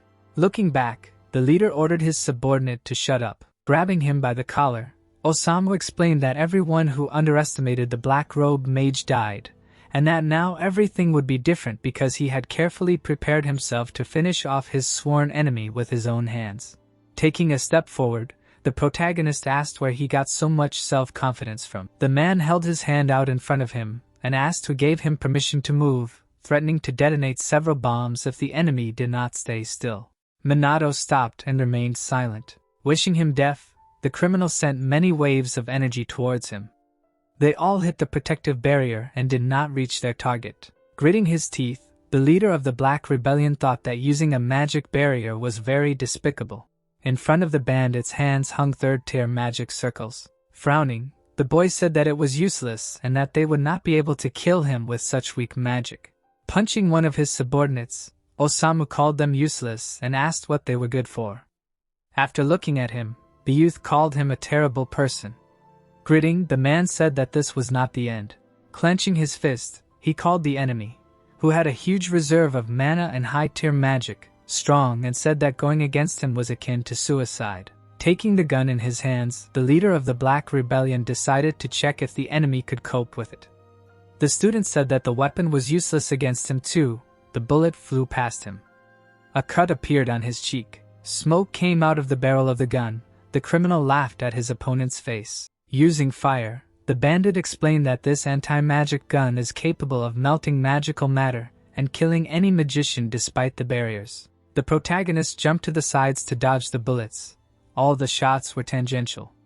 Raising the gun up, Osamu said that he had not shot for a long time, so he could not hit the target accurately. Magic circles of holy energy appeared around Manhwa. Bright particles flew in the air. The scratch on his cheek healed. The wound on his knee disappeared. Menacingly clenching his teeth, the man asked who allowed him to use holy magic. Using his hand, the guy explained that he did not even think of resisting. It was just that this magic was activated automatically without his direct consent. After reloading his gun, the leader of the Black Rebellion decided that the automatic healing was very convenient. After firing a few times, he declared that he could continue firing all night long. As he continued firing, the bandit smiled, suggesting that his enemy was probably in pain even though his wounds were healing. His henchmen widened their eyes in fear. There were many cuts on the young man's body. Only magic appeared around him again. Holding the gun outstretched, Osamu wondered if he had ever managed to hit the enemy in the head.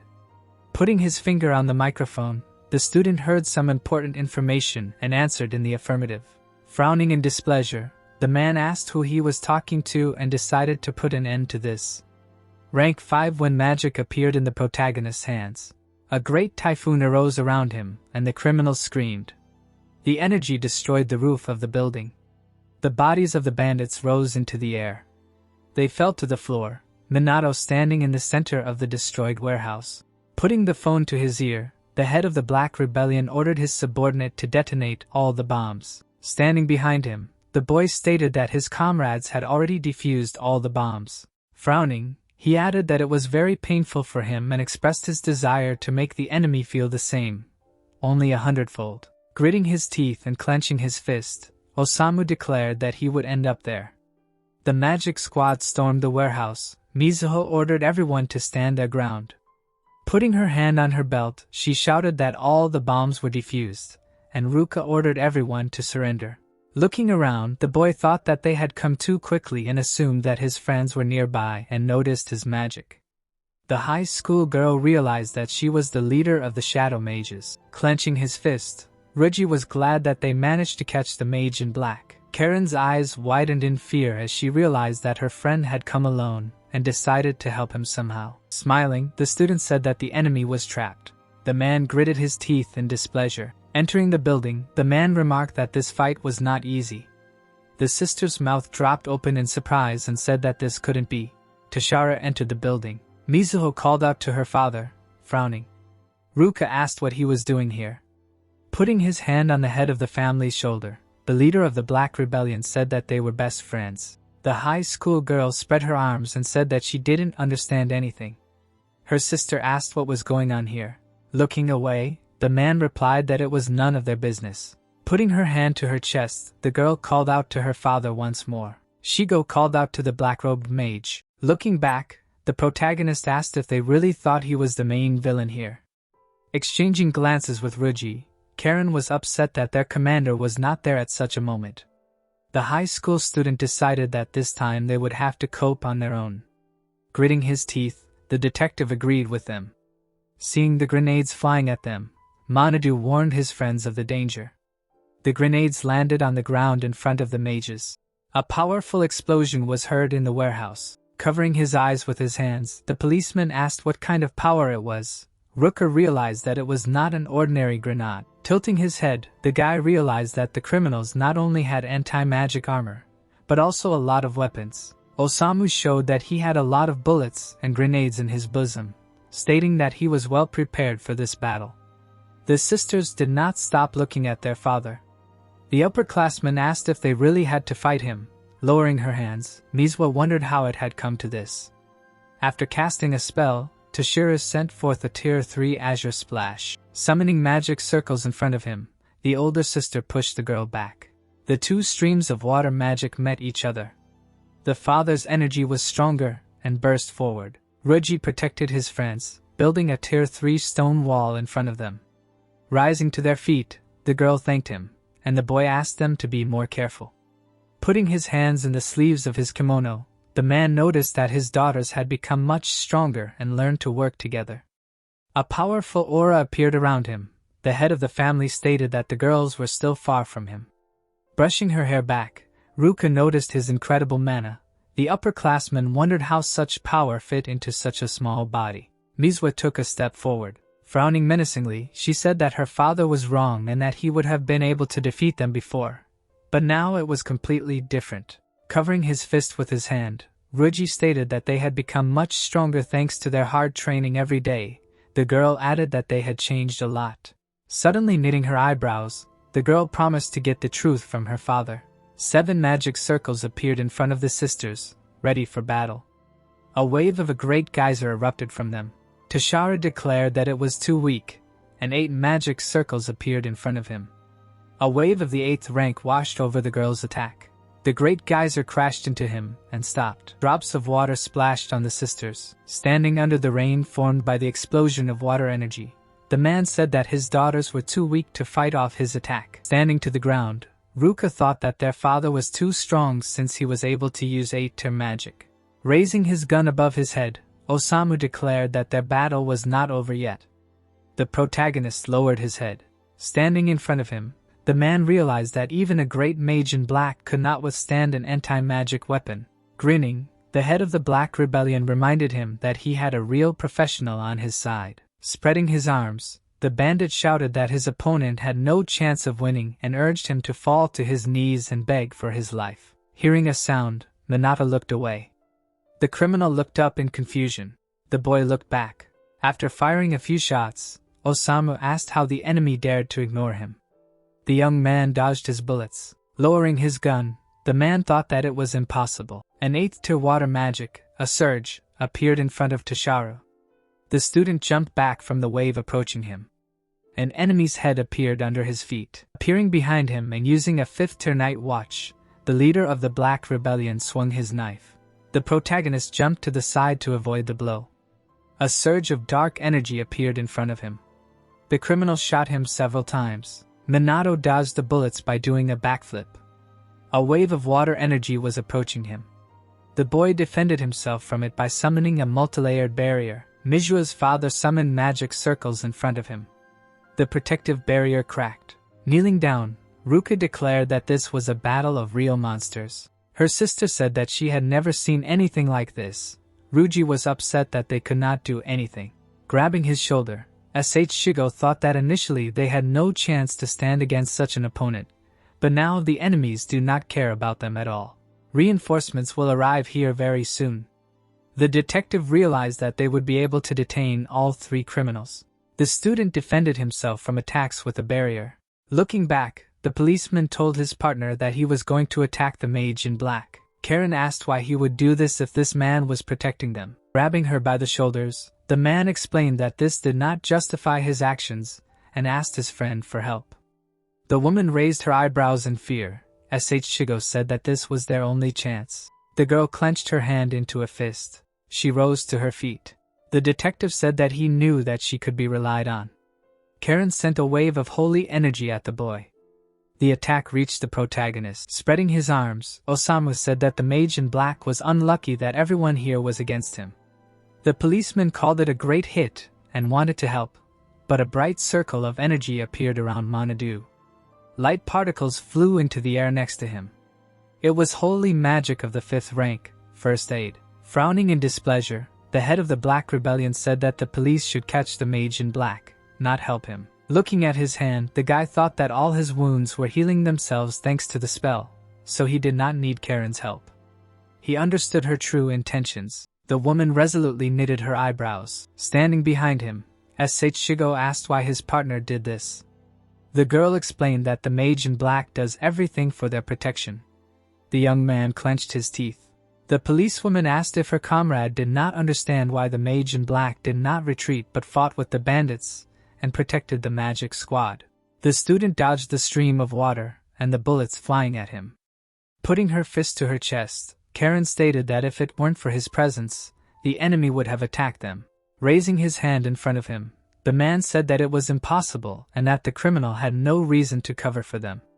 Grabbing him by the collar, the woman asked why the black-robed mage would fall for such an obvious trap and explained that the man was doing it for the sake of the lives of ordinary people.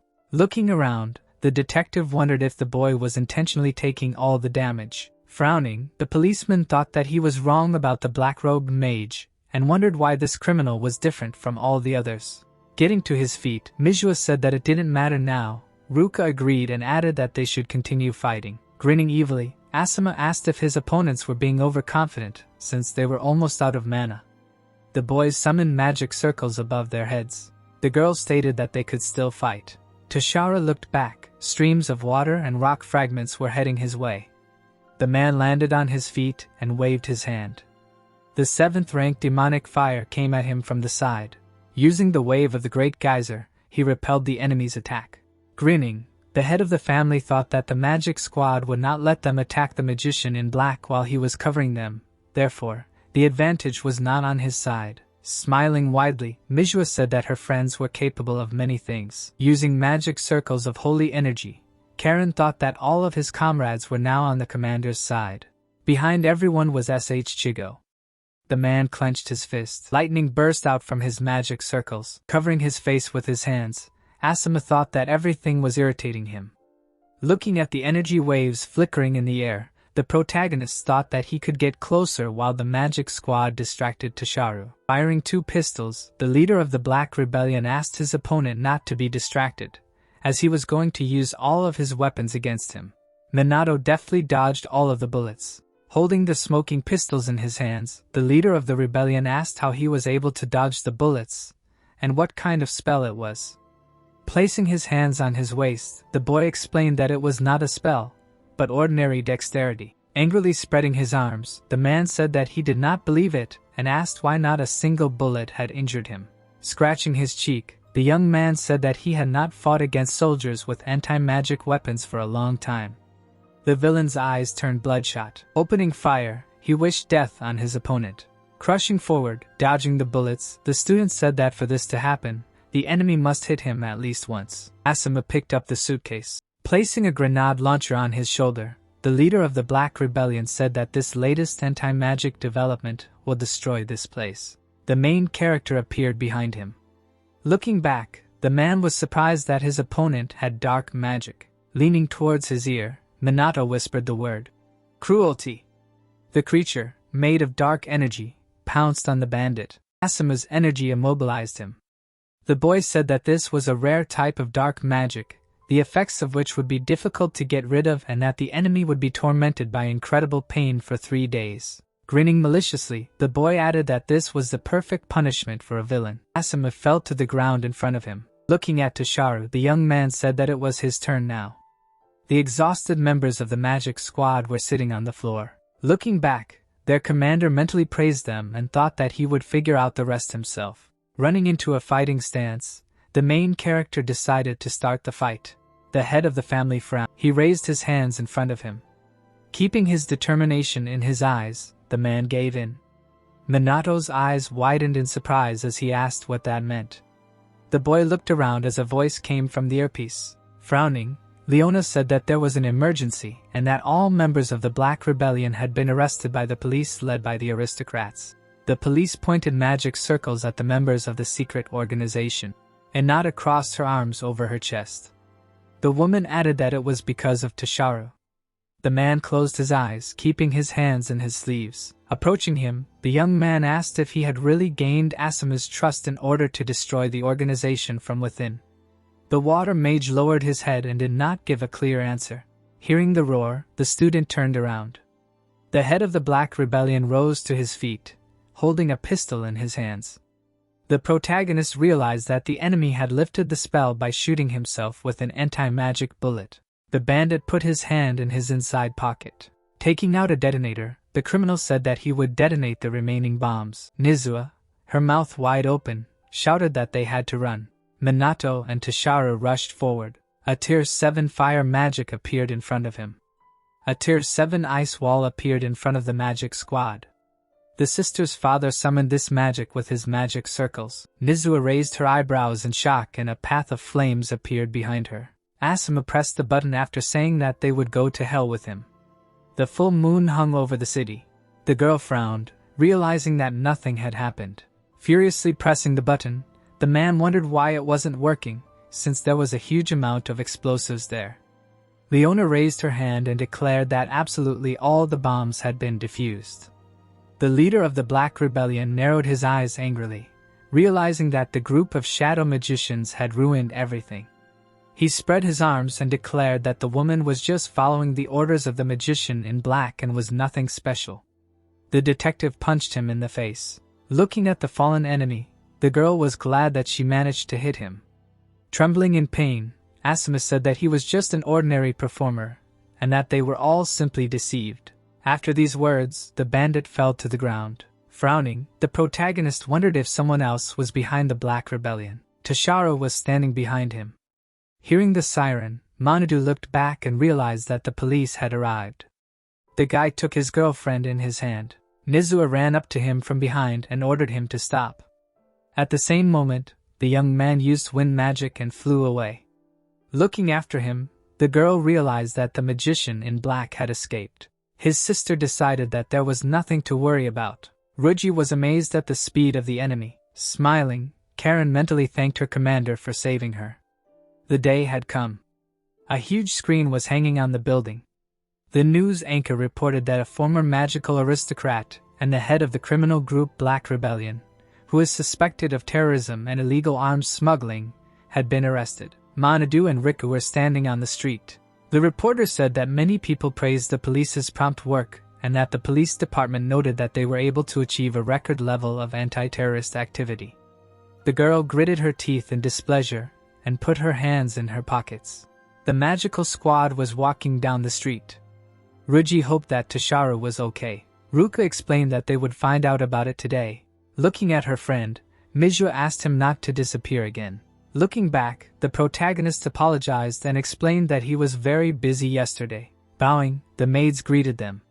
Sitting in front of the table, the girls said that they wanted to hear the truth. Her father frowned and explained that he joined the Black Rebellion to cleanse the magical aristocracy of its shame and eradicate all criminals. He narrowed his eyes and added that Asuma was involved in many crimes and was increasing his criminal authority. In his memories, the head of the rebellion spread his arms and grinned menacingly. Mizua asked why her father did this now, frowning in concern, and the head of the family replied that it was an order from the police. The general raised his hand. The man held papers in his hands. If he colluded with the K's family, he would arouse less suspicion since they were at the top of the magical aristocracy. It worked. The bandit trusted him and placed his hand on his shoulder. Looking at the head of the family, the protagonist thought that it made sense. Closing his eyes, Tasharu explained that he was not held accountable because he was an undercover civilian. The girl smiled happily. Looking down, Ruka thought that it must have been hard. Mizua said that the police had been too harsh on their father. Putting his hand to his chin, Manhwa thought that their magic squad would have done the same. Looking at the calm man, the boy wondered why the police had asked him for help. Remembering how Shigo had sat next to the general, the boy thought that the police had always been disdainful of the magic aristocracy in the past. But now it was different. Thoughtfully knitting his brows, he decided that he was missing something and that the head of the family was not telling him everything. A memory of him and Leona standing on the roof and how the black-robed magician had suggested that the police had beaten them to it popped into his head. Then the girl raised her hand and said that they were not able to quickly operate with information and most of the bombs were fake. The student asked why they needed the dummies. Closing her eyes, the detective explained that it would be foolish to waste so many weapons on a simple intimidation. Frowning, she confirmed that the police had reacted too quickly as if they knew all the criminals' next steps. Lowering his head, Toshiro said that he wanted to cooperate with the magic squad and apologize for his past behavior. Manhwa raised her eyebrows in surprise and asked if that was true. Her sister smiled. The protagonist looked at them. Raising his hands up, Ryuji was glad that his friends had settled their conflict with their father. The high school student concluded that their family would cooperate with them and that they had finally managed to deal with the Black Rebellion. The heroes walked down the street. Looking at Minato, Karen thought that the black-clad mage was her hero and that she needed to repay him somehow. Frowning, Shogo thought that the mage in black was a criminal and wondered if he should continue hunting him if it might be his friend. Manhwa looked down in frustration. Remembering how the wall of fire had erupted in front of her, the girl thought that she had caught a glimpse of the protector's eyes for a moment. The boy narrowed his eyes burning with the desire to protect people. The student guessed that the mage in black was not so bad. Walking ahead of everyone, the young man thought that they would find out about his secret identity if this continued. The student invoked holy magic on the sick boy. Frowning, he realized that his spells were not helping at all and asked Kai to wake up. Leona entered the room. The protagonist hid behind the window, smiling. The woman told her brother that she had dealt with all the villains and that he no longer had to worry about anything. Stroking the child's head, the detective said that she had gotten rid of those who had hurt him. Opening his mouth, the boy called out to his sister. Grabbing his hand, the girl began to call his name. Opening his eyes, Kai said that he promised to watch the house and asked if he succeeded. Leona hugged him and burst into tears. Minato smiled when he saw this. The boy flew away from the hospital using wind magic. Putting his palms together, Ryuji asked his friends to watch over his younger siblings. Sitting on a bench, the boy asked why they should do this. The high school student explained that he was asked to work a full shift so he would have to come home very late. Usually, his mother had a day off on such days, so she looked after the children herself while her son trained using a magic circle. The boy was cooking rice in a wok. This time their days off did not coincide. Bowing, the student said that he could not leave the children alone at home and asked his friends to watch them for just one day. Smiling, the protagonist agreed, adding that he really loved taking care of children and raising his head. Ryuji thanked him. Manhwa frowned in disappointment and said that she couldn't help because she would be busy moving all day. The upperclassmen remembered that they had made up with their father and asked if they would be living together. The girl said no and explained that they were just moving to a bigger apartment. The girl crossed her arms and said that it was time for them to learn to live independently instead of relying on their friend. Ruka confirmed this. Manhwa scratched her head and thanked her father for at least giving them money. Sitting between the sisters, Manadu wondered why Toshiro would let them live with him if he wanted to teach his daughters independence. Looking up, Ryuji realized that his two friends were free. Looking at them, the upperclassman thought that one of them had a kind aura while the other one was threatening. The boy closed his eyes and said that it would be better with Manhwa. Frowning, the boy asked what that meant. Using his hand, the student asked if Ruka would agree to babysit the children, saying that she could handle it on her own. Putting her hand to her chest, the girl replied that she wanted to help. Clenching his fist, Ryuji apologized for the sudden request and thanked them. The protagonist looked at his upset friend. The next day, the heroes went with the children to an amusement park. After patting the boy on the head, Manadu said that he hadn't been to such a place for a long time. The children surrounded him and expressed their desire to go on completely different rides. While smiling, the boy promised them to try to go on each of them. Looking back, the boy asked why his friend froze in place. Displeased, crossing her arms over her chest, the girl said that she was already on her way. The little girl hid behind the student. The student asked his friend to at least try to smile. The high school girl covered her face with her hand and apologized. Ruka narrowed her eyes and tried to smile, but she failed. Squeezing her eyes shut, the girl called her ugly. The girl opened her mouth in shock. The main character hugged the child. The high school girl looked down in disappointment. The heroes rode the carousel, sitting on white horses. Then they went up on the Ferris wheel. Then the guys rode the roller coaster. Walking down the street, the boy said that it was a lot of fun, and his sister suggested going somewhere else. Manhwa turned around to look at his friend. Ruka smiled sheepishly.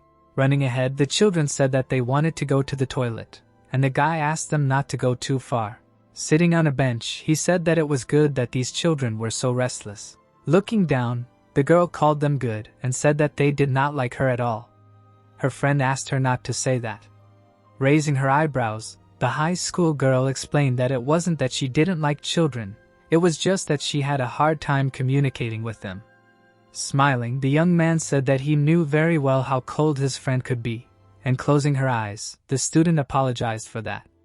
Lowering her head, she told her that Manhwa had once told her that she could never happen, and that this was absolutely not true. Knowing how the girl cut salad, laughed, and cast a spell, Ruka explained that her sister was a better cook, knew how to get along with people, and would soon surpass her in strength. Sadly, knitting her eyebrows, the girl concluded that she looked ordinary and clumsy compared to her sister. The protagonist raised his eyebrows in surprise. Getting up from the bench, the high school girl apologized for her words and asked her friend to forget about this conversation. The children returned from the toilet and ran to their friends. People were taking pictures in the middle of the street. A woman was outraged by the strange outfits of passers-by, and the photographer asked them to look at the camera. The boy accidentally bumped into him. Minata looked up. At the same moment, his girlfriend jumped up and went to help. Grabbing the child, she fell to the ground. Grabbing him by the shoulders, Ruka asked if he was okay. The boy immediately burst into tears. Smiling, the girl was glad that he was okay. Approaching her from behind, the man asked who raised this child so badly. The woman said that the boy should apologize to them. Turning to them, the high school girl said that they were the ones who weren't looking where they were going. Indignant at the accusation, the blonde swung his fist to hit her. The guy grabbed his arm. Twisting the rude man's arm, the young man explained that this was an amusement park, so they should behave decently and not disturb other people's rest. Open-mouthed in pain, the man asked to let him go. The strangers ran away. The student said that such people really irritated him and asked if his friends were okay. Hugging Ruka's leg, the boy said that he was very scared. The children rushed to hug the girl and cry. The high school girl blushed and looked back. The protagonist nodded silently. Hugging the children, the student said that everything was fine. Night fell. A full moon hung over the house. Bursting into the apartment, Ruji apologized for being so late and asked if the children had caused any problems. Smiling, he asked what was going on here. Seeing that the heroes had fallen asleep on the floor next to the children, the high school student compared them to a young family. The protagonist stood with his back to his second personality. They were two legends of the magical world in Japan. However, the reputation of the police was rapidly declining. People were sitting in the conference room discussing the illegal activities of shadow mages. The general frowned. The group helped defeat the Black Rebellion, but the main work was done by a special squad, which did not help improve the reputation of the police. The man said that people would begin to trust them if the shadow mages disappeared. A man in a formal suit was sitting at the table. Raising his fist, the commander ordered his subordinates to catch the criminals hiding behind the mask of good as soon as possible. The bright sun was shining above the Kaichai family dojo. The protagonist stood opposite Riku. Minato raised his wooden sword. The head of the family responded in kind. He jumped up from his seat and rushed forward. The boy parried his blows with his sword. The young man jumped to dodge the attack. The student swung his sword. The man ducked. Riku lunged, forcing his opponent to jump back. The tip of the sword ended up in the student's face. Frowning, the head of the family declared that the outcome of the fight was obvious, making a counterattack. The protagonist said that he would not be so sure of that. Lowering the weapon, the man said that his opponent had amazing skills on the level of a kendo instructor. Putting away the sword, Minato noted that he was still far from his mentor. Smiling, Riku praised him for his modesty and outstanding abilities. The boy thanked him. The head of the family put the sword on the stand. Falling to the floor, he said that he was too tired. The boy asked if everything was okay. Turning his head to the side, the man said that he felt alive only with the sword in his hands and that as soon as he put it away, the meaning of life was lost, and he just wanted to die or become a plant. Sitting down next to him, the student asked him to do without pessimism. Leaning against the wall, the student asked him to just enjoy life, do what he liked, and think less about other people. Looking up, Riku called his comrade strange. Sitting down next to him, he explained that he always wanted to be on top, but lost his edge when he started practicing kendo. Looking up, the protagonist asked what was wrong with that and wasn't finding himself great. The head of the family said that it was the first time he heard something like that. Looking down, Madu expressed his understanding. Remembering how demons filled the sky during the Great Catastrophe, the boy said that he once had the chance to be a participant in a terrible tragedy. The boy opened his mouth in shock. People around him were dying one after another. A magical beast approached him from behind. A magic circle appeared in its mouth. The youth did not want such a fate, so the power awakened in him and a magic circle appeared in front of his hand. Looking at his comrade, the man thought that he had been in a major accident. Looking at his hand, the student thought that he had learned to imitate the magic of monsters and finally mastered his power, and this helped him go beyond ordinary magic. Standing among the corpses of magical beasts, the boy was the only survivor. There were many wounds on his body. He was unable to save anyone. Clenching his fist, he explained that when he gained this incredible power, people started avoiding him, but now this power helps him protect other people. Turning to his mentor, the student asked if he didn't have something to protect because no one fights for nothing. Looking down, Riku confirmed that he did. Standing up and holding out his hand, the student asked him to think of his power as an individual ability. Holding his hand, the head of the family thanked him. Placing his hand on his waist, the protagonist reminded him that his friend could always rely on him. The man said that the feeling was mutual. Madu walked ahead down the street.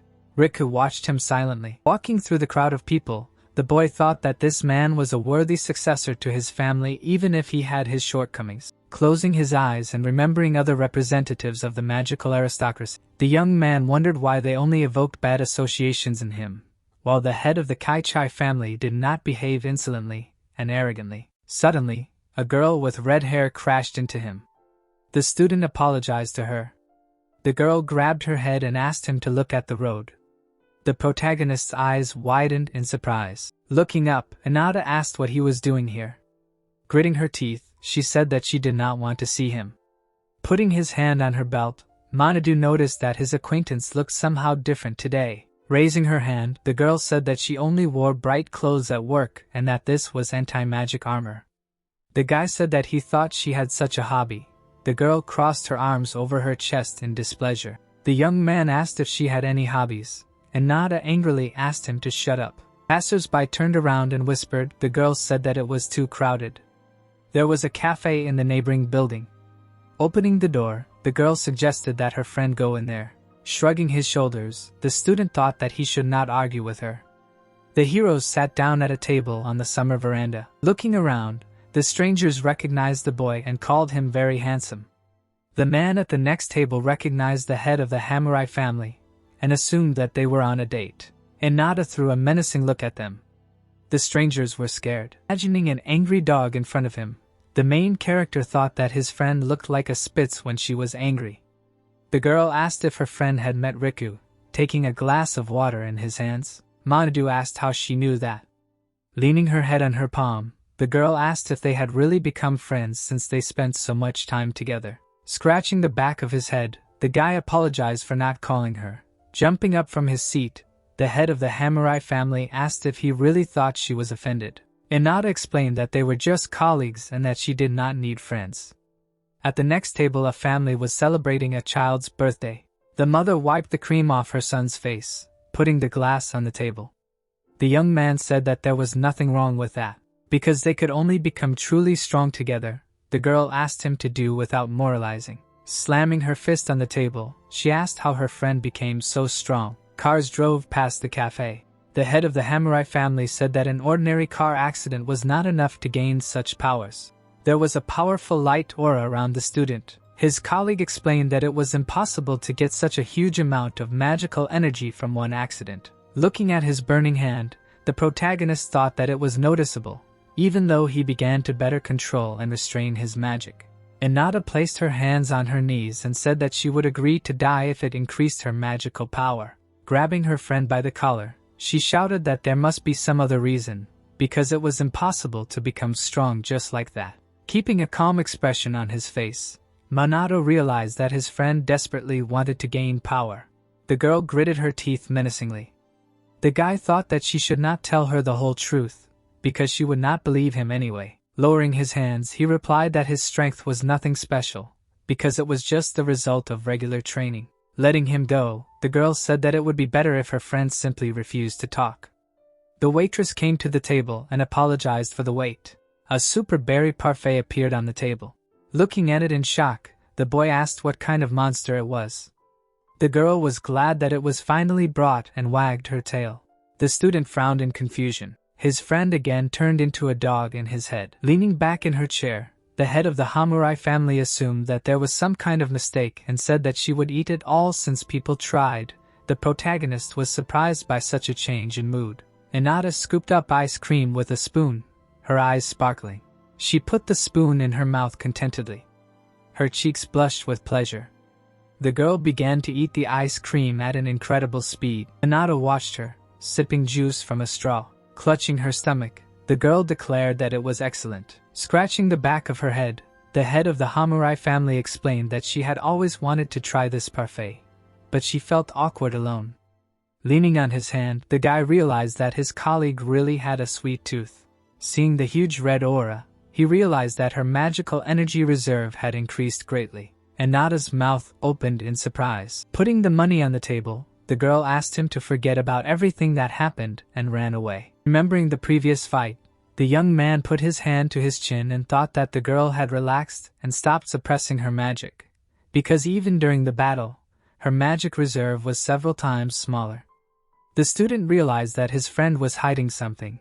The head of the Hamurai family was running down the street. Shigo was sitting at the computer desk in the office. Putting his hand to his chin, the man thought about the mage in black. Seeing how the squad broke into the warehouse, the policeman thought that their commander was not around during that battle. Squinting, the detective decided that catching the mage in black was only a matter of time, because the investigation against the shadow mages was in full swing. Looking at the framed photo, he wondered what he should do now. The photos showed a happy family. Standing on the roof, Leona reported that the police were serious about them. The woman spread her hands and said that the investigation was going at an unprecedented speed and that several members of the organization were already suspected. They were called in for questioning, and they did not want to let them go. Looking at the phone screen, the protagonist thought that this was true and that even a special squad was issued in order to capture the magician in black because the police were determined to destroy the group. The detective put her hand to her chin. Manadu thought about whether he should reveal his identity to her, but decided that he did not need to do this because she could be caught and interrogated. Squinting, the guy thought that now was not the time to reveal the truth and that he needed to find out what information the police had about the organization. The girl said that they would be caught if they did nothing. Turning away, the young man asked her not to worry. Smiling, he promised to think of something. Entering the apartment of his friend, the student said that he had a request. Turning around, Tajikami said that she had no reason to refuse him. The general slammed his fist on the table and asked if his subordinates hadn't found the black-robed mage yet. The officer looked at the papers and said that they had captured several shadow mages, but they knew nothing about their leader. The old man asked if the police shouldn't be able to extract information, and the policeman approached the table and said that they really didn't know anything, and suggested that the regular members of the organization hadn't met the leader in person.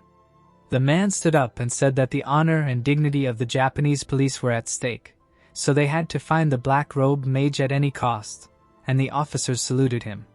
Standing in front of the students, S.H. Jogo said that the police were looking for the shadow mages and their leader. The protagonist and Ruji looked at him attentively, while the identity and whereabouts of the black-robed mage were unknown. Information about the members of the organization had already been published on the internet and in the media. Rook across her arms, Manhwa and Karen stood next to her. The existence of shadow mages tarnished the good name of the Japanese police, so the head of the police department asked the squad to take the capture of their leader with the same seriousness with which they eliminate monsters. The mages looked at each other, not understanding why a special squad should do this if they already have a lot of work. Looking away, Mandu realized that the people were running out of patience, and the police would not allow shadow mages to continue to exist. As Seichogo waved his hand, asked his comrades not to forget their duty and urged them to help the police catch the criminal. The people dispersed. Karen approached her partner and asked if they really had to hunt shadow mages. The man replied that this was an order from the leadership. Ruji flexed his fists and said that they had a huge responsibility. Ruka realized that this was just another extra job. Manhwa pressed her hand to her chest and stated that they had something to do. Walking around, the detective explained that shadow mages were extremely popular among ordinary people and that this could not continue, so it was time for something. Frowning, the boy asked what he was hinting at. Raising his hand, Seichogo asked him to give up before it was too late. Manhwa and Karen opened their mouths in shock. Rooker and Ruji frowned in confusion. Running up to her partner, the woman asked him why he even thought that their friend was a mage in black.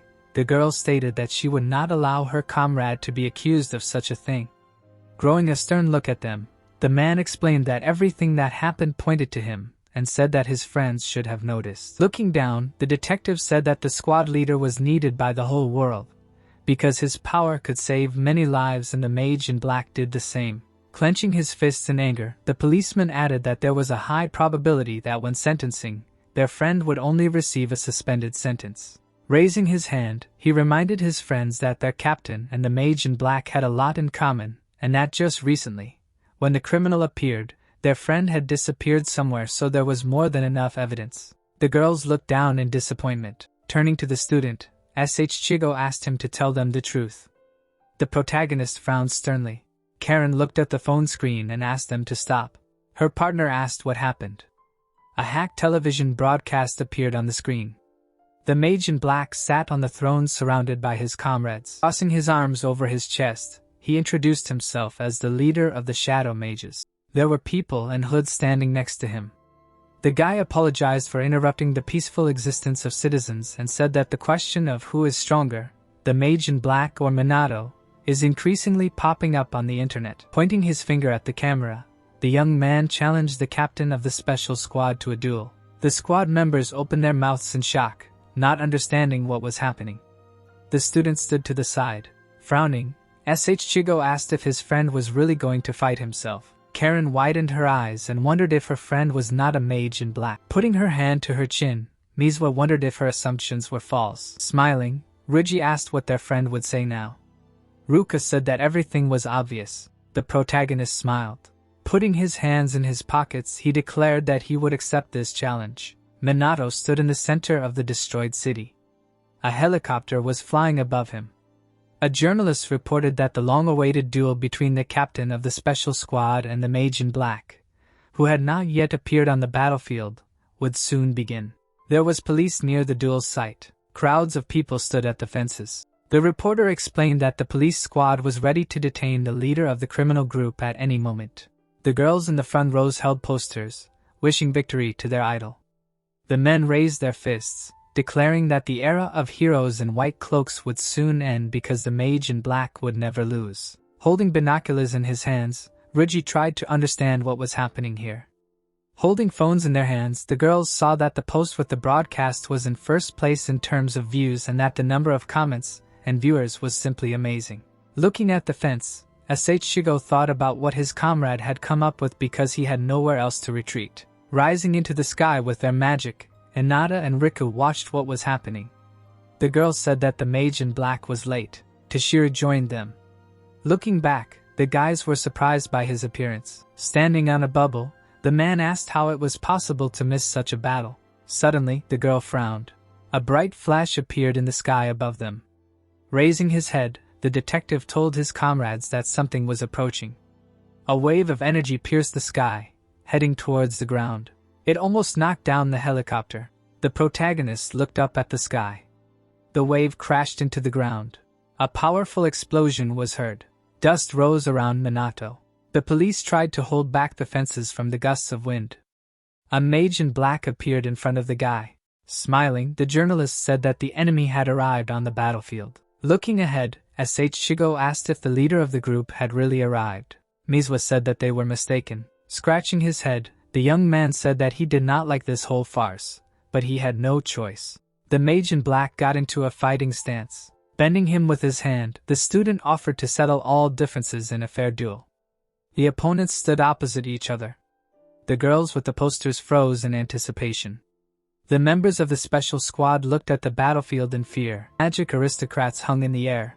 Putting his hand forward, the protagonist summoned an alien cannon of the 8th rank. Summoning 8 magic circles in front of him, the criminal used dark magic, Chaos Raven.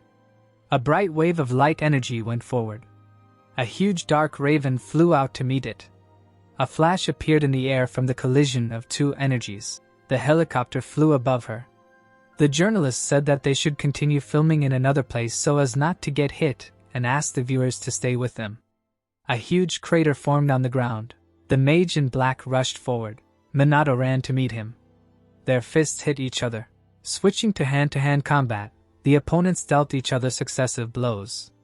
The criminal swung his fist. All the blows missed the guy. Suddenly, the group leader hit the enemy in the stomach. A piercing thunder of the 9th rank threw his body back.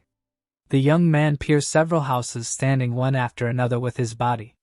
The magician in black kept his hand raised, summoning healing magic around himself. The student said that at this rate he would have to give his uniform to the dry cleaners. The criminal pointed his hand at the sky and used earth magic of the 7th rank. A stone comet fell on the protagonist. Glowing lights appeared around him. A huge light shield of the 9th rank appeared in the air. The stone crashed into it. A flash appeared from the impact. The stone comet split into many fragments. Looking at the little fairies, Minato smiled. The guy patted one of them on the head, thinking that it was not bad for a first spell. The audience widened their eyes in shock. People raised their hands and cheered. The men looked at each other.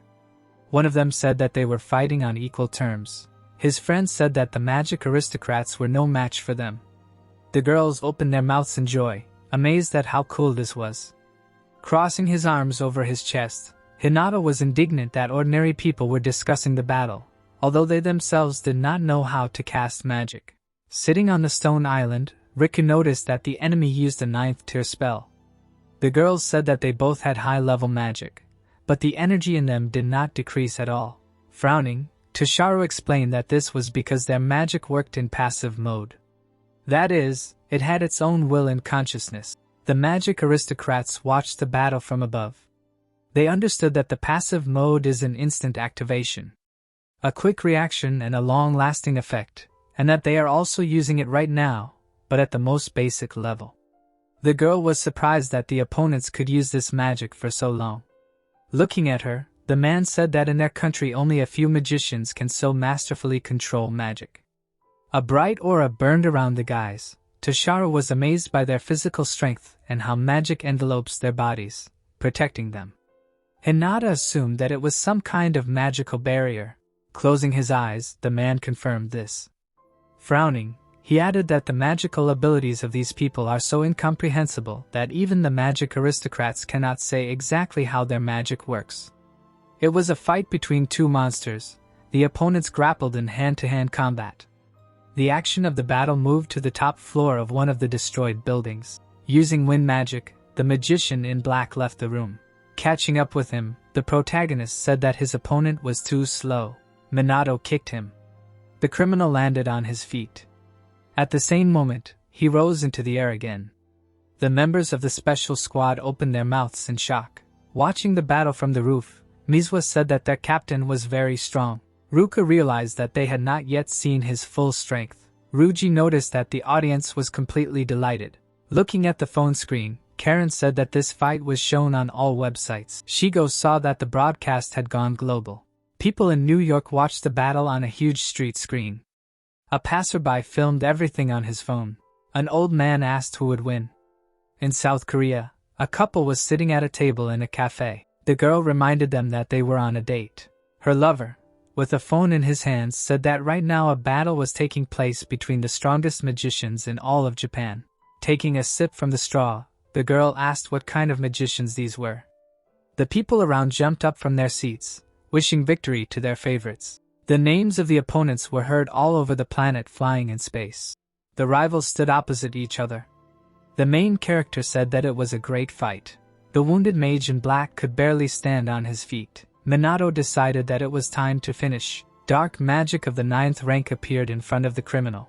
A shadow scythe appeared in his hand. Several powerful waves of energy went forward. Smiling, the guy said that this would be his final blow. A prism beam of the 10th rank destroyed the waves of energy and rushed forward. A powerful wave of light approached the leader of the group. A bright explosion shook the ground. Covering her face with her hands, Manhwa was surprised that their friend used magic of the 10th rank. Ruji asked what just happened. The young man ran forward, using wind magic. Looking back, the journalist asked the pilot to fly after him. The man said that the boy was too fast. Holding the camera in his hands, the cameraman said that it was broken. The reporter was very angry. The protagonist sank to the ground. Amidst the rubble lay the body of a magician in black. Minato approached him. The criminal abruptly raised his hand. 9 magic circles appeared in front of it. Frowning, the guy asked him to stop. The leader of the group trembled. His body disintegrated into a light haze. The young man turned away and put his hand on his belt. Looking at the destroyed bracelet, he realized that Takigami's anti-magic armor had withstood attacks of the 8th and 9th ranks. Looking at the energy rising into the air, the student thought that clones were very convenient, but difficult because they were weaker than the original and had a limited vocabulary. The old woman watched him from afar. Putting her hand to her chest, she was glad that it was all over. Smiling, the woman thought that in front of her was an amazing person who was both a great sage and a magician in black. Looking at the magic circles in his hands, the protagonist thought that the main disadvantage of the clone is that he cannot use 2 types of magic. Therefore, Manhwa asked his old friend to make an anti-magic weapon that can activate magic in passive mode, with which you can use other types of magic. The ghost flew around the room, Ruka. Controlling the magician in black like a puppet, the guy used a huge reserve of magical energy to manipulate the enemy and fight off his attacks. Smiling widely, Takigami thought that her friend spent a lot of effort on this performance. Only a great sage could pull off such a trick. The young man put his hands on his belt. Pressing a button on the earphone, the student asked how the shadow magicians were doing. Surprised that the show was already over, Leona said that thanks to this battle, the magician in black will no longer be pursued. The hooded people were sitting at the computer. Smiling, the woman addressed her leader by his real name. The protagonist asked how long she had known his name. Going out into the corridor, the detective said that she had known about it for quite some time. They just had no reason to discuss it. Manhwa asked if this reason had really appeared now. The girl took hold of the door handle and answered in the affirmative. Going out onto the roof, Leona said that this was the last time she was talking to the mage in black. Smiling, the guy realized that his girlfriend had guessed everything. Leaning on the railing, the woman thanked her friend for saving her team and family. Happy people walked along the streets of the city. The number of illegal mages had decreased, as had the crime rate. So the world no longer needed shadow mages and Japan would cope on its own from now on. Smiling, the detective promised to help her friend if he needed help and even give a discount. The young man asked if she really planned to take money from him. Looking at the sky, he replied that he would keep this in mind. The girl lowered her gaze, the student frowned. Leona said goodbye to him, her cheeks turning red. The protagonist pressed the button. Taking off the earphone, Manhwa said goodbye to his friend. The special squad flew up to him. Manhwa asked where the mage in black was. Ruka asked if her friend was okay. The guy spread his arms and said that the criminal had escaped, but because of his wounds, they would hardly see him again. Vowing, Chigo asked him for forgiveness. The man apologized for not believing his captain, frowning in disappointment. Karen and Manhwa apologized for thinking he was a mage in black. The young man looked away in embarrassment, feeling like a real villain because he was the one who needed to apologize for such a deception. Waving his hand, the student said that nothing terrible had happened and that the main thing was that everything had been resolved. Clenching her fists, Hinata asked why these people were so strong. Gritting her teeth, the girl realized that she needed to adjust her schedule and train even harder. Looking up, Toshiro was surprised that the boy still had strength even after this battle. The protagonist scratched the back of his head. Frowning, he thought that he had proven to the world that he was not a mage in black and that now the Black Rebellion was gone, as was the point in the existence of shadow mages. An image of a beaten Asimo appeared in his mind. Smiling, Manadu thought that this was one less problem, and they would solve the rest as they arose. Putting a bottle of green tea to his head, the boy asked if people would like to spend this summer with him. With his face everywhere, people took pictures of them on their phones. The men in the cafe were watching a video from the training ground on TV in which the captain ordered his students to train while they had strength.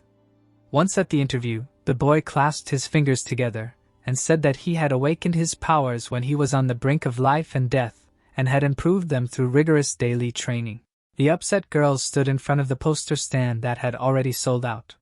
Want the next chapter? Smash the like button. Thanks for watching. Don't forget to subscribe and hit the like button for more epic manhwa recaps. The bright sun was shining on the Magic Academy. The girls were rushing to get into the classroom. Seeing their classmate, they wanted him to hold their hand, hug them, or even marry them.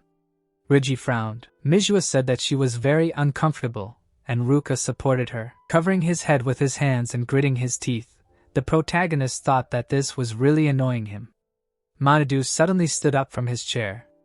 The boy left the office through the window, landed in the courtyard, and ran out of the academy. Remembering how SH Shogo said that raising his popularity would attract talented guys to the ranks of the special forces, the boy nervously pursed his lips and promised himself not to fall for such a lie again. A crowd of people ran after him. The student asked them to leave him alone. Once home, Ruka asked how her friend was doing. Sitting at the table, the protagonist sighed heavily. The move was complete. The room was shining with cleanliness. Satisfied, putting her hands on her hips, Manhwa said that they cleaned up here while their friend was running from fangirls. Her older sister noted the fact that the girl did most of the work. Manadu apologized for having to do this and thanked them. One of the rooms was done in an Asian style. In another, all the interior items were pink. The third room was furnished minimalistically. Now the heroes live in a large apartment, where everyone has their own spacious room. The sisters looked at each other, thinking that the previous apartment was also fun and that now, unfortunately, they will not see their cute sleeping friend. Blushing with embarrassment, they decided not to think about such things anymore. The guy took his phone out of his pocket. Standing on the balcony, he answered the phone. Takagami wanted to know if he had any problems after that fight. Standing on the railing, the young man answered that everything was fine and said that he had encountered a not very pleasant situation. The old woman laughed, asking if popularity had caught up with him in this time too. Returning to the apartment, the student said that the woman could always turn to him if she needed help, because no one except her knew his true identity. Standing by the window, his old acquaintance promised to tell her if something happened. They said goodbye. Takagami fell to her knees. In her hands was a frame with a photo. Looking at the photo of her family, she wondered what she should do next. In front of the large building of the training ground of the capital's police department, a crowd of students in white uniforms stood. The purple-haired boy smiled happily, shouting that he was happy to see the Ruka and Manhwa sisters in person, and the green-haired girl put her hands together, saying that Manadu would come too. The two sisters looked at the huge crowd of students and concluded that the newcomers this year were so numerous due to the popularity of the protagonists. The girls closed their eyes. Ruka put her hand on her waist, saying that she would see how long they could last, and Manhwa said that they came to hell of their own free will. Manadu walked on the green grass. The students turned around and shouted in admiration that the protagonist was even more handsome in real life. Nado's sweat dropped and thought that words alone would not be enough to calm the newcomers. A bright, multicolored glow appeared around him. The students were knocked down by the strong wind and were frozen, unable to move. Manadu closed his eyes and smiled, saying that they had finally calmed down. The protagonist raised one hand and said that he was glad to welcome the new faces to their squad, and usually he would give the new ones a light training session, but in this case it was not necessary since they were all so motivated. The students quickly ran, attacking the targets with magic. Manadu was surrounded by a yellow protective barrier, shouting that they would not be able to defeat the monsters with such an attack. The students fell to the ground, saying that the protagonists must be testing their strength. The black-haired girl frowned, expressing her displeasure at Minado's nagging, and another student touched her face, asking who could even endure such a training session. Manhwa opened her mouth loudly and shouted that she was not done yet. A powerful stream of water appeared next to the protagonist. Ruka and Manhwa attacked him. The other students fought, creating seals of different colors. The two students turned pale and widened their eyes in shock, not understanding how this was even possible. Manhwa put one hand on his waist and shouted that their training was over for today, and the sisters along with Ruji fell to the ground tiredly. The protagonist raised one hand and turned around, saying that in 5 minutes he asked everyone to gather in the measuring room to see their magic levels. Manhwa began to walk away, and the students looked after him, not understanding how he was still able to stand. Ruji scratched his head, saying that he was not able to properly damage the protagonist. Manhwa said that they needed to react to the attacks faster, and Ruka added that she needed to increase the speed of activating magic. The dark-haired boy raised his eyebrows and gritted his teeth, saying that they were exactly the same, and the blonde-haired boy covered his face with his hands, saying that he didn't imagine the Ruka sisters and Manhwa like that. Manhwa smiled and clenched her fist when it turned out that her magic power was 120,000. Ruka frowned and raised her hand. Her power was 118,000. Ruji grinned contentedly. His magic power was 105,000. Karen raised her eyebrows and was surprised when she heard that her power was exactly 100,000. Shigo smiled smugly. His power was 112,000. The dark-haired boy clenched his fists, shocked, saying that they were all 100,000 ahead of everyone else, which was the level of a magic aristocrat. The protagonist crossed his arms and said that Manhwa came here with a magic score of 2,000, and she achieved this level by training every day. The youth sweated, asking if they could become like that, and Minato answered with a smile that it all depended on them. The students raised their hands, frowning tensely. Minato touched his face and thought that Manhwa and the others could easily deal with any demon now. The protagonist imagined the demon chieftain and thought that they could even withstand him if they fought together. The two sisters smiled happily, and Minato thought that they had all become strong. The protagonist looked at his palm and thought that this was not enough, however, because the devil had not been defeated yet. Shigo placed his hand on Minato's shoulder and asked if he could talk to him. The protagonist frowned in displeasure and said that he had a bad feeling about this. There were many people in the spacious room with a red carpet. Minato was adjusting his black jacket. He furrowed his brows furiously and thought that his expectations were met. Shogo smiled and raised his hand, apologizing to the protagonist. Minato put his hands on his waist and turned away, saying that they cooperated well without this. And Shogo replied that the police had gained universal recognition after the case with the Dark Lords, so they wanted to improve their relationship. Minato closed his eyes and touched his forehead, thinking about how he was supposedly a captain and could not refuse the invitation. Shogo put his hand in his pocket and smiled when the protagonist said that at least the suit suited him, and Shogo replied that he was used to dressing formally. Ruji frowned and adjusted his bow tie, saying that this did not apply to him, and Minato said with a smile that the suit showed off his figure well and that he looked good. While Ruji was trying to figure out if it was a compliment or sarcasm, Shogo turned around and waved at someone. Manhwa fixed her hair and apologized for being late. Ruka furrowed her brows and said that they were late because they spent a long time choosing what to wear. Karen smiled, surprised by the large number of guests. Manhwa approached the boys, asking if she looked any different in such a suit, and Minato confirmed that she did. Manhwa blushed and opened her mouth when the protagonist said that she looked cute because the soft and gentle design of the dress perfectly conveyed her personality. Ruka tried to hide her blushing face when Minato said that the color of her dress reflected her calm personality, and the style emphasized her figure and made her look older. Karen smiled happily when she heard Minato say that everything about her look was harmonious, from the calm green color to the light style with embellishments. The girls turned away, blushing with embarrassment. Ruji gritted his teeth in displeasure and frowned, thinking that the protagonist did not even realize how his praise affected everyone. Minato turned around when someone stamped their foot and said that he came after all. The girl with red hair crossed her arms, and two men stood behind her.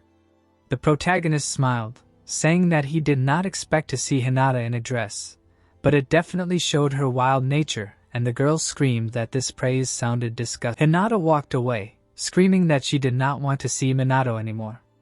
The protagonist looked at the long-haired man and said that he did not expect to see him here. The man closed his eyes and turned away, saying that he did not throw words to the wind.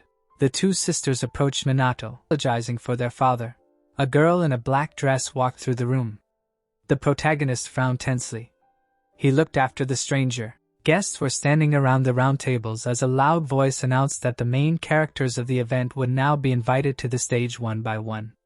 The main character and his companions were standing on the stage. Minato was also standing there with her companions, who represented the magical aristocracy. A man in black pants was standing on the stage. He was the founder of the magical aristocracy and the head of the Magic Association. The man named Hifumi frowned and his daughter Kira was smiling next to him. Minato sweated and thought that he had met this old man before in Dantonbori. Kira was smiling, standing behind her father. The girl was wearing a black dress with gloves. Hifumi walked up to the microphone and introduced himself. The guests were holding glasses of red wine in their hands as the man said that their country was currently being shaken by disasters and monsters. Hifumi raised his hand and shouted that if they worked together with the special magic squad they would be able to overcome all these obstacles. Behind the man stood Hinata and her companions, and Hifumi said that the magical aristocrats had always fought for the preservation of this country, and so they should continue to do their best to protect and prosper their society. The man spread his arms out wide and the audience applauded him. The protagonist looked away and thought that Hifumi's speech was good and concise, although usually the upper class spoke in a very confusing and grotesque manner. Kira looked at Minato, and the girl smiled. Hifumi raised one hand and said that from now on he wished to work with the special magical squad to protect the citizens of Japan from any threat that befell him. The man closed his eyes and smiled, saying that he relied on Minato. The protagonist shook Hifumi's hand and said that he would be happy to work with him. The old man frowned and Minato thought that he had a huge reserve of magical energy, indicating that he was still training.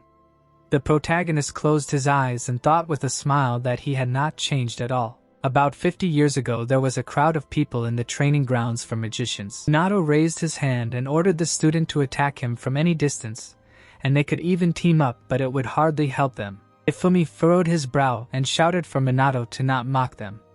Shizuka raised her hands and furrowed her brows, telling the youth to watch his language because the protagonist was a living legend who should be given due respect. The cadets raised their hands and Hifumi turned away, saying that he would wipe the smug grin off Minato's face even if he was a sage. The youth raised his hands and shouted for the protagonist to die. The cadets created streams of magic. The protagonist raised one finger and closed his eyes, sighing, saying that it was a very mediocre strike. Hifumi furrowed his brow and shouted that he couldn't be stopped by first-term magic. Minato released many wooden spears. The spear pierced the water stream. Hifumi furiously gritted his teeth in pain. The projectiles attacked each cadet. They fell to the ground and Shizuka said that the fourth tier is not comparable to the first tier spell. The protagonist looked at his hand and thought that he was still holding back, and usually after the first training. Many of the cadets refused to continue training. Minato guessed that this time no one would remain. The brown-haired boy wrinkled his nose and shouted loudly that he was just getting started. Hifumi stood up, holding his injured hand. Minato looked at him in surprise, saying that he was stronger than expected, and Hifumi replied that he could not be defeated with such weak spells. Shizuka stood up and said that she could still fight too. Minato smiled and thought that they were not so bad. The cadets rushed into battle, shouting that they would fight with all their might now. They were lying on the ground in front of the protagonist. Shizuka raised her head, saying that Minato was too strong. The protagonist frowned and thought that the rest of the cadets had left, and that he would probably never see these two again either, although they had lasted for quite a long time, which was not bad for a first training session. Minato began to walk away, saying that this was it for today, and that they could go home. The protagonist closed his eyes when a purple beam of light appeared next to him. Hifumi was standing on his feet, his head down. The youth gritted his teeth and said that he could still fight, and that this training would not end until Minato fell to the ground. Hifumi fell. The protagonist looked at him and thought that he had a great attitude, and that Hifumi would become one of the strongest magicians of their time. Shizuka sat down and Minato thought that she had decided to take advantage of the moment, while he was distracted by Hifumi, and attacked him from behind. Hifumi gritted his teeth and the protagonist said that there were finally some interesting talents in the Mage Association. The youth furrowed his thick eyebrows, saying that he would make Minato fall before him. The protagonist smiled and said that he would look forward to it. Minato looked at Hifumi and thought that he really had become the strongest mage of the modern era and he would like to reveal his true identity to the man. Minato remembered how Takagami raised one finger, forbidding him to reveal his secret, and thought that he should not draw more attention to himself. They stood silently on the stage. The man in the black suit smiled and said that this was the end of the welcoming part of the evening. Minato took his glass in his hand, thinking that he could go now, when suddenly someone approached him and asked if he could spare a minute of his time. Kiro smiled and introduced herself. The girl placed her hand on her chest and said that the protagonist had caught her interest, and it would be an honor to talk to him. Minato smiled and asked if Kiro was a mage, and the girl replied with a smile that it was true, but she was nowhere near the protagonist's level. Kiro had a purple glow around her and Minato thought that she really didn't have much magical energy, and perhaps had a limited ability with the elements. The protagonist furrowed his brows and thought that for some reason Kiro made him feel strangely wary. The girl smiled and said that she felt like fate had brought them together. While Kiro and Minato were talking, Ruka closed her eyes, saying that they were just colleagues and that they were not allowed to eavesdrop. Kiro shook the protagonist's hand and said that she hoped to meet him again. They held hands. The girl touched her chin and smiled mysteriously. Kiro closed her eyes and said with a laugh that Minato really was amazing.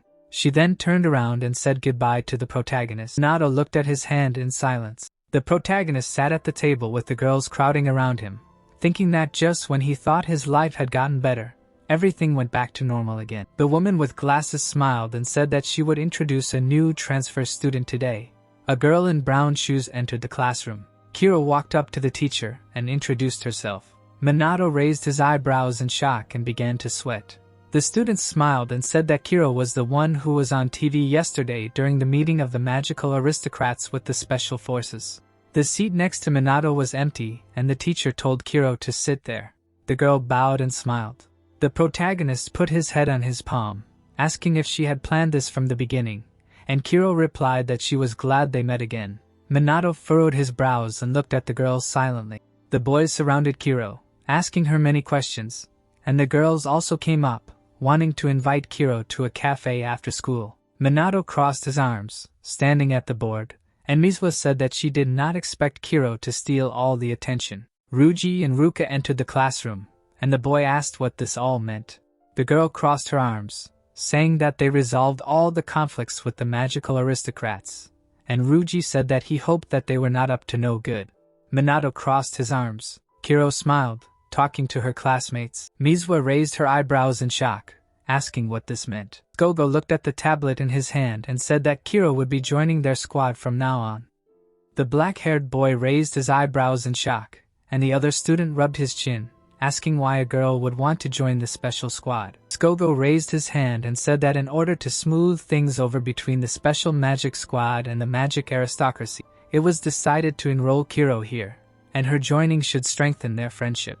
The girl closed her eyes and smiled, saying that she was grateful for the opportunity to join the special squad. Mizwa, Ruji, and Ruka silently looked at each other. Mizwa shook Kiro's hand and said with a smile that they were glad to see her. Skogo leaned towards Minato, saying that he only received this order now and therefore did not have time to warn him, and the protagonist replied that the magic aristocracy wanted to cooperate with them, so it was an expected move on their part. Shigo put his hand on his chest and said that this was expected of Minato. The protagonist furrowed his brow and said that what was more important was how Kiro performed during training. Minato ran quickly, shouting at the students behind him to become better versions of their past selves. Mizwa, Ruji, and Ruka ran after him. The protagonist kicked off the ground with his foot, shouting that today's training would be much more serious. He jumped forward. Mizwa furrowed her brows and shouted that she would not give up. The students stopped, sweating profusely, saying that they could no longer run. Kiro ran past a student with green hair. Mizwa's mouth dropped open in shock when she saw her next to her. Kiro passed her, smiling, saying that she would run forward. Mizwa, with a drop of sweat running down her cheek, shouted that she would not give up so easily. Minato created 3 yellow circles and shouted for the students to push themselves beyond their limits and show their best. Ryuji, Mizwa, and Ruka also created seals. Kiro smirked and turned around. They were doing push-ups with tires, gritting their teeth from the effort. The protagonist had a huge stack of tires on him. Minato stood up and announced a break. The students were lying on the ground. Mizwa raised her eyebrows, saying that she probably would never get used to this kind of training. And Ryuji, who was lying next to him, said that his muscles would give out at this rate. Kiro fixed her hair and asked if they were taking a break. The girl smirked and said that she was still full of strength. Minato opened her mouth in surprise, not understanding how Kiro could still stand, because even they still weren't used to this kind of stress. Minato crossed his arms and asked if Kiro thought this was too much. The girl closed her eyes and smiled, saying that it was a fairly balanced workout. She pictured a muscular man with a barbell, saying that physical exercise helps keep the body in shape. Kiro pictured the 3 mages, saying that releasing magic pushes the soldiers beyond their limits, and that they will increase the rank of their spells. The blonde boy raised his hand, and Kiro added that you can only get stronger if you harden your body. The girl smiled, saying that the screams also motivated them in their own way. Kiro closed her eyes, saying that in a real fight, the enemy will not wait for you to get ready, because they will take your life without a shadow of a doubt. The protagonist turned to her, saying that it was right, and the girl brought her hand to her face, saying that she was the daughter of Hifumi himself. Mizwa extended her hand forward, smiling, saying that she admitted her defeat, and the others also expressed their admiration. Kiro clapped her hands and said that each of them was strong in their own way, and in a special squad it was important to rely on others, so she would gladly do so in battle. The girl raised her hand and said that she had some questions for Manhwa. Mizwa's sweat dropped and pursed her lips, thinking that Kiro was so beautiful that she was popular not only among men but also among boys. Ruka touched her chin and thought that Kiro was much stronger than them, which meant that the protagonist could rely on her. Ryuji looked at the 2 sisters in confusion, who had decided that they would not give Manhwa to Kiro. Mizwa looked at the protagonist in Kiro. Minato was kneeling. Even after peace was established between the Special Magic Squad and the Magic Aristocracy, the number of disasters did not decrease. There were people standing in the middle of the destroyed city. Fortunately, the Magic Aristocracy quickly responded to the appearance of disasters. A map of Japan was visible. Now branches of the Special Squad appeared in all major cities, which greatly reduced the damage from disasters. Mandu looked straight ahead, thinking that disasters still continued to appear, so they should be on guard. Hinata fought monsters using fire. The girl put her hand on her waist and shouted that they were finally done. The 2 men smiled happily, praising Hinata, who smiled contentedly. Mizwa ran up to the protagonist, saying that Hinata had destroyed the last monster. Manhwa smiled and said that she had become even stronger. Hinata frowned and said that she would defeat the protagonist one day. The man in the beige coat approached Manhwa, apologizing for Hinata's behavior, but the protagonist replied that he was used to it. As they talked, Hinata turned away and frowned in displeasure. She crossed her arms. Mizwa was talking to Kiro. Manhwa looked away and said that Kiro was not that close to the other nobles, and the man explained that it was because everyone was afraid to get involved with the Mium family. He raised his hand and waved, saying that it was time for them to leave. Kiro approached Manhwa and said she wanted to ask him something. Ruka and Mizwa watched them tensely. Kiro smiled and asked if the protagonist would go on a date with her. It was a sunny day, and the protagonist was walking through Shinjuku Station. Behind him, the guys were discussing how they should have gotten that girl's number, but they weren't up to her level. The protagonist looked ahead. The guys were going crazy discussing Kiro's beauty. One of the guys was telling his friend to go hit on her. The black-haired girl was looking ahead. Manhwa began to push through the crowd. He approached Kiro and asked how long she had been waiting, and the girl said she had just arrived. The guys looked at the couple with annoyance and said that Kiro was busy, but one of the guys recognized the protagonist as one of the captains of the special forces. They were completely dejected and realized that they were a couple of celebrities. Someone said that it was logical that such a girl would date a guy of her level. The couple walked forward. The hero began to ask what all this was about. Did she really want to ask him out on a date? Kiro smiled and said that she was found out very quickly. She said that she didn't know the area well, so she wanted the hero to show her around. Everyone looked at the girl with admiration. The hero said that she could have asked the girls about it, but Kiro said that she wanted to be alone with the hero, so she chose the date as an excuse. Manhwa looked around awkwardly and mentally said that she could have come up with something else because everyone was looking at them very strangely. Kiro bowed and said that she was the daughter of the head of the magical aristocracy, and wherever she went, people avoided her because of her family's status. Manhwa looked at the girl. She said that the hero was different. Kiro put her hands behind her back, smiled, and said that this was the first time she had met someone who didn't care about her status. Manhwa didn't look away and said that he only cared about what was inside a person. That's all. Kiro turned around and laughed. She smiled and said that the hero was a unique person. Someone was watching the couple as they walked. Nizua, who was in disguise, looked around the corner and thought that she had to watch him again. She cursed herself. She looked at her sister and thought that she didn't want to leave them alone. Her sister was watching from behind a banner. Nizua covered her mouth in shock and wondered if she was also watching Manhwa. She didn't expect that from her. Her hand was chewing on a bun, showing that Nizua was surprised that she had managed to buy something to eat. She realized that there was no way she could make a mistake, and she had thought everything through carefully. Nizua ran out into the street, deciding that in any case she needed to keep an eye on Manhwa, because if she was distracted by others, she would be immediately exposed. Ruka caught up with her sister, and they looked at each other in surprise. They ran forward. Ruka asked what Nizua was doing here, but her sister had the same question for her. Manhwa turned around abruptly. The couple froze. The girl asked if something was wrong, but the hero said that he just heard it. The sisters hid behind the bear statue. They said that it was close, and even though they suppressed their magical power, the hero still felt them. Nizua looked at her sister excitedly and said that they were in the same boat. Ruka looked at her sister seriously and said that it was a good observation. The sisters looked at each other meaningfully. Hero smiled shyly. The hero said that she wanted him to show her around, but where exactly she wanted to go, she said that she wanted to go to places that are popular among couples. The couple came to the park, and they watched from the bushes. The sisters watched Kiro sniffing perfume.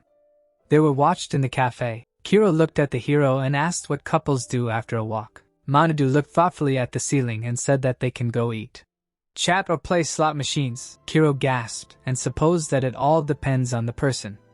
The sisters frowned. They did not hear what the couple was talking about. Kiro sipped her coffee and said, "This is what it's like to be on a date." She put the cup down. She looked at her and asked, "Why waste time on such a thing?" She looked at the people around her, asked why look at anything, sit and eat together, what is all this for? Manhwa raised his hand and said that these things in themselves do not have a clear meaning. The girl looked at him and said that she did not understand him, and asked why people do this. Manhwa looked at the happy couples around him, said that it is not what you do that matters, but who is next to you. Because even the most baleful things in the company of a special person can reveal themselves from a different side. That is why people do them together. Manhwa closed his eyes. Kiro asked if this is really the point of a date. He said that this is just his opinion. He looked slyly at the girl and asked if this walk was worth the time spent. Kiro looked into the glass and said yes rather than no. Manhwa was glad to hear it. Kiro thought about it and said that her words and actions often put others in a stupor, but the hero does not perceive them as something strange. She smiled shyly and said that Manhwa is a wonderful person. Ruka and Mizwa were shocked, began to think why she gave him a compliment, and made guesses. Manhwa smiled and said that he would take these words as a compliment. Two girls looked at them and began to happily say that they had already seen them somewhere. Manhwa stood up and said that it was time for them to go. Kiro laughed and said that he was right. After a while, Kiro looked at the hero with gratitude and thanked him for a pleasant time together. The hero was glad that she was satisfied. Kiro put her hand on her chest and suggested that they walk again later. The sisters looked around the corner. Manhwa said that he did not mind. He smiled and said that he would like to get to know Kiro better. The sisters looked at him in bewilderment. The girl laughed playfully and said that it was bold of him to say such a thing, but he was lucky that their desires coincided. She turned around and said goodbye. Manhwa put her palm on her chest, mentally asking if the hero really liked her. Ruka looked down sadly and mentally said these are the kind of girls that attract the hero. Manhwa turned around and walked forward. He looked ahead gloomily. The couple glowed with auras. After a while, Ruji hovered over the hero and began to ask how his date went. He hugged the hero, who began to ask why such an interest. Ruji said that they were friends and it was natural to ask such a question. Manhwa began to leisurely say that it was not a date. They just walked around the neighborhood, ate, and then parted. Ruka and Manhwa looked at the heroes sadly. Kiro was talking with her friend. Ruji frowned. The hero hoped that this would not spoil their relationship in the squad. Ruji looked at the hero in a manly way and told him to be brave. Chigo and Manhwa stood in front of the audience. Chigo said that they were going to talk about the current situation. He looked at the paper and said that at the moment, thanks to the operational work of their special squad, the number of disasters caused by monsters has decreased significantly. Said that after the collapse of the Black Knights, the number of illegal magicians has decreased. The shadow magicians led by the shadow-bearing suit have also disappeared. The white-haired girl looked at her phone and said that there was less and less news on the internet. Manhwa decided that their popularity had passed. Manhwa thought that now the police would be responsible for illegals since there were no more shadow mages. Manhwa looked at the class and said that it was too early to relax. He asked them to remember that Japan's safety lies on their shoulders. Everyone shouted yes in unison. After a while, Manhwa lay on his bed and thought that the special forces' efficiency had increased, but their relationship with the magical aristocracy left much to be desired. He knew that something had to be done about it. Manhwa looked at the ringing phone. He sat down and answered. Leona looked into the void and said that she had obtained information about Kiro, and Tajikami asked if the hero could talk now. Manhwa stood up and said that he was listening. He introduced Kiro. The detective said that she would tell about her first, and said that Hifumi is not her biological father. She was adopted several years ago. Her parents died in a car accident, so he took this girl for himself. Manhwa looked out the window, asked if she had studied at a school with a magic focus before. The detective said that she transferred right after her candidacy was approved for membership in a special magic squad. Judging by her data, her abilities are above average. The hero began to remember the girl. The detective was busy in the kitchen and said that the girl gives the impression of a very calm girl, but this is only at first glance. Said that Kiro was very popular for some time. She put the phone on the counter. She looked ahead and asked Kai to help set the table. The boy ran to her. Manhwa smiled. Leona was talking to her brother. He shouted that she was too worried about him. He took a plate of vegetables. Leona said that she was distracted and asked where they were. The hero introduced Tajikami. Leona said that she had a daughter and grandchildren, but they had not communicated for a long time. Manhwa frowned and asked why. The girl said that they lived abroad. The hero turned sharply at the sound and asked to wait a minute. He greeted the sisters. She turned to the phone and said that Leona can continue.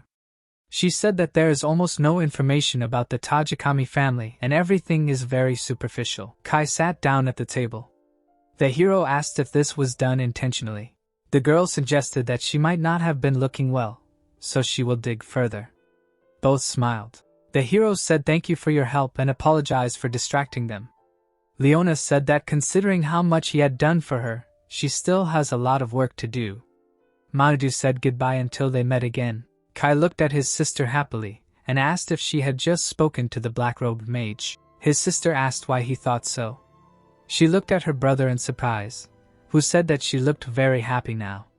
She patted the boy on the head and asked if it was true.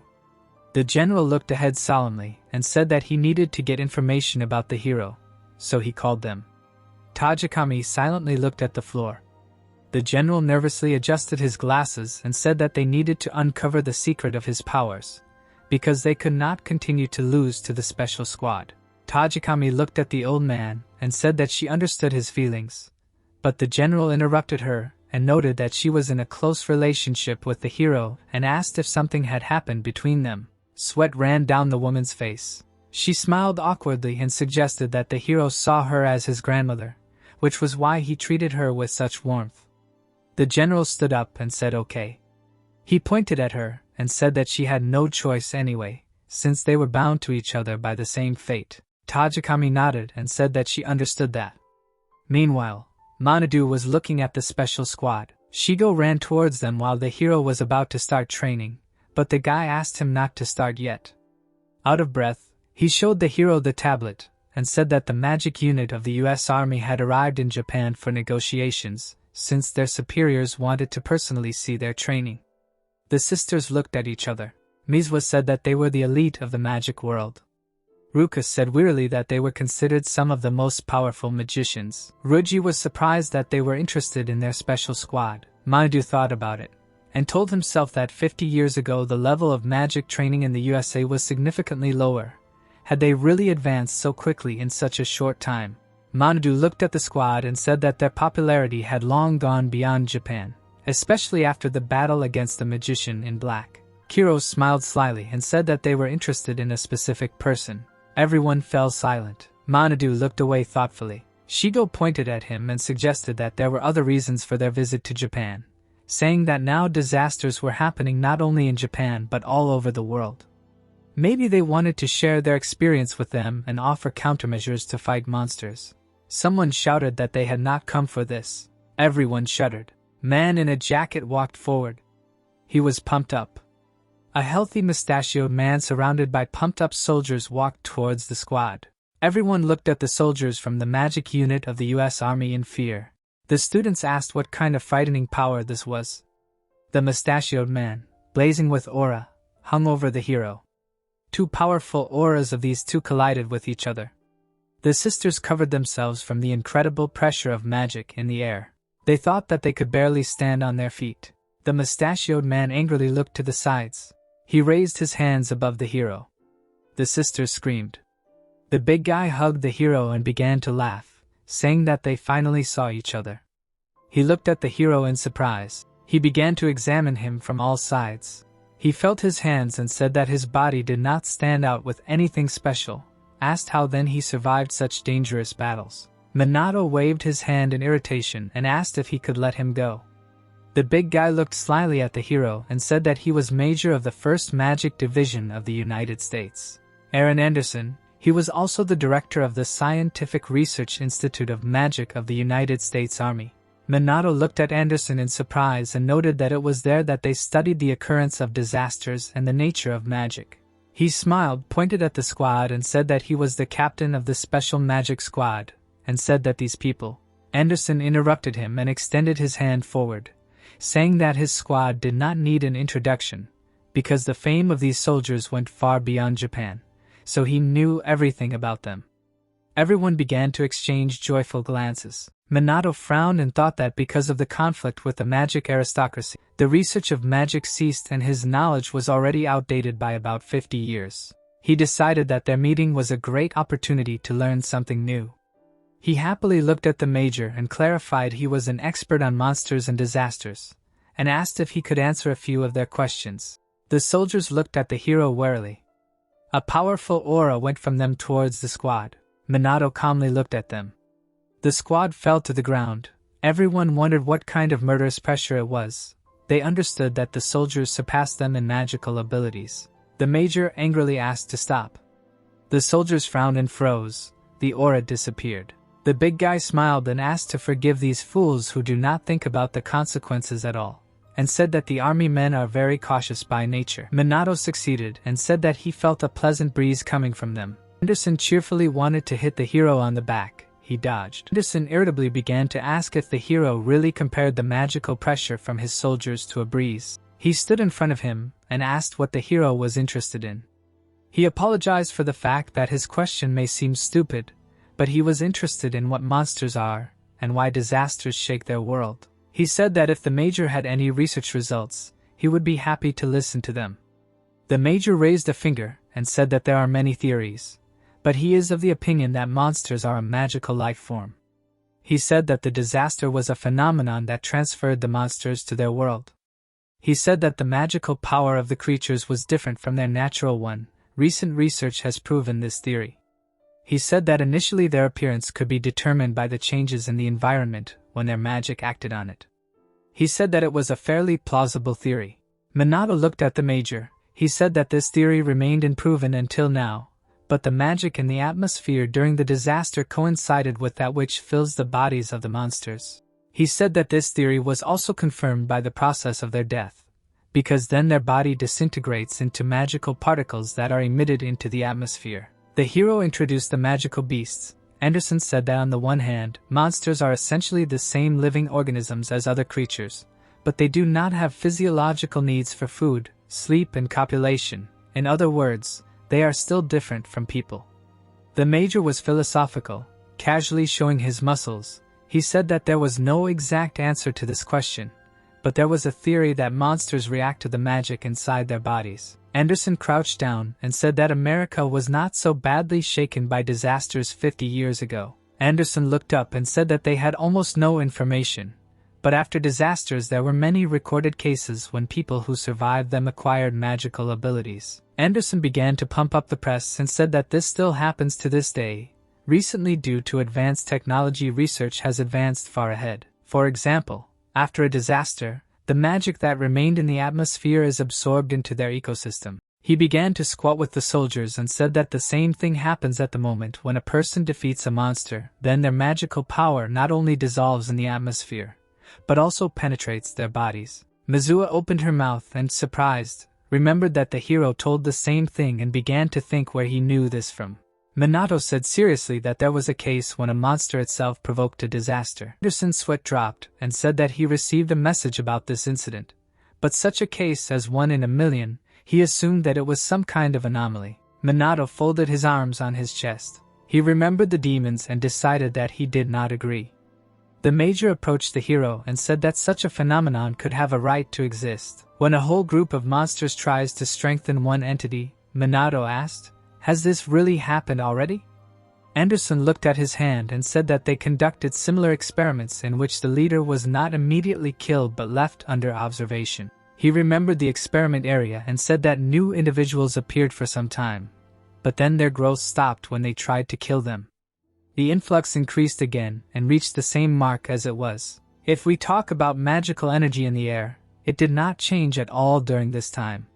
He recalled demons and said that there was a dependency in which monsters with a new catastrophe become stronger and more dangerous. But it is not worth ignoring a new catastrophe. He said that even in the worst possible case, in order to stop the tragedy, it is necessary to kill the leader because then the powers of the other monsters will come to naught. Minato thought that his theory was correct. Experiments on monsters and catastrophes sounded interesting, but in the end they did not give any specifics. The shadow of the Major hung over Minato. He puffed and said that he could not ignore the strength of the hero because few could boast of such power.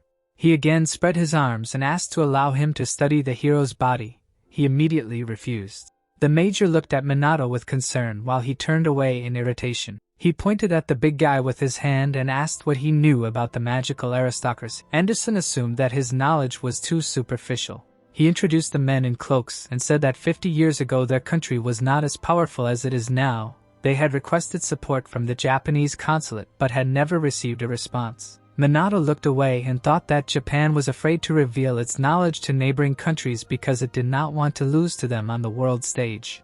In the end, America still surpassed them in magical innovations. He found it ironic. The Major laughed. The hero said that thanks to him he learned a lot and thanked him for sharing his knowledge with him. Anderson said that during the Great Japanese Disaster Minato made a special contribution for such a hero they all honored to Japan. Minato shook his head and asked, "Was that not the only reason they came?" The soldiers pursed their mouths. Anderson chuckled and said that the thing is, he wanted to feel the power of a hero on himself. Shigo looked at the Major indignantly and asked, "Didn't he come here to meet with the government?" The Major said that he was not tired of these meetings with smug bigwigs. Shigo looked at him irritably and said that they were not informed that the Major wanted to spar.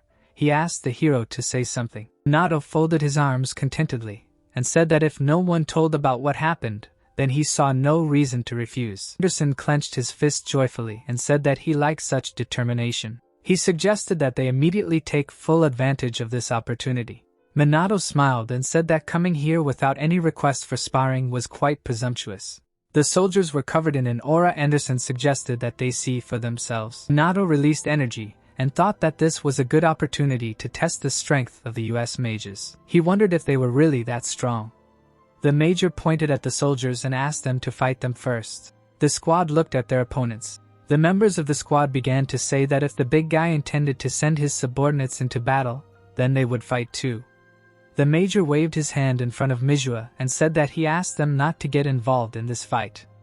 Manhwa asked why in surprise. Anderson looked at her sternly and said that he was only interested in strong mages and asked if their magic was equal to the hero's magic. Manhwa looked down in displeasure. Minato said that this was a great opportunity to watch a demonstration fight. He looked at the students and said that they were teaching them to fight against monsters, not real mages, and said that they would just find out what it was like. The students agreed in confusion. Anderson rubbed his chin and noted that the hero treated his comrades like students. He saw that the hero used every opportunity to teach them something. Minato released his energy again and suggested that they break through. The soldiers released their auras. Anderson looked at them sternly and said that they could begin the magic sparring. The soldiers took fighting stances in front of the hero. Everyone rushed from their place. Minato summoned magic circles. The soldiers were hit by beams. They surrounded the hero. Manhwa looked at the fight excitedly and said that they managed to close the distance so quickly even without using magic. Rigi said that they were right in front of the hero in an instant. Minato smiled and said that it was not bad. One soldier was already approaching the hero to strike. Minato jumped back. He swung his leg. The soldier dodged, cast a spell, and a green circle appeared. He tried to poke it in the hero's face. Minato looked to the side. Attacks of different elements were flying at him. The hero did a somersault, dodging all the projectile. He landed. The soldier was already kicking his face. The hero managed to block. Two soldiers summoned circles and directed them at the hero. A bunch of elemental attacks rushed at the hero. Minato summoned a fourth-tier anti-magic barrier. Manhwa leaned forward in alarm and said that Minato was only doing what he was defending himself. Ruka frowned tensely and said that although their magic rank was not high, their physical training and the speed of activating spells made up for this minus. The soldiers froze, looking at the wall of smoke. Ruka thought, "This is what the magic division of the US Army is like." Minato looked at them and said that one should expect such training from the soldiers. He said that they were well trained. The students looked at the teacher with alarm. He said that in magic duels, magicians rarely use spells of mass destruction. He remembered other fights and said that unless the magician, of course, has incredible talent, therefore in normal cases they choose simpler spells that hit a single target. Everyone listened attentively. The hero said that since it takes time to prepare, you also need to consider the area of damage, and the mages themselves are very vulnerable to open combat, so even talented fighters prefer to use spells on a single target to avoid unnecessary risks. The soldiers again summoned circles. One tried to attack with fire. Then the hero dodged a water attack. He put up a barrier against lightning. Anderson watched and noticed that the hero had time to fight and lecture his subordinates. He decided that such an attitude towards soldiers was disappointing. He clenched his fist and thought that it was time to end this fight. The soldier tensely cast circles. The major did not understand what he was doing and demanded that he just hit him. Green beams flew at the hero, but he easily dodged. The major folded his arms over his chest and began to think about what was happening. Minato easily dodged all the attacks. Anderson's eyes widened and he wondered why. Minato easily dodged. The major wondered why they could not even hit him. The soldiers were breathing heavily while Anderson thought that it couldn't be that they hadn't even hit him once. He wondered if that was possible. Minato stepped forward, said that the incredibly precise movements and the excellent speed of activating the spells, he said that the soldiers had really shown him an incredible sight. Minato released his energy and said that it was his turn to hit them. He ran towards the soldiers, kicked one in the face. Another soldier looked at Minato in fear. He threw him back with a kick to the groin, kicked another in the legs, flew around the battlefield on a magic circle and kicked soldiers. One soldier managed to summon a magic circle. Minato put 3 against him.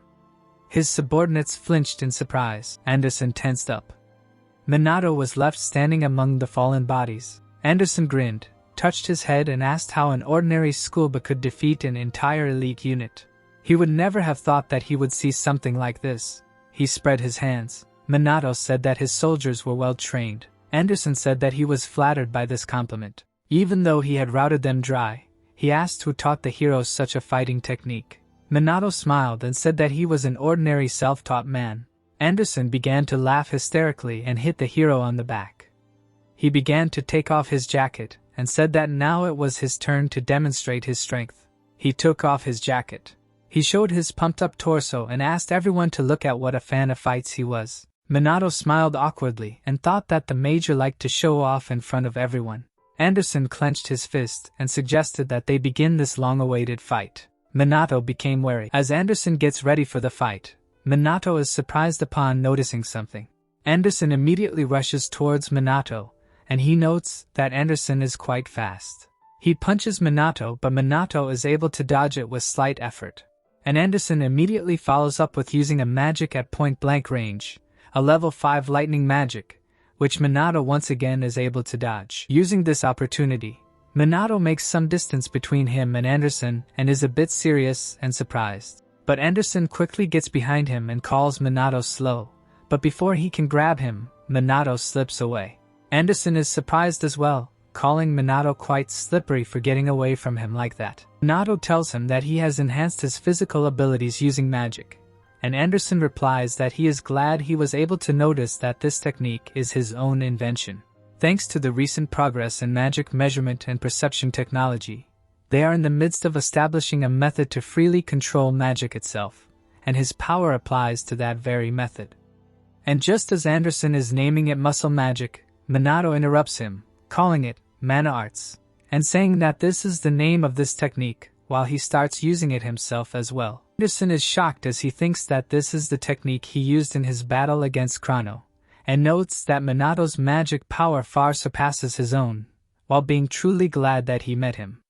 He also notes that this technique is the accumulation of dozens of years of research, and questions how he can use it as well, but for now he does not care about it, and plans on to bulk himself up along with Minato. Minato is also a bit surprised upon seeing him use mana arts, though he also calls it far from perfect and that he did not expect it to find someone who could create the same technique through their own efforts, which gets him excited as he claims that he would finally be able to enjoy this.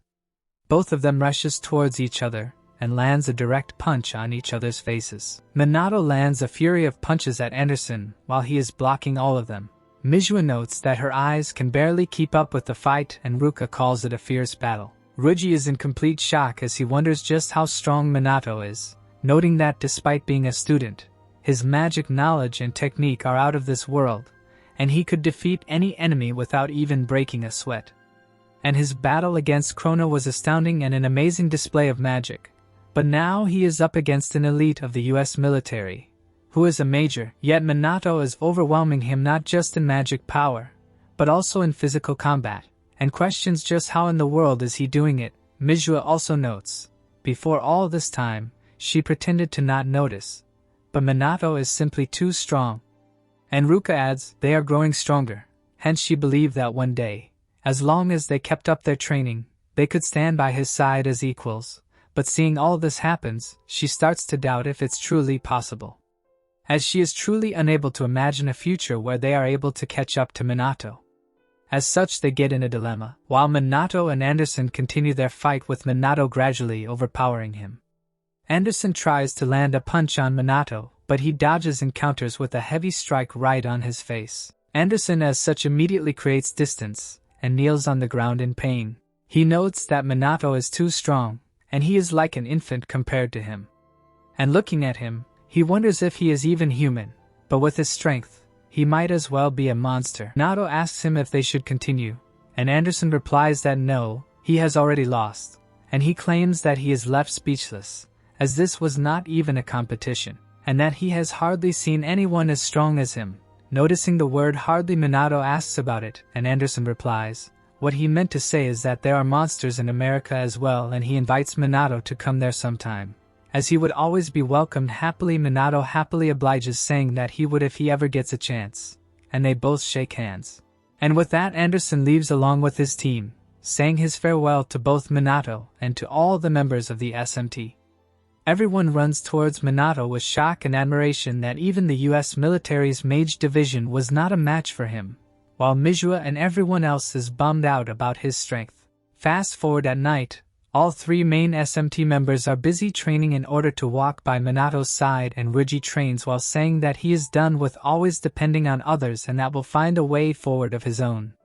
Now next day, Minato is annoyed upon hearing that they're going to sell merch for SMT and Mage Nobles collaborations, and Shido explains that now that he is appearing in media often, there are more people who wish to join the SMT or support their endeavors against the monsters and calamities.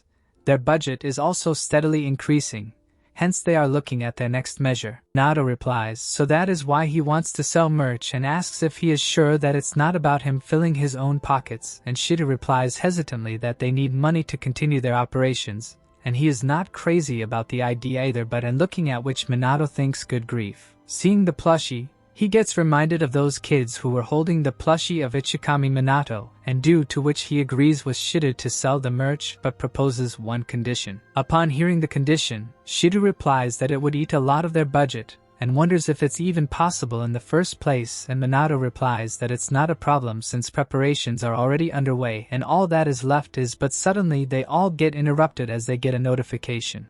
All of them get shocked upon seeing that it's a notification about a joint training camp with the Mage Nobles. Now at some place in Tokyo, we see many buses arriving with the SMT members, and Minato notes that this will be the place for their training. The Mage Nobles arrive as well, with Hinata being annoyed about the whole ordeal. Along with them, Hifumi also arrives. Yuki notices him that even someone like him is here, and Ruka comments that she thought it was going to be a standard training camp, but perhaps she was wrong. Shido tells them that President Miumi was the promoter for this training camp apparently. Perhaps it's to make up for the Mage Nobles' past mistakes. Minato notes that the Fuka family isn't here, and Chloe replies that they essentially disbanded after the family head and successors were captured, and she doubts that the Fuka family will ever regain their former glory.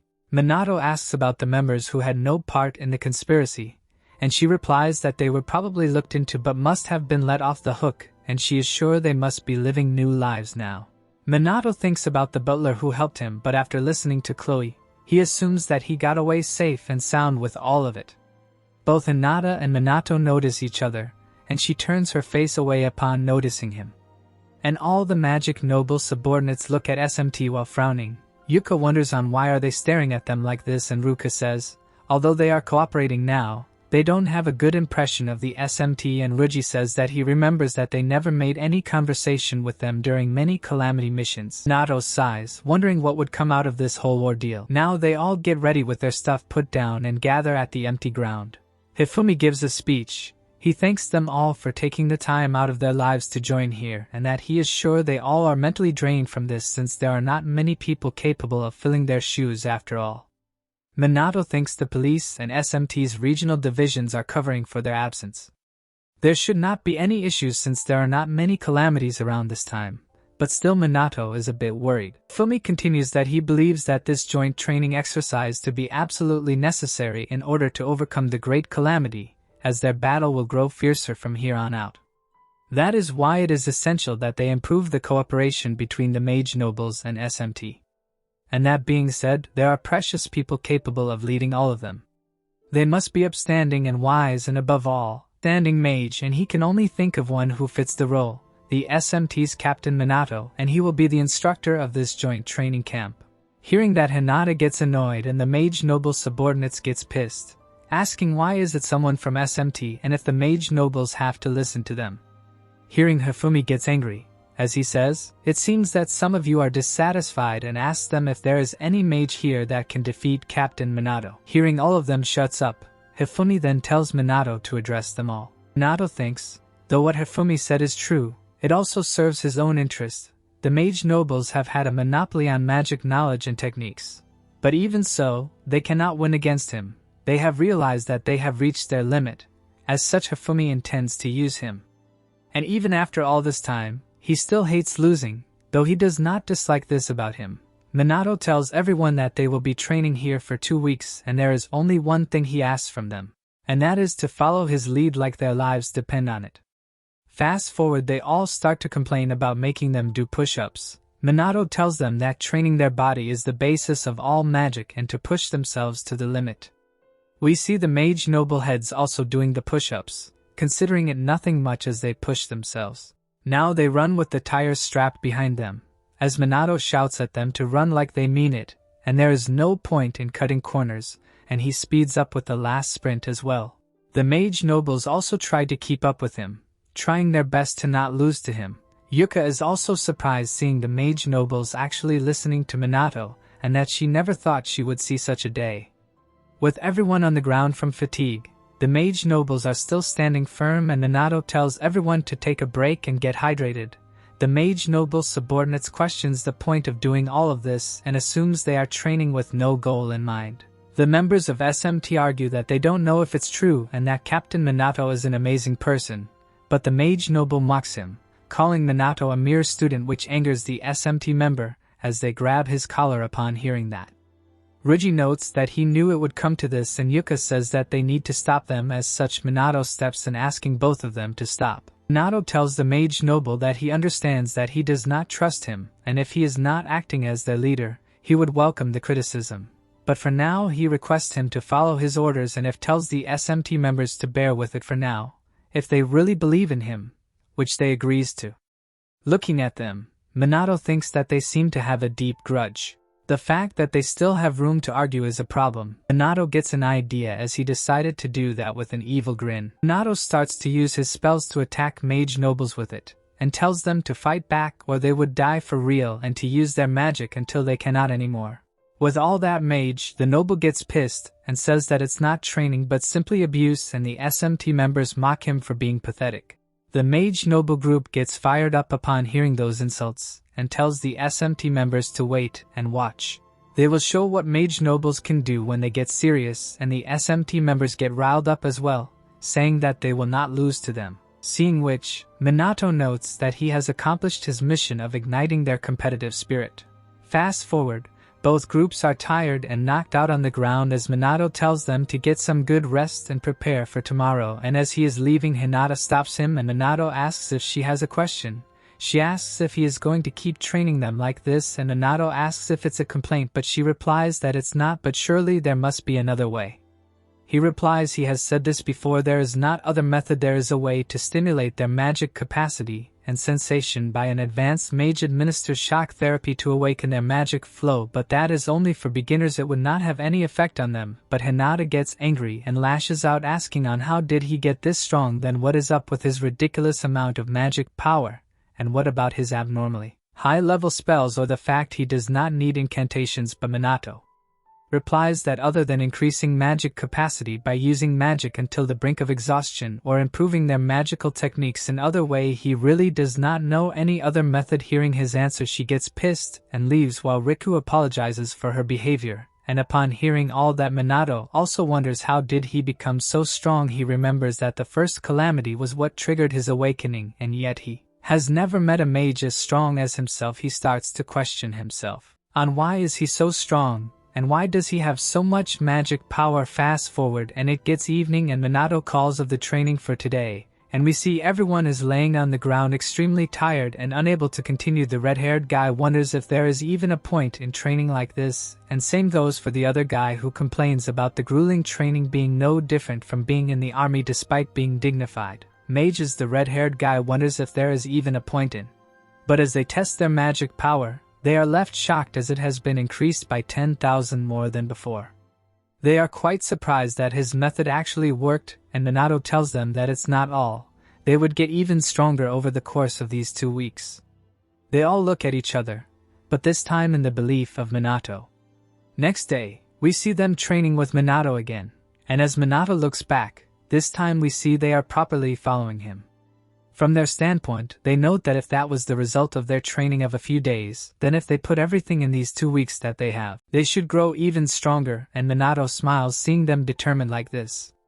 They then do battle training as Minato fire spells towards them, and they counter with their own.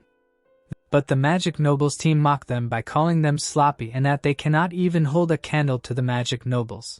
Hearing this, they also get fired up while stating that they would never lose to people like them. Seeing them like this, Ruka and Yuka note that they have gotten into a friendly rivalry as they were worried about them at first. Suddenly, we see a huge fire attack going right behind Yuka and Ruka as they both jump away in shock. Seeing them chat like this, Minato says that the training must be easy for them, so he decides to raise the difficulty just for the two of them.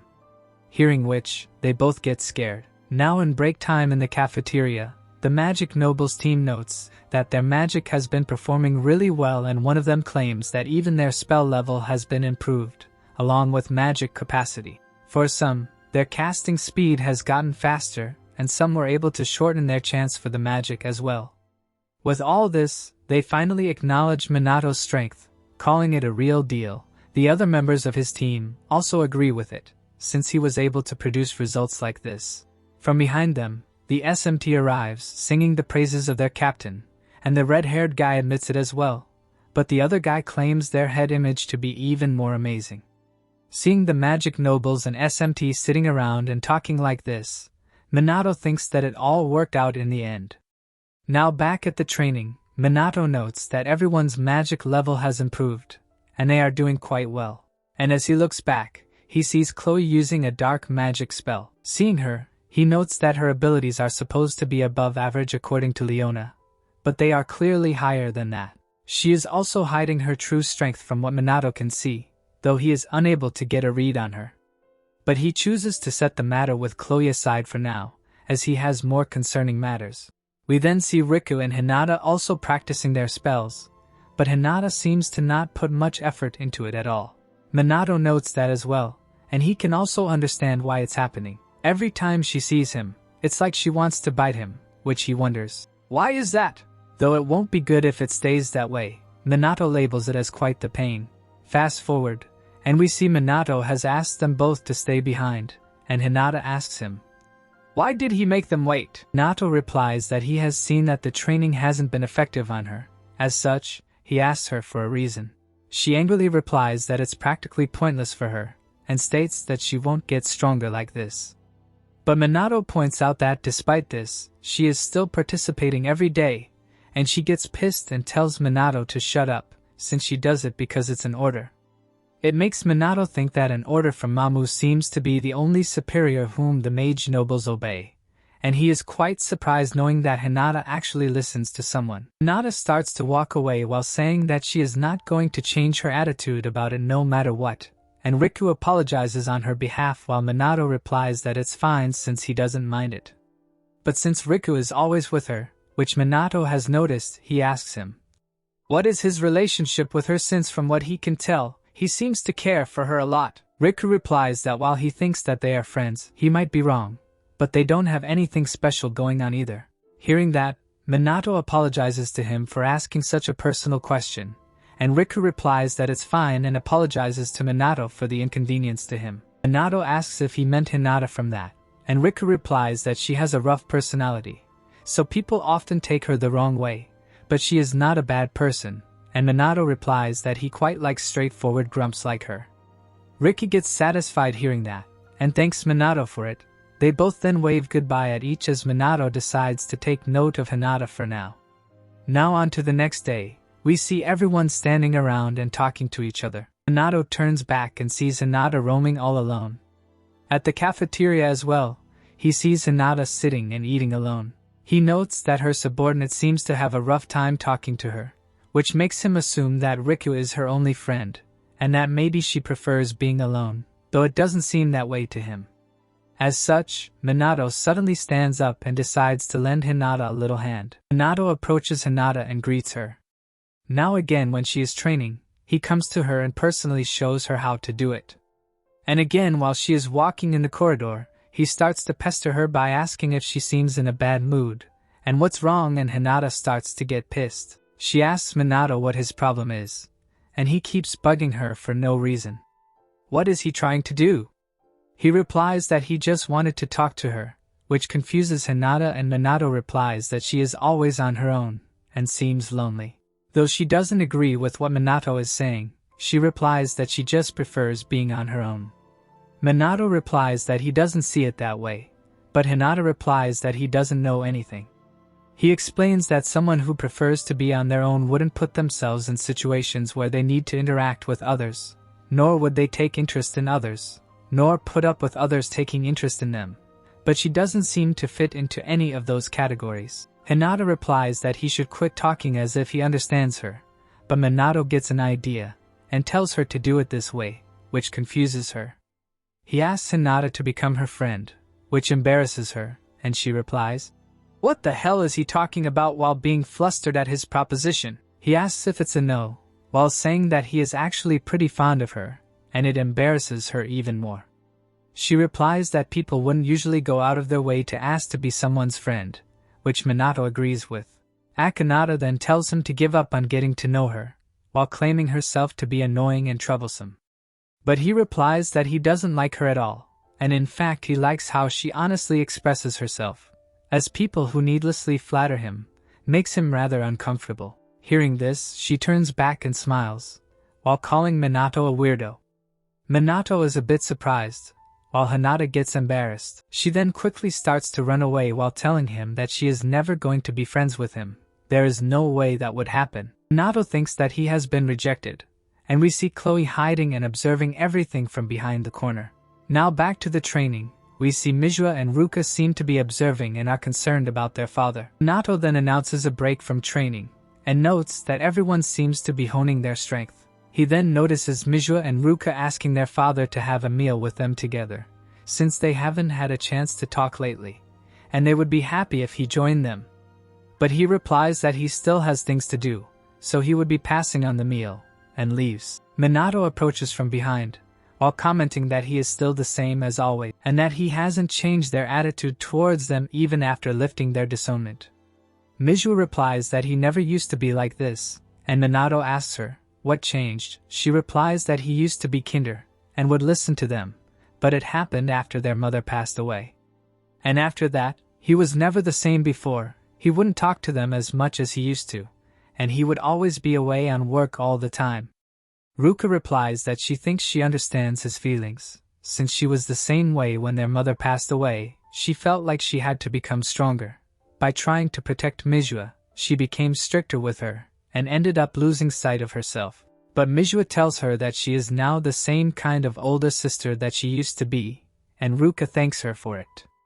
And while she has changed, her father still remains unchanged, and Manhwa cannot even tell what their father is thinking, as he never tells them anything, which makes Ruka wonder if their father still loves them. Minato speaks up, saying that if he didn't love them too, he wouldn't have treated him as an enemy and tested him. It was definitely the attitude of a father towards someone making a move on his daughters, though Minato notes that his magic power is wavering too much just now, as if he seemed to be hesitating about something. Suddenly, Chloe arrives and calls out to Minato wanting to have a word with him. They both go behind a building and Minato thinks that it seems like she is going to ask him on another date. Chloe tells him that these days she keeps thinking that she wants to know more about him, more and more, and even more. Down to the deepest parts of him, she wants to know what kind of person Minato is. As he is unlike any other person, in both beauty and character, his charm just exudes from him. But Minato isn't at all flustered at her, and simply replies that she has honored him with her words, hearing Chloe call him an odd man. And that while he appears straightforward, but he actually hides his true motives. At times he is dashing, and at others, he is quite naive. Even those hard-to-grasp aspects of him are charming for her. As such, she asks if he would consider going out with her, as she believes that their relationship can be truly splendid, and that despite how she seems, she calls herself a devoted type. And if it was something that he desired, she is ready to do anything and give him everything. She then gets close to his face, and asks if they shall spend their lives together. But Minato apologizes and rejects her by saying that he doesn't plan on dating anyone, and she immediately moves away from him, and calls it too bad. And as her business concludes, she immediately takes her leave, and Minato is left a bit surprised at her behavior. Now back at training, we see Ryuji and Riku have become good friends, as they apparently praise and cheer each other on. Seeing this, Minato asks Ruka and Yuka, how did that end up happening? Ruka replies that two of them got to talking about their workouts, and decided to compete against each other. And the outcome was, they both completed 1,000 representatives, and then collapsed. After that, things somehow came to this. Hearing this, makes Minato call both of them muscleheads. We then see all of them training, including Hinata, who now seems much more interested in it. And after the training finishes, all the members of SMT and magic nobles gather around and talk with each other, becoming friends. Next day, Minato praises everyone for training well, and marks the end of their training, though he calls it just the beginning. As many lives may be lost to the coming world calamity, but if they all perform their roles to the best of their abilities, the calamities and the demons can all be defeated.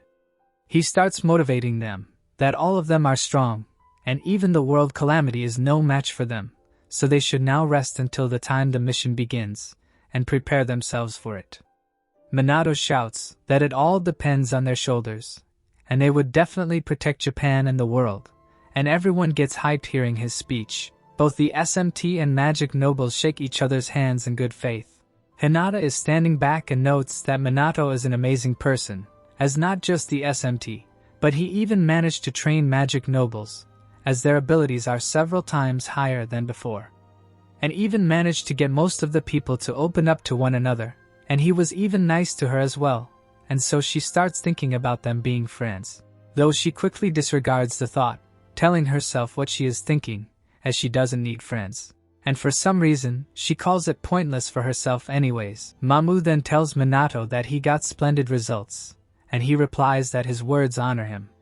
Looking back at everyone, Mamu tells Minato that they were originally at odds with each other due to not understanding each other, but now both the SMT and the magic nobles have begun to trust each other, which is all thanks to him. Now everything is progressing without a hitch, and by continuing like this, the world will finally achieve peace. And so Minato shakes his hand while replying that he hopes so. Thanks to the training camp, the levels of the SMT and the magic nobles had increased. The coordination between them two also improved significantly. As a result, the damage from calamities and demons around Tokyo had greatly decreased. Despite the occurrences of calamities, the documented damages are lowest they have been in the past 50 years. The civilians comment that there aren't many problems with the SMT and magic nobles around, and the other person agrees, while saying that it's completely peaceful now, and even if there is a calamity, the SMT takes care of it. With this, they can finally go out without worrying, and thanks to the SMT and magic nobles' success, for better or worse, all of Japan felt at peace. Except for the SMT themselves, as we see Minato is again strictly training them, telling them to not slack off and push themselves to the limit. As the more they feel like dying, the more peaceful Japan would become. In order to protect the people, they have to suffer where they cannot see, which is their mission and duty. Shida comes running, telling Minato that it has been decided that they will cooperate with the mages from all over Japan, including civilians. Mages should lend their support when the major calamities strike. Karen also comes and informs him that based on the location and damage incurred during the major calamities 50 years ago, they have decided on the deployment of each member. They believe they can handle all of them except the largest of all major calamities near Tokyo Tower, and Minato replies that he has an idea about it, so they don't have to worry about it. Shida tells Minato as for what they talked about before, he has taken care of the distribution, and as Minato asked so, he has done it in secret, and Minato replies that it would help them, as they would need some insurance. The world calamity, the largest of the major calamities, the one that affected not just Japan but the entire world, it isn't a single calamity, but many occurring at the same time. 50 years ago, humanity wasn't able to handle a calamity of such unforeseen scale. But he decides to not let it happen this time, as he has made preparations for every eventuality. He then tells everyone that as they all know, in the coming days, world calamity will occur, so they should rest up until that day comes and spend time with their family. Everyone wonders if it's really alright, as they don't know how dangerous major calamities would be. But Minato tells them that they have done all they can, and all of them have become strong as they are able to, so they should rest easy now, as they would definitely win. But despite this, everyone seems quite worried and anxious about the upcoming battle. Minato sighs while saying that it seems his words weren't enough for them, so he decides to leave them with one last thing. He stands firm and tells everyone confidently to believe in him, as when things are difficult, When they are painful, when they are scary, when they make them feel like running away, they should remember him. And no matter the situation, he promises to save all of them, the people, and the world. So they should always believe in him, as whatever the situation crops up, he promises to take care of it. Hearing which, they get cheered up, and agree with him. We then see a compilation of everyone enjoying their remaining free time and spending it how they wish to. Now fast forward, the news announces that the world calamity is upon them. As such, all the citizens are to shut and lock their doors, and remain inside their homes. As we see, the preparations are being made, and everyone is getting ready for the upcoming battle. Minato notices the calamity coming, and we see the sky start to turn red. The world calamity in which Ichikami Minato perished. An army of demons numbering in thousands. And the key to victory lies in one person.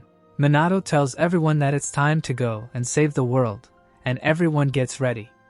The world calamity is a phenomenon where thousands of calamities occur across the world. It is the greatest of all disasters in human history. And at this moment, that greatest disaster has begun occurring in Tokyo, the world calamity that claimed Ichikami Minato's life when he fought against it. We switch scenes to the Prime Minister's office, as his assistant informs him that the world calamity has begun. As such, the Prime Minister puts his hope on the SMT. Now at the old Shibuya, Minato notes that it's just like last time, perhaps even on a larger scale, as he can feel a massive amount of magic power surrounding him. But this time, he states that it won't be like that, as he won't let anyone else die. All the civilians watch from their homes, the sky turning red, but they are still hopeful that it's going to be alright. The kids put their faith in the great sage, claiming that he will protect them.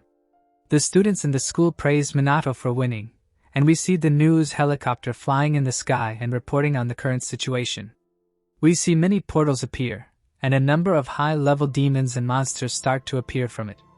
The news anchor reports the situation, and questions if the citizens are safe, despite being urged to evacuate already. Seeing the amount of monsters pouring out, the news reporter starts to doubt if it's really going to be alright since there are too many monsters. Suddenly, a huge explosion occurs, as we see Minato has arrived. As the news reporter informs the public about his arrival, we see Minato flying up in midair and killing multiple monsters with a barrage of spells. We then see even more spells striking the monsters. As the rest of the SMT squad gets here as well, Minato orders them to clear the demons out right away, and hold until the calamity's boss arrives. And since this is more than just one calamity, they have to preserve their magic power. As such, we see the SMT starts to take care of all the monsters quickly, but the portals open and more of them keep arriving. Minato notes that there are more demons than usual, and Yuka notes that they are also getting stronger. Ruji questions where the magic nobles are, and Shida tries to contact them, but is unable to get through, and the same goes for Ruka, who tries to contact her father. Minato asks Chloe if she knows something about this, and she apologizes and replies that she doesn't know either. Karen is able to get through, and asks if anyone is reading her, but the person on the other end tells her that the chain of command is in chaos, and their communication is in disarray. Minato notes that despite preparing for it meticulously, they are having issues now that the day has come, which makes him assume that something must be going on behind the scenes. The police arrive, and Minato asks them about the communications, and what is the situation like. He replies that the situation is the same for both police and the self-defense force, and the entire scene is in chaos, so they are unable to coordinate, and asks for his order. Yuka thinks that they cannot handle the calamity without the magic nobles, and Ruji frustratingly wonders, what the hell are they doing, and Shida notes that they have to contact other locations somehow, since it would be bad if this keeps up. But Minato tells them to calm down, as no matter what the situation is, what they must do remains the same. Even without the mage nobles, they can win if their strength is united, as this is what they all have been training for.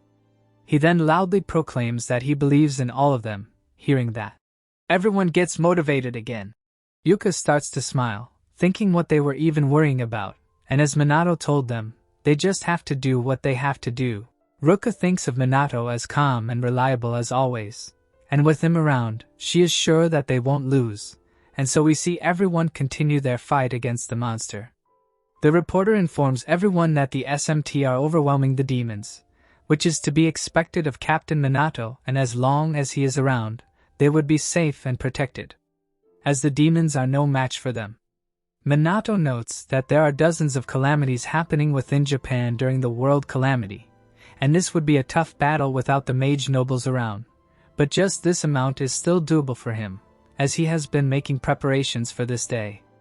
As another demon comes from the portal, they all rush towards him with Minato telling everyone to not let their guards down, as they are still materializing. Minato then uses his magic combat and punches the demon right in his face, but he gets surrounded by a bunch of them soon after, and they launch an attack on him together, but comes out completely unscathed from the assault, and uses his level 9 no magic sparkle to take care of all of them at once. But as the monsters still keep coming, Minato says that it seems like he would have to do that. Though as they finally defeat all of them, Minato notes that they are stronger and even in bigger numbers than 50 years ago. It's just as he expected, and notes that it's not going to be straightforward. Suddenly, another huge portal appears, and they all note from the energy that the boss is coming. As the monster starts to come out from this, Ruka and Ruji are in complete shock upon seeing it. And seeing it up close like this, they all realize that it's a demon king. Both Ruka and Yuka find him incredibly intimidating and dreadful. The demon king then starts to charge up his magic to attack them. He uses a level 10 fire magic, Big Bang, and everyone tries to defend against it. After the attack, the demon king thinks that everyone is dead and starts to take his leave, but suddenly someone from behind asks, "Where are you going?" We see Minato has protected everyone using his level 9 no magic, Fairy Shield, as he tells the Demon King that the battle has just begun. We see he was able to cover everyone on the battlefield simultaneously with his magic, as everyone looks surprised. Ruka and Yuka apologize to him for responding too late, and he tells them to not worry about it, as it's expected since their opponent is a Demon King after all, so they should stay on guard. Chloe is surprised that Minato is able to use 2 spells at the same time, and Shiru replies that the fairy-like spell is probably an autonomous spell, and the spell that protected them was probably actively used by Minato. Karen questions if it's really possible to cast 2 spells at once. Chloe explains that autonomous spells are an extremely advanced technique that allows one person to control spells subconsciously, the high concentration chance, and the necessity of transmitting magic power needed for normal spells. The entire process of casting a spell can be completely omitted. The phenomenon is similar to muscle memory. In other words, he has mastered both conscious control and subconscious control of his spells simultaneously. Hearing this, Ruji is again shocked, though he considers it quite usual at this point. The Demon King then lands a punch on the ground and everyone quickly flies away and dodges it. Ruka and Yuki get ready to use their attack, and use level 8 Greater Water Magic, Tidal Wave. Along with them, everyone else also jumps in to combine their attack. But the Demon King is able to shake off their attacks without much effort. Ruka and Yuki get shocked seeing it, and wonder if he is too big for them to actually damage him. But suddenly the Demon King gets attacked on his back by someone. And we see it's Minato who tells them that he would handle him and they should head to another calamity. But Yuka is hesitant, and Minato tells her that there isn't just one calamity without the Mage Noble support. The countermeasures for the disasters are likely going to reach their limits, so they should assist other groups, as he is about to get a bit serious now as well. Ruka tells Yuka that they would only get in his way, and Yuka agrees, as so, they all decide to leave it to Minato and head to another calamity. Both Ruka and Yuka know that they don't need to worry about him, since he is Minato after all. And Yuka believes that Minato would never lose, no matter who his opponent is. Back to their fight, Minato tells the Demon King that there are only 2 of them remaining. Minato rushes off to attack him, and the Demon King tries to counter with a punch, but Minato dodges. He thinks that defeating a Demon King would be simple, but he would need to conserve his magic power, as he doesn't have endless magic power either, and preparing that takes time.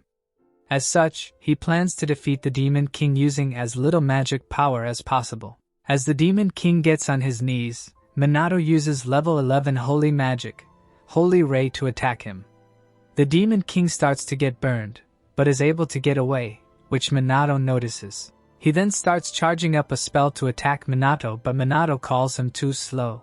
As we see, Minato has already used his level 12 Fire-Earth Synthesis magic, Ground Zero.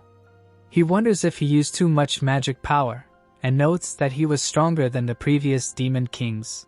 As such, he has to preserve his magic power even more till the Demon God comes. Meanwhile, everyone is joyous upon seeing Minato defeat the Demon King, while noting that he didn't look concerned at all when facing him, and calls Minato the strongest, while at the other calamities, the SMT, police, and self-defense force are struggling, while the mage nobles are nowhere to be seen, as the demons are overwhelming them. We then see the demons raising up their hands in the air. Seeing this, Minato notes that it's the same thing that he saw before, and wonders if the demons are summoning the calamity. We then see a huge number of demons are again pouring out of the portals. Minato gets nervous, thinking that it's the final stage of the world calamity, where the demon god will show up, the final calamity that claimed his life as Ichikami Minato.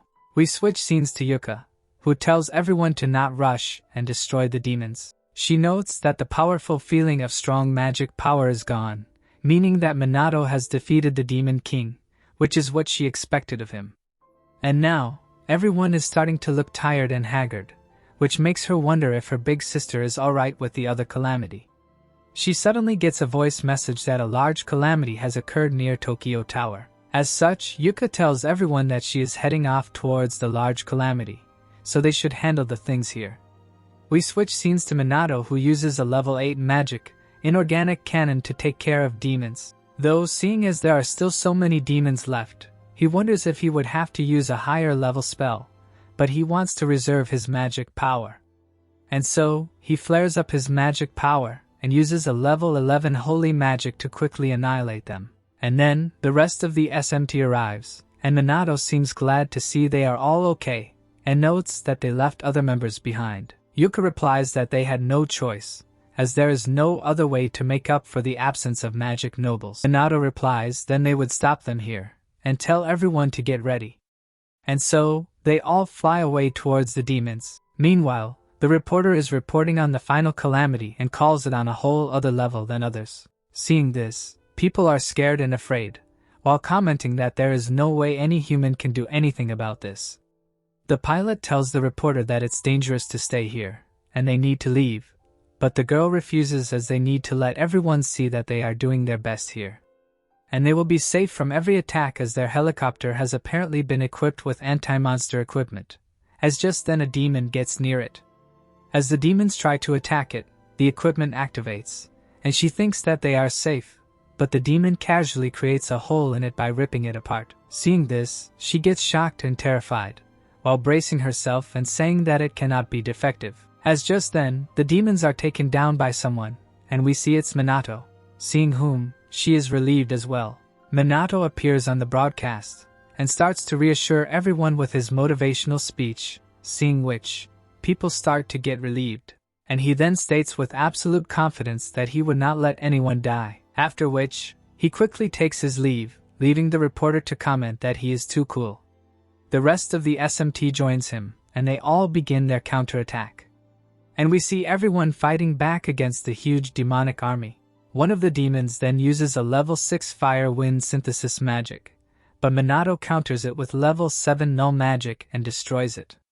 He then quickly appears behind the demon and lands a powerful punch on him, sending him crashing to the ground. Seeing the spell, everyone is quite impressed, but Minato claims that its efficiency is poor, and it can only dismantle spells up to a certain level. Mage tells them that they are still coming. Minato then gets a voice comm for a backup call, and he notes that the situation is the same as the other calamities. Switching scenes to them, right as they are on the verge of breaking, the purple hair tells everyone to look at something. And we see it's the magic nobles, seeing whom they all get happy and friendly. But suddenly, one of the red hair magic nobles puts up his hands right on the SMT member to attack, which shocks him. Right as they attack him, Minato overhears them screaming through the device, as he tries to ask them what happened. Mage gets concerned and asks Minato, "What is going on?" While on their location, we see someone arriving, asking them why it's so noisy. Seeing whom Mage gets shocked, as it's the chairman along with the magic noble heads. Shida asks them about the report that the mage noble betrayed them and if that's true. And Mummy replies that there is no way they would betray them, and Shida gets a bit relieved hearing that.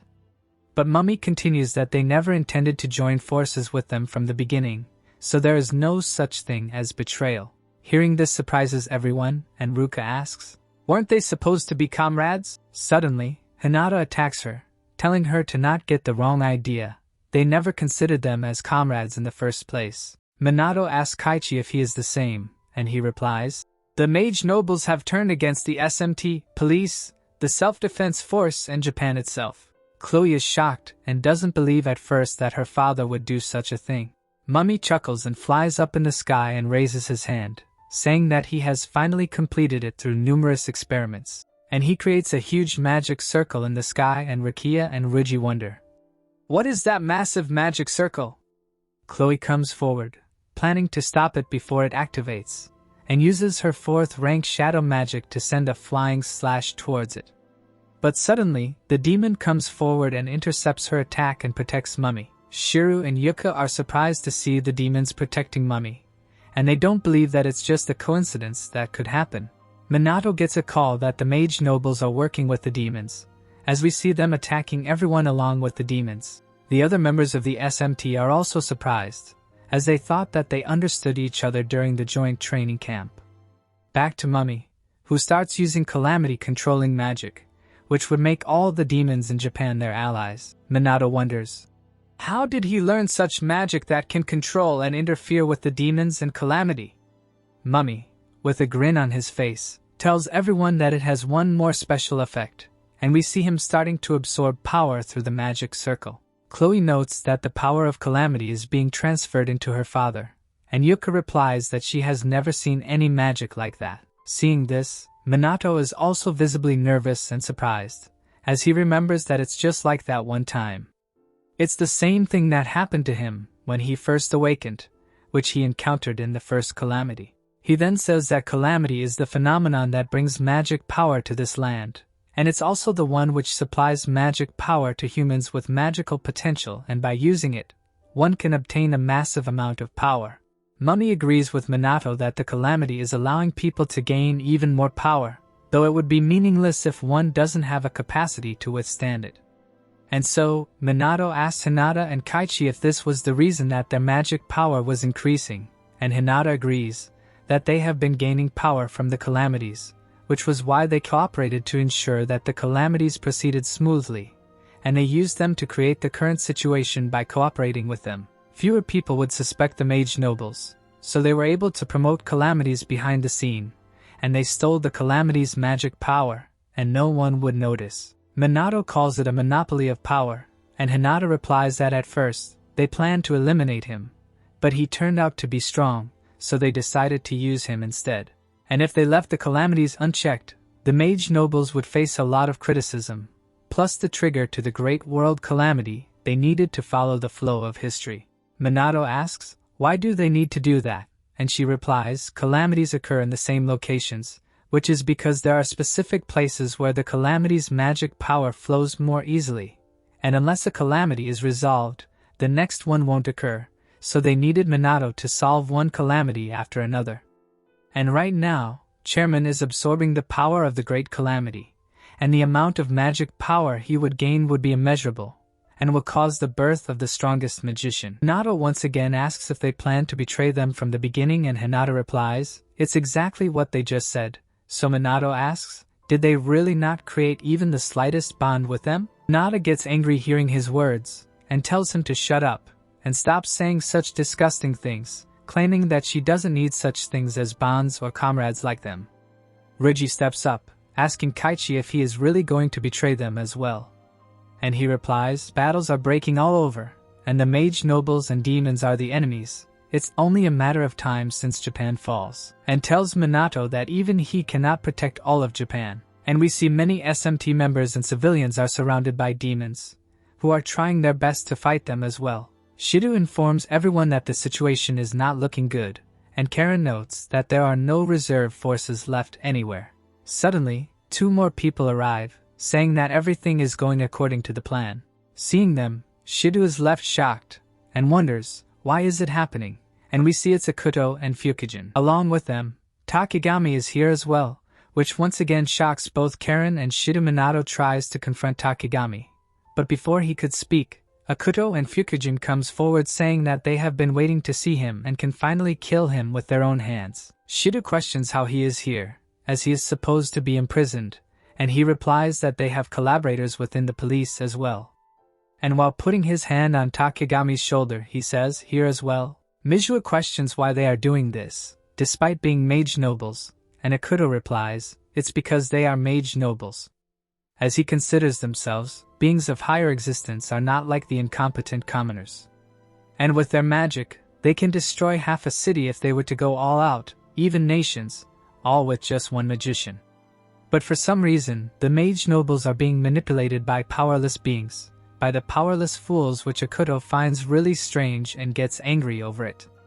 Saying that the mage nobles should stand at the top, below them are the magicians, and at the very bottom are the powerless trash, who have gotten too full of themselves. Jean comes along saying that their clan became mage nobles for this very purpose, to monopolize knowledge and technology, and to rule over the incompetent, but instead those cunning incompetent keeps on using the mage nobles instead. And Akuto excitedly claims that it would end now, as they have learned to grow stronger through the calamities, and that with this much power, they have no enemies left, with Jean saying that it's time for the mage nobles to reign supreme. Both Manhwa and Ruka are shocked upon noting that their magic power has increased to the point that they are different people now. But Minato is calm, and seeing which pisses off Akuto, and Jean says that he cannot wait to look at his despaired face. He ignores both of them and asks Takigami if she was lying to him. And it pisses off Akuto that Minato is still ignoring them, and tells him that she was always on their side, calling her a piece of trash who lies for her own benefit. And Takigami looks quite sad hearing that. Moving on, Akuto and Jean have planned something and are about to put it into motion, as Akuto takes out his phone while saying, "Let the slaughter begin." And we see other members of SMT are surrounded by demons, and are actually attacking places other than calamity zones. We see the shelters are being attacked, as the families try to defend their loved ones. Minato receives the info that the demons are pushing into the city streets and asks for his orders. Both Akuto and Jean try to mock him, saying that even someone as capable cannot save them from here. Chloe states that even if they were to go now, they won't make it in time, and Shirdu questions, what should they do? Akuto and Jean laugh at them, mocking them that they will be crushed by them and should know their humiliation. Minato speaks up, saying that there are 3 types of anti-magic equipment, which confuses Akuto. He explains that the first one is the type used by magicians. It has a longer lifespan and can even use attributes the user normally cannot, but it requires infusing magic power, so only magicians can use it. The second type interferes with magic or magic power. The SMT and Mage Nobles uniforms fall under this category. They amplify powers or suppress the magic power. Hearing this, Jean asks him if he has gone mad from the situation. But Minato continues that there is one more, one which has a short lifespan, but even those without magic can use it, a type that can activate it under certain conditions. Akut starts to get nervous and asks, what is he talking about? And Minato replies, anti-magic equipment with automatic magic effects, as we see a barrier is formed around the civilians, which blocks the demon's attack. And we see the power is activated from the Minato's doll and other merchandise. Minato says that they used SMT's popularity to mass-produce merchandise and embedded defensive magic into the goods, as insurance for times like this. Shida thinks that he didn't believe when he first heard this plan and never thought that they would have to actually use it. Akuto thinks that Minato is insane, since he is really thorough, and Jean argues that if they can defend, it's meaningless, since the magic equipment has a short lifespan. Minato flares up his magic power while agreeing with Jean and decides to do something, saying that he has embedded his magic into those magic equipment, so his magic power is overflowing all over Japan. So with his own magic power, he can sense it from afar, meaning his magic can now reach all of Japan. And we see Minato's attack flying up really high over Japan. And it's a 13th rank null magic, unlimited magic bullet, and it starts raining down on all the demons who are attacking Japan. Everyone is really shocked and nervous upon seeing Minato use such magic and take down the demons like that. And everyone gets informed that magic raining down from the sky has wiped out a massive number of demons while they haven't fully grasped the situation, but most of the citizens are safe across the country. Both Yukia and Ruka are once again shocked beyond belief and call what he does beyond common sense, calling him truly incredible. Akuto gets nervous and flustered, saying that it cannot be happening. Releasing magic all over Japan isn't something a human can do, but Jin tells him to calm down, since not all of the demons would have been wiped out. And so Akuto tells Minato that the mage nobles are still out there. If the anti-magic equipment cannot be used repeatedly, then the magic in the merchandise won't work. Minato replies if he forgot something and Akuto nervously asks, "What is it?" We switch scenes and see the police and SMT members are surrounded by magic nobles and demons, and just then someone arrives with Minato saying that there is someone else in Japan they can rely on, and we see some people clad in black robes are here. The SMT and the police note that it's the Shadowbringers and wonder why they are here. The Shadowbringers then immediately takes down the monsters. They order their teammates to cooperate with the SMT and exterminate the monsters to protect the citizens. The SMT also orders their unit that they will work together with the Shadowbringers as the safety of the citizens is the top priority, and the news helicopter reports the same as well. Fans of the Shadowbringers start to go crazy as they have been waiting for Chrono to appear. Meanwhile, Luna is confused as she is wondering how did this even happen. She was put through insanely strict training and had to memorize how to use a ton of anti-magic gear, and she already said her goodbyes, so it's awkward for her to see them again. But in the end, she doesn't care and decides to go all out, and uses her anti-magic gear to launch a level 7 water magic. Everyone praises her and starts to think that she is Chrono, and seeing her power, everyone gets motivated and decides to get to it as well.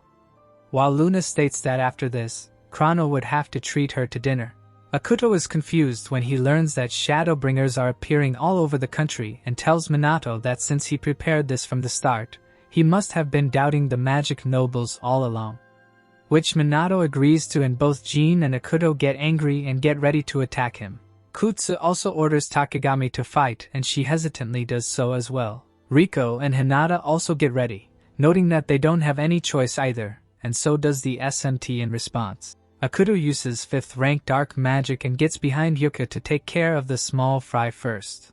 Minato takes notice of her and gets distracted, which makes Hinata land a punch on his face. And right as Akuto is about to strike Yuka, Ruka is able to save her using her water magic and tells Yuka to stay sharp. Back to Minato, who was only pushed back a bit and was able to block her attack by forming a tiny barrier before the impact. Suddenly Riko attacks him, but he once again dodges. They both start to tag team him and jump on him to attack. But he easily counters and kicks both of them away at once.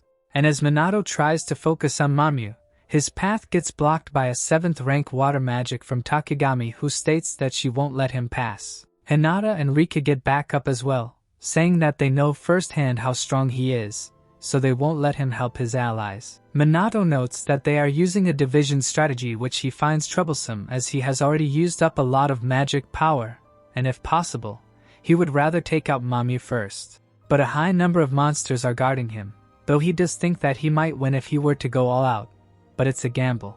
Hinata and Rika state that they won't let him get near the chairman. He would have to go through them first, and so Minato gets ready as well, noting that they are stalling for time, and so their battle starts, with Minato easily taking down multiple enemies at once. Both Rika and Hinata note that he is too fast. Meanwhile, Akuto and Jin seem to be annoyed as well, since their opponents aren't backing down either.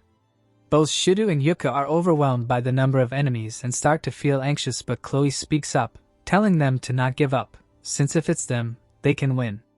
Both Rika and Yuka agree and get their fighting spirit back, as it's not a time to complain, and Ruka tells Chloe that she misunderstood her, as she does have a fiery spirit as well.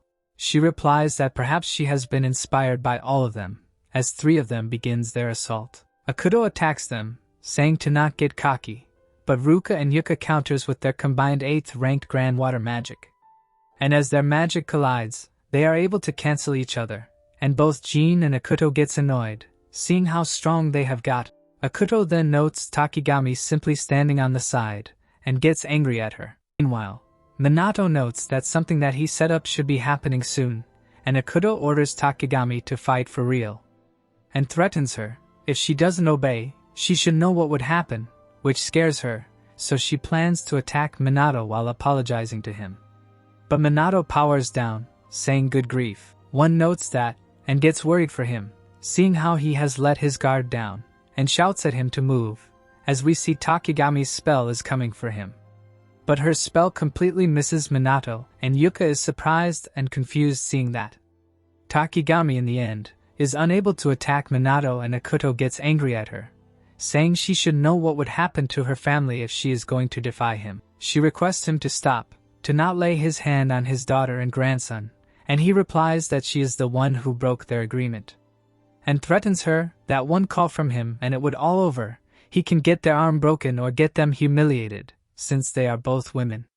And now, due to her actions, her family is going to suffer. Suddenly, Minato just receives a call, and comments on that person for doing a good job. Akuto gets pissed at Minato making a call in this situation, and decides to kill Takigami's family in anger, but Minato tells him that it's useless, and shows him that he has saved them already. Seeing which, Akuto is surprised, and doesn't believe that it's true, as only a few people knew their location, and even the police was bribed.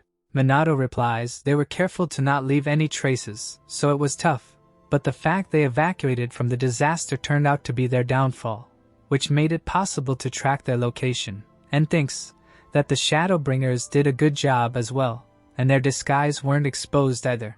Akuto asks, since when did he figure it out, and he replies that even though Takigami had a family photo, she never once talked about them, and she was also overly cautious about the mage nobles, so he had someone run a background check on her.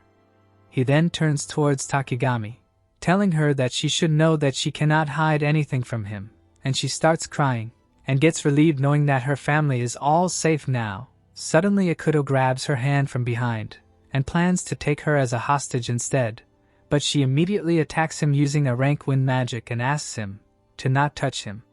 Seeing this, Minato tells her that she has finally gotten a little serious, and she quickly bows down and apologizes for deceiving him. But he puts his hand on her back and tells her to not worry about it, as helping a friend is only natural. Meanwhile, Akuto gets back up again, and tells them to not be sentimental, as he tells the other mage nobles to go all out and kill everyone for sure this time, and Hinata seems annoyed by him. Minato steps in, saying that he is disappointed in both her and Kaichi for taking hostages, but she tells him to shut up, as he don't need him to be ordering her around. We now switch to Yuka and Ruka, who have finished taking down the nearby monsters, and the mage nobles, except for their leaders, have also been taken down. Jean is quite shocked seeing all of his aid lying on the ground like that. He is unable to believe that they all got this strong. Takigami and Minato get ready to battle as well, with Takigami saying that she would be assisting him from now on. Suddenly, Toshiro arrives, saying that the party is reaching its climax. He should lend a hand as well. Both Yuka and Ruka are surprised to see him here, and Akuto tells Toshiro that he took his sweet time getting here. Yuka and Ruka shouts at Akuto to get away from their father, and he calls them quite devoted daughters for that, and tells Toshiro to tell them whose side he is really on. Both Yuka and Ruka are unable to believe that their father is on that side, and if Akuto is insulting their father, Ruka doesn't plan on forgiving him. But Toshiro takes his stand and announces that he is on the side of the mage nobles. Both of them are left quite shocked hearing that and are unable to believe. Akuto says that he was quite terrified at the bombing incident, thinking that Toshiro has switched sides, but the truth was different, and even after he was exiled from the mage nobles, their connection wasn't severed. The mage nobles controlled the surface world, and BR aimed to rule over the underworld. All of it was so the mage nobles can dominate the world. But because of the Shadowbringers, the BR was destroyed, and information about organizations connected to BR also started leaking. It wasn't just the mage nobles involved with the BR, but the government, financial circles, police and all kinds of organizations were in on it. But yet they decided to abandon BR, which was quite cruel, and so Akuto ended up thinking that he was discarded as well. Toshiro speaks up. Because of all that, the police gained a better reputation, and their ties to BR were brushed under the rug, which led to Mage nobles and the SMT naturally forming an alliance. Akuto shouts that the entire country of Japan had been deceived by the Mage nobles. And now Jean speaks up, saying that the Mage nobles haven't changed in 50 years. Absolute supremacy of complete magicians. But still, over the long years, some fools have misunderstood the true purpose of the Mage nobles. But Manhwa and Ruka still don't believe that their father is on that side, with Ruka assuming that he must still be doing undercover investigation. But Toshiro replies that he never changed. He considers himself pure-blooded Mage noble, and has no intentions of betraying his comrades. Hearing which, both Ruka and Manhwa fall into despair, learning that their father has been their enemy all along. Minato speaks up, saying that he cannot comprehend it. Why is he protecting the Mage nobles? As they oppress others, pursue only their interests, they cannot even be called nobles. But Toshiro tells him to silence, which Minato does not, and continues that he knows he loves his daughters, which is why he tested Minato and kept them away from himself. But Toshiro claims it to be not true, and Minato replies that it is true, and he is lying both to them and himself, and questions what made him like this. But Toshiro gets angry, and shouts at him to shut up concerning his daughters. All the Mage nobles power up and get ready for battle, with Toshiro stating that he had enough of their nonsense, and so he will kill them all and restore the Mage nobles. But Minato gets ready to fight as well, while calling Toshiro a stubborn old man. That's how this video ends. Thanks for watching. Don't forget to subscribe and hit the like button for more epic manhwa recaps.